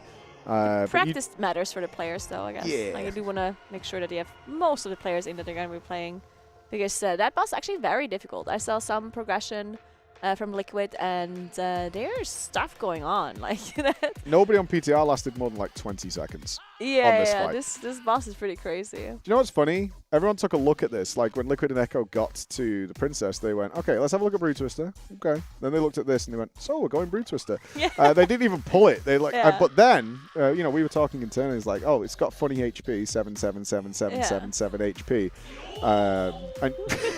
and summoned Yojimbo in order to one-shot it, and they increased its health. We all thought it was going to be lower, and it was maybe increased it? Yeah, it's at 8 billion now. Oh, okay, yeah. Yeah, they give it a little touch, but it means they've done the math. Blizzard probably believes this is fine, and it is not fine. We'll see. Have you ever seen these guys fail a DPS check? I'm talking about I've Echo definitely and seen Liquid. bosses getting nerfed, so they can meet the DPS check. Yeah, which one? I mean, to be Farak fair, a little bit, 5% on Farak.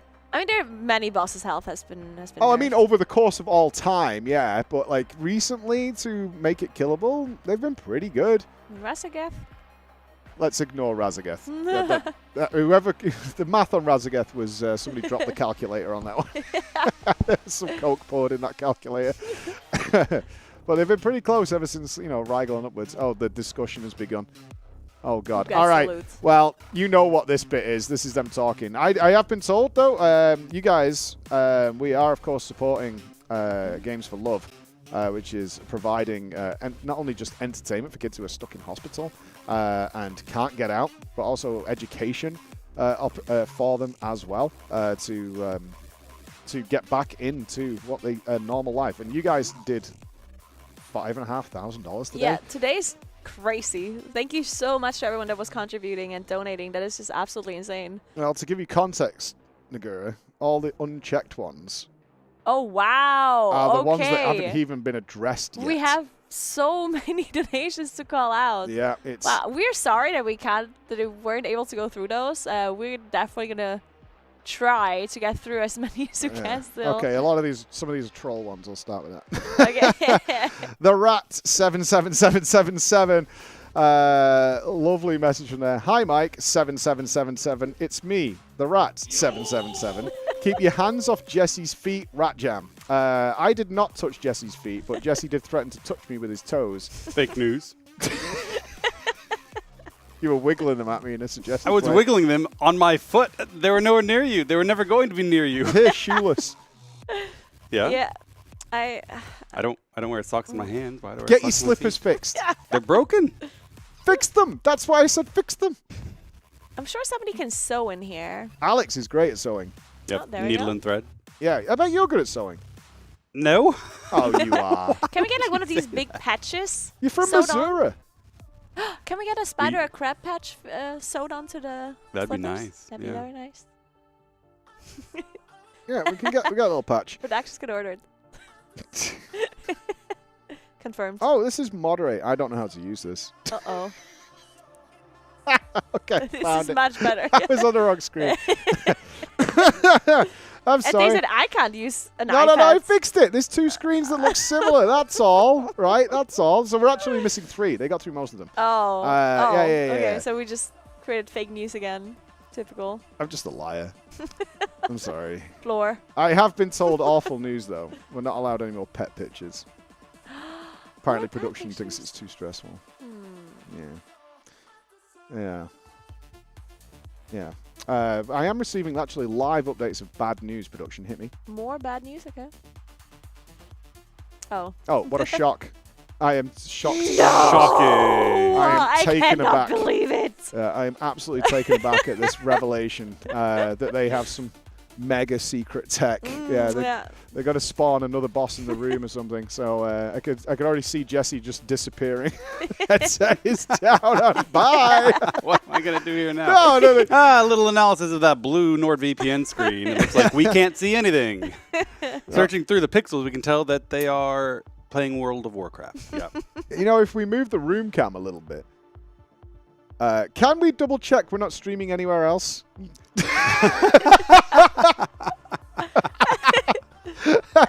Just double checking here that we're not just like not streaming here. Okay, What production confirmed? confirms you can't just scam over to some Chinese website and see Echo streaming. Not that that would ever happen. Or Twitter or YouTube. Or TikTok or Yeah. something. Scribe. I don't know. Oh, God. We just got $500. Wow. From Anthony. Behold, Anthony. Thank you so much. With no comment, just dropped it. Wow. Mic out of it. Yeah, just dropped it like it's hot. That's- Thank you so much, Anthony. That's crazy. Oh, that Thank was a you. couple of hours ago. Thank you so much, Anthony, for helping out all those kids. It's about $1. Helps out each individual child. Some people ask me to confirm the math on that. I'm like, Yeah. well, if you have like a ward of like either terminally or very, very ill children, and you get them, say, a PlayStation, that lasts a while and helps a lot of kids. Yeah. Right? That It's helps not out a just lot of kids. one It's, yeah, kid, it's somebody heard us say it's like $1 helps one child. That's it, right? And someone was like, how can you save a child for $1? Like, Yeah. try to do the math on it. Like, no. That's- It works. it Trust. does It work. totally works. And the last one here from Joa, and how do you pronounce that? You're good with umlauts and things. That's what I would say. But What did you just say? You Özge. spit on me. But it's probably different because this is not like a German thing. It's more like a Scandinavian letter, so I probably pronounce it I'm wrong. going to say Oscar. Okay. That's wrong, right? It's not a German Why are you letter. trolling me? It's not a German letter. I don't know You're this Italian. language. Italian You also live, in doesn't a, have these you live in letters. the woods. Like some caveman. It's like the O, just for clarification, it's the O with like the thing on top. It's not the German like lines or dots. It's the line. line, yeah. It's like a mustache on an O. Yeah, I don't know. Is that Anyway. even Scandinavian? Because they have the O with the All right, let's go get Frago. Who We'll figure knows? this out. Yeah. Yeah, we need some Finnish blood on this one. Oh. Wow. Okay. Yeah. This is actually good news. They're not streaming right now. We might have something really cool about to happen. I'm actually really excited that is happening. the face of disappointment that I see. It's unbelievable. Okay, from Joa and Oscar. I'm so sorry if I got that wrong. I tried. Nagura couldn't be Great bothered. attempt. Yeah, what are we going to do? My girlfriend and I would love to help. Here's to a good cause. And here's our feral druid, Karsten, who has been following Echo his whole life. Oh, we'll keep our eyes on that one. We have said that maybe pictures are coming back later on. Yeah. But it is a hell of a lot of work for production to do, and they got upset. So we will be back on that. But thank you, everybody who's been contributing that today. And you have unlocked a bunch of goals. Obviously, we're doing a bunch of silly things here in order to help provide for these children. So I believe you unlocked Whose Cast Is It Anyway? And the next one is the RC Rumble. I have seen Cars. And then it's on to Scuffed Cosplay. Who's doing the Scuff cosplay? Was it Alex? I don't know. I don't know. Yes. So apparently we might be doing it. Okay. Yeah. I want to do a Scuff cosplay. I have done many Scuffed cosplays recently. For example? I've been Honeybee Lovely. And I have been Zalatath.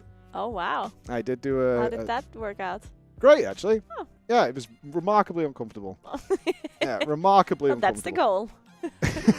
Is it with all outfits? I don't know. I was saying I was wear stockings and things, and it was surprisingly comfy. Stockings? I mean, they are nice, yeah. I think in general, the leggings, they're nice. Yeah. Where they're just like comfy. Yeah. There it is. There it is. I was rocking that. So if you're just catching in, we are. They have killed the boss. Echo have done it. And now they are moving on to Nexus Princess, but they are planning to go to bed in the next 30 minutes or so. So you have been there. Streams have been turned off because they have something. And I'm not memeing here. You might be like, well, Liquid's pulling it, so or whatever, and you've seen it. They have got something. They told us earlier today, like they can't wait to get to this boss. They have got some ideas, but they're obviously going to go to bed soon. So just in case the other side doesn't have them, they're going to spend an hour doing that. So we are going to look at some cool stuff while Jesse maybe prepares some things. Production, are you ready to roll? All right, let's throw it to some flexy things. Most gamers are winning in-game every single day. But at the same time, they're losing the most important battle in their life, their own health and fitness. I've been there myself. I used to spend hours playing games, sacrificing sleep and relying on takeout because it was easy. I was performing great in-game, but I felt like a zombie behind the screen. My body was out of shape, my mind was foggy, my daily energy levels and my confidence was at an all-time low. I knew I had to change. But as I started looking into fitness plans, I noticed a pattern. Most of them force you to change your life to fit their rules. They are restrictive and dictate what you can and cannot eat, how you must work out in a specific way, and expect you to rearrange your entire life around their program. But that approach just wasn't going to work for me. I was thinking I didn't want to give up gaming, follow a strict diet, or commit to a boring fitness routine. I needed a plan that fit me, something that aligned with my lifestyle, my needs and my goals, while still helping me lose weight and gain muscle. I knew that I needed a plan that adapted to how I live and not the other way around. That's when I realized it's about finding a program that fits you, not forcing you to fit the program. Now, if you are where I was, tired of plans that requires you to turn your life around 180 degrees to work, then I invite you to my fitness dungeon for free at fitnessdungeon.com. This isn't just another fitness plan, it's a gamified experience designed for people like us who want to get in shape without sacrificing the things we enjoy. Because I often get asked, Mike, do I really need to quit my gaming and spend hours in the gym prepping meals and cutting out all my carbs? The short answer is no. Take Nick for example. He came to us 20 kilograms overweight, frustrated that he couldn't fit into his old clothes, he felt like crap, and his low confidence kept him from going out with friends. He was worried we'd force him to follow a strict diet and gym routine like other programs had. But Nick decided to join us, and the rest is now history. Over 12 weeks he lost 20 kilograms, regained his confidence, now he's back in his old clothes, and most importantly, he told me, I don't feel like shit anymore. I feel like I've won my life back. I know it's overwhelming with all the misinformation and the challenges of breaking the habits we have built around gaming. But it doesn't have to be all or nothing. It's about making small, sustainable changes that fit your life. And that's the approach and philosophy we've built into the Fitness Dungeon. It's designed specifically for gamers like you and me who want to get in shape without turning our lives upside down. The Fitness Dungeon is a gamified online experience where we'll share a 12-week game plan with you, and this plan has helped over 1,000 gamers lose weight, build muscle, and get in shape without having to sacrifice gaming time, following a strict bland diet, or torturing themselves on the treadmill with hour-long cardio sessions. And just like in Mythic Plus Dungeons, if you complete the Fitness Dungeon within 7 days, we'll reward you with a customized plan which is a part of our $3,000 coaching program for free. This plan is tailored to fit you and not the other way around. We'll base it around your eating habits, budget, goals, eating preferences, and so on. So, if it's important for you to get in shape and you want to do it with a community of like-minded gamers, then go to fitnessdungeon.com and sign up right now for free. And maybe you'll achieve results like Casper, who lost fat and built muscle, Niklas, who lost 11 kilograms, or maybe if you have an even bigger goal, then like Robert, who lost 76 kilograms. Whatever level you're at in real life, we'll help you get out of the Bronze League. See you inside of the Fitness Dungeon.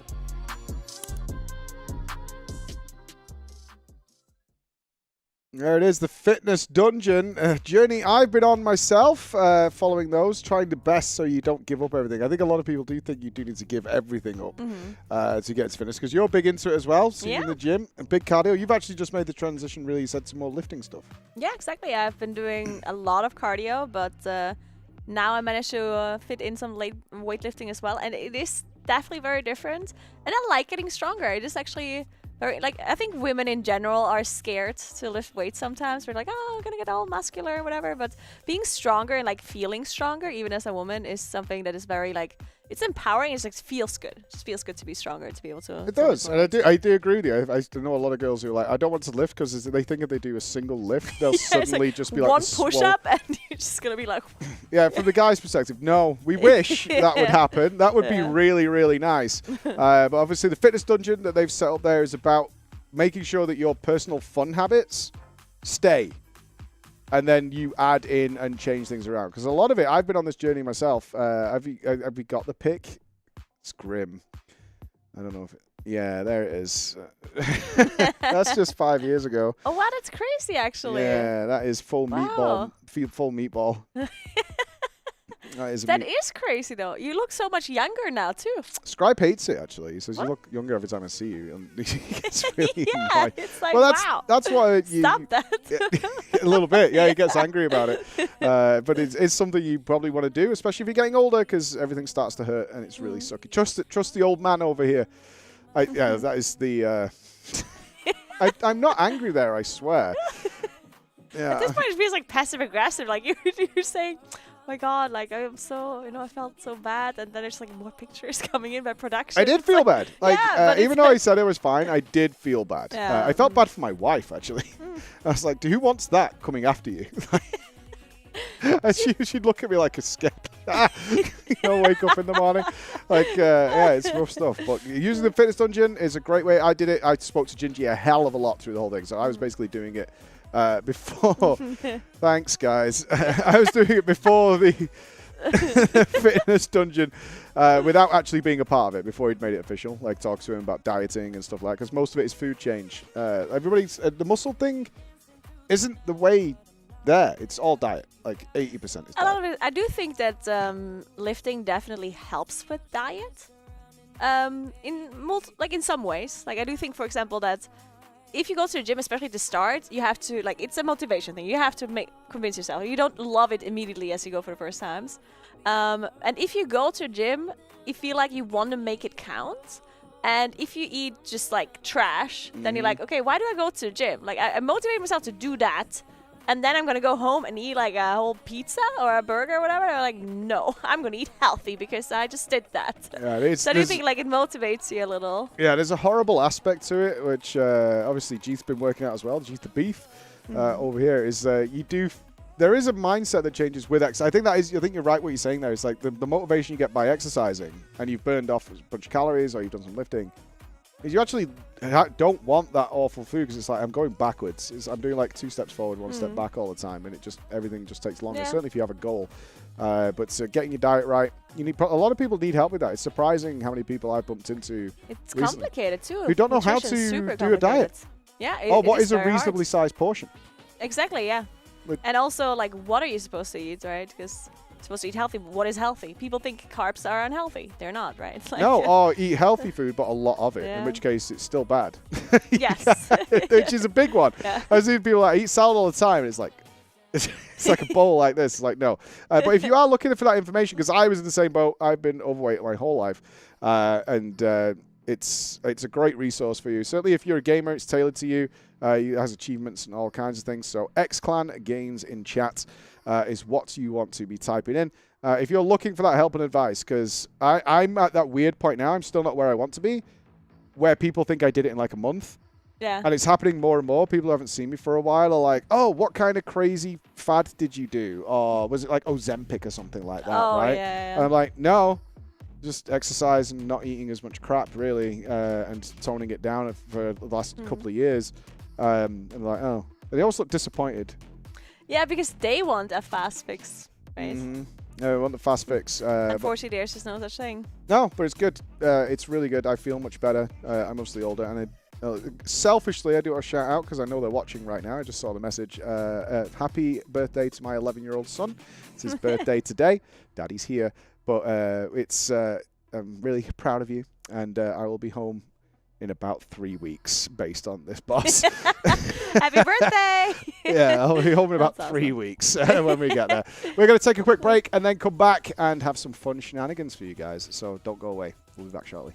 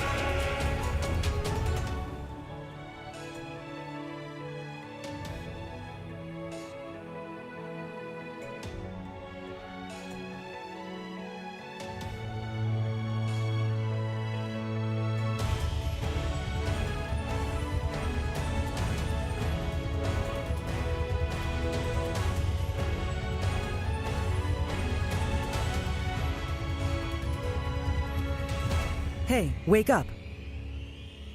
Hey, wake up.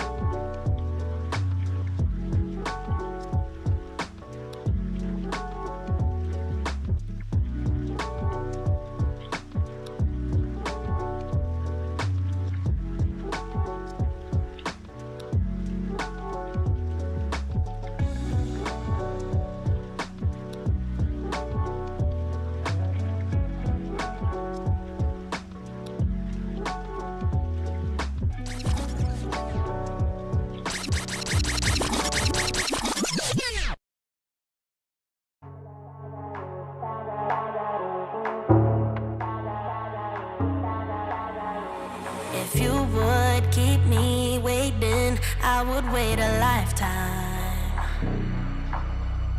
In tricky situations, I will be a lifeline. Nobody's meant to be fighting alone. That's why I'm taking you home. I never felt something like this before, no. Keep coming back for you time after time. Maybe I'm losing my mind, but I know I'll never leave you behind, no. Baby, I got you. When you feel like falling, I'll be there to prove, yeah, that baby, I got you. No matter the distance, no matter the moves, yeah, baby, I got you. When you feel like falling, I'll be there to prove, yeah. Hello and welcome back. And we're gonna jump straight into Mythic. No, we're not. They're doing stuff, guys. I wish I could show you. It's actually pretty cool. Yeah, have you seen it as well? Yeah, like, I heard about it this afternoon. Roger was like, "Don't say this on broadcast, okay?" And I'm like, "All right, why are you telling me? Because you know my job is to talk." So they're like, I mean, one thing I can say is that they have been talking, like they're talking about the strategy right now, and they're using like their raid planner to just. Basically, they're looking at the pictures of the room, like they've been drawing it out, right? And they're explaining the strategy, which I think is really cool. Just to see like the thing that they do to prepare for a boss fight, where all the raiders are just opening up. There are 3 screens with like pictures of the boss. They're like, you go here and there, and like yeah, this is a Roger Cook. Yeah, this is full cool. Roger Brown. Like he's very proud of what he's been doing. So the story here, of course, is Echo's got it all tied up in the amount of time they wanted to. They're happy. What they've not been able to do though is claw some hours, more hours they wanted. Ideally, they would have finished off Rootkeeper around about dinner time. They had that 4% and. They were right on the cusp of doing it, but dinner hit, and then they had a bit of a dinner debuff for a while, and then they finished it off, and they got exactly where they want to be. And now they've got a little bit of time. They're going to be going to bed in about 20 minutes or so. So they're doing a little bit of time to show everybody now what they're doing in the morning, because they're going to be kicking off 7 a.m. So everybody's pretty clear. They can go to bed not thinking about, oh my god, we didn't kill Brute Twister, which has happened in the past. Yeah, like that mental, like...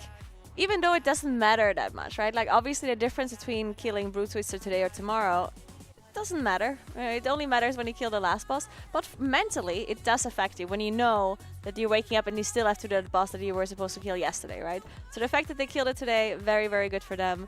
And the fact that they can just, like, sleep nicely. It's going to be off their minds. They're going to have a good night's sleep and just think of... Princess. See how they're dealing with that tomorrow. They're going to see the strat now. They're going through it to make sure everyone's got it in their heads. They can think about it when they're going to bed. And then tomorrow morning, they'll be smashing out. As far as we know, guys, and I know I keep saying it, There's no more splits to Splits. There's no more splits to do. There's nothing left for them to do. We want to give a big shout out, of course, to Secret Lab. That has been super great with the comfort the guys have been in. They've been going from 7 till 9 every single day. And, of course, when we get to the remaining couple of bosses, we're on boss 5. It's so stupid how we feel here at the Race to World First right now is that we've overcome this. It wasn't quite Halondrous, but we are, you know, pushing near that 100 pull barrier. You can see Method is about to break through the 100 pulls on boss 5. Boss 6 looks even harder. And then we'll be on to whatever the hell boss 7 is, because on the PTR testing of the 7th boss, the Silken Court, was tested on the PTR, and nobody seemed to last more than about 40 seconds on that fight. Yeah, and I think after testing, Liquid Max said that if they don't like change this boss fight, it's gonna be like the most difficult fight like he has ever done. So we'll see. That is true or not, we'll see. But yeah, the theory. Yeah, it's definitely haunting. It's a little haunting. The theory crafting is Blizzard showed it them a long time ago and went, "Go away and do your thing." That's what you're going to be facing. So deal with it. I don't think we're going to have a Tindril situation where they log in and it's just wildly different. We'll see how they go with that. And then, of course, we have Queen Ansarex still remaining, which has unknown stuff happening. An entire big mystery. So shout outs to Display and Elgato and Corsair for providing all the stuff here. And, of course, over to the wonderful Starforge PCs the guys have been playing on and making things happen. And the fact that the PCs are going so, like, they're working so well on some of these boss fights where you have a million ads. Like, I mean, Brute Twister, right? But they did have issues yesterday. That was a weaker and add-on related, right? That's it had their nothing problem. to do Yeah, that's with, not the PC. With the PC. And once they figured out the issue, it was working perfectly. So just amazing systems for sure. Games for Gamers, we have heard Gingy just talk about all of that earlier. Great as well. You can check it out by typing !games in chat, right? Yeah, that's the one. Exclam Games and Maxroll for providing the guides from the guys, and also the analysis, which has been incredible last 2 days. Big shout outs to Alex and Keith, our super analysts, dragging up those logs, finding out why people died, the chain reactions, and we're going to need more and more of that as we get into these more difficult bosses. And of course, NordVPN. There's so much difficulty going on in the streets. Thank you so much, NordVPN, for blocking out the princess pulls. Protecting us. Protecting us. Protects us all from any knowledge. Eyes. There you go. Thank you very much. But from us here on the couch here in Germany, we're going to be saying goodnight. I'm going to be back with you early morning. I'm going to be back with you for the Nexus Princess. Early, not with you, I don't think. I'm the shift after. Yeah. So you're gonna warm up the audience a little bit, and then when they kill it, I'm gonna be coming in. I haven't missed a kill yet. I have been ridiculously lucky. Sorry I have to not break missed. it to you, I'm gonna miss all the last bosses, guaranteed. I got all the early ones, but we got a good boss. Yeah, we got a good boss. So we'll be saying goodnight and throwing it over to the rebroadcast. But we'll be back with you very early in the AM. Get coffee, get ready, because Echo is going against the princess. So from me and Nagura, we'll see you later. Good night. Gaming is all about senses. How it looks. How it feels. How much it really takes to win. And how fun it is. Bring them all to life with metal posters from Displate. Shop now at displate.com. Shopping, working, and relaxing online can attract various digital threats. To improve your protection against them, just turn on NordVPN.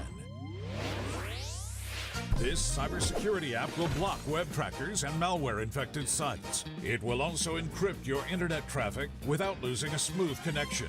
Choose NordVPN and get the exclusive Echo deal now.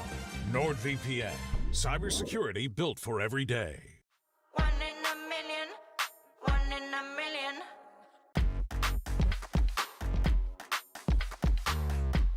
Welcome to the studio. I actually have some really exciting news. Hey everyone, welcome back to the stream. We covered a lot today.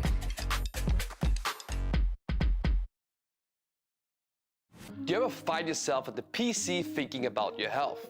You're ready to make a change, but you either tried and failed before, or you simply feel confused about where to start. At Games for Gamers, we've developed the Inner Circle. A a system designed exclusively for gamers who want to shed fat, gain muscle, and become overall healthier without having to grind it out on the treadmill or skip those snack breaks during gaming. We've already helped over 1,000 gamers.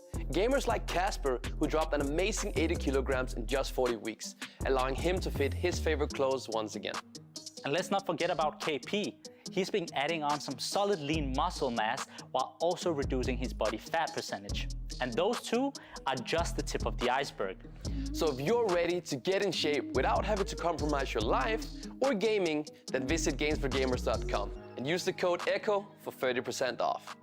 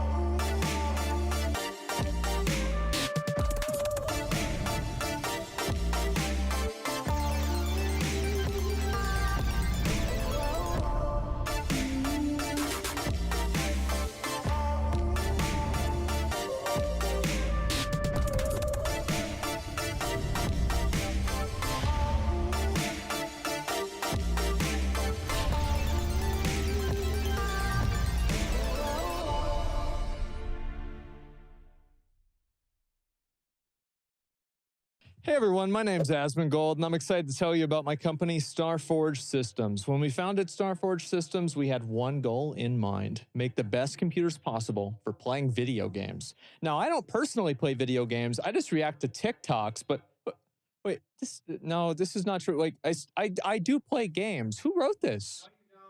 I play games all the time. I play Diablo, New World, and...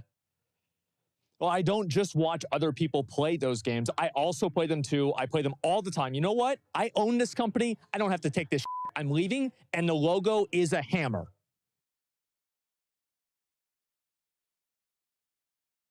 Good morning! It is Mythic Day 3 and we are on Brood Twister. Brood Twister going down for Liquid not too long ago, near the end of their day. A couple of algos for us, so we hope that we're going to have some solid progress into it today.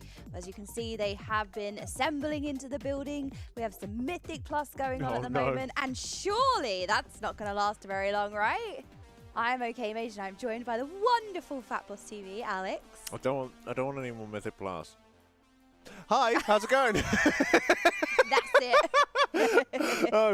I'm excited. Obviously, the big worm has gone down. Liquid making short work of it. Oh, I say that. They had to put, what, 120 pulls into that bad boy? It was 120 pulls, and I don't think anybody saw that coming from Brood Twister. A massive change in comp as well, going from the 3 tanks down to the 2 tanks, going for double blood DK as well, and still 3 healing it. So it was something that we did talk about a little bit as a potential, that they would drop 1 tank. But going for that double blood DK with a crazy amount of ad control, really, really good sustain and survivability, seems to have paid out for him. So I wonder if Echo saw that and went, oh, probably should have copied that instead. Whoops. So they might very well be getting some characters ready. I'm not entirely too sure exactly which ones they're going to be going for. It also might be that they're just having a nice little chat and waking up in the morning instead of going in and doing one of the more difficult bosses in the raid thus far. Instead, just waking up, getting their characters ready, and they're, you know, warming up as players by going to do some Mythic Plus. Especially if you can get some little bits and pieces. Not a bad idea. Especially whilst we're not too stressed about moving forward at a super, super high pace. Absolutely. I've only done a few Mythic Plus so far this season, and I'm actually very much enjoying it. I haven't done one yet. We did some Mythic Zeros. If they count. Did we? Oh, maybe not. Maybe it was No, me, I didn't do Medic. one with you. No, I had very few been Mythic carried by dungeons Alex, entirely. Yeah. Oh, we did the raid together. Yes, I've done the raid quite a few times. Yeah. Enjoyable. And I'm looking forward to doing Mythic Plus. Mythic Plus this time around looks kind of cool. Yeah, Grimbatol, I was wondering how this would be in Mythic Plus. This is a dungeon that was back in Cataclysm, brought back into the current rotation in Mythic Plus. Obviously, when these dungeons were first created, Mythic Plus was not content then. So it's always interesting when they bring back an older dungeon and make it for Mythic Plus. Do they have some cursed casts that back in the day was fine, but as a Mythic Plus dungeon can absolutely annihilate everybody? That's always the talking point and the wondering when you're going into them. But this is actually quite pleasantly surprising. The dungeon is quite good as a Mythic Plus dungeon. I mean, it could just be that I haven't played it enough yet, They but definitely have to have made some changes to it for sure. Like even just the idea of dispels back then didn't used to have a cooldown, so you'd just be able to spam dispel. Like the whole group would get a debuff and you could just dispel all of them. Those sorts of things would need to be fixed. Yes, I'm not entirely too sure exactly what's changed about these dungeons in comparison to their Cataclysm counterparts. Not playing Cataclysm Classic myself. But yeah, no, it's cool to see them reaching this far back into raids, into the past, into the old expansions in order to find dungeons. Obviously having a similar thing with, what's the name, Vortex Pinnacle. They had that as well in one of the seasons last expansion. I think it was season 4, question mark? yeah, I think so. It definitely made an appearance at some point. I don't know. As soon as there is no new raid in a tier, that's me gone for the rest of the expansion, personally. But I know that normal guilds aren't really able to do that. Take those sort of long breaks between tiers is normally a great way for your guild to disband. So would not recommend that. But yes, if you are just tuning in, let us give you a little bit of a rundown as to what's been going on overnight. Liquid, the best guild over in NA, have indeed taken down Brew Twister with a comp of 2 Blood DKs, 3 healers, and then a whole mixture. They even ran a Boom King because they need to get a Druid buff from somewhere. The end of that fight looks incredible. No space in the middle of the room. No, it's one of those fights where the DPS check is so tight that towards the end of the fight, when you're running out of space rapidly, the play area is really, really being limited. You're stuck with this tiny area in the middle of the room while baiting swirlies, taking webs out, and it's very intense. It's a race against time. You're in the goo, trying to, well, battling for your life, trying to take the boss down. It was a very epic moment, a very epic boss. Like, I'm not entirely too sure. What add-on's that? Looks cool. Yeah, so I've been having this pop up. It might be Details because that was I only downloaded a few. I downloaded Big Wigs, Little Wigs, Details. Gaming. Maybe Details. Yeah, it could be Details. But it was popping up for me as well. Nice little showing of score gain, which we all know is really important. Just goes to show how on the point I am this morning, where even just a pop-up of something on the screen is enough to completely derail my... What are these numbers? Oh, look at those shiny pop-ups. But yes, they managed to get it down with, I think, well, there was a little time left on the hard in-range timer of 10 minutes. That they ran into, but the whole room was covered in goo. They had a very, very clean pull. I think they did end up using all their battle reses, but that was, they got all the way until the last phase with all of them up. So no, very, very impressive stuff from Liquid. It seems that this raid has a lot of scary bosses, which is excellent news for us. Absolutely, that is wonderful to see. More things for us to have a little bit of a chat over and to watch and enjoy. So it should be a race to remember the Nerub-ar Palace, but indeed, this morning we're going to be making some decisions, and whilst that's happening, getting some Mythic Plus in. We'll let you know as soon as as soon as we hear anything that they're doing, we'll let you know what's going on. Yeah, absolutely. This whole event would not be possible without our sponsors as well. So a big thank you to Secret Lab, Corsair, Elgato, Starforge, Displate, Gains for Gamers, Maxroll, NordVPN, and Red Bull. Without whom none of this would be possible. Very, very true. Much. Thank you very, very much. We are also raising money for Games for Love. We have raised an incredible $8,415 so far. That is phenomenal. Thank you so much to everybody who is donating. We are providing distraction therapy. Alex is also struggling to navigate the sofa. I'm trying to get to the plug. Just not. Hold on, I'm just going to take off the headset. There we go. No, that's fine. You do you, Alex. Trying to... Oh, okay. You're trying to plug the iPad in. Just to see you struggling. And I didn't help. I'm just kind of looking at you like... But Games for Love provide distraction therapy for children in hospitals and provide internships and sponsorships for them later on in life, as they unfortunately do lose a lot of time while they're in hospital, missing out on those very important educational years. So they do wonderful work. They really do. No, it's a wonderful, wonderful charity, and you guys have been incredibly generous.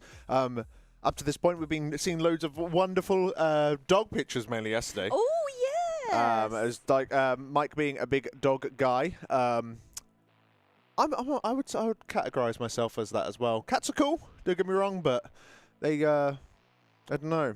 I'm a fish gal. Is that the hill I want to die on? Wait, can I? Hold on. Nope, that's enough. Thank you. We're just moving on. Fish is my favourite animal, just going to move on. I like the idea. I love the idea of I'm a fish gal, and then just leaving it, like just silence. I'm just gonna walk off now. Yeah, just headset off, walk out. Oh man, how long have we been on? They go into Mythic Plus and we lose our minds. Oh man. There's some real good stuff though in Mythic Plus right now, so I imagine they're going to be going in to try and gather the little bits and pieces that they can to do some big damn. Yeah, you know what else as well? If this race does go into the second reset, Wednesday's looming will be the second week of Mythic. They will need to fill up their vaults at some point. So True. Filling out vaults and catching up with anything.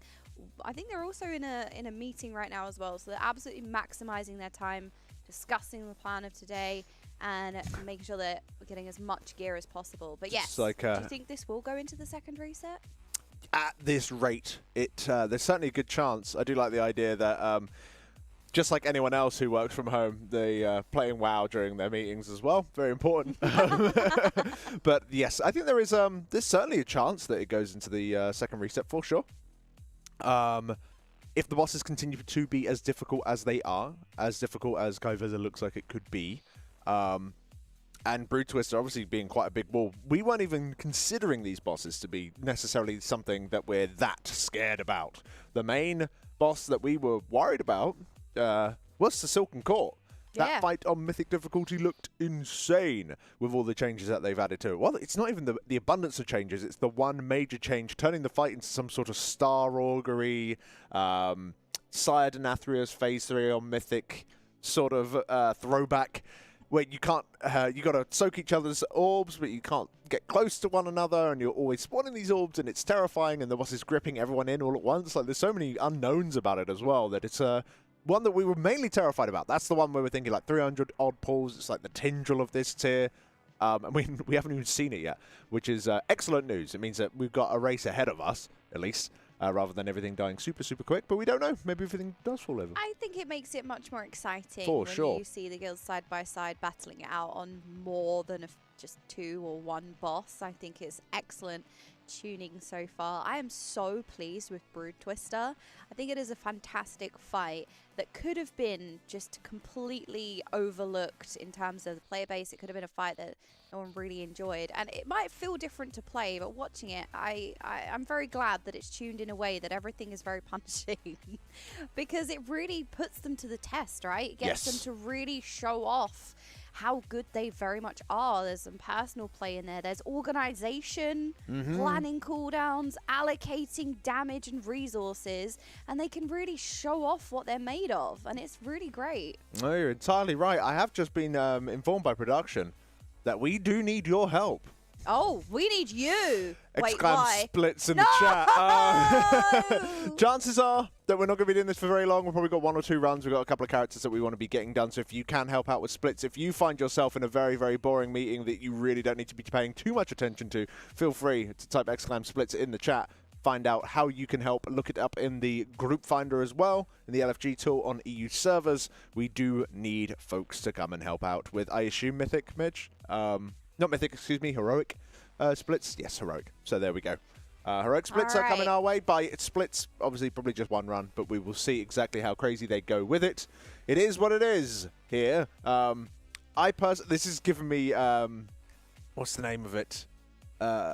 Sepulchre of the first one vibes. Oh. Where it's just like, they're done with splits, we're going into Mythic, and then it's like one Mythic boss dies, and you're like, well, back to splits. Just the constant ebb and flow of them trying to find more and more things that they can go and grab loot-wise. This is something that we didn't really see at all at any point during the previous expansion. Largely speaking, once we pulled that trigger to go into Mythic, it was very rare to go back into heroic difficulty. But with the introduction of Heroic Week, as well as the more class stacky sort of versions of these encounters, it's certainly leading to some differences in loot strategy and gearing strategies. So that seems to be going through it. Shenanigans. Shenanigans are afoot. Yes. In this raid. You thought there were no scuffed comps. Oh, you thought this boss was going to be a pushover. No, it seems like this off's going to be difficult. It seems like the two tank strat seems to be going very, very well. Instant Dollars pulling ahead to tanking. Method very, very close to Echo. They're also two tanking. Double Blood Death Knight. Liquid obviously getting the kill with the Double Blood Death Knight. I can only imagine that we're going down a route where we're trying to sort out a Double Blood Death Knight comp. Which may indeed lead to some regression. We might not be able to get back to that third phase as quickly because we're going to have to relearn exactly how we're going to be doing our tanking cooldowns as well as our CC rotations and whatnot, so there's going to be a little bit of work. It's not going to be pretty.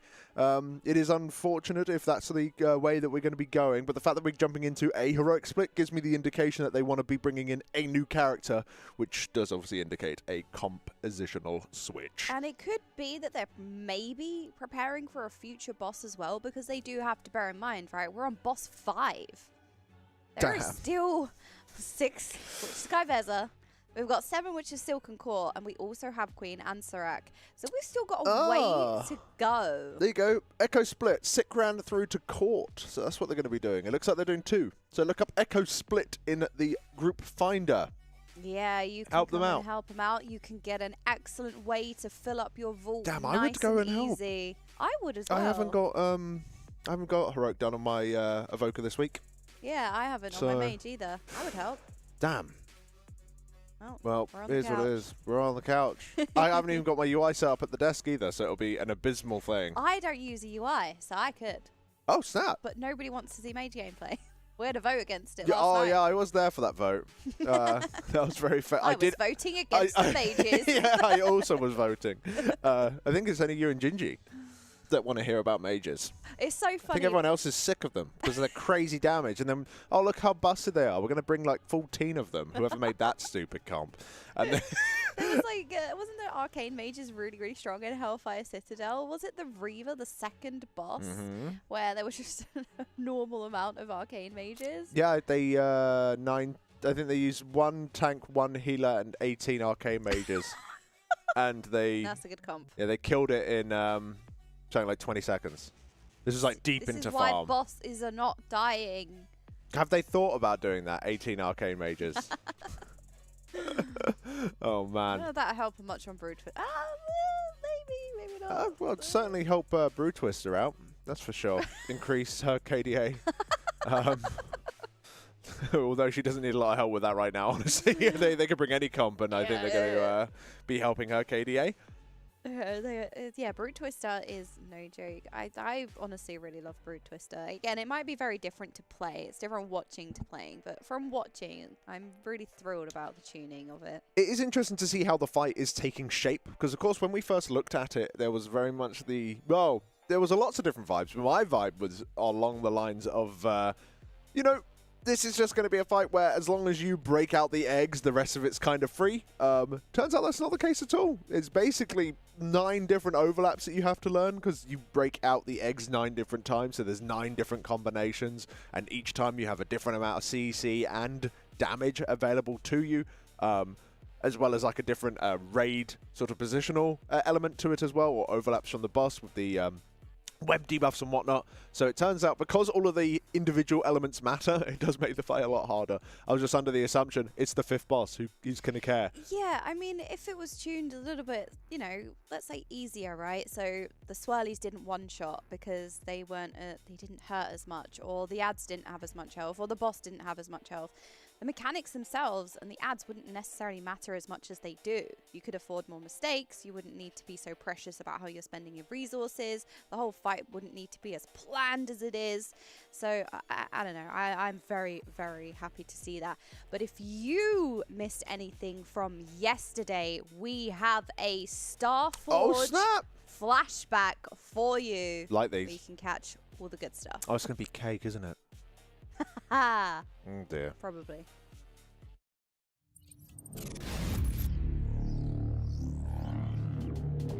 A rep paladin with a weapon ready to go. Like that's an interesting one. What is that? Why is Canix in a trash can? Robo Canix spin. What? He rises. What's the ritual? What's the ritual?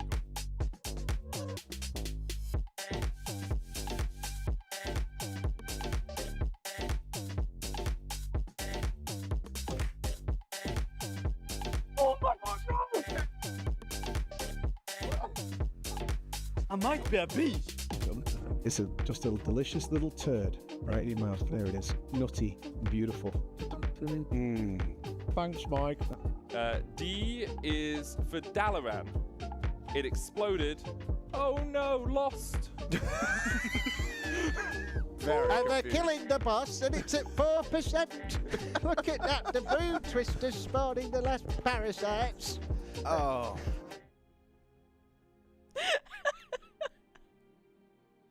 Don't give in to them. They're yelling at us. I'm so pressured. Oh, dude, he's jumped straight into that box. What the hell? Damn. He valiantly leapt into the box. That is a strong choice. A strong choice indeed. That is one of the choices you could have made. That is the most choice of all time. We need a doctor! Is there a doctor in here? We need a doctor! Anyone, doctor? Medic, Dr. Medic, we need you right now. We have a patient. Well, he Preach, does. you're gonna be fine, Preach. Don't worry about it. Yes! Oh no! No, lick it off! Lick it off! Cake farts, KKI. And let's talk about charity for kids.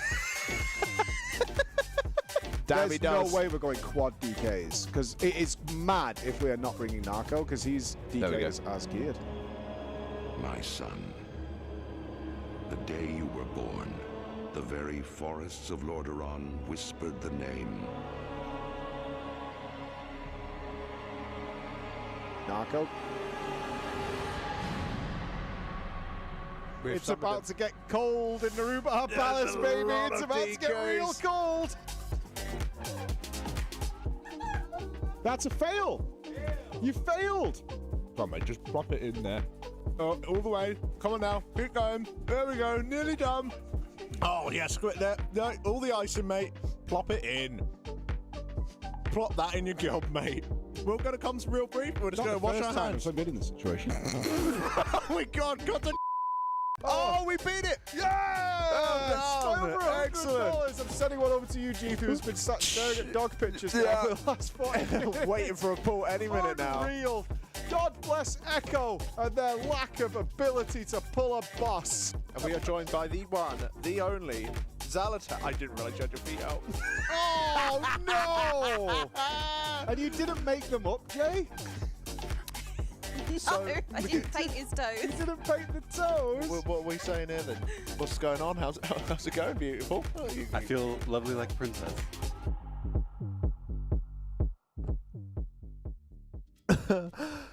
He did look like a lovely princess. You did. It came out much better than I was That expecting. narco edit was great, by the way. Shouts to Chris doing the Lord's work. Starforge flashback. You can watch all of these over on the YouTube channel as well, so go check those out.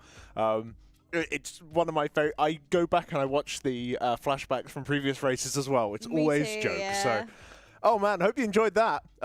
We should play that more often. We should play that at another point during the day as well. They're great highlight packages. I will talk to production. See what we can do. But yes, if you are just joining us, welcome. Good morning to day 3 of Mythic. Good morning. That checks out because I keep saying good morning, and everyone's like, It's 4 p.m. Oh, snap. That's rough. It's actually morning this time, so it's Yes. fine. So yeah, no, we are here in Cologne, Germany at the SK Magenta facility, and we are here waiting for them to get into Mythic as we are trying to get down Brood Twister, but unfortunately it looks like we do need to gear some other characters up today.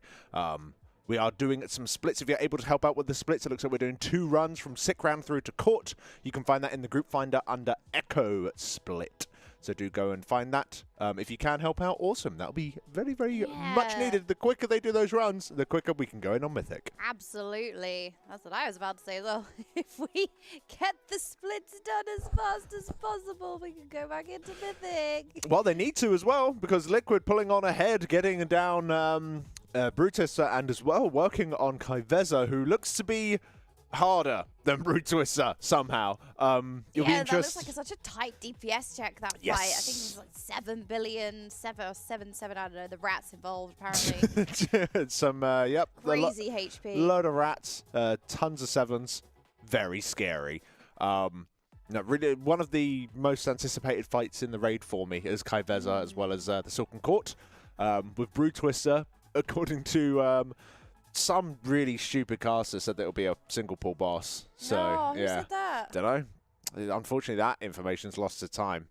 You know, yeah, we'll never know. We'll never but you know know. what looks really funny? The fact that the first 4 were, well, Liquid one-shot the first 4. Echo one-shot, apart from Rashnan, where it was 2 pulls. They're 2-shot, yep. And then, so you just see the 1-1-1, 1 or 1-1-1-2, and then you just see 120. Because there was 120 pulls for Liquid to down Brood Twister, and that just really amused me looking at it. A little bit of a spike, one could say. Yes, a little bit of a spike. I must admit, if you are a good guild that maybe plays like 3 days a week or something, I think there's a very real chance that you clear the first 3 this week, and then you're like, oh no. uh-oh, I haven't got anything going on anymore. You know, it's just, that's it. It's quite a jump. Well, there's like, is there any point in playing Brood Twister? Like, Liquid killed it with an item level of 621. I saw that Ethical got an excellent point, actually. Yeah, Ethical got to it, which is a very, very good guild. They're not on the leaderboard right now, but like yesterday they were like 2nd at some point or something like that. An amazing guild that I don't think plays a hell of a lot. They got there with 613 item level. It's like, what do we do? well, unluck. We've played too well, but we haven't played enough splits. So it's one of those things that I assume they'll just be going off and doing some Mythic Plus and maybe doing some heroic runs just to see how far they can get.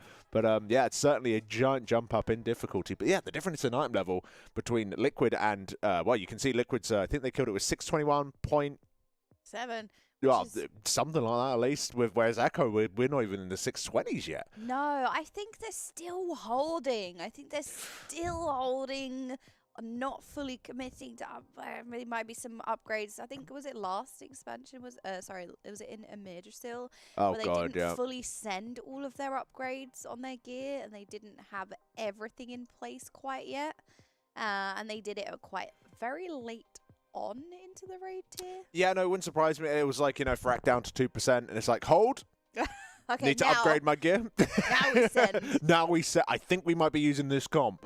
Now, Echo known for keeping as much of their power in hand as possible, waiting to make sure that they use it in the most efficient way. Because there's nothing worse than, I say that we send everything and get Brood Twister down now. Say that as, I don't know, as a plate wearer, there's a good set of shoulders that drop off Brood Twister. I don't know if there is. There probably isn't. But say there is. And I go and upgrade my shoulders, and then the shoulders drop. And it's just like, well, that was a waste of my resources where really I could have put that into a different piece. You know what I mean? That's something that they're very, you know, apprehensive. They do not want to waste any of their power, because if it means that it takes a little bit longer to get to that point, but it actually allows them to get a kill before the reset, as an example, by really doing that crazy min-max, something that they did on Sylvanas as an example back in Sanctum of Domination. That min-max was there for them, because they took their time and because they were quite stingy, so to speak, on how they used their upgrades. Yeah, it absolutely pays off. And we're all in this for the late game, right? It comes down to whoever clears the entire raid first. So it comes down to the last boss, and you do have these tough bosses in between. The penultimate boss usually providing quite a challenge, and then there being maybe a wall as well, which could be Brood Twister, could be Kai'Veza. So they definitely do hold out and save a lot of their energy resources until they get to the later end of the fight. But what's also quite interesting is the completely different damage profiles that the various fights require, right? When you look at something like Brood Twister, that is so much AoE, and then you look at something like Kai'Veza, which is just pure single target. They are extremely different fights that are going to require completely different damage profiles, potentially completely different classes. Well, not potentially. I think guaranteed there is going to be such a different composition from Brood Twister to Kai'Veza, and both potentially being such tight damage checks as well, requiring different damage profiles. So that's also something to consider. Yeah, no, you're right. It's having a wide selection of classes, very well geared classes as well, is going to be key for the top guilds here. Having the capability of saying we want a crazy AoE comp, let's have 4 Frost CKs. We have that available, although maybe that's going a little overboard because it seems like that's been dialed back by the only guild that's killed it right now, Liquid, where they did use 4 DKs, but 2 of them were blood. You know, oh, we want to be able to run 3 Fury Warriors. Then they have that available. I'm pretty sure they could go over 3 if they wanted to. You know, they have those choices available to them so that they can, you know, match their damage profile to what the bosses are most vulnerable to.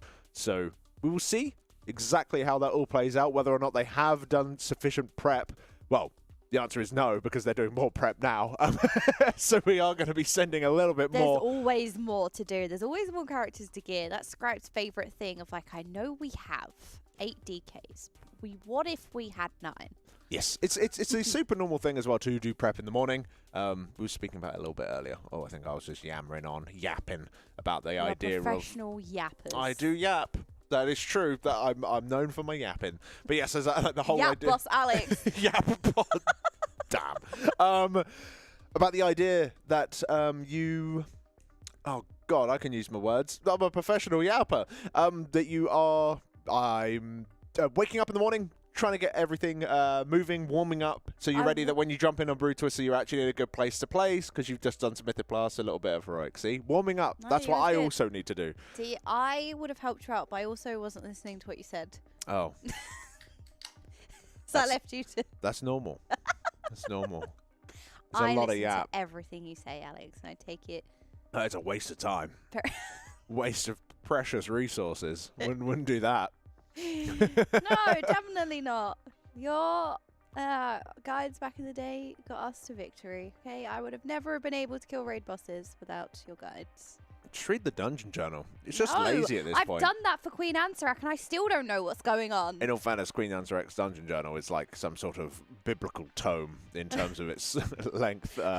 Very confusing. It's like reading some sort of engineering plan for some sort of eldritch machine. It's like, what the hell is going on? I keep reading it, and it just somehow gets worse. Yeah, each time I read it, I swear they add more and more nested abilities within more abilities. There's more froth, more foam. How, okay, so the venomous froth makes a venomous foam, which is then frothy. acidic foam froth that is acid with an debuff of vulnerability called acid, but that's not the same acid that's on the floor because that's acidic acid.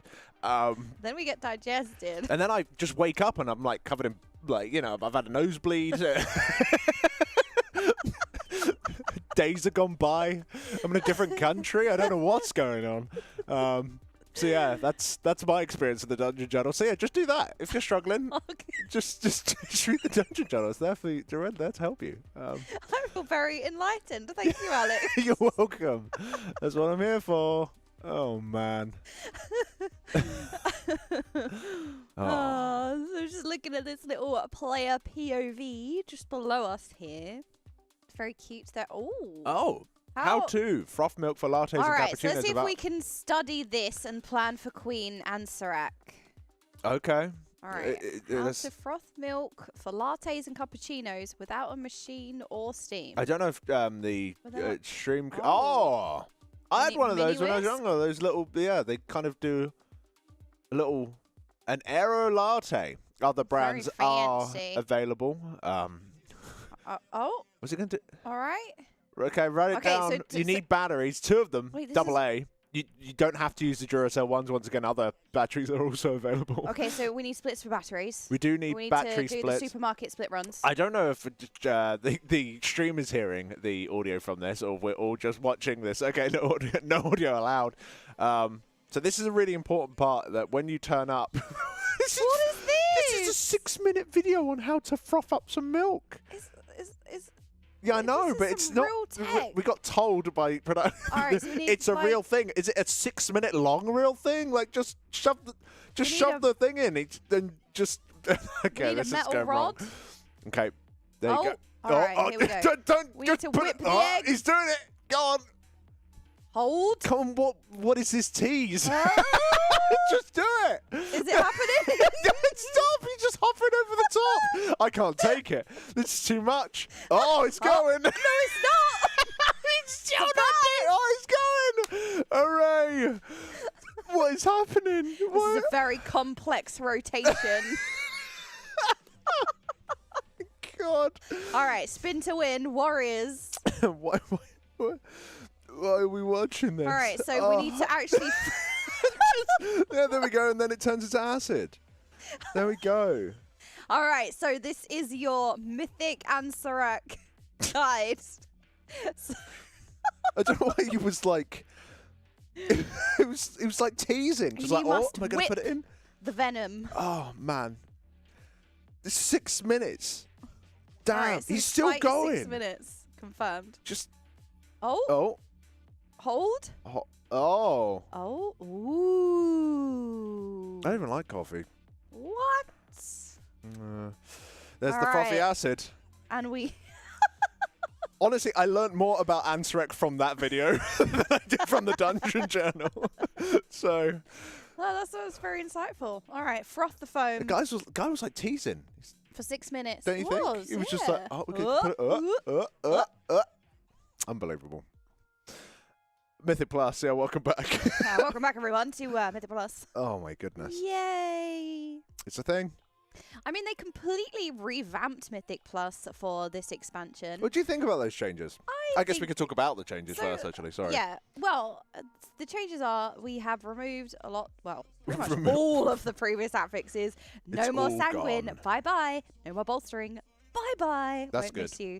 Yeah, all the previous affixes are gone. So now, at a +2, you will gain Xalatath's. I can't remember the exact wording, but you essentially get a, is it Xalatath's favor? Sorry to interrupt. Did what you was say that? Mara's? Can we go back to Mara's real quick? Do you notice what class he's on? Oh. Yeah, it looks like they're going the double blood DK route. There we go. Makes sense. It does make sense. Bit of egg on their face, I think, for maybe not jumping to that. Yeah, I'm might sure be what they the do. splits are for, because if they do remove the brewmaster tank, They right, do need let's to say get a they Windwalker opt from for the somewhere. Yeah, they need to get the Mystic Touch from somewhere. That's going to be really important in this Especially melee that heavy many, warriors. comp. Yeah, absolutely. Sorry, we're talking about Mythic Plus. I love it. What are the changes? I love how we're in Siege of Borealis when I said that. It's like, oh, yay, we love bringing back old content, not letting it die. We should let Siege of Borealis die. You don't like Siege of Borealis? So I played Alliance side, which was Everyone plays Alliance side terror. now, Yes. Yes, they do. so everyone has to go through it. It's not my favorite dungeon. It's just, it was very difficult, very challenging. Back in the day, I used to really not look forward to pugging it. I still don't know what the Alliance route is at the beginning, because of course this dungeon has a slightly different start depending on what faction you're on. But now everyone, regardless of faction, is going through the Alliance The thing side. is that the Marauders, they have, or the Raiders, they have like this iron hook that just randomly yanks somebody in before doing an AoE on the ground. And, Oh, yeah, I it does remember that. so much damage. On a high enough key, it just basically would one-shot you. So you have to be so careful about it. I think it was something like you could outrange it, so you'd have to have people who could tank it be close in case it picked them. And yeah, it was just a lot harder. There's multiple trash mobs at the start of the Alliance side that are a pain. That fear used to be a flat AoE. Now, no, like as in it would just line of sight. Anyone within line of sight would get feared, right? Now it seems to be an AoE around the mob. Or was it always an AoE around the mob? Actually, I think you might be right. I remember In very hiding. early iterations, it may have been a line of sight fear because that does ring a bell, but they must have changed that because when I was doing most of my Mythic Plus pushing, it was definitely on the ground. Yeah, maybe that was like early on into the expansion. It used to be. Or maybe you could line of sight the AoE. So like you could stay within the AoE, we just needed to duck around the corner or something. Yeah, I don't know. It could have been that, but there was definitely some shenanigans in that way. But we was talking about the changes. Yes. So you essentially get, I don't know if Xalatath's favor, I can't remember the exact word I was saying. Yeah. Which will change on a week-to-week basis, and that is essentially your affixes now. So the one that's up at the moment is she will spawn orbs, and they are very similar to the Razageth orbs. So you can interrupt them, you can spell steal them, or mass dispel them, purge them. Yep. Any sort of CC or disruption effect. Yeah, any sort of CC will consume it, granting you the buff. And it's a stacking buff, and if you don't consume them, the enemies gain that buff instead. And a more powerful version of it, indeed. Yeah, so it's kind of like so you can see the orbs there, very quickly vanished. But so it's kind of the Kiss Curse thing, and that's going to be a rotating affix. So I think there's 6 of them. So even though that's this week's one, it will change next week. And that's a +2. So then at a +4, you will also gain Tyrannical or Fortified, which will swap week to week. Which is obviously just really baseline. Fortified, for people who don't know, increasing add health and damage. Tyrannical, increasing boss health and damage. Absolutely. And then on a +7, you will be granted Challenger's Peril, I think is the exact wording. Apologies. Something like, doesn't it make it so that when you die, it adds way more time to it? Yeah, so previously a death would deduct 5 seconds from the timer. So Challenger's Peril deducts 15 seconds to the timer, which is quite nasty, honestly. Yeah. That is extremely punishing. It's already super bad if you lose somebody because, you know, if you are popping cooldowns, somebody dies, well, you've lost all of that damage in the pack. So that pack is going to take way longer. Also, the person has to run back.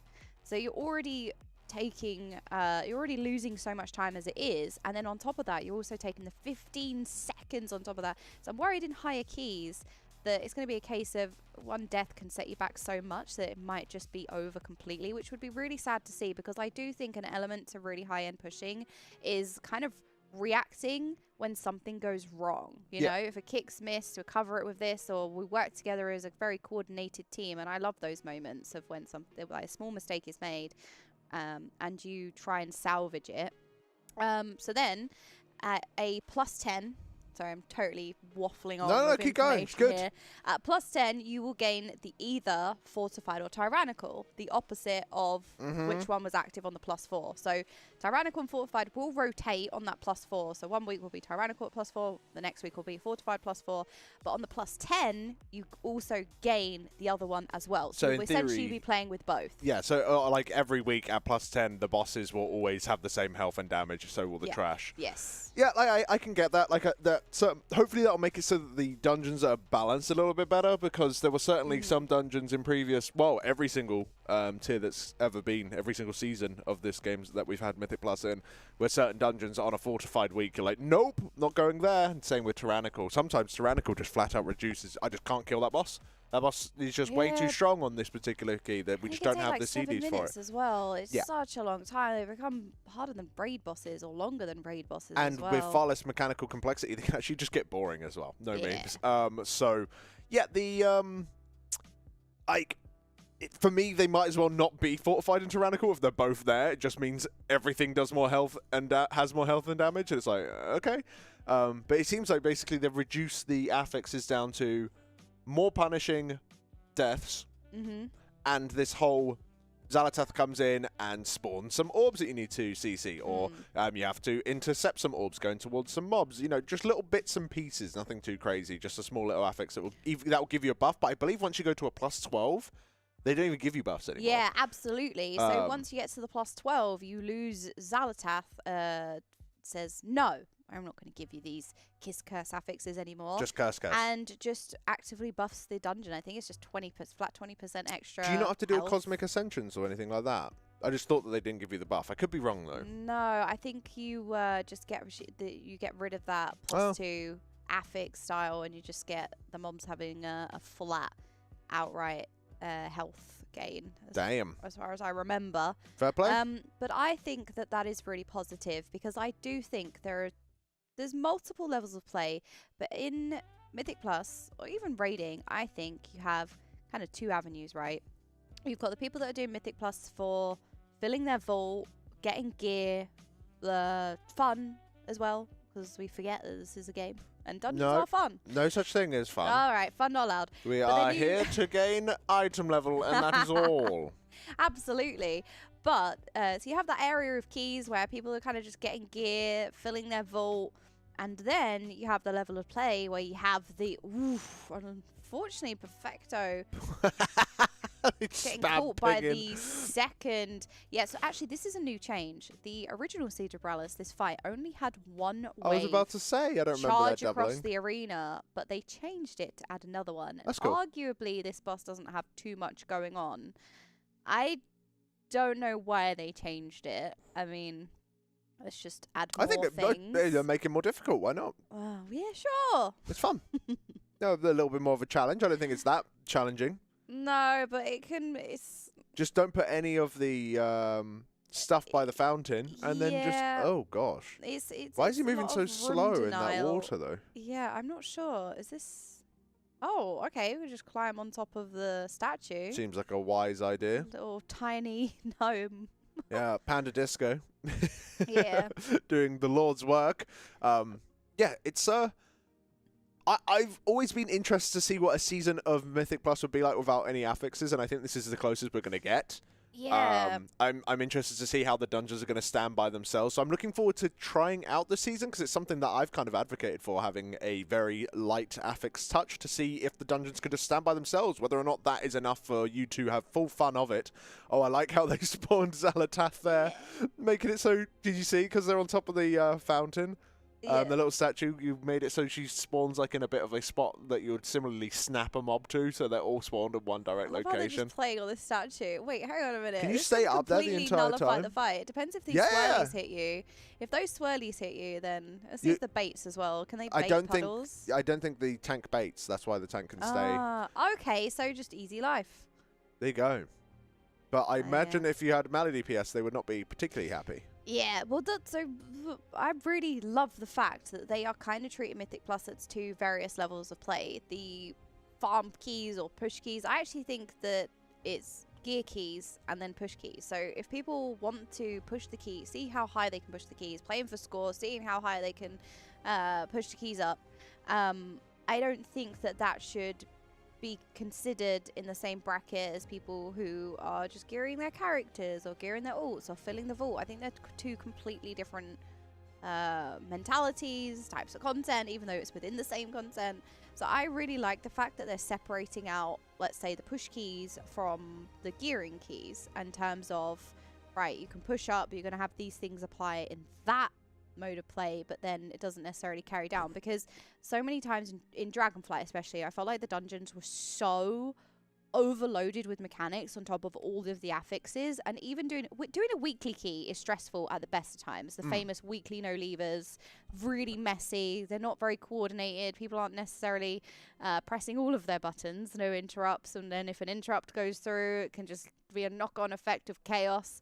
And you're just trying to fill up your vault, right? It's a lot of people can come home from work, just want to do a few keys to fill up the vault, have a bit of more relaxing time. So I don't think if you miss a kick in that area of play, it should one-shot somebody. But in a higher key, where you're playing for the challenge, absolutely it should. Yeah, I can understand that element of it. I also think that just because, like, I still think that if you're going to be doing +10s and you want to get the +10 loot from it, and you want to get that +10 vault, that you need to have a understanding, like a pretty solid, strong understanding. It shouldn't be like a baseline. Well, of course, 10's free. Nope, the 10 should have to be worked for a little bit. I think having a little bit of knowledge of the dungeon and doing it that fashion isn't necessarily a bad thing.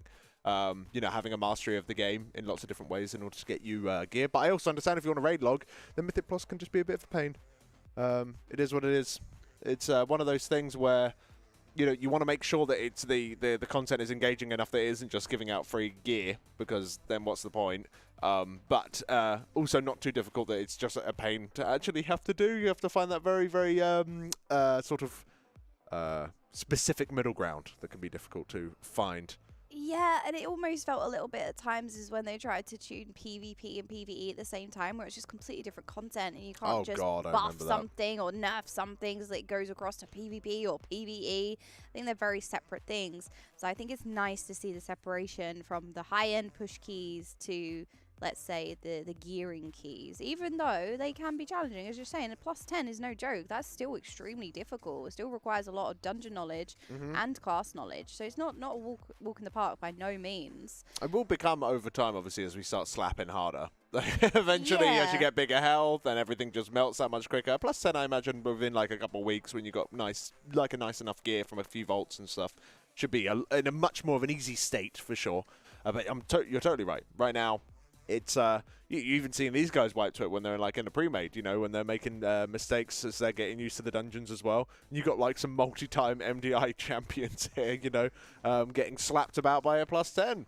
Oh, they have made a change to the tentacles where I think it's the demolishing terror tentacle here now does a knockback. This slam will now knock people back, as you can see. This was so annoying. I also like the way that they have come back to this instance and still made it so that when you charge the tentacle, you can sometimes go in the water. Wonderful. Yeah, this platform is so tiny. I remember doing this as a hunter, and it was so annoying with your pets as well. Like the AI of the pets would just not be very happy. Oh, well. Oh, yeah, the BM hunter. Yeah, your pet's struggling to reach the tentacle. Did you have to resummon them? No, you had to like manually move them around and things like that. It wasn't great. Yeah, it very similar to the Carapace of N'Zoth. Anyone who did that fight. Oh, I remember the hunter. It does feel like sometimes they forget to test pet AI, or they see that the pet AI is screwed up and go, "Well, unluck, moving on." Yeah, that has happened sometimes. I know on Rashanan. On the PTR, the platform was completely screwed up, but they fixed that now before it got to live, so that's good. I know that I saw in a Dratnos video that the charges and whatnot were all a bit screwed up. People, you know, you charge towards the boss, but you actually end up going like around in like 10 different circles and some strange sort of geometric shapes before you reach the boss, and people's pets getting stuck and all sorts. A lot of path not available. Oh no. That kind of stuff, yeah. It can happen with bosses for sure. There we go. That first time. Easy. Easy. One shot. Yep. One kill. Oh, the Dispel knocking anyone in that little ring backwards as well. Wolf Disco getting caught just by it.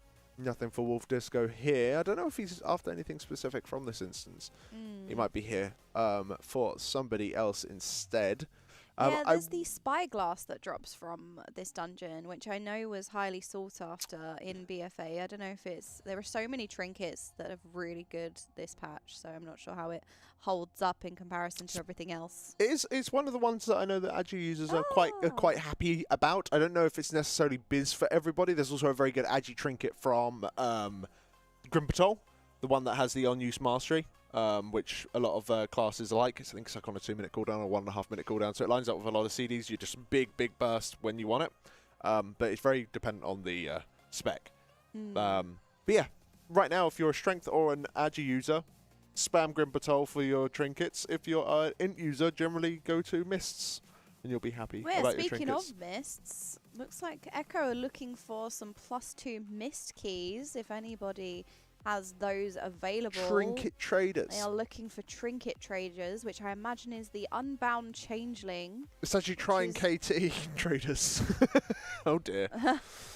Is what it is. Shrink wrap traders. Oh no.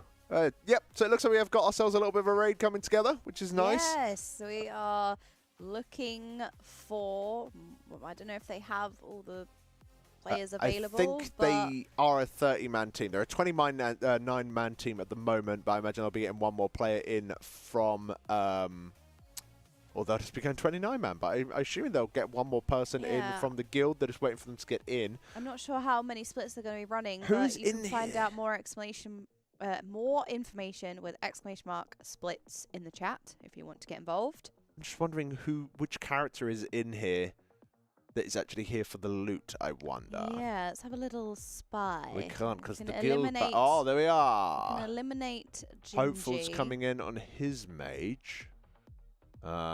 Not sure if we're necessarily here for Hopeful. Who else? We've got Wall Life in here. I'm not sure if that's on his main though. Let's have a look at. Canex is in on a Druid. He might be going for a round of gear, honestly, because if they're going to be swapping to the double blood DK, which it looks like, then we want him to be doing damage, so we want him to have more item level, because I know his item level was kind of crap. Yeah, he did not have the highest eye level by any means, so maybe this will be a way of doing that. Yeah, and he's on Canex 80, which is the character that he was bringing to the... Canex 80? That's the name of the character. The requirement of characters for the race is It's gone ridiculous. a little out of hand, yeah. But, rein it back in. But yeah, Canex 80 was the character that was in on Brood Twister as a tank, so I imagine that he is here to get some gear himself, so hopefully he can slam. But we're running through a couple of splits. We're going to be doing Sikran through to the Queen's Court. Not Queen's Court, the Silken Court, excuse me. And we're going to be doing that twice. And then hopefully, with that done, might need to do an answer echo or two, but then we'll be jumping into Mythic. So just getting some early morning chores out the way. It looks like we're going to be doing some comp changes after seeing how successful Liquid were with their kill of Brood Twister. Yeah, so Liquid got the kill on Brood Twister at the end of their day. So if Echo managed to get Brood Twister down today, that would put them in a very good standings. We will wait and see as they are filling out some last minute gear and potentially preparing some additional characters before going in, because not only is Brood Twister quite an extreme DPS check, let's say, especially with the ads, we have Nexus Princess Kaiveza up next, then Silken Court, then Queen Ansarac. So that is a lot of preparation, and that's where all of this is going to really come into fruition. Yes, no, 100%. And one thing I'd like to talk about as well, Instant Dollars, shout-outs. I'm a big fan of Instant Dollars. You know, they're a guild that don't do the craziest, most degenerate stuff. They're much more of like, you know, I don't think they're day raiding super hard or anything like that. But they do come in and consistently do very, very well, especially in Yggdrasil as well. So them coming in and doing less pulls than Echo, yet they got to what looked to be roughly the same point in the fight where you're going into that last... I watched their best pull yesterday, and they got to that last point where was it? Just as you're going into phase 3, the third section. So they got to around that same area, boss a little bit lower. It's very impressive in less pulls. So they've got great item level as well. Maybe maybe they are doing some day raiding stuff. Maybe I'm a little bit wrong on that. I should look into Instant Dollars again, because I don't know if they've changed their strategy at all. Instant Dollars are an NA team made up of ex-Race to World First raiders who don't necessarily want to have to do the splits and all the preparation that comes with the Race to World First. It can be very, very intense. So they have a lighter schedule while also being phenomenal gamers. So a very, very strong guild. I actually want to find that out. Would it be? I'm going to Google it. I am actually going to look them up on Raider.io because I do actually want to see what they advertise as. I just want because maybe they've changed. You know, that's a very, very impressive item level. That's a very, very impressive set of progress. It could be that they are putting a little bit more time into it, because even though, let's say, they don't want to put as much time as the Race to World First requires, they're still doing extremely well. So they could be doing some splits, even though they're taking it slightly easier. So they do 7 nights, excuse me. They raid 7 nights, yeah, and they day raid the first Tuesday. Oh, so okay. But that's it. After that, that which is that's a very raiding. That used to be quite a standard thing as well, like as in doing a day raid on the first day. I know that quite a lot of even guilds that aren't going for crazy ranks, it's still something that they like to do because they're very excited to go into the tier. It's just like, oh yeah, let's screw it, let's day raid. I've seen some like 2 or 3 day guilds on the first day say, yeah, we just day raid because we're really excited for it. And people book off time off work, and we all get in and we just play the hell out of the bosses and we have a great time. You know, so if that's what your guild wants to do, then hell yeah, do it. Yeah, I know when the Savage tier came out for FF14, the week 1 clear was very highly sought after. People get very excited about it, and people take days off work for the new expansion, and we'll have that week 1 raiding as well. So yeah, raiding is really fun, and taking time for it, doing something you really enjoy is fantastic. But yeah, Instant Dollars not necessarily wanting to commit to the full day raiding every day. Gamers in the chat, we need Sikran helpers. I assume they're slamming it for the next. So if you can help out whilst this is going on, they're also going to just be killing Sikran several times, because why the hell not? If you can help out, do check out the group finder. Look for Echo in the raid group finder, and come help out on the splits if you can, if you've got a character suitable for it, and you don't mind giving up the loot for Sikran indeed. So shout outs if you can help out, awesome. If not, then fair play. But if you do find yourself chilling out on this Friday morning, or maybe in a work meeting, so to speak, then feel free to pop along. It's a nice and easy boss, and yeah, you'll be helping out the gang. Don't mean to brag, but I have 597 item level. I think I can turn up and show everyone how to play. In all fairness, on Secret, that'll be absolutely fine. My character's 597 as well, but I haven't really done anything this week yet. Yeah, I'm excited to do more Mythic Plus. I did some Myths yesterday. Me and Medic were doing some Mythic Plus because he's been learning that area of content. He's been raiding for the first time, picking up WoW, playing it properly for the first time as well, raiding, and we did some Mythic Plus yesterday, which was very nice. Yeah, it's really, because it's quite funny with Medic as well. He's come in and he's got a lot of really in-depth knowledge, but then there's some things as well where it kind of catches me off guard because it's something that we all take for granted, you know? Like even just instantly being able to see, at a glance, you know exactly what class that is based on the color in the raid frames.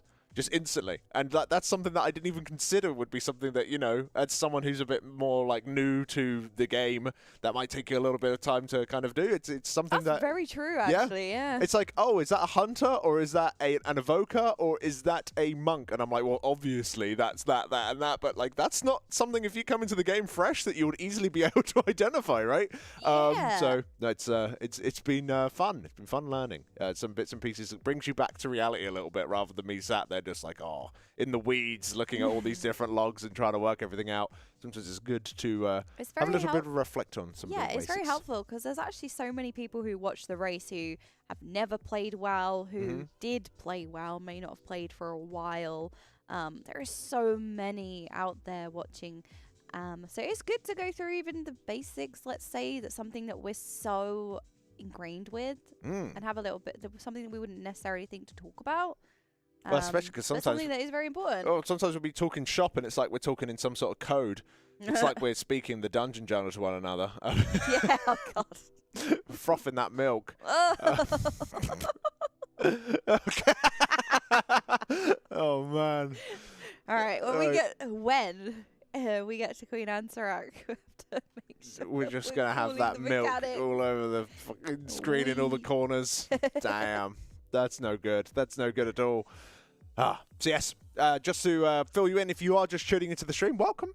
We are getting ourselves ready on this fine Mythic Day 3 morning, getting some split runs in as they are gearing some characters after Liquid have very successfully taken down the Brood Twister, boss number 5, with a comp that looks a little bit different to Echo. So I think Echo is playing a little bit of catch-up, making sure that the characters that they bring are going to be similar, or at least close to, or in a comparable fashion to Liquid's comp.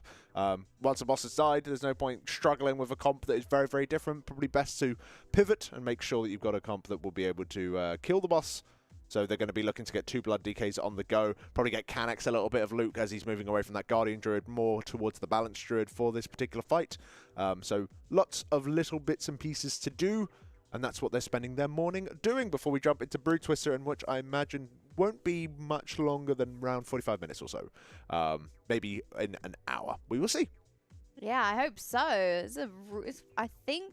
don't know if this is just because I've watched it and haven't played it, but I feel like Brood Twister is just such a great fight. It's such a spectacle, especially when I was watching Liquid pull it. Well, it would have been the early hours of the morning. I think they killed it around 5:30 a.m.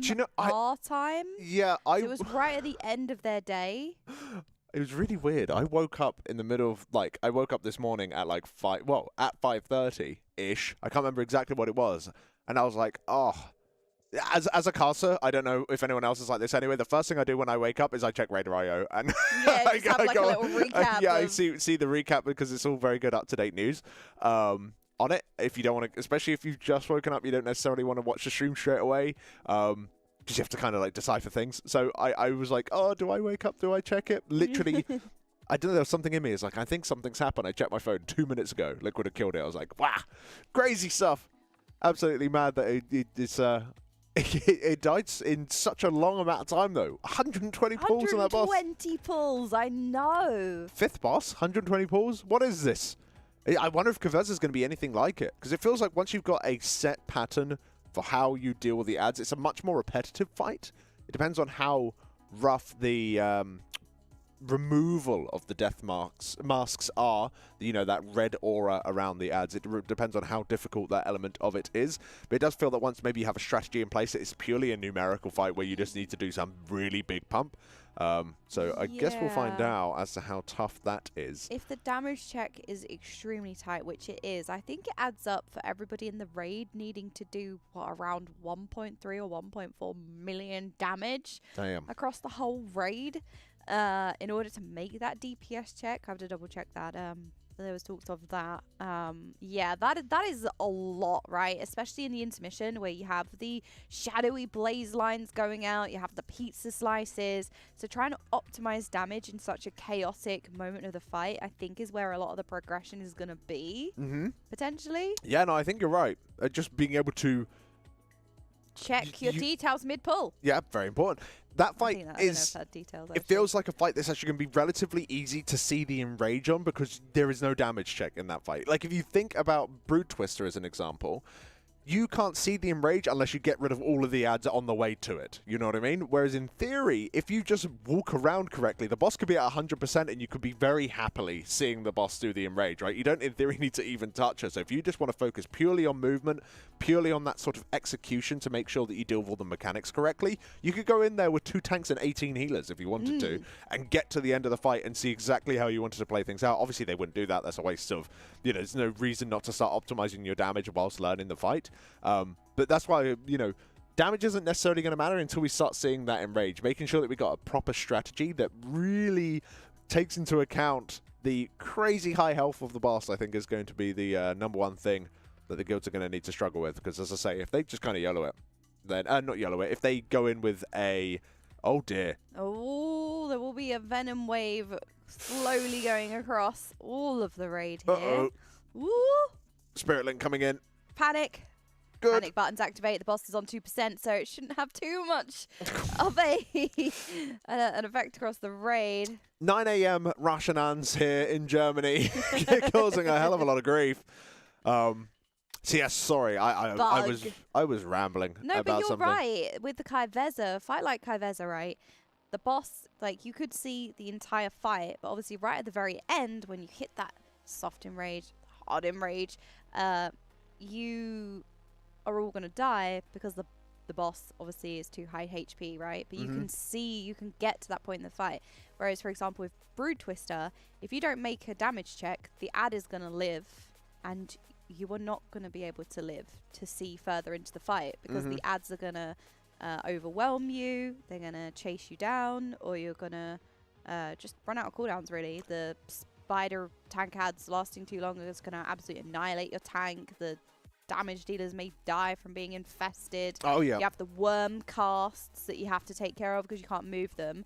So if you are lacking in damage there, you're not going to see further into the fight. So you're absolutely right. Yeah, it's going to be interesting to see if you can just, once you got phase 1 down and you get that very, very clean, and then you get the intermission of the Starless Night down, very, very clean on Kai'Veza, whether or not it's something that, oh, that's clicked now, now we just repeat it 2 more times and hopefully the boss is dead, or if it is, oh, the second phase 1 is really difficult. That third phase 1, when we're on that last cycle of the boss's mechanics, it really ramps up. Because in theory, we are getting more and more assassin ads each time. But on Mythic, it looks like you're starting with a lot of assassin ads. So I'm not even sure if the number increases. Something that we'll have to have a little bit of a look at. You have all of them. It could be a case of on Heroic, you get 1 additional ad each time. But on Mythic, you have all of the ads. But from it's the beginning, sort of thing. That increases each time. You are right. The mark increase. It does increase each time. At least it did on Mythic difficulty on the PTR. So you might be right. Actually, start with all the ads.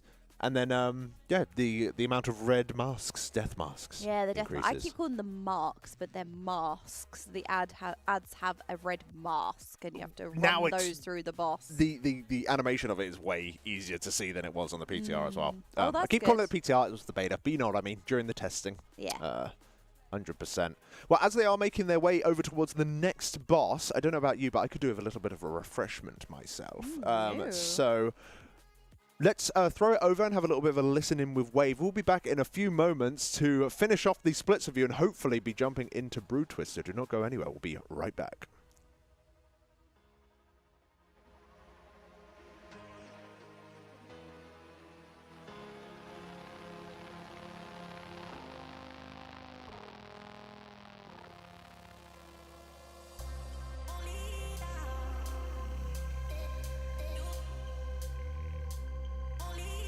I actually need this BOE on my Shadow Priest. I'm a mage, and is it later on? Can you guys try to invite? I'm posting in TeamSpeak. Slash invite everybody. What the hell? How the hell did we get these guys? Are they not from upstairs? Maybe it's the patrol on the right. Or that. I think so. That's interesting. Put a Summerstone down, get the last person here. Yeah. In the meantime, I can just quickly explain. Gonna be putting 4 world markers down, and you just need to look at what mark you're getting. And then you just walk to your mark pretty much. For the egg breaks, you get a little purple circle around you. Besides that, I mean, the boss goes to one of the catalysts or whatever you call it, and there's gonna be some dodges on the ground. And if you get a big circle on you, you need to walk out of the raid, and then you need to get dispelled by the healers. But make sure that healers, like especially the helpers, don't like randomly dispel. If you see someone outside by himself, you can dispel, but don't just do it based off the raid frame, right? Like look around, do it. You can also remove it if you have any kind of freedom yourself, but make sure you don't hit other people, then they get rooted. And the small skitterlings, the spawns from the small legs, make sure that everyone slams those. Stun them especially, slow them, kill them quickly, then everything becomes so much cleaner.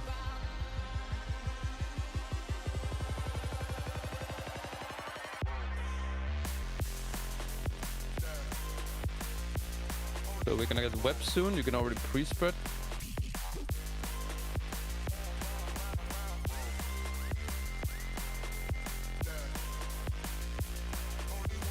Now watch feed here. After this AoE, we're gonna get our first egg breaks. Blues under the boss can be hard to see because he's fucking chunky. And then you see red, purple, or green on the right side, guys. Make sure you look around, go to your mark. Look above your head and go to your mark. Blue under the boss, Demon Hunter. Good. Perfect. Now get ready to slam the smallies. Stun them, slow them, everything. And get out with the webs here. And make sure we kick the worms as well. Don't instantly dispel. Whoever just dispelled immediately there, never do that again.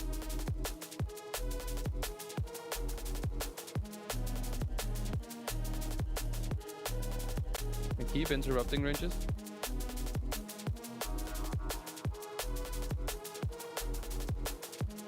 Good shit. There's new world markers already, you can see. Yeah, go out with these. And now egg breaks are coming. Look at the marks. Blue again, close to the boss. Green on the left. Green, go far. Someone yank him over there. D8, like evoke it. That's fine. Yeah. Guys, We it's not okay. on the last Yeah, anyway, slam them, yeah. We're fine. We can do all on this one. But still, get out with the webs here.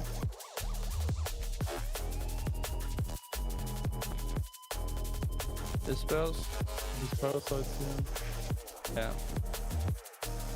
Can you mark? I'm marking here.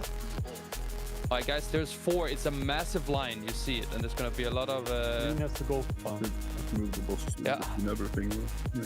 Yeah. Mechanics, you can raw these eggs. Now look. You see green on the very far right side, left behind the boss. Go, go. Mythical crit behind the boss. Go other way. Mythical crit. Come on, yeet him over there. Doing it. Alright, now we need kicks. We need, yeah. I'll take person far green. Yeah. Kill the smallies. And then ranges, kill the, like, focus the worms. Get rid of the worms on both sides. Oh, see, it's gonna top me. Okay, webs now. You can get out with these webs. You played over earlier or something? Go spider side. Yeah.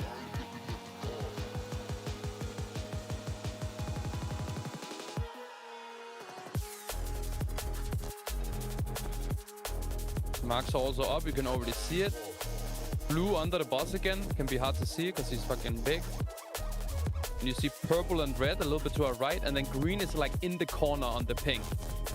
Spread out and look above your head and go to your marker immediately. Canucks, you can raw these. Raw now. Go to your marks now, guys. Very good. Yeah, good job. Web's coming as well soon. You can already pre-spread and get out with them. Stun and slow the parasites, guys. AoE is down. Yeah, don't get infested, guys. Do not get hit by the... Kite them under the boss if you're fixated. We're gonna get an infest coming soon. Kill them here. Finish these parasites. And then we're gonna switch over to the other side. You see the little square that I just made? Look at the marks. Egg bricks are coming soon. Make sure you go to them. Look above your head and go to your mark immediately. Go, go, go. No, blue, Remodora, you're already good. Go back, go back. You see the small eggs. Perfect. Alright, stun these smallies. Make sure we kick the worm as well. Redeem me. We're gonna get webs here. You can already spread. Get out with these. Get them. One boss mini. Yeah. Sorry, I think you just keep over aggroing me and I'm not. Yeah. I want no hero plays, okay? You have a marker and you go on top of it and you stand still. Don't react based on what other people do. Alright? We see purple under the boss, blue behind him, and red is in the corner. Green, you will be ready to back up in case someone fucks up, okay? Go, go, go. We're looking good. Go out with the webs. We kick the worm. One boss.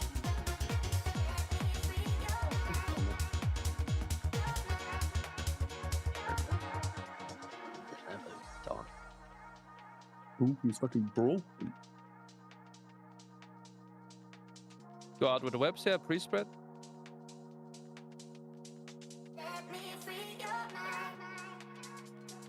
True. Always knew that the monkey players were lying.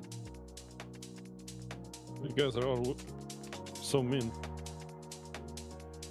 No, I said you're broken. You're only. True as well. Who's just being mean? Alright. I've had enough of this body next to me. No, check him out. You're enabling him. What? What? Alright, we have good damage, guys. The next egg breaks, just don't hit anything. Just don't hit the raid members, of course, but don't break any eggs. That's good. Just be a little bit outside. Yeah, that's good. Smack the boss.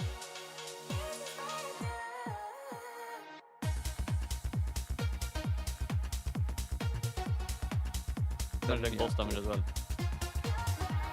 Good job. Great work, team. And the boss damage looking good as well for the monkey. That's a ring for it. That's fucking good. And bracers. Raw. God damn. Gosh darn it. This man's stack. Oh my gosh. This moonkin is back in Holy progress. macaroni. That's goddamn sore his. Okay.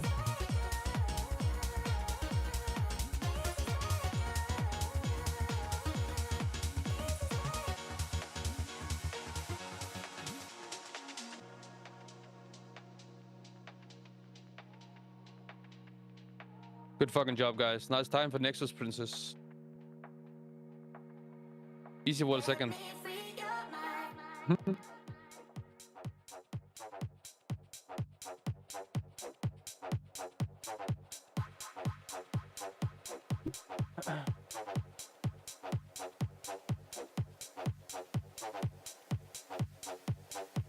Oh, we put it in the bag. Oh no! I ain't gonna do No, no way. Tank, come back. Oh, wait, How is that possible? Impossible. This fucking dark seaman ability is doing a lot of damage. What? God dang. I'm perma getting hit by that.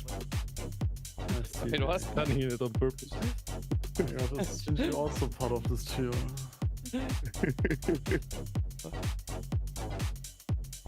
just getting dust.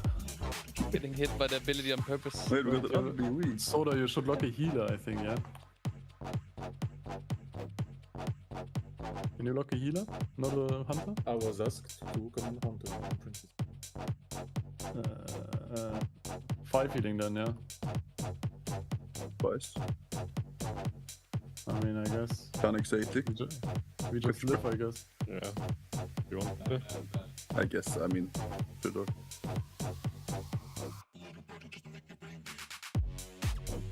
But is this hunter your a main or what? Or why are you having a hunter? It's potential reroll single target, I guess. Single target reroll. Oh my god. That's what am I hearing? What am I hearing then? What have we done? It's curious. Hey, caramba, dude.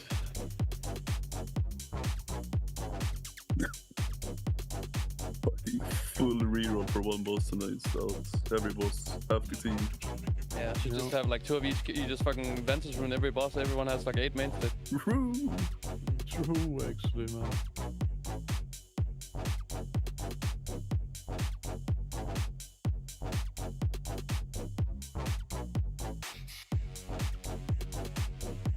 So to quickly reset the I go boss. healer?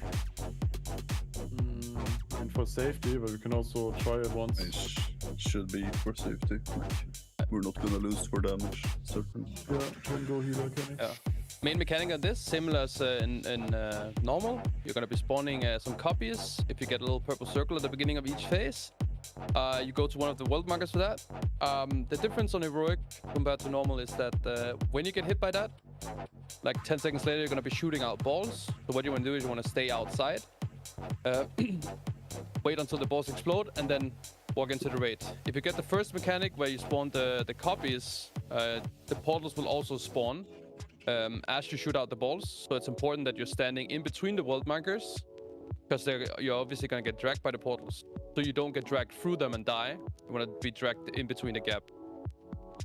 Let's summon Jägerbomb as well. Yeah. Oh, he's there. Oh, he's there.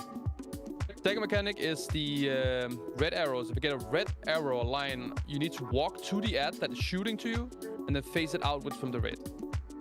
Same thing there. If you get hit by that line, you will also shoot out balls. So people that get that on them, stay out, wait until the balls have been shot, and then come back into the raid.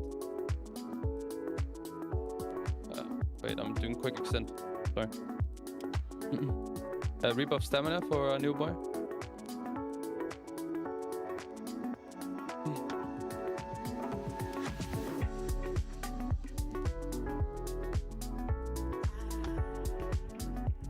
Alright, Phantom's coming. If you get this on you, go to one of the world markers. Go, go, go. And the people that just got that, make sure you stay out. You're gonna shoot out balls in a second. You stand in between the gaps and don't get dragged into the portals. We're gonna get rifts here. And ball dodges. Don't get sucked in. And now we're gonna get the dashes. You look at a big fucking red arrow. You go to that ad. You face it away from the raid. Go, go, go. Look at it. And remember, you need to stay out as well. Wait until the balls have been shot. Pinky, you also need to go out. Moonkin as well. Oh, well, the broccoli. Yeah, don't go into the raid before they've been shot out, okay? Whatever the rest of the raid was. Don't get dragged into the portals here. And we're gonna get dashes again. Look for the red arrow, go to the ad, face it away from the raid. Go, go, go. Watch out. Make sure you stay out as well. Wait until the balls have been shot. And then come back in afterwards. A lot of dodges here. Watch balls. We're gonna get portals again. Don't get sucked in. Yeah. All right, now we're gonna go into the intermission. There's gonna be some pizza slices you need to dodge, and if you get a big blue line on you, don't move too much. Only dodge if necessary. Stand still and press a personal if you get it, okay? Mini, you can start off the phase with aim set, and Wally, you can rally.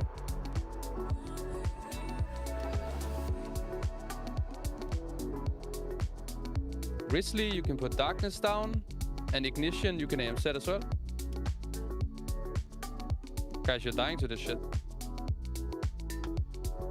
Holy, haha, holy, you can aura mastery now.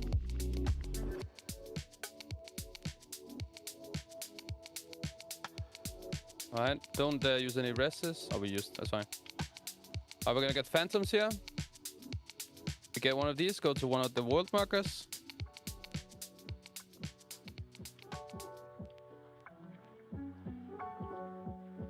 Make sure you stay out as well. It's also a good time to press a personal if you get that on you. Stay out for the balls, don't get dragged into the portals. And dodge balls.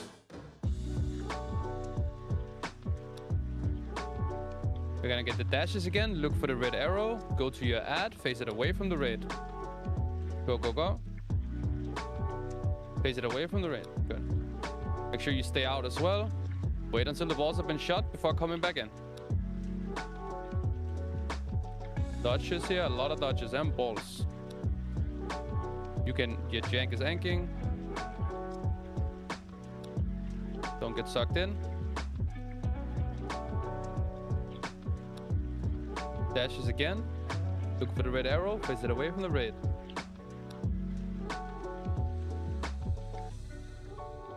Through the raids, watch out. Everybody who got hit gets out.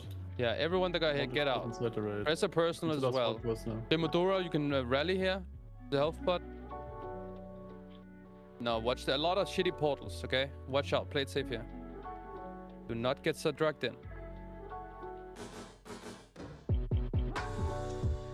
Alright, intermission again, same as before. Don't move too much with the blue lines. If you get it on you, press a personal. Mini can AM set here. All shamans and druids use vigil and AG here. Slam it.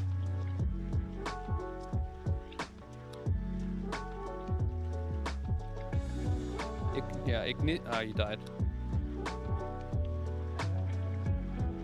Press personals here if you're dropping low. Hello and welcome back to the Race to World. First here in the Nerub-ar Palace, day 3 of Mythic. My name is Alex from Fatboss TV, and joining me is the wonderful Jordan, as you are joining us for some splits. Woo! There we go, that's the noise we want to hear. Yes, no, they are going a few splits right here in the morning, which is fair play, as they have been shown some comps that they, well, obviously Liquid have killed Brute Twister, and they did it with a comp that I don't think Echo was entirely ready to copy, so that they have, they're going out the way now, getting a bit of gear on Canex, maybe getting some gear on Mirrors as well on his Blood DK. So we'll see exactly what their plans are. We don't know exactly what's going on. They haven't told us nothing. We're purely guessing. But one thing we're not guessing about is that we do have a wonderful, wonderful man over on the Max Row Analysis desk. Joining us as well is Mr. Jeeth. How's it going? Good morning. Good morning. Makeup today, unfortunately. Ah. But you always look pretty anyway. Thank you so much, but after yesterday, I'll never be happy again unless I've got makeup on. Well, in which case, we could just do it again. Get your donations in. It was really fun. Now, I hope that you guys will forgive me, but I thought that since maybe we're doing splits that people have seen before and aren't particularly interested in, it'd be a good time for some healer school. And we know from yesterday that chat prefers, by a margin of 3-1, healer talk over mage talk. That is true. That was it. That's true. Boo. It did happen. Yep, that was a poll. You guys voted. Since you like healer talk, we're going to do some healer talk. We've been seeing Preservation Evokers absolutely blasting on the meters, doing an ungodly amount of healing, particularly in burst moments. So I thought I'd give a little introduction to exactly how that works. Before I pull up the logs, which I've got for production to show you guys in a little bit, I want to give you kind of the pieces of the puzzle that are all working together. The first is Preservation Evokers coming into this expansion got hero talents, along with everyone else. One of those hero talent setups is called Flame Shaper. 2 pieces of the puzzle present in that Flame Shaper healer talent. It gives you 2 charges of a spell called Engulf, which heals a single target for a considerable amount of healing, increased by the number of hots on it. That doesn't really matter. The other thing it does is that if you have Dream Breath on the target you cast Engulf on, it consumes 4 seconds of the Dream Breath hot and explodes that based on how much healing was in that Dream Breath hot onto everyone around the target you cast the Engulf on. That's where the AoE healing is coming from. Okay. However, because the healing of that Engulf is based on how much the Dream Breath was healing for, there's another piece going on, which is that you can buff your Dream Breath by Verdant Embracing. There's a talent called Call of Ysera, which increases the healing of your Dream Breath if you cast Verdant Embrace first, which is otherwise basically just a single target triage heal. So the pieces here come together, you cast Verdant Embrace, then you cast Dream Breath, then you engulf the target that you have Dream Breath on, and it blows up for a lot of healing. Now, those are the basic pieces of the puzzles. I want to show this in action because it actually gets very, very clever.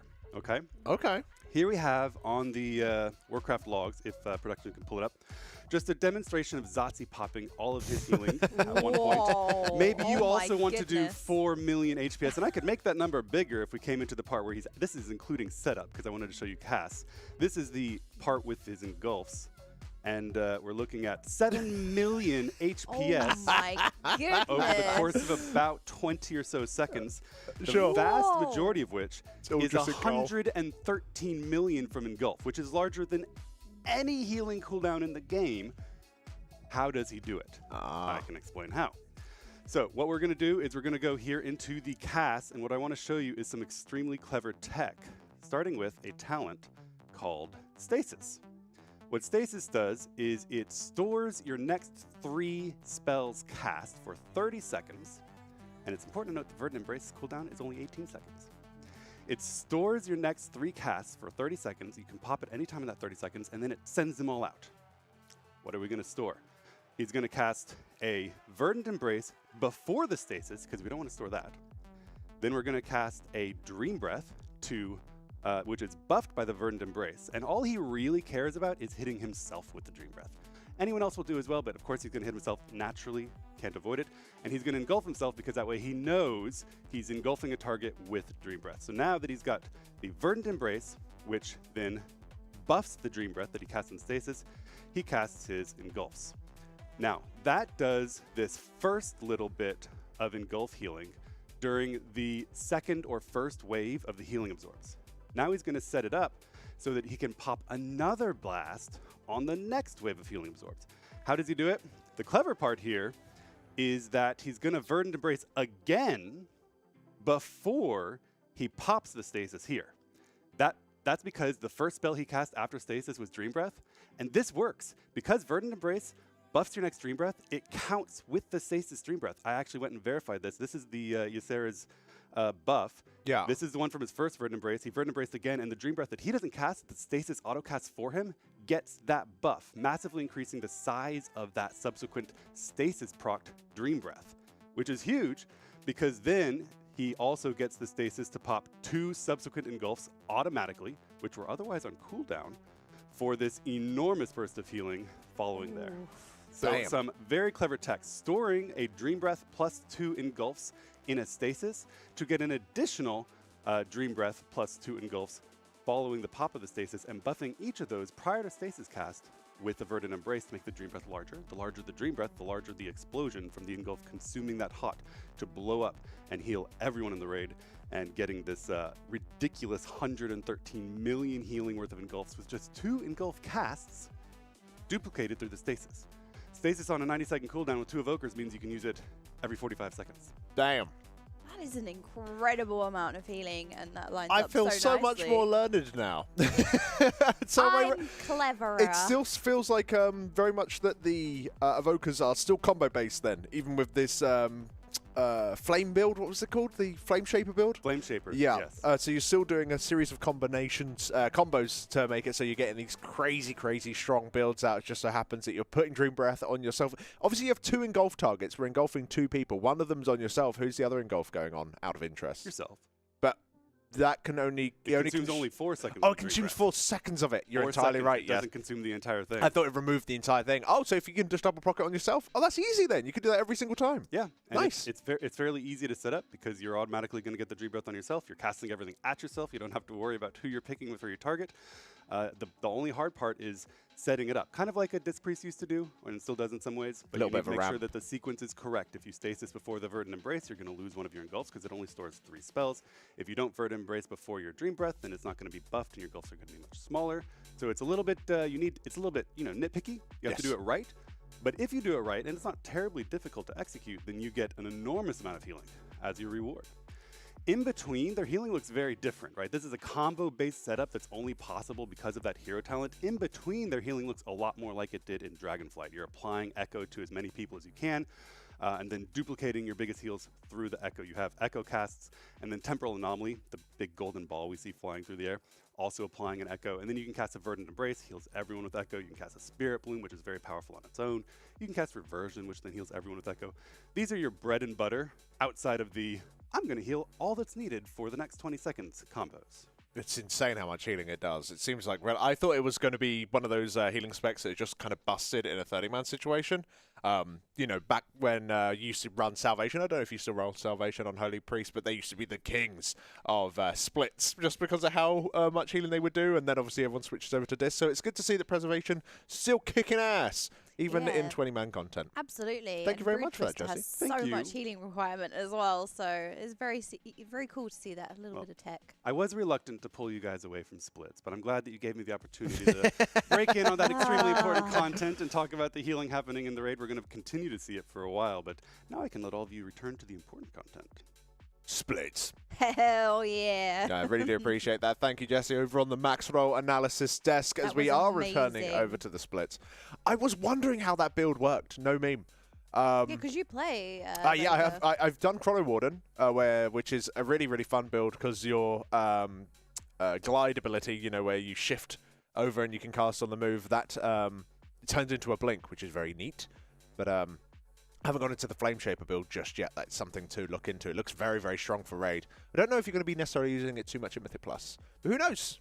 Who knows? I'm going to engulf everyone. I don't know how strong Engulf is in a 5-man setting, if I'm honest.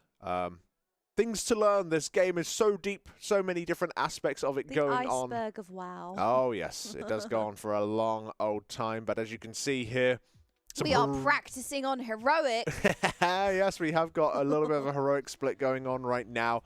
The group doing their very best to get through this as soon as possible. Do not worry, we will be going into Mythic today. I have been told that hopefully they're looking to have maybe Brew Twister down by lunchtime, which would be good news for us, considering that's when we finish our shift. So it'll be nice to see them all die. Or at least get some pulls in. Hang on a minute. Please. Please, one pull.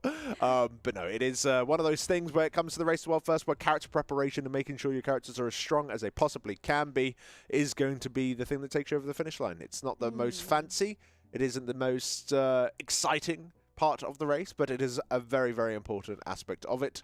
So we're going to be doing this as soon as we possibly can. I do believe that there are some splits still going on production. Do we actually need more helpers for Sikran runs? Okay, we haven't heard anything from Just Wait, so perhaps those are all full up at the moment. But if you are about and just kind of hanging around in game, maybe flying around a main city. What's the name of the new main city? I keep forgetting its name. Dornagal. Yes, if we're just flying around in circles there, which is something that I'm basically doing all the time. There's no fountain to run around in circles. Do you run around that fountain in Valdrakken?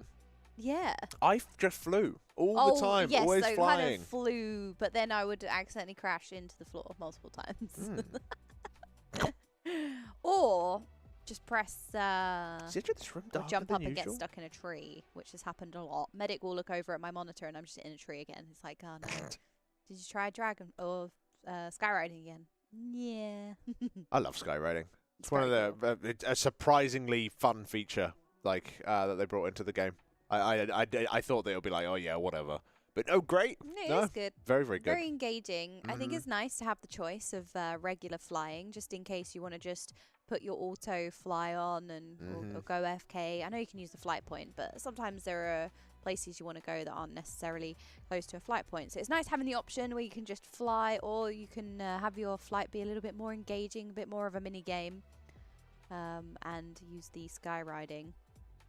Oh, you're entirely right. It's good fun. It's a nice thing to have. The way that they incorporated it into the dungeon in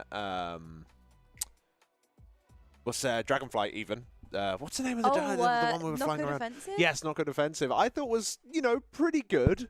It was not necessarily, it was just flying from one place to another. But I think the way they've done it in the Dawnbreaker is even better. Like the fact that you do it during combat, come up and go back down in a way that isn't like you're losing out on damage because the boss goes immune at that point anyway. So you just do a quick fly up and a quick fly back down. Yeah. And the way you have to navigate this space, I think, it's pretty cool. It's not so bad. When I used to do Knockout Offensive, my Mythic Plus tank didn't get any of the glyphs was dragon riding at the time. Oh no. He would just be like, I'll be there in a second. Don't worry. Summon him. Just summon him. Carry him on our backs. That's the funniest thing. It's no. like, nah, I don't want to do that. I'm not getting the glyphs. I'm just, summon. They think this is Gingy's group, isn't it? Yes. This group has indeed done everything apart from the Silken Court, so I think this is the last boss that they're going to be jumping into for this run. Whether or not that means this is going to be the last run and then we're going into Mythic, I do not know. Ooh, yeah. But they do need to. Splits we're doing. They do need to, keep the pace in mind. Yes, of course, the whole race is a marathon, as you very rightfully put, a marathon, but not a sprint. We have to focus on the long term. Goals of the raid, but especially if they need to pull out unexpected classes and comps, right? As we're seeing on Brood Twister. But keeping a pace and keeping close to Liquid and Liquid's progress is obviously something that is maybe not super important right this second. It's not like Liquid are going straight into the last boss, but it's good for morale knowing that you are keeping up at least. If it's very important that Echo do get Brood Twister down today. If they don't manage to get it down today, then we're going to be in a bit of despair, I imagine. Unless we spend the whole day doing splits and doing prep, in which case that's a different strategy. But if we do follow Liquid's overall pace, or we do the very similar actions to what Liquid did, and we still don't get the boss down, then obviously we're going to be in a little bit of trouble. Something we definitely want to avoid. We want to be doing our best to be keeping up, maybe overtake. I do believe that any time that Echo has got a kill above Liquid, they've actually won that particular race as well. Not like as in they're a few percentage points ahead, as in the actual boss has died. So I think in Sanctum of Domination, that was Painsmith. They killed the point where they overtake. Yes, although they even got overtaken again afterwards, but the fact that they got Painsmith before, there was a point where Echo was on top, an entire boss ahead of Liquid, has always led to Echo eventually winning that tier anyway. Doesn't mean that they have to do that. Obviously, in a Midrasil, Echo at no point overtaking Liquid in terms of boss kills. Only at the very, very end where they managed to squeak by. But it would be cool. Who knows? If Echo managed to get Brood Twister down in good time, they can spend some real solid hours on Kaiveza. If Kaiveza is in a killable state, then who knows? We get to see what strategy they use. We might be looking at a very, very tight race, maybe even a little bit of overtaking action, which could be very exciting. Yeah, so Liquid just ended their day 3 of Mythic. They got Brood Twister down in the evening their time. So let's see if we're talking about, let's say, matching pace. If Echo can get Brood Twister down at the very end of their day 3, then that would be very good for them. But as we were saying, it's not always an indication of how things are going, right? In a Midrasil, Echo did spend a little bit longer on Tindral, but then ended up winning that race, getting Farak down first. So there is a lot of back and forth between the guilds. It really could go anyway. We're only on boss 5. It could be that Echo clear Kaiveza much faster, and then Liquid clears Silken Court much quicker. And that back and forth makes it very thrilling. I love seeing the guilds battle out. Makes the race so much fun. Yeah, and of course, Instant Dollars right now are ahead of Echo even, but I imagine Instant Dollars normally doing incredibly well at the very beginning of a tier as they do slam on through. But as their day raiding comes to an end and they're only doing those night raids, they do generally fall back behind a little bit just purely because of the time put in. Of course, Instant Dollars, an amazing, amazing group. But Jesse, as we're going into this Silken Court pool, which we've seen on Heroic a multitude of times, it seems that you have something for us. Well, I thought we could continue school if we wanted. I don't want to interrupt the heroic splits, but I if think you guys we are can manage willing without to indulge it. a healer talking about more healer things instead, I know that's a What's worse? difficult Healer talk or choice. splits? Well, for the 10% of chat that enjoys this content, I think it's worth doing. Hold on, I'll get cozy. Oh, right. Yeah, we need blanky time. Okay, blanky time. Okay. I have pulled up some logs to look at again as we go through this. I'm ready. This is interesting, right? This entire comp on the Brood Twister is really, really interesting because typically on a hard boss, you're looking at extraordinary high value assigned to damage reduction cooldowns. One of the reasons why Holy Paladin and Discipline Priest have been dominant for so many expansions, because the primary way that Blizzard has made encounters very difficult is by having dangerous overlaps of extraordinarily spiky damage that you require Devotion Aura Mastery, barriers, AMZs, DR to survive. And that's what we've seen on most bosses most of the time. Brood Twister is really interesting, and you're seeing a comp with no Discipline Priest. Everyone's playing Holy instead. With no Holy Paladin, then it's playing Ret instead. What are we doing without those cooldowns? It's because I think Blizzard was actually fairly clever with this boss. Most of the damage you take in this fight is actually fairly consistent, and we can look at that on the logs. I've pulled up a chart of the damage taken, and you see this very almost flat-ish line hovering around the 5 million mark until everything goes wrong when they die. Around 5 million damage taken per second. But we know from the healing that we're spiking up to 15 million HPS periodically. Why is that? Obviously, because of those healing absorbs, which can't be mitigated. Part of the damage is coming in, threatening your life at all times. But the reason it's threatening is because you have your entire health bar covered in a healing absorb. You can't recover any health while you're being hit by this relatively light damage. So mitigation has massively reduced value, and pure HPS has massively increased value. Here you can see the actual healing absorbs being applied. This is absorbed healing. Of course, most of that being healed through Consume Flame, which is what the Engulf Flame is doing. It's consuming the Dream Breath and exploding around for healing. Gotcha. That's how they're healing off those large healing absorbs.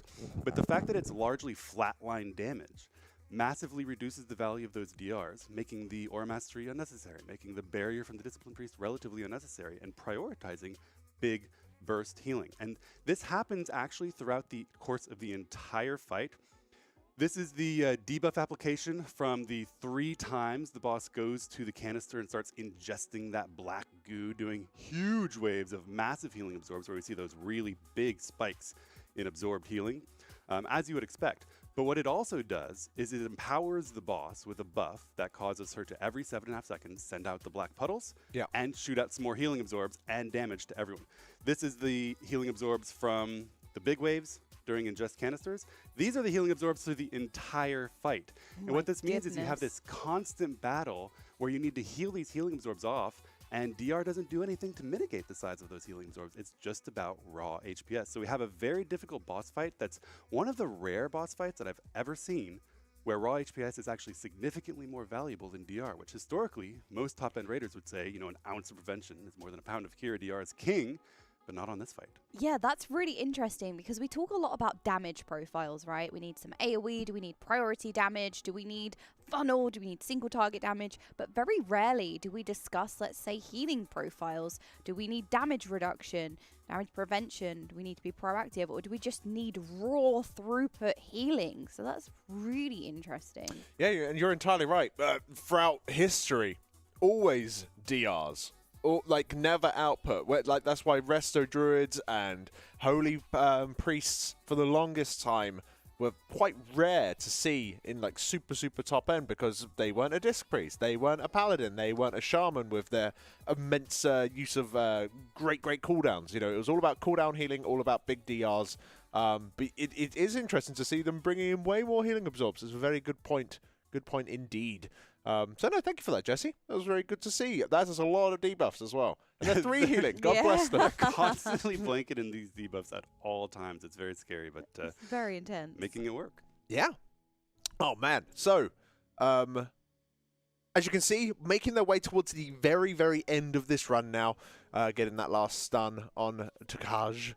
We've got to come up with a name for this. The mob, the Skyne Spinner.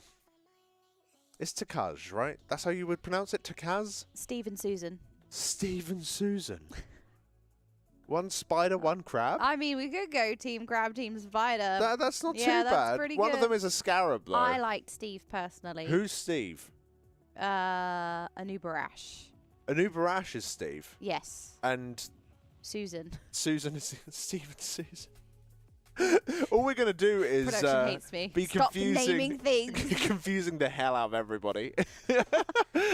Oh man, that's what we're here for, right? We're just here to confuse people. I like crab and spider. I think Nerub-ar would be the crab, and then Susan would be the spider. I like how you were quite like. I was trying to find the name on the UI. No, she's not here at the moment, is she? During this exhibition? She's not. I was calling her the web priestess because that was like. Oh, that sounds fancy. That was her name in the files. Web priestess. One was looking for someone saying the mob's name, so we had a reference. But Takaz. Yeah. It feels like I'm saying it wrong. And the thing is, I'm going to keep saying it as if I'm waiting for some sort of feedback, but I have no way of looking at chat right now. So, don't know. It is what it is. I feel like they're just going to say no matter what we say anyway. You think that so? tends to be how it goes. Susan Takaj and Steve Nerub-ar. Oh, they may like that. That's fine. Steve and Susan, scariest bosses in the entirety of Nerub-ar Palace. I heard in the lore, because I watched Noble's video. That's the only way I interact with the lore. To be fair, same. That these guys don't like each other. Yeah, and it's also really interesting. So I heard that little piece of lore, and the kind of bread and butter of this fight is how you're counteracting, let's say, their Ooh. Let's just put it in terms of, let's say that that's the ultimate ability of that boss, where it charges into the wall, dealing a huge amount of damage to the raid, and you have to stop it with the web. So you're kind of counteracting each other's ults with abilities from the other boss. So they've built in that lore thematically into the fight, and I always appreciate that something they're like bickering that. And they want to be the big cheese. I love cheese. This is why Noble does the lore videos, not I. Because I was like, well, yes, of course. Welcome to the fat boss, guys. And then you have the penultimate boss where they're fighting to be the big cheese. Well, that's the lore. That is something worth fighting for. Is it something worth fighting for? Absolutely. Oh, well, fair play. Fair play indeed. Looks like they are able to get this boss down, and hopefully this means the end of this particular split. Hold. Let's find out. Are we saved? What do we get?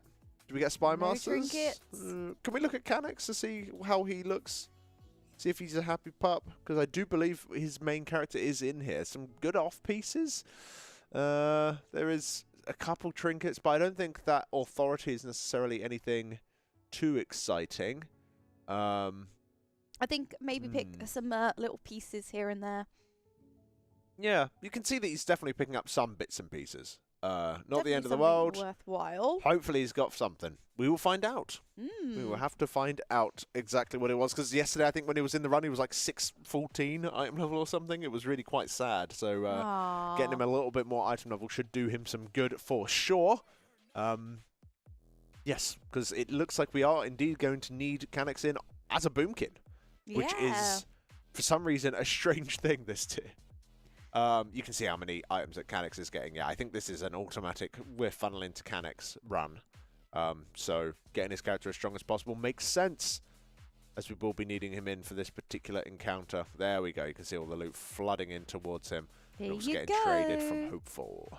Good stuff. Yeah, very nice.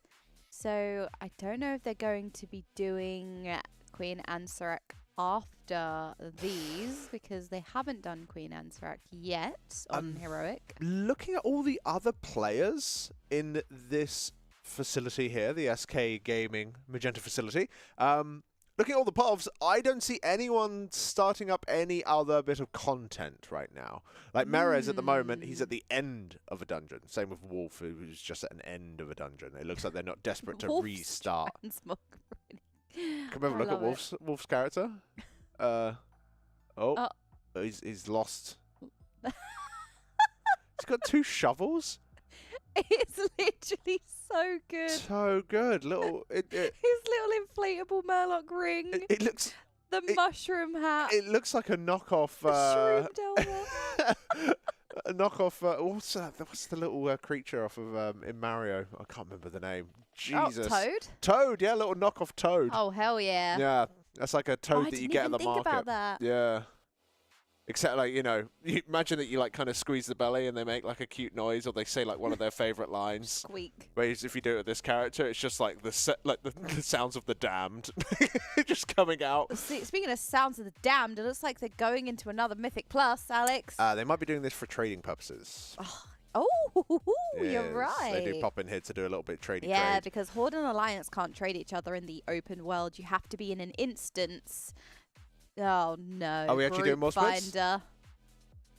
Oh, Group Finder is up indeed. Yay. So we are going to be doing one more run. Is it for a full run or is it just the last boss? We will find out soon. Where we'll be getting those done. It is what it is. I hope you guys are happy joining us for the long haul on this one. Buckle in. Buckle up. Buckle in and buckle up.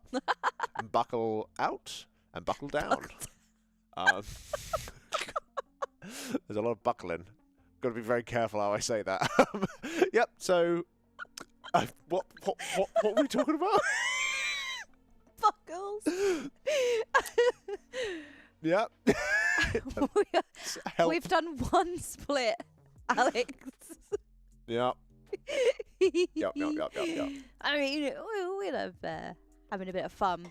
Well, because this is an MMO and there is a large amount of character preparation, you know, outside of the MMO genre, you kind of just plug and play, let's say. But with MMOs, you do have to maintain your character, make sure that it is fully equipped as it possibly can be, especially with gear being such a huge part in progression as well. For sure. And what would you think? Because there's been some talk about maybe putting the race to world first, like on a tournament realm, as an example. You can get rid of the whole like differences in start time. You know, you can make it so the bosses are built specifically, or maybe tuned specifically for these guys. What do you feel about that as an idea? So, how I feel about that is, this whole event is a community put on event. Yes. It's whoever gets world first in the world in the Raiden live servers. So if it was on a tournament realm, would there still be a world first to get in the live game? Because that's what it's all about, right? It's the community coming together. It's the guilds trying to be the first guild to clear it on live servers. So, if it, you know, like I said, if it was put on tournament realm, it may take away some of that. So what I pose, instead of a tournament realm, I really liked the idea that I'm sure many people have mentioned in the past, but Medic said it most recently, of kind of like mythic. I don't know his exact wording, but let's just throw the word like ultimate mythic in there, where you have all of the bosses tuned to an absurd high level on live servers, let's say. Maybe you get like set gear going in, so it's almost like tournament realm, but your gear is kind of set like challenge modes in Mr. Pandaria. Right. And you get cosmetic rewards, title rewards. Maybe if there was that kind of game mode on, or that kind of difficulty on live servers, the race could happen in that kind of format. Maybe that would work. Yeah, that's it's certainly an alternative way of doing it, for sure. Because the gear acquisition and character preparation is a very lengthy process and can take away from the race in general. I know that nobody really enjoys watching it, even though it is unfortunately a huge part of the race. I mean, I have fun. It's such a nice time of year. I love Race to World First season, where everyone's kind of coming together in chat. You almost have a home for a couple of weeks, jamming together. You got the ambassadors, and all of the memes that go along with it. So it's a good time of year, personally. People shouldn't be copying each other's messages, though. That's kind of rude. So chat, do not copy this message specifically and paste it in chat. That's not allowed. Exclamation mark bees. For information about bees from the moderators. Exclam bees. Send it in. Like, I get what you're saying. Like, I think that going on to the tournament realm could detract in some ways, such as like the gearing strategy. Yes, splits, big meme, but they're doing them pretty fast, generally speaking. Although they're setting up this one. Just Wait needs to hurry up. Get on it, Just Wait. We're not waiting. Yeah. Yeah, asking us just to wait. Unacceptable. Hang on a minute. Wait, it all makes sense now. Oh my god. Oh no. But it's you know, knowing what you want and being able to like kind of think in advance, this will be excellent for this boss, make sure we have it prepared as like a secret, like all that part of the strategy is a great deal of the success behind the teams. You know, sure, both teams are going to prepare an unholy amount of characters, but being able to just go, here's our 4 Frost DKs within like a very short period of time is a flex that the guilds can do. It's part of the overall strat, and if you could just prepare any character just by making it and then just logging in, you could be swapping comps a lot quicker. I'm not saying even necessarily it's going to be worse, but it'll certainly change. It'll be like an unintended change, I think, of being able to go into tournament realms. Yeah, because the other thing is, so let's say they kind of mitigated the importance of gear, right? So you didn't have to acquire all of this and prepare this much because the bosses were, let's say, killable at that item level. Well, they'll still have this because they'll still want to gain, even if the bosses are killable at the item level before raid acquisition. You're still going to want to gain an advantage. You still want every scrap of help that you can possibly get. So I wouldn't exactly nullify it. I don't know how you necessarily fix that gear problem because gearing is such a huge part of an MMO. I don't know if you'd have like challenge mode where you got a set piece of gear, item level. I'm not sure. Yeah, I think... Yeah, it's a very difficult thing to do because I think a lot of us are quite precious about the race. We really love the race, even though it's janky in so many different ways in terms of the way everything works. It's such a cool event. It's such a wonderful time. So if it ever got changed in any sort of fashion, I think, well, just like any sort of change, there will be a wide variety of voices on it. It would be interesting to see if maybe they just tried it for like, especially if they introduced a mini tier. I think mini tiers would be a great opportunity to do some experimentation, not only with raid sizes and potential difficulties, but also maybe with certain things towards the race. That could also be a fun time to maybe try out some things there and see what people like about it. What about like with the little mini raids? You have then a set gear level because it's kind of an in-betweeny tier. I think it'll be a great little catch-up then. Gear level, but still have some kind of gain, right, to incentivize people playing. Yeah, no, for sure. I think there's tons of really fun ideas. That being one of them, being able to do mini tiers, but it looks like they're moving away from it, unfortunately. Hey everyone, let's delve into my trove and see what secrets we can uncover. Just don't take all my loot, please. Oh my goodness, it seems we are plundering Roger's treasure trove. Oh yeah, so if you want to be using your channel points, get them redeemed right now. There's no point keeping hold of them otherwise here on this cozy Friday morning where I didn't realize how cozy we looked. I know, we are very cozy. So yes, get your channel points in.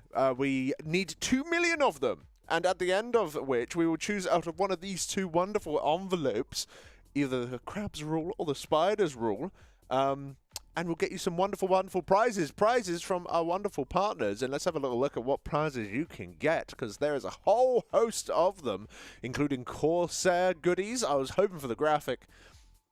You get some cool in-game items. You get some mounts, some pets, and some transmogs.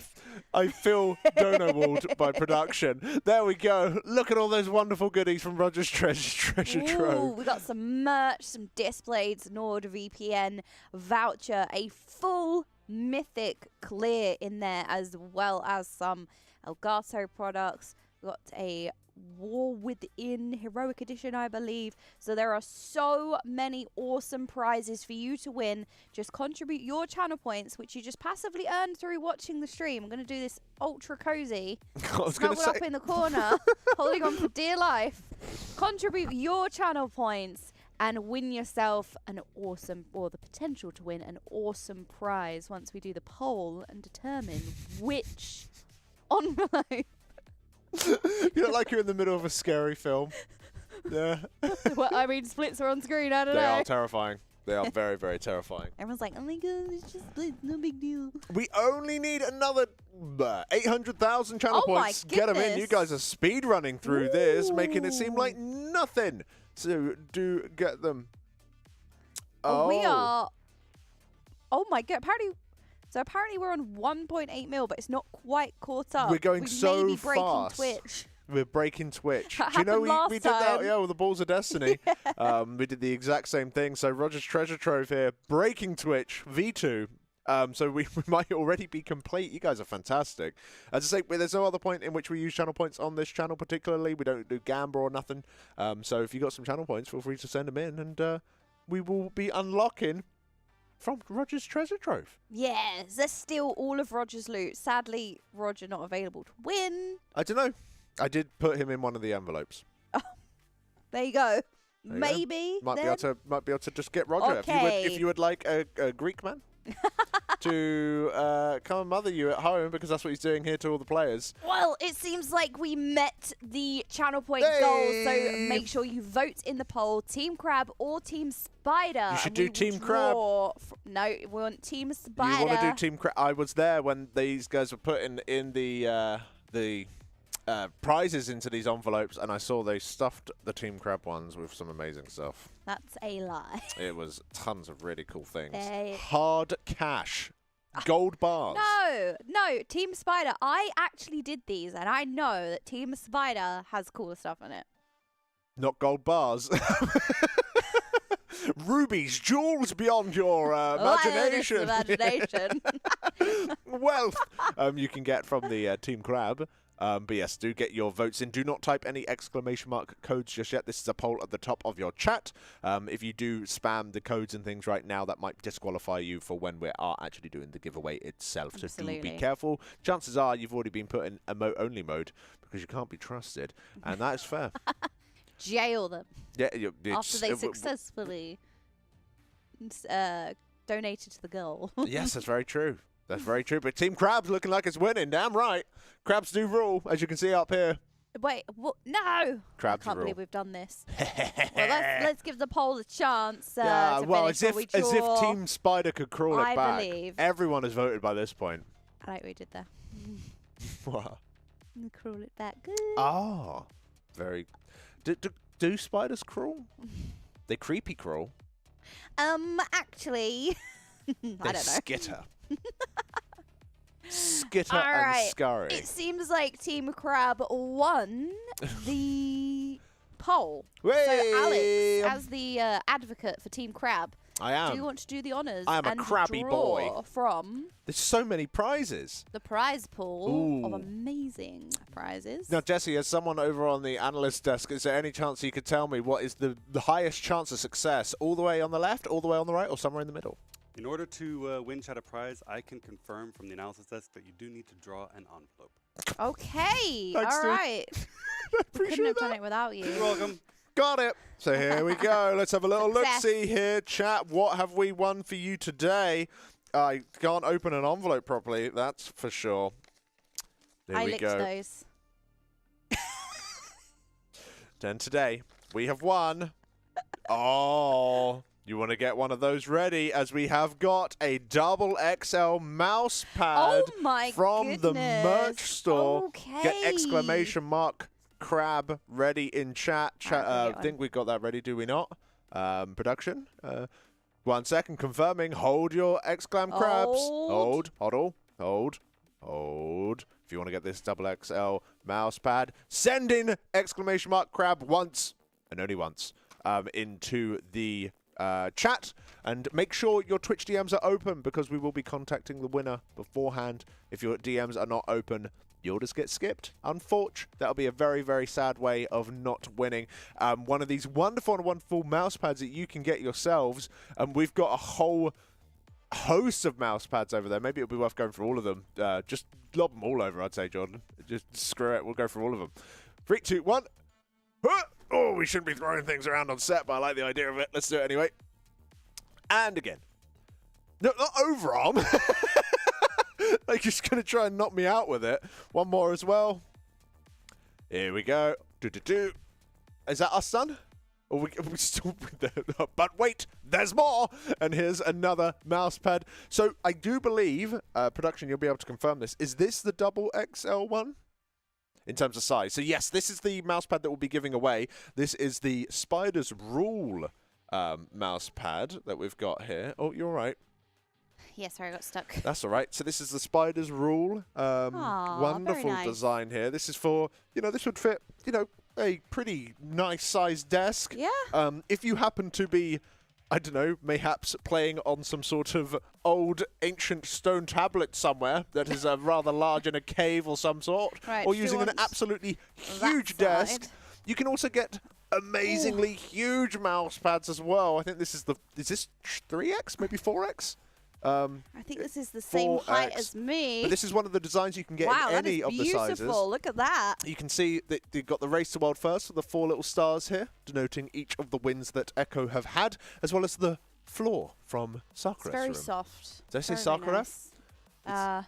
I don't think that's Queen the boss. Ansarek. Ansarek, there we go. Who is Sakharev? Is that the last boss in... Aberys. Damn. It was a boss. We got it. We got it. But there we go. So this is one of the designs you can get as well. Obviously, you don't have to have it in bedsheet size if you don't want to. You can also get them in these little sizes if you happen to be on a smaller desk. There you go. Very nice design. And Yeah, of course, with all we've kinds of also sizes. got... There we go. The crabs rule as well. Do-do-do-do. There we go. Ta-da! Beautiful. Incredibly high quality. I can say Yes. that personally at home. They are very, very nice. I'm one of those sorts of people that would sit at their desk and eat an incredibly messy curry. This wipes down nice and clean. I can tell you that much. So easy peasy. Very, very strong. Good material. sturdy. Go check them out. And of course, !crab in the chat if you haven't already entered for the XXL mousepad. We've got a whole host of wonderful merchandise for this race, as well as some from previous races as well. I think we've got some leftover stuff. And yeah. if you find that any of the current Race to World First merch is out of stock, pre-orders are open. So if you see that all of the hoodies have gone in a certain size, you can pre-order, and we will be fulfilling those after the race. So there we go. Yeah. And the merch is absolutely beautiful. You can be Team Crab, Team Spider. We have the new Echo jerseys as well. Very, very nice. Split number 2 out of question mark. Oh no. I think it's probably 2 out of 2. I don't think they'll be doing much more than 2. I can't imagine the sort of characters that they will need to be gearing unless they were bringing in somewhat trash characters yesterday. But they do need some item level to be made up. Liquid managing to get the boss down with 621 item level. Yesterday was working on 619. That's a little bit of an item level jump. Yeah, absolutely. I know that we did have some characters that were dragging down at that item level, such as Canex on his druid. One of the weaker geared characters, and they've just done a split for that character, giving them a hell of a lot of loot. So hopefully that'll help out. So yeah, we will see. Yeah, I don't know how many more splits we've got, but keep your eye out in... Infinite. Okay, that's excellent. Keep your eye out in the group finder, !splits. If you want to find out more information, you can help summon Mythic faster. Yeah, so... production letting us know that we are in one of the outer planes of the 5e universe Pandemonium, where the eternal torment is just that, eternal, unending, forever cycling. Unending suffering. Yes, the winds of Pandemonium bring even the staunchest of minds to their knees as we're heading into split number... Well, they didn't make numbers this high. They gave up. They gave up. I can't count that high. No. Apparently, if you start counting this high, madness takes over. It's like looking into the abyss. I like how we're getting eldritch with our counting system. Yeah. With the smooth jazz kicking in here on a wonderful Friday morning. I can't hear the jazz. I'm going to turn up the jazz, or maybe production could do so in our headphones right now. Thank you very much, Sam. It's jazz time all round, apparently. We are jumping into another split. I hope you're having a wonderful Friday morning or Thursday evening if you're watching. The jazz is just fine. The jazz is right. It is a Thursday evening elsewhere in the world, maybe even another time of day. It is definitely another time of day. That's the way time... Elsewhere in the world. Fuck. Yes, no, you're entirely right. We're just going to settle down and relax and take in the sultry tones of Sikran. The dulcet tones of Alex's smooth voice. Yes. One of the most important elements of this particular encounter is keeping it real. And someone who's going to help us with that, And I'm not sure if he's going to do it in a jazzy way. Who's ready for more school? Good morning! Oh, Wokage. Wakey, wakey! Didn't like that at all. Time didn't for like that class. at all. Our teacher's here. I mean, I could talk like this if everyone prefers it. I prefer it. Yeah, but we only do that at night. Oh, fair enough. That is true. Well, you that can is do true. that. I'm just going to get comfy then. Well, yes, please tell All us. right, so one more segment if you guys will Sure, go indulge on. my desire We'll to come back spend to the this jazz. downtime talking about healing. Hold on, yeah, we're gonna. We've done a lot of effects on the stream right now. That is. Oh no, despair. There's more healer talk. No, it's good. Grayscale. It's important to know. It is. It is important. I'm learning but a lot. when I talk about legitimately. mages, that's not important. Well, Correct. No one's. That is absolutely true and base. I said this to my partner yesterday, and he was like, "Why do mages do this? Our mages wouldn't shut up talking about mages throughout the raid. What is wrong with In you all fairness, they are there just to in buff at this point. Yeah, they are the int buff. Gingy should rename his stream int buff. Right, let's send it, Jesse. What have you got for us over there on the Max Roll analysis desk? Yeah, so we spent a good 15 minutes talking about how the Preservation Evokers are doing their healing in a surprising new way in this expansion because of the hero talent, Flame Bender, Flame Shaper. We talked about the healing profile of this fight and why it's so interesting because you don't have big spikes of damage to use big defensive cooldowns on. You just have a constant, relentless barrage of healing absorbs that require pure throughput. What we haven't talked about yet, and is worth a little bit of conversation, is our Holy Priest, Ryson, who is also blasting 1.5 to 2 million HPS on the meters, filling that throughput role very, very effectively, playing Holy instead of Discipline because the shielding and mitigation that a Discipline Priest provides is not as valuable as the pure throughput. Just like the Preservation Evokers, the Holy Priest comes into this expansion changed fairly significantly by the introduction of hero talents. The hero talent that the Holy Priests are playing is called Archon, which is a very evocative and very cool name. Very cool. And the main thing it does is it makes your Halo, a spell everyone remembers from several expansions ago, the big circle of light, overpowered. It's a machine gun of Halos. It's cracked. It's cracked. It just, you've seen it on the screen pulsing out, pulsing in, pulsing out, pulsing in. What's going on with that is that Archon buffs your Halo in several different ways. First, when you cast Halo, you get a buff that causes an additional full-powered, non-reduced healing Halo to cast every 5 seconds for 10 seconds. And then, in addition, when it reaches its maximum distance, traveling outward, healing everyone around you, it returns healing for an identical unreduced amount. So each Halo cast on 1 minute cooldown turns into 6 Halo hits on everyone in the raid. So I've pulled up the logs to kind of illustrate what this shows. If you were to look at Ryson's casts, which was what I'm doing here on their longest and best pull, this would look very familiar to any Holy Priest player anytime in the last 5 years. You have Flash Heal and Holy Word Serenity, Prayer of Mending, Holy Word Sanctify, right? The bread and butter of the Holy Priest kit. For the vast majority of the time, that's what he's doing. Basically spot healing with his big Holy Words and his constant Flash Heal and heals. Of course, keeping Prayer of Mending on cooldown. This is very familiar to everyone. Unlike the Preservation Evoker, however, there's not much complexity to what he's doing with his cooldowns. All you need to do is look at the healing done by Ryson instead of the cast, and you see that at the top of the meter, even though you don't see it on the cast bar, is that Halo. Blasting every minute. That's a lot of healing. It is the orange colored heal here, and you see it peaking every single minute, doing an enormous amount of healing. We can actually drill down into this. This is 6 casts because it's on a 1 minute cooldown. And you can see that if we take a look at an average Halo heal, 1 cast heals for 18.9 million total healing. And you can see those 6 hits as it goes out and in and out and in. There's another aspect to the hero talents whereby after someone gets hit by the Halo, it increases healing done by the priest on that target by 2%. So each subsequent hit actually heals for more than the previous. Yeah. This lines up really, really well with the, I call it damage pattern, but it's not really a damage pattern, it's a healing absorption pattern of this fight, where you have waves of healing absorption coming in, and Halo goes out and heals it, comes back in and heals it again, goes out and heals it, comes back in and heals it again. So this is extremely potent, with the average person getting over 1 million healing from a single cast of Halo.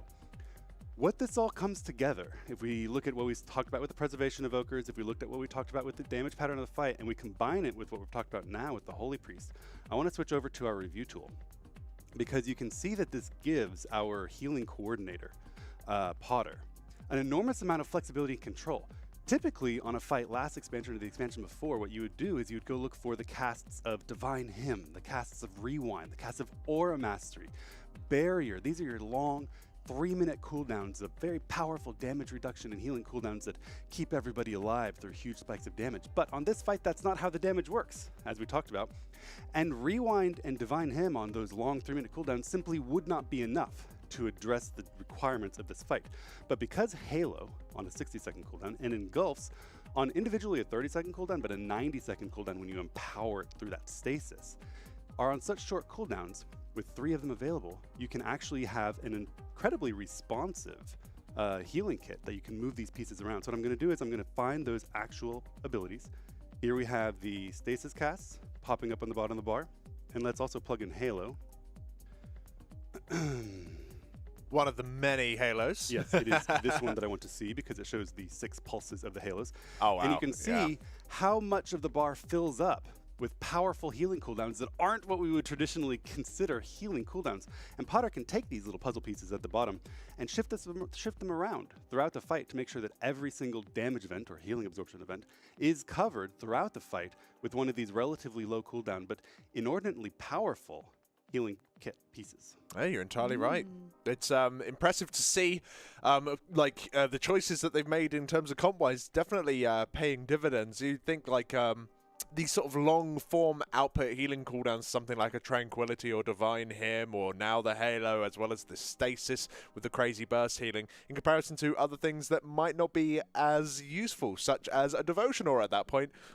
If you used Aura Mastery on it, isn't actually that useful. Maybe a Revival, you'll be able to get one of the shields, but the next 2 are kind of untended to by your cooldown, so I can see why those choices of those classes looking to be incredibly strong. So thank you for that, Jesse. Basically, the most powerful way you can get sufficient mini cooldowns with only 3 healers. I don't know that many more comps could have done it in that way. So really interesting to see. Yeah, no, thank you very much. Good to know. Oh, class is no longer in session. Please stand by for the next one. No, it's very interesting because I've never healed. So learning about the intricacies of, especially the Evoker as well, is really interesting. And I'm sure everybody appreciates the in-depth analysis and just how much they're doing on that fight. Because it can be very easy to get caught up in the DPSing, the zug of the warriors doing the AoE. meat grinder around the boss. Yep. But there is so much happening in the background that can be very easy to miss. So thank you so much, Jesse. We have got a giveaway winner, so do hold off on doing any more exclam crabs in the chat as Creedle1337, Leet Creedle. Thank you very much. You've won. I don't know why I'm thanking you. Thank you for tuning in, I suppose, and congratulations on getting a XXL mousepad of a design of your choice. So if you are unfortunate and did not get your own mousepad, then make sure you stick around, watch the stream, as we will be doing more delving into Roger's treasure trove over the course of the event. And of course, you can also just go and check it out using Xglam merch. We've got some awesome designs there. I also think that we do have some designs from previous events that's still lingering about, some leftover bits and pieces, so do go and check those out as well. Amazing designs, especially from like the Final Fantasy. My favourite design recently was from the Final Fantasy Savage event that we had in August or late July or whenever the tier came out. And they are really nice t-shirts. You and Jesse and myself as well have been wearing them. They are really, I've got really the mouse nice pad from it. Yeah, the mouse pad is nice. Oh, so good. Really nice looking. So yes, very cool stuff indeed. I'm going to grab this, see if I just got a slight shock from the iPad. Hopefully it was static. A little bit of electrocution to make sure I'm awake. Yes. There we go. But you guys have been doing some wonderful things yesterday during the stream. It's not my fault. And we will get to donations at another point because... Alex broke it. We would be able to speedrun it if we were signed in to Tiltify. I'm so sorry. It's not just me anymore. I'm not the problem. Hold on, I'm learning. Hold. I've done as instructed so far. Well, as you are figuring that out, I will help be a useful co-caster. You cover. We are raising money for Games for Love, an absolutely wonderful charity providing distraction therapy through gaming to children in hospitals. And then because they've spent, obviously, that time in hospital, they provide sponsorships and internships for them later on so they can get back into education from time missed due to being ill. So really, really wonderful on the website. We've been talking about it as well. $1 helps one child. So Yes. that is an amazing cause. Yeah, no, imagine it being in hospital as an adult sucks, right? Absolutely. If you've ever had to stay any long period of time, let alone if you're a kid, like it's scary, yeah? And not having that opportunity to just spend time being a kid, having the people around you can kind of appreciate that with distraction therapy, with being able to play games. We all play games at home. And, you know, being stuck in a hospital as a youngster, not having access to that kind of thing, you know, it sucks. Yeah. So we are doing our best to raise some funds for that, and you guys have been doing absolutely fantastically. There is so many from yesterday, so we are going to be getting through them, starting off all the way back when, which is with Anonymous, who sent in a $10 donation, who says, big fans of Echo, here is a picture of Goldie. Yes, I'm terrible at naming things. Oh, no, my lord. That's a really cute name. Oh, look, So cute. The dog pictures are always the best pictures, man. I'm sorry, I have to say it. They are so cute. Look at Goldie. Oh. Living their best life. Thank you very much, Anonymous, for that. Very, very sweet. We had a $1 donation in from MBT2K. Yep, who says, great cause. Here's my doggo. Thank you very much for the $1 donation. Wow. If you get any points for remembering the name of this dog from The Simpsons? It was on the tip of my tongue. No. Homer, this is from Poochie, Dave. I think it is. Yeah, I think it's Poochie. So there we go. Confirmed by production. Did you not watch Simpsons as a kid? Yes. How can you not remember Poochie? Best character. Apparently I don't. Unbelievable. Mage players. We got a $10 donation in from Shadow SC, who sends a link and says, don't mind her. It's usually what I wake up to. that cat is sick of your shit. Let's be real. How dare you sleep? Pet me immediately. How dare you awaken into my realm? I am plotting your very demise. Yes, you may sleep, but one day you will not wake up. That's what that cat's thinking. So cute. Never trust a cute kitty like that. Thank you very much, Shadow SC. We've also got a $10 donation in from Schematic1, who sends in a link, who says, for the kids, enjoy this picture of my Boston Terriers, Brock and Ziggy. Very mindful. Very demure. Oh, very cutesy. Very Look at them two distinguished puppers. You know, moments after this picture was taken, those little ties were completely devoured. They were ripped to shreds. Oh, thank you very much, Schematic 2. Very, very beautiful, beautiful doggos. Yeah, and if you would like to submit your pet, I think it's a $5 donation, we said, to show your pet. Yeah, if you want to. Yeah, for or sure. Your transmog, or your glam. Yes, Imager link from production, they were saying. One link. Do you actually have this different link system from this next person, from Pels UK? Yes, because this one was done overnight, yeah. So because it was left, and we're coming back to these, a lot of these were from yesterday. So Pels UK just sent in a link, but $50, so thank you ever so much. Let's have a little look from Pels UK here. Oh. Damn. The cute floofer. Oh, look at that wonderful yard they've got to go and play in as well. That's running around all day, every day, having the best time. You can tell that pup's been sniffing around into places they shouldn't be, getting a wet little nose. I miss my dog so much. We got a $10 donation from Mad Knees. Mad Knees? Yeah, it looks like a D's. Yeah. You got here, Mike. This is Young Luna and Miliao. Oh, look at those little puppers. Damn. Look how soft they look. Oh, Such we a got beautiful coat. So pretty. Puppies are. Shiny. They're unfair at how cute they are, puppies. I'm It's dying so of cute. It's too much. Too much. Do get your donations in if you want for me and Jordan to have a little bit of a look. And, of course, all going towards an amazing cause. We've also got some great donation incentives coming up. Yes, we had Operation Medic already. We saw that in the Starforge flashback. That was hilarious to watch. Beautiful. We had some other incentives. We set, was it $4,000? We did Jesse's makeup. Yep, making him look beautiful. More beautiful than usual. Our next charity goal at $10,000, we have Whose Cast Is It Anyway? round 2. Yep. Which we did last race, was highly enjoyed, and Jesse has enlisted the help of a comedian to write the questions this time around. Yep, so that's hopefully it gonna should be good. Yeah, so it's going to be great for the audience. Terrible for us And if we in get the all the way, best way. if we get all the way up to 40,000, tattoos all round, as it seems that Sure. we're going to be getting tattoos of the wonderful crab or spider. Both on Medic and Jesse have put their names forward. There was some rumours going about maybe about Nagoro doing it as well, but I don't know about that. Yeah, Mike said he would as well. Yep, Mike, 100%. And he actually rang Emma just to double check. I was on the cast with him. He rang up Emma to double check, and Emma was like, sure. Yeah, 100%. That's exactly what happened. Doesn't mind in any way, shape, or form. Yeah. Actually, she said, no, hell no, unless they get a puppy.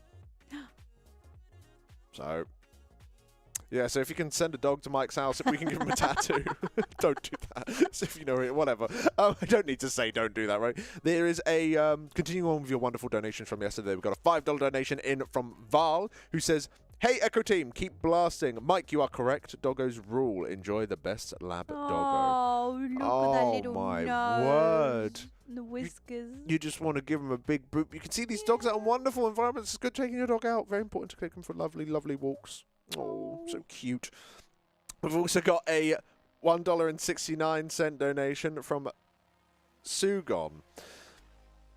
Yes, so thank you very much, Sugon, who has sent in a link of some sort. Let us see. Oh, redacted is the name. Redacted. A little bit sus. Oh, look at these kids. A whole host of little kitties. Brand new kitties. So cute. So cute. They're all so adorable. We got a $15 donation in from Anonymous, who says, behold the dog squad. Thank you for supporting such an amazing cause. And we do have a link for them as well from Anonymous. The dog squad, look at them. This is who you're losing to in 3v3 arena. They are some sleepy boys. Had a long day by the looks of it, boys and girls. Got a $5 donation in from Mangetsu, who says, here is another demonic cat for Mike. Oh. Cat Nation, rise up. Oh, look at the little blah. There's a little blah happening, I think. Yeah. That is so cute. That cat is full cursed. Like, just on its back, just Yeah. it looks possessed. It could be channeling demonic energy. Who knows? We've also got a $5 donation in from Bethy Cake, who says, here's my frog.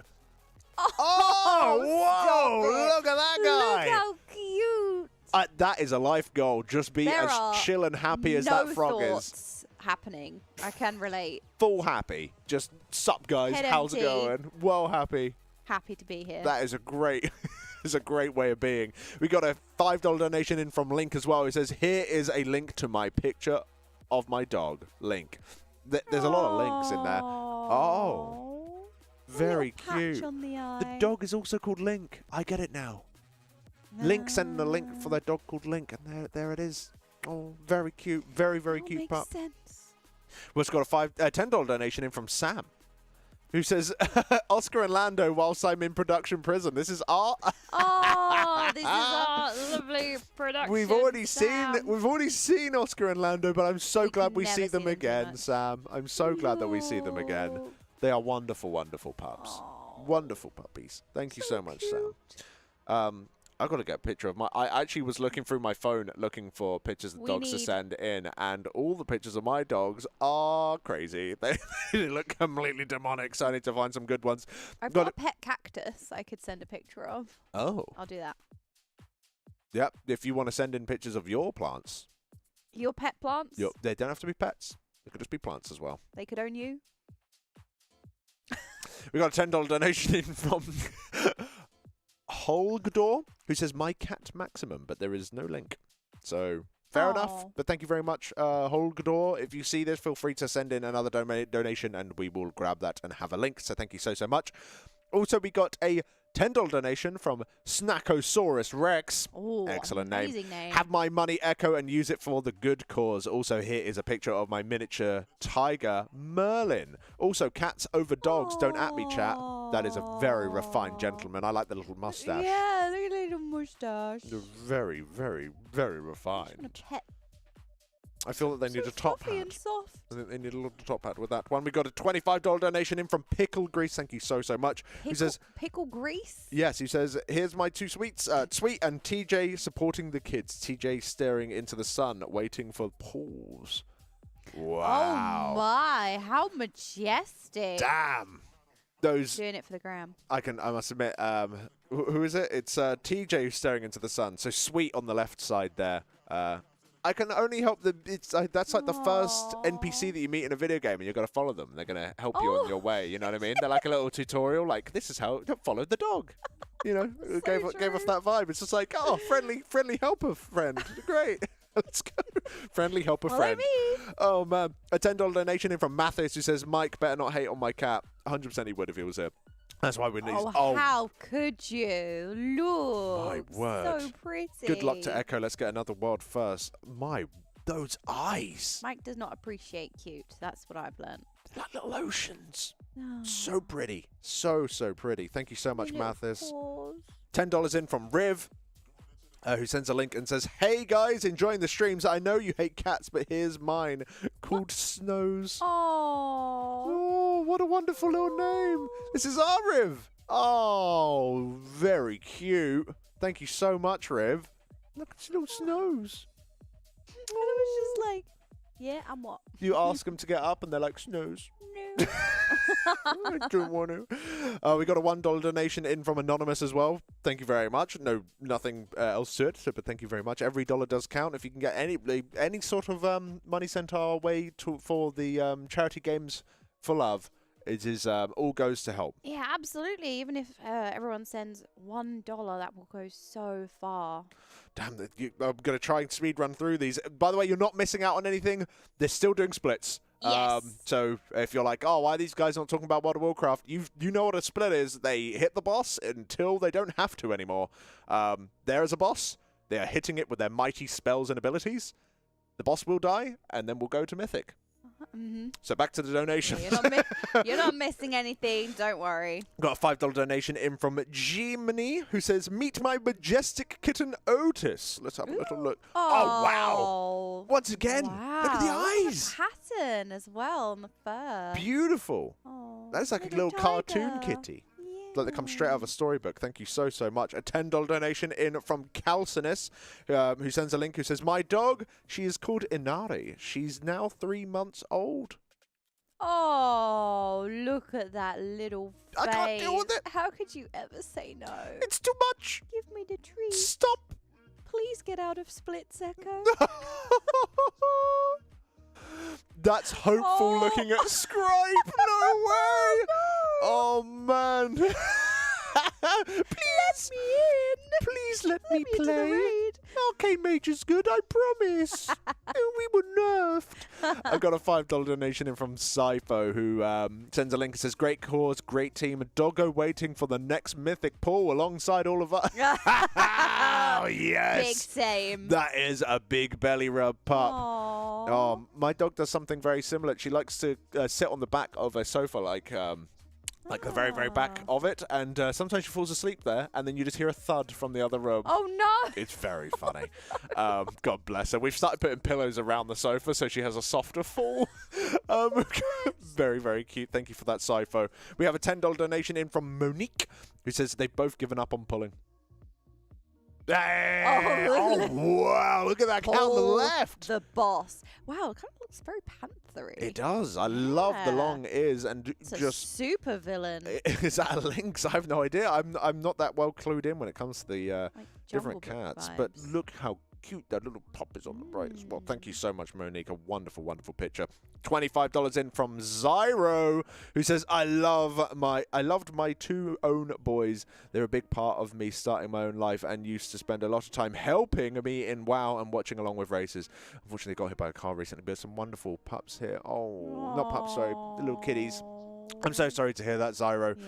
It's one of those rough things when it comes to having pets. It is always very, very difficult, but you can always look back and enjoy the good times. Absolutely. So thank you so much for that, Zyro. Very, very, very cute indeed. We have a $10 donation in from Legendary Jake, who says, thanks for the great show, guys, and thanks to Echo for supporting a great cause. Here's my doggo, and her name is Coco, and dogs over cats. Oh!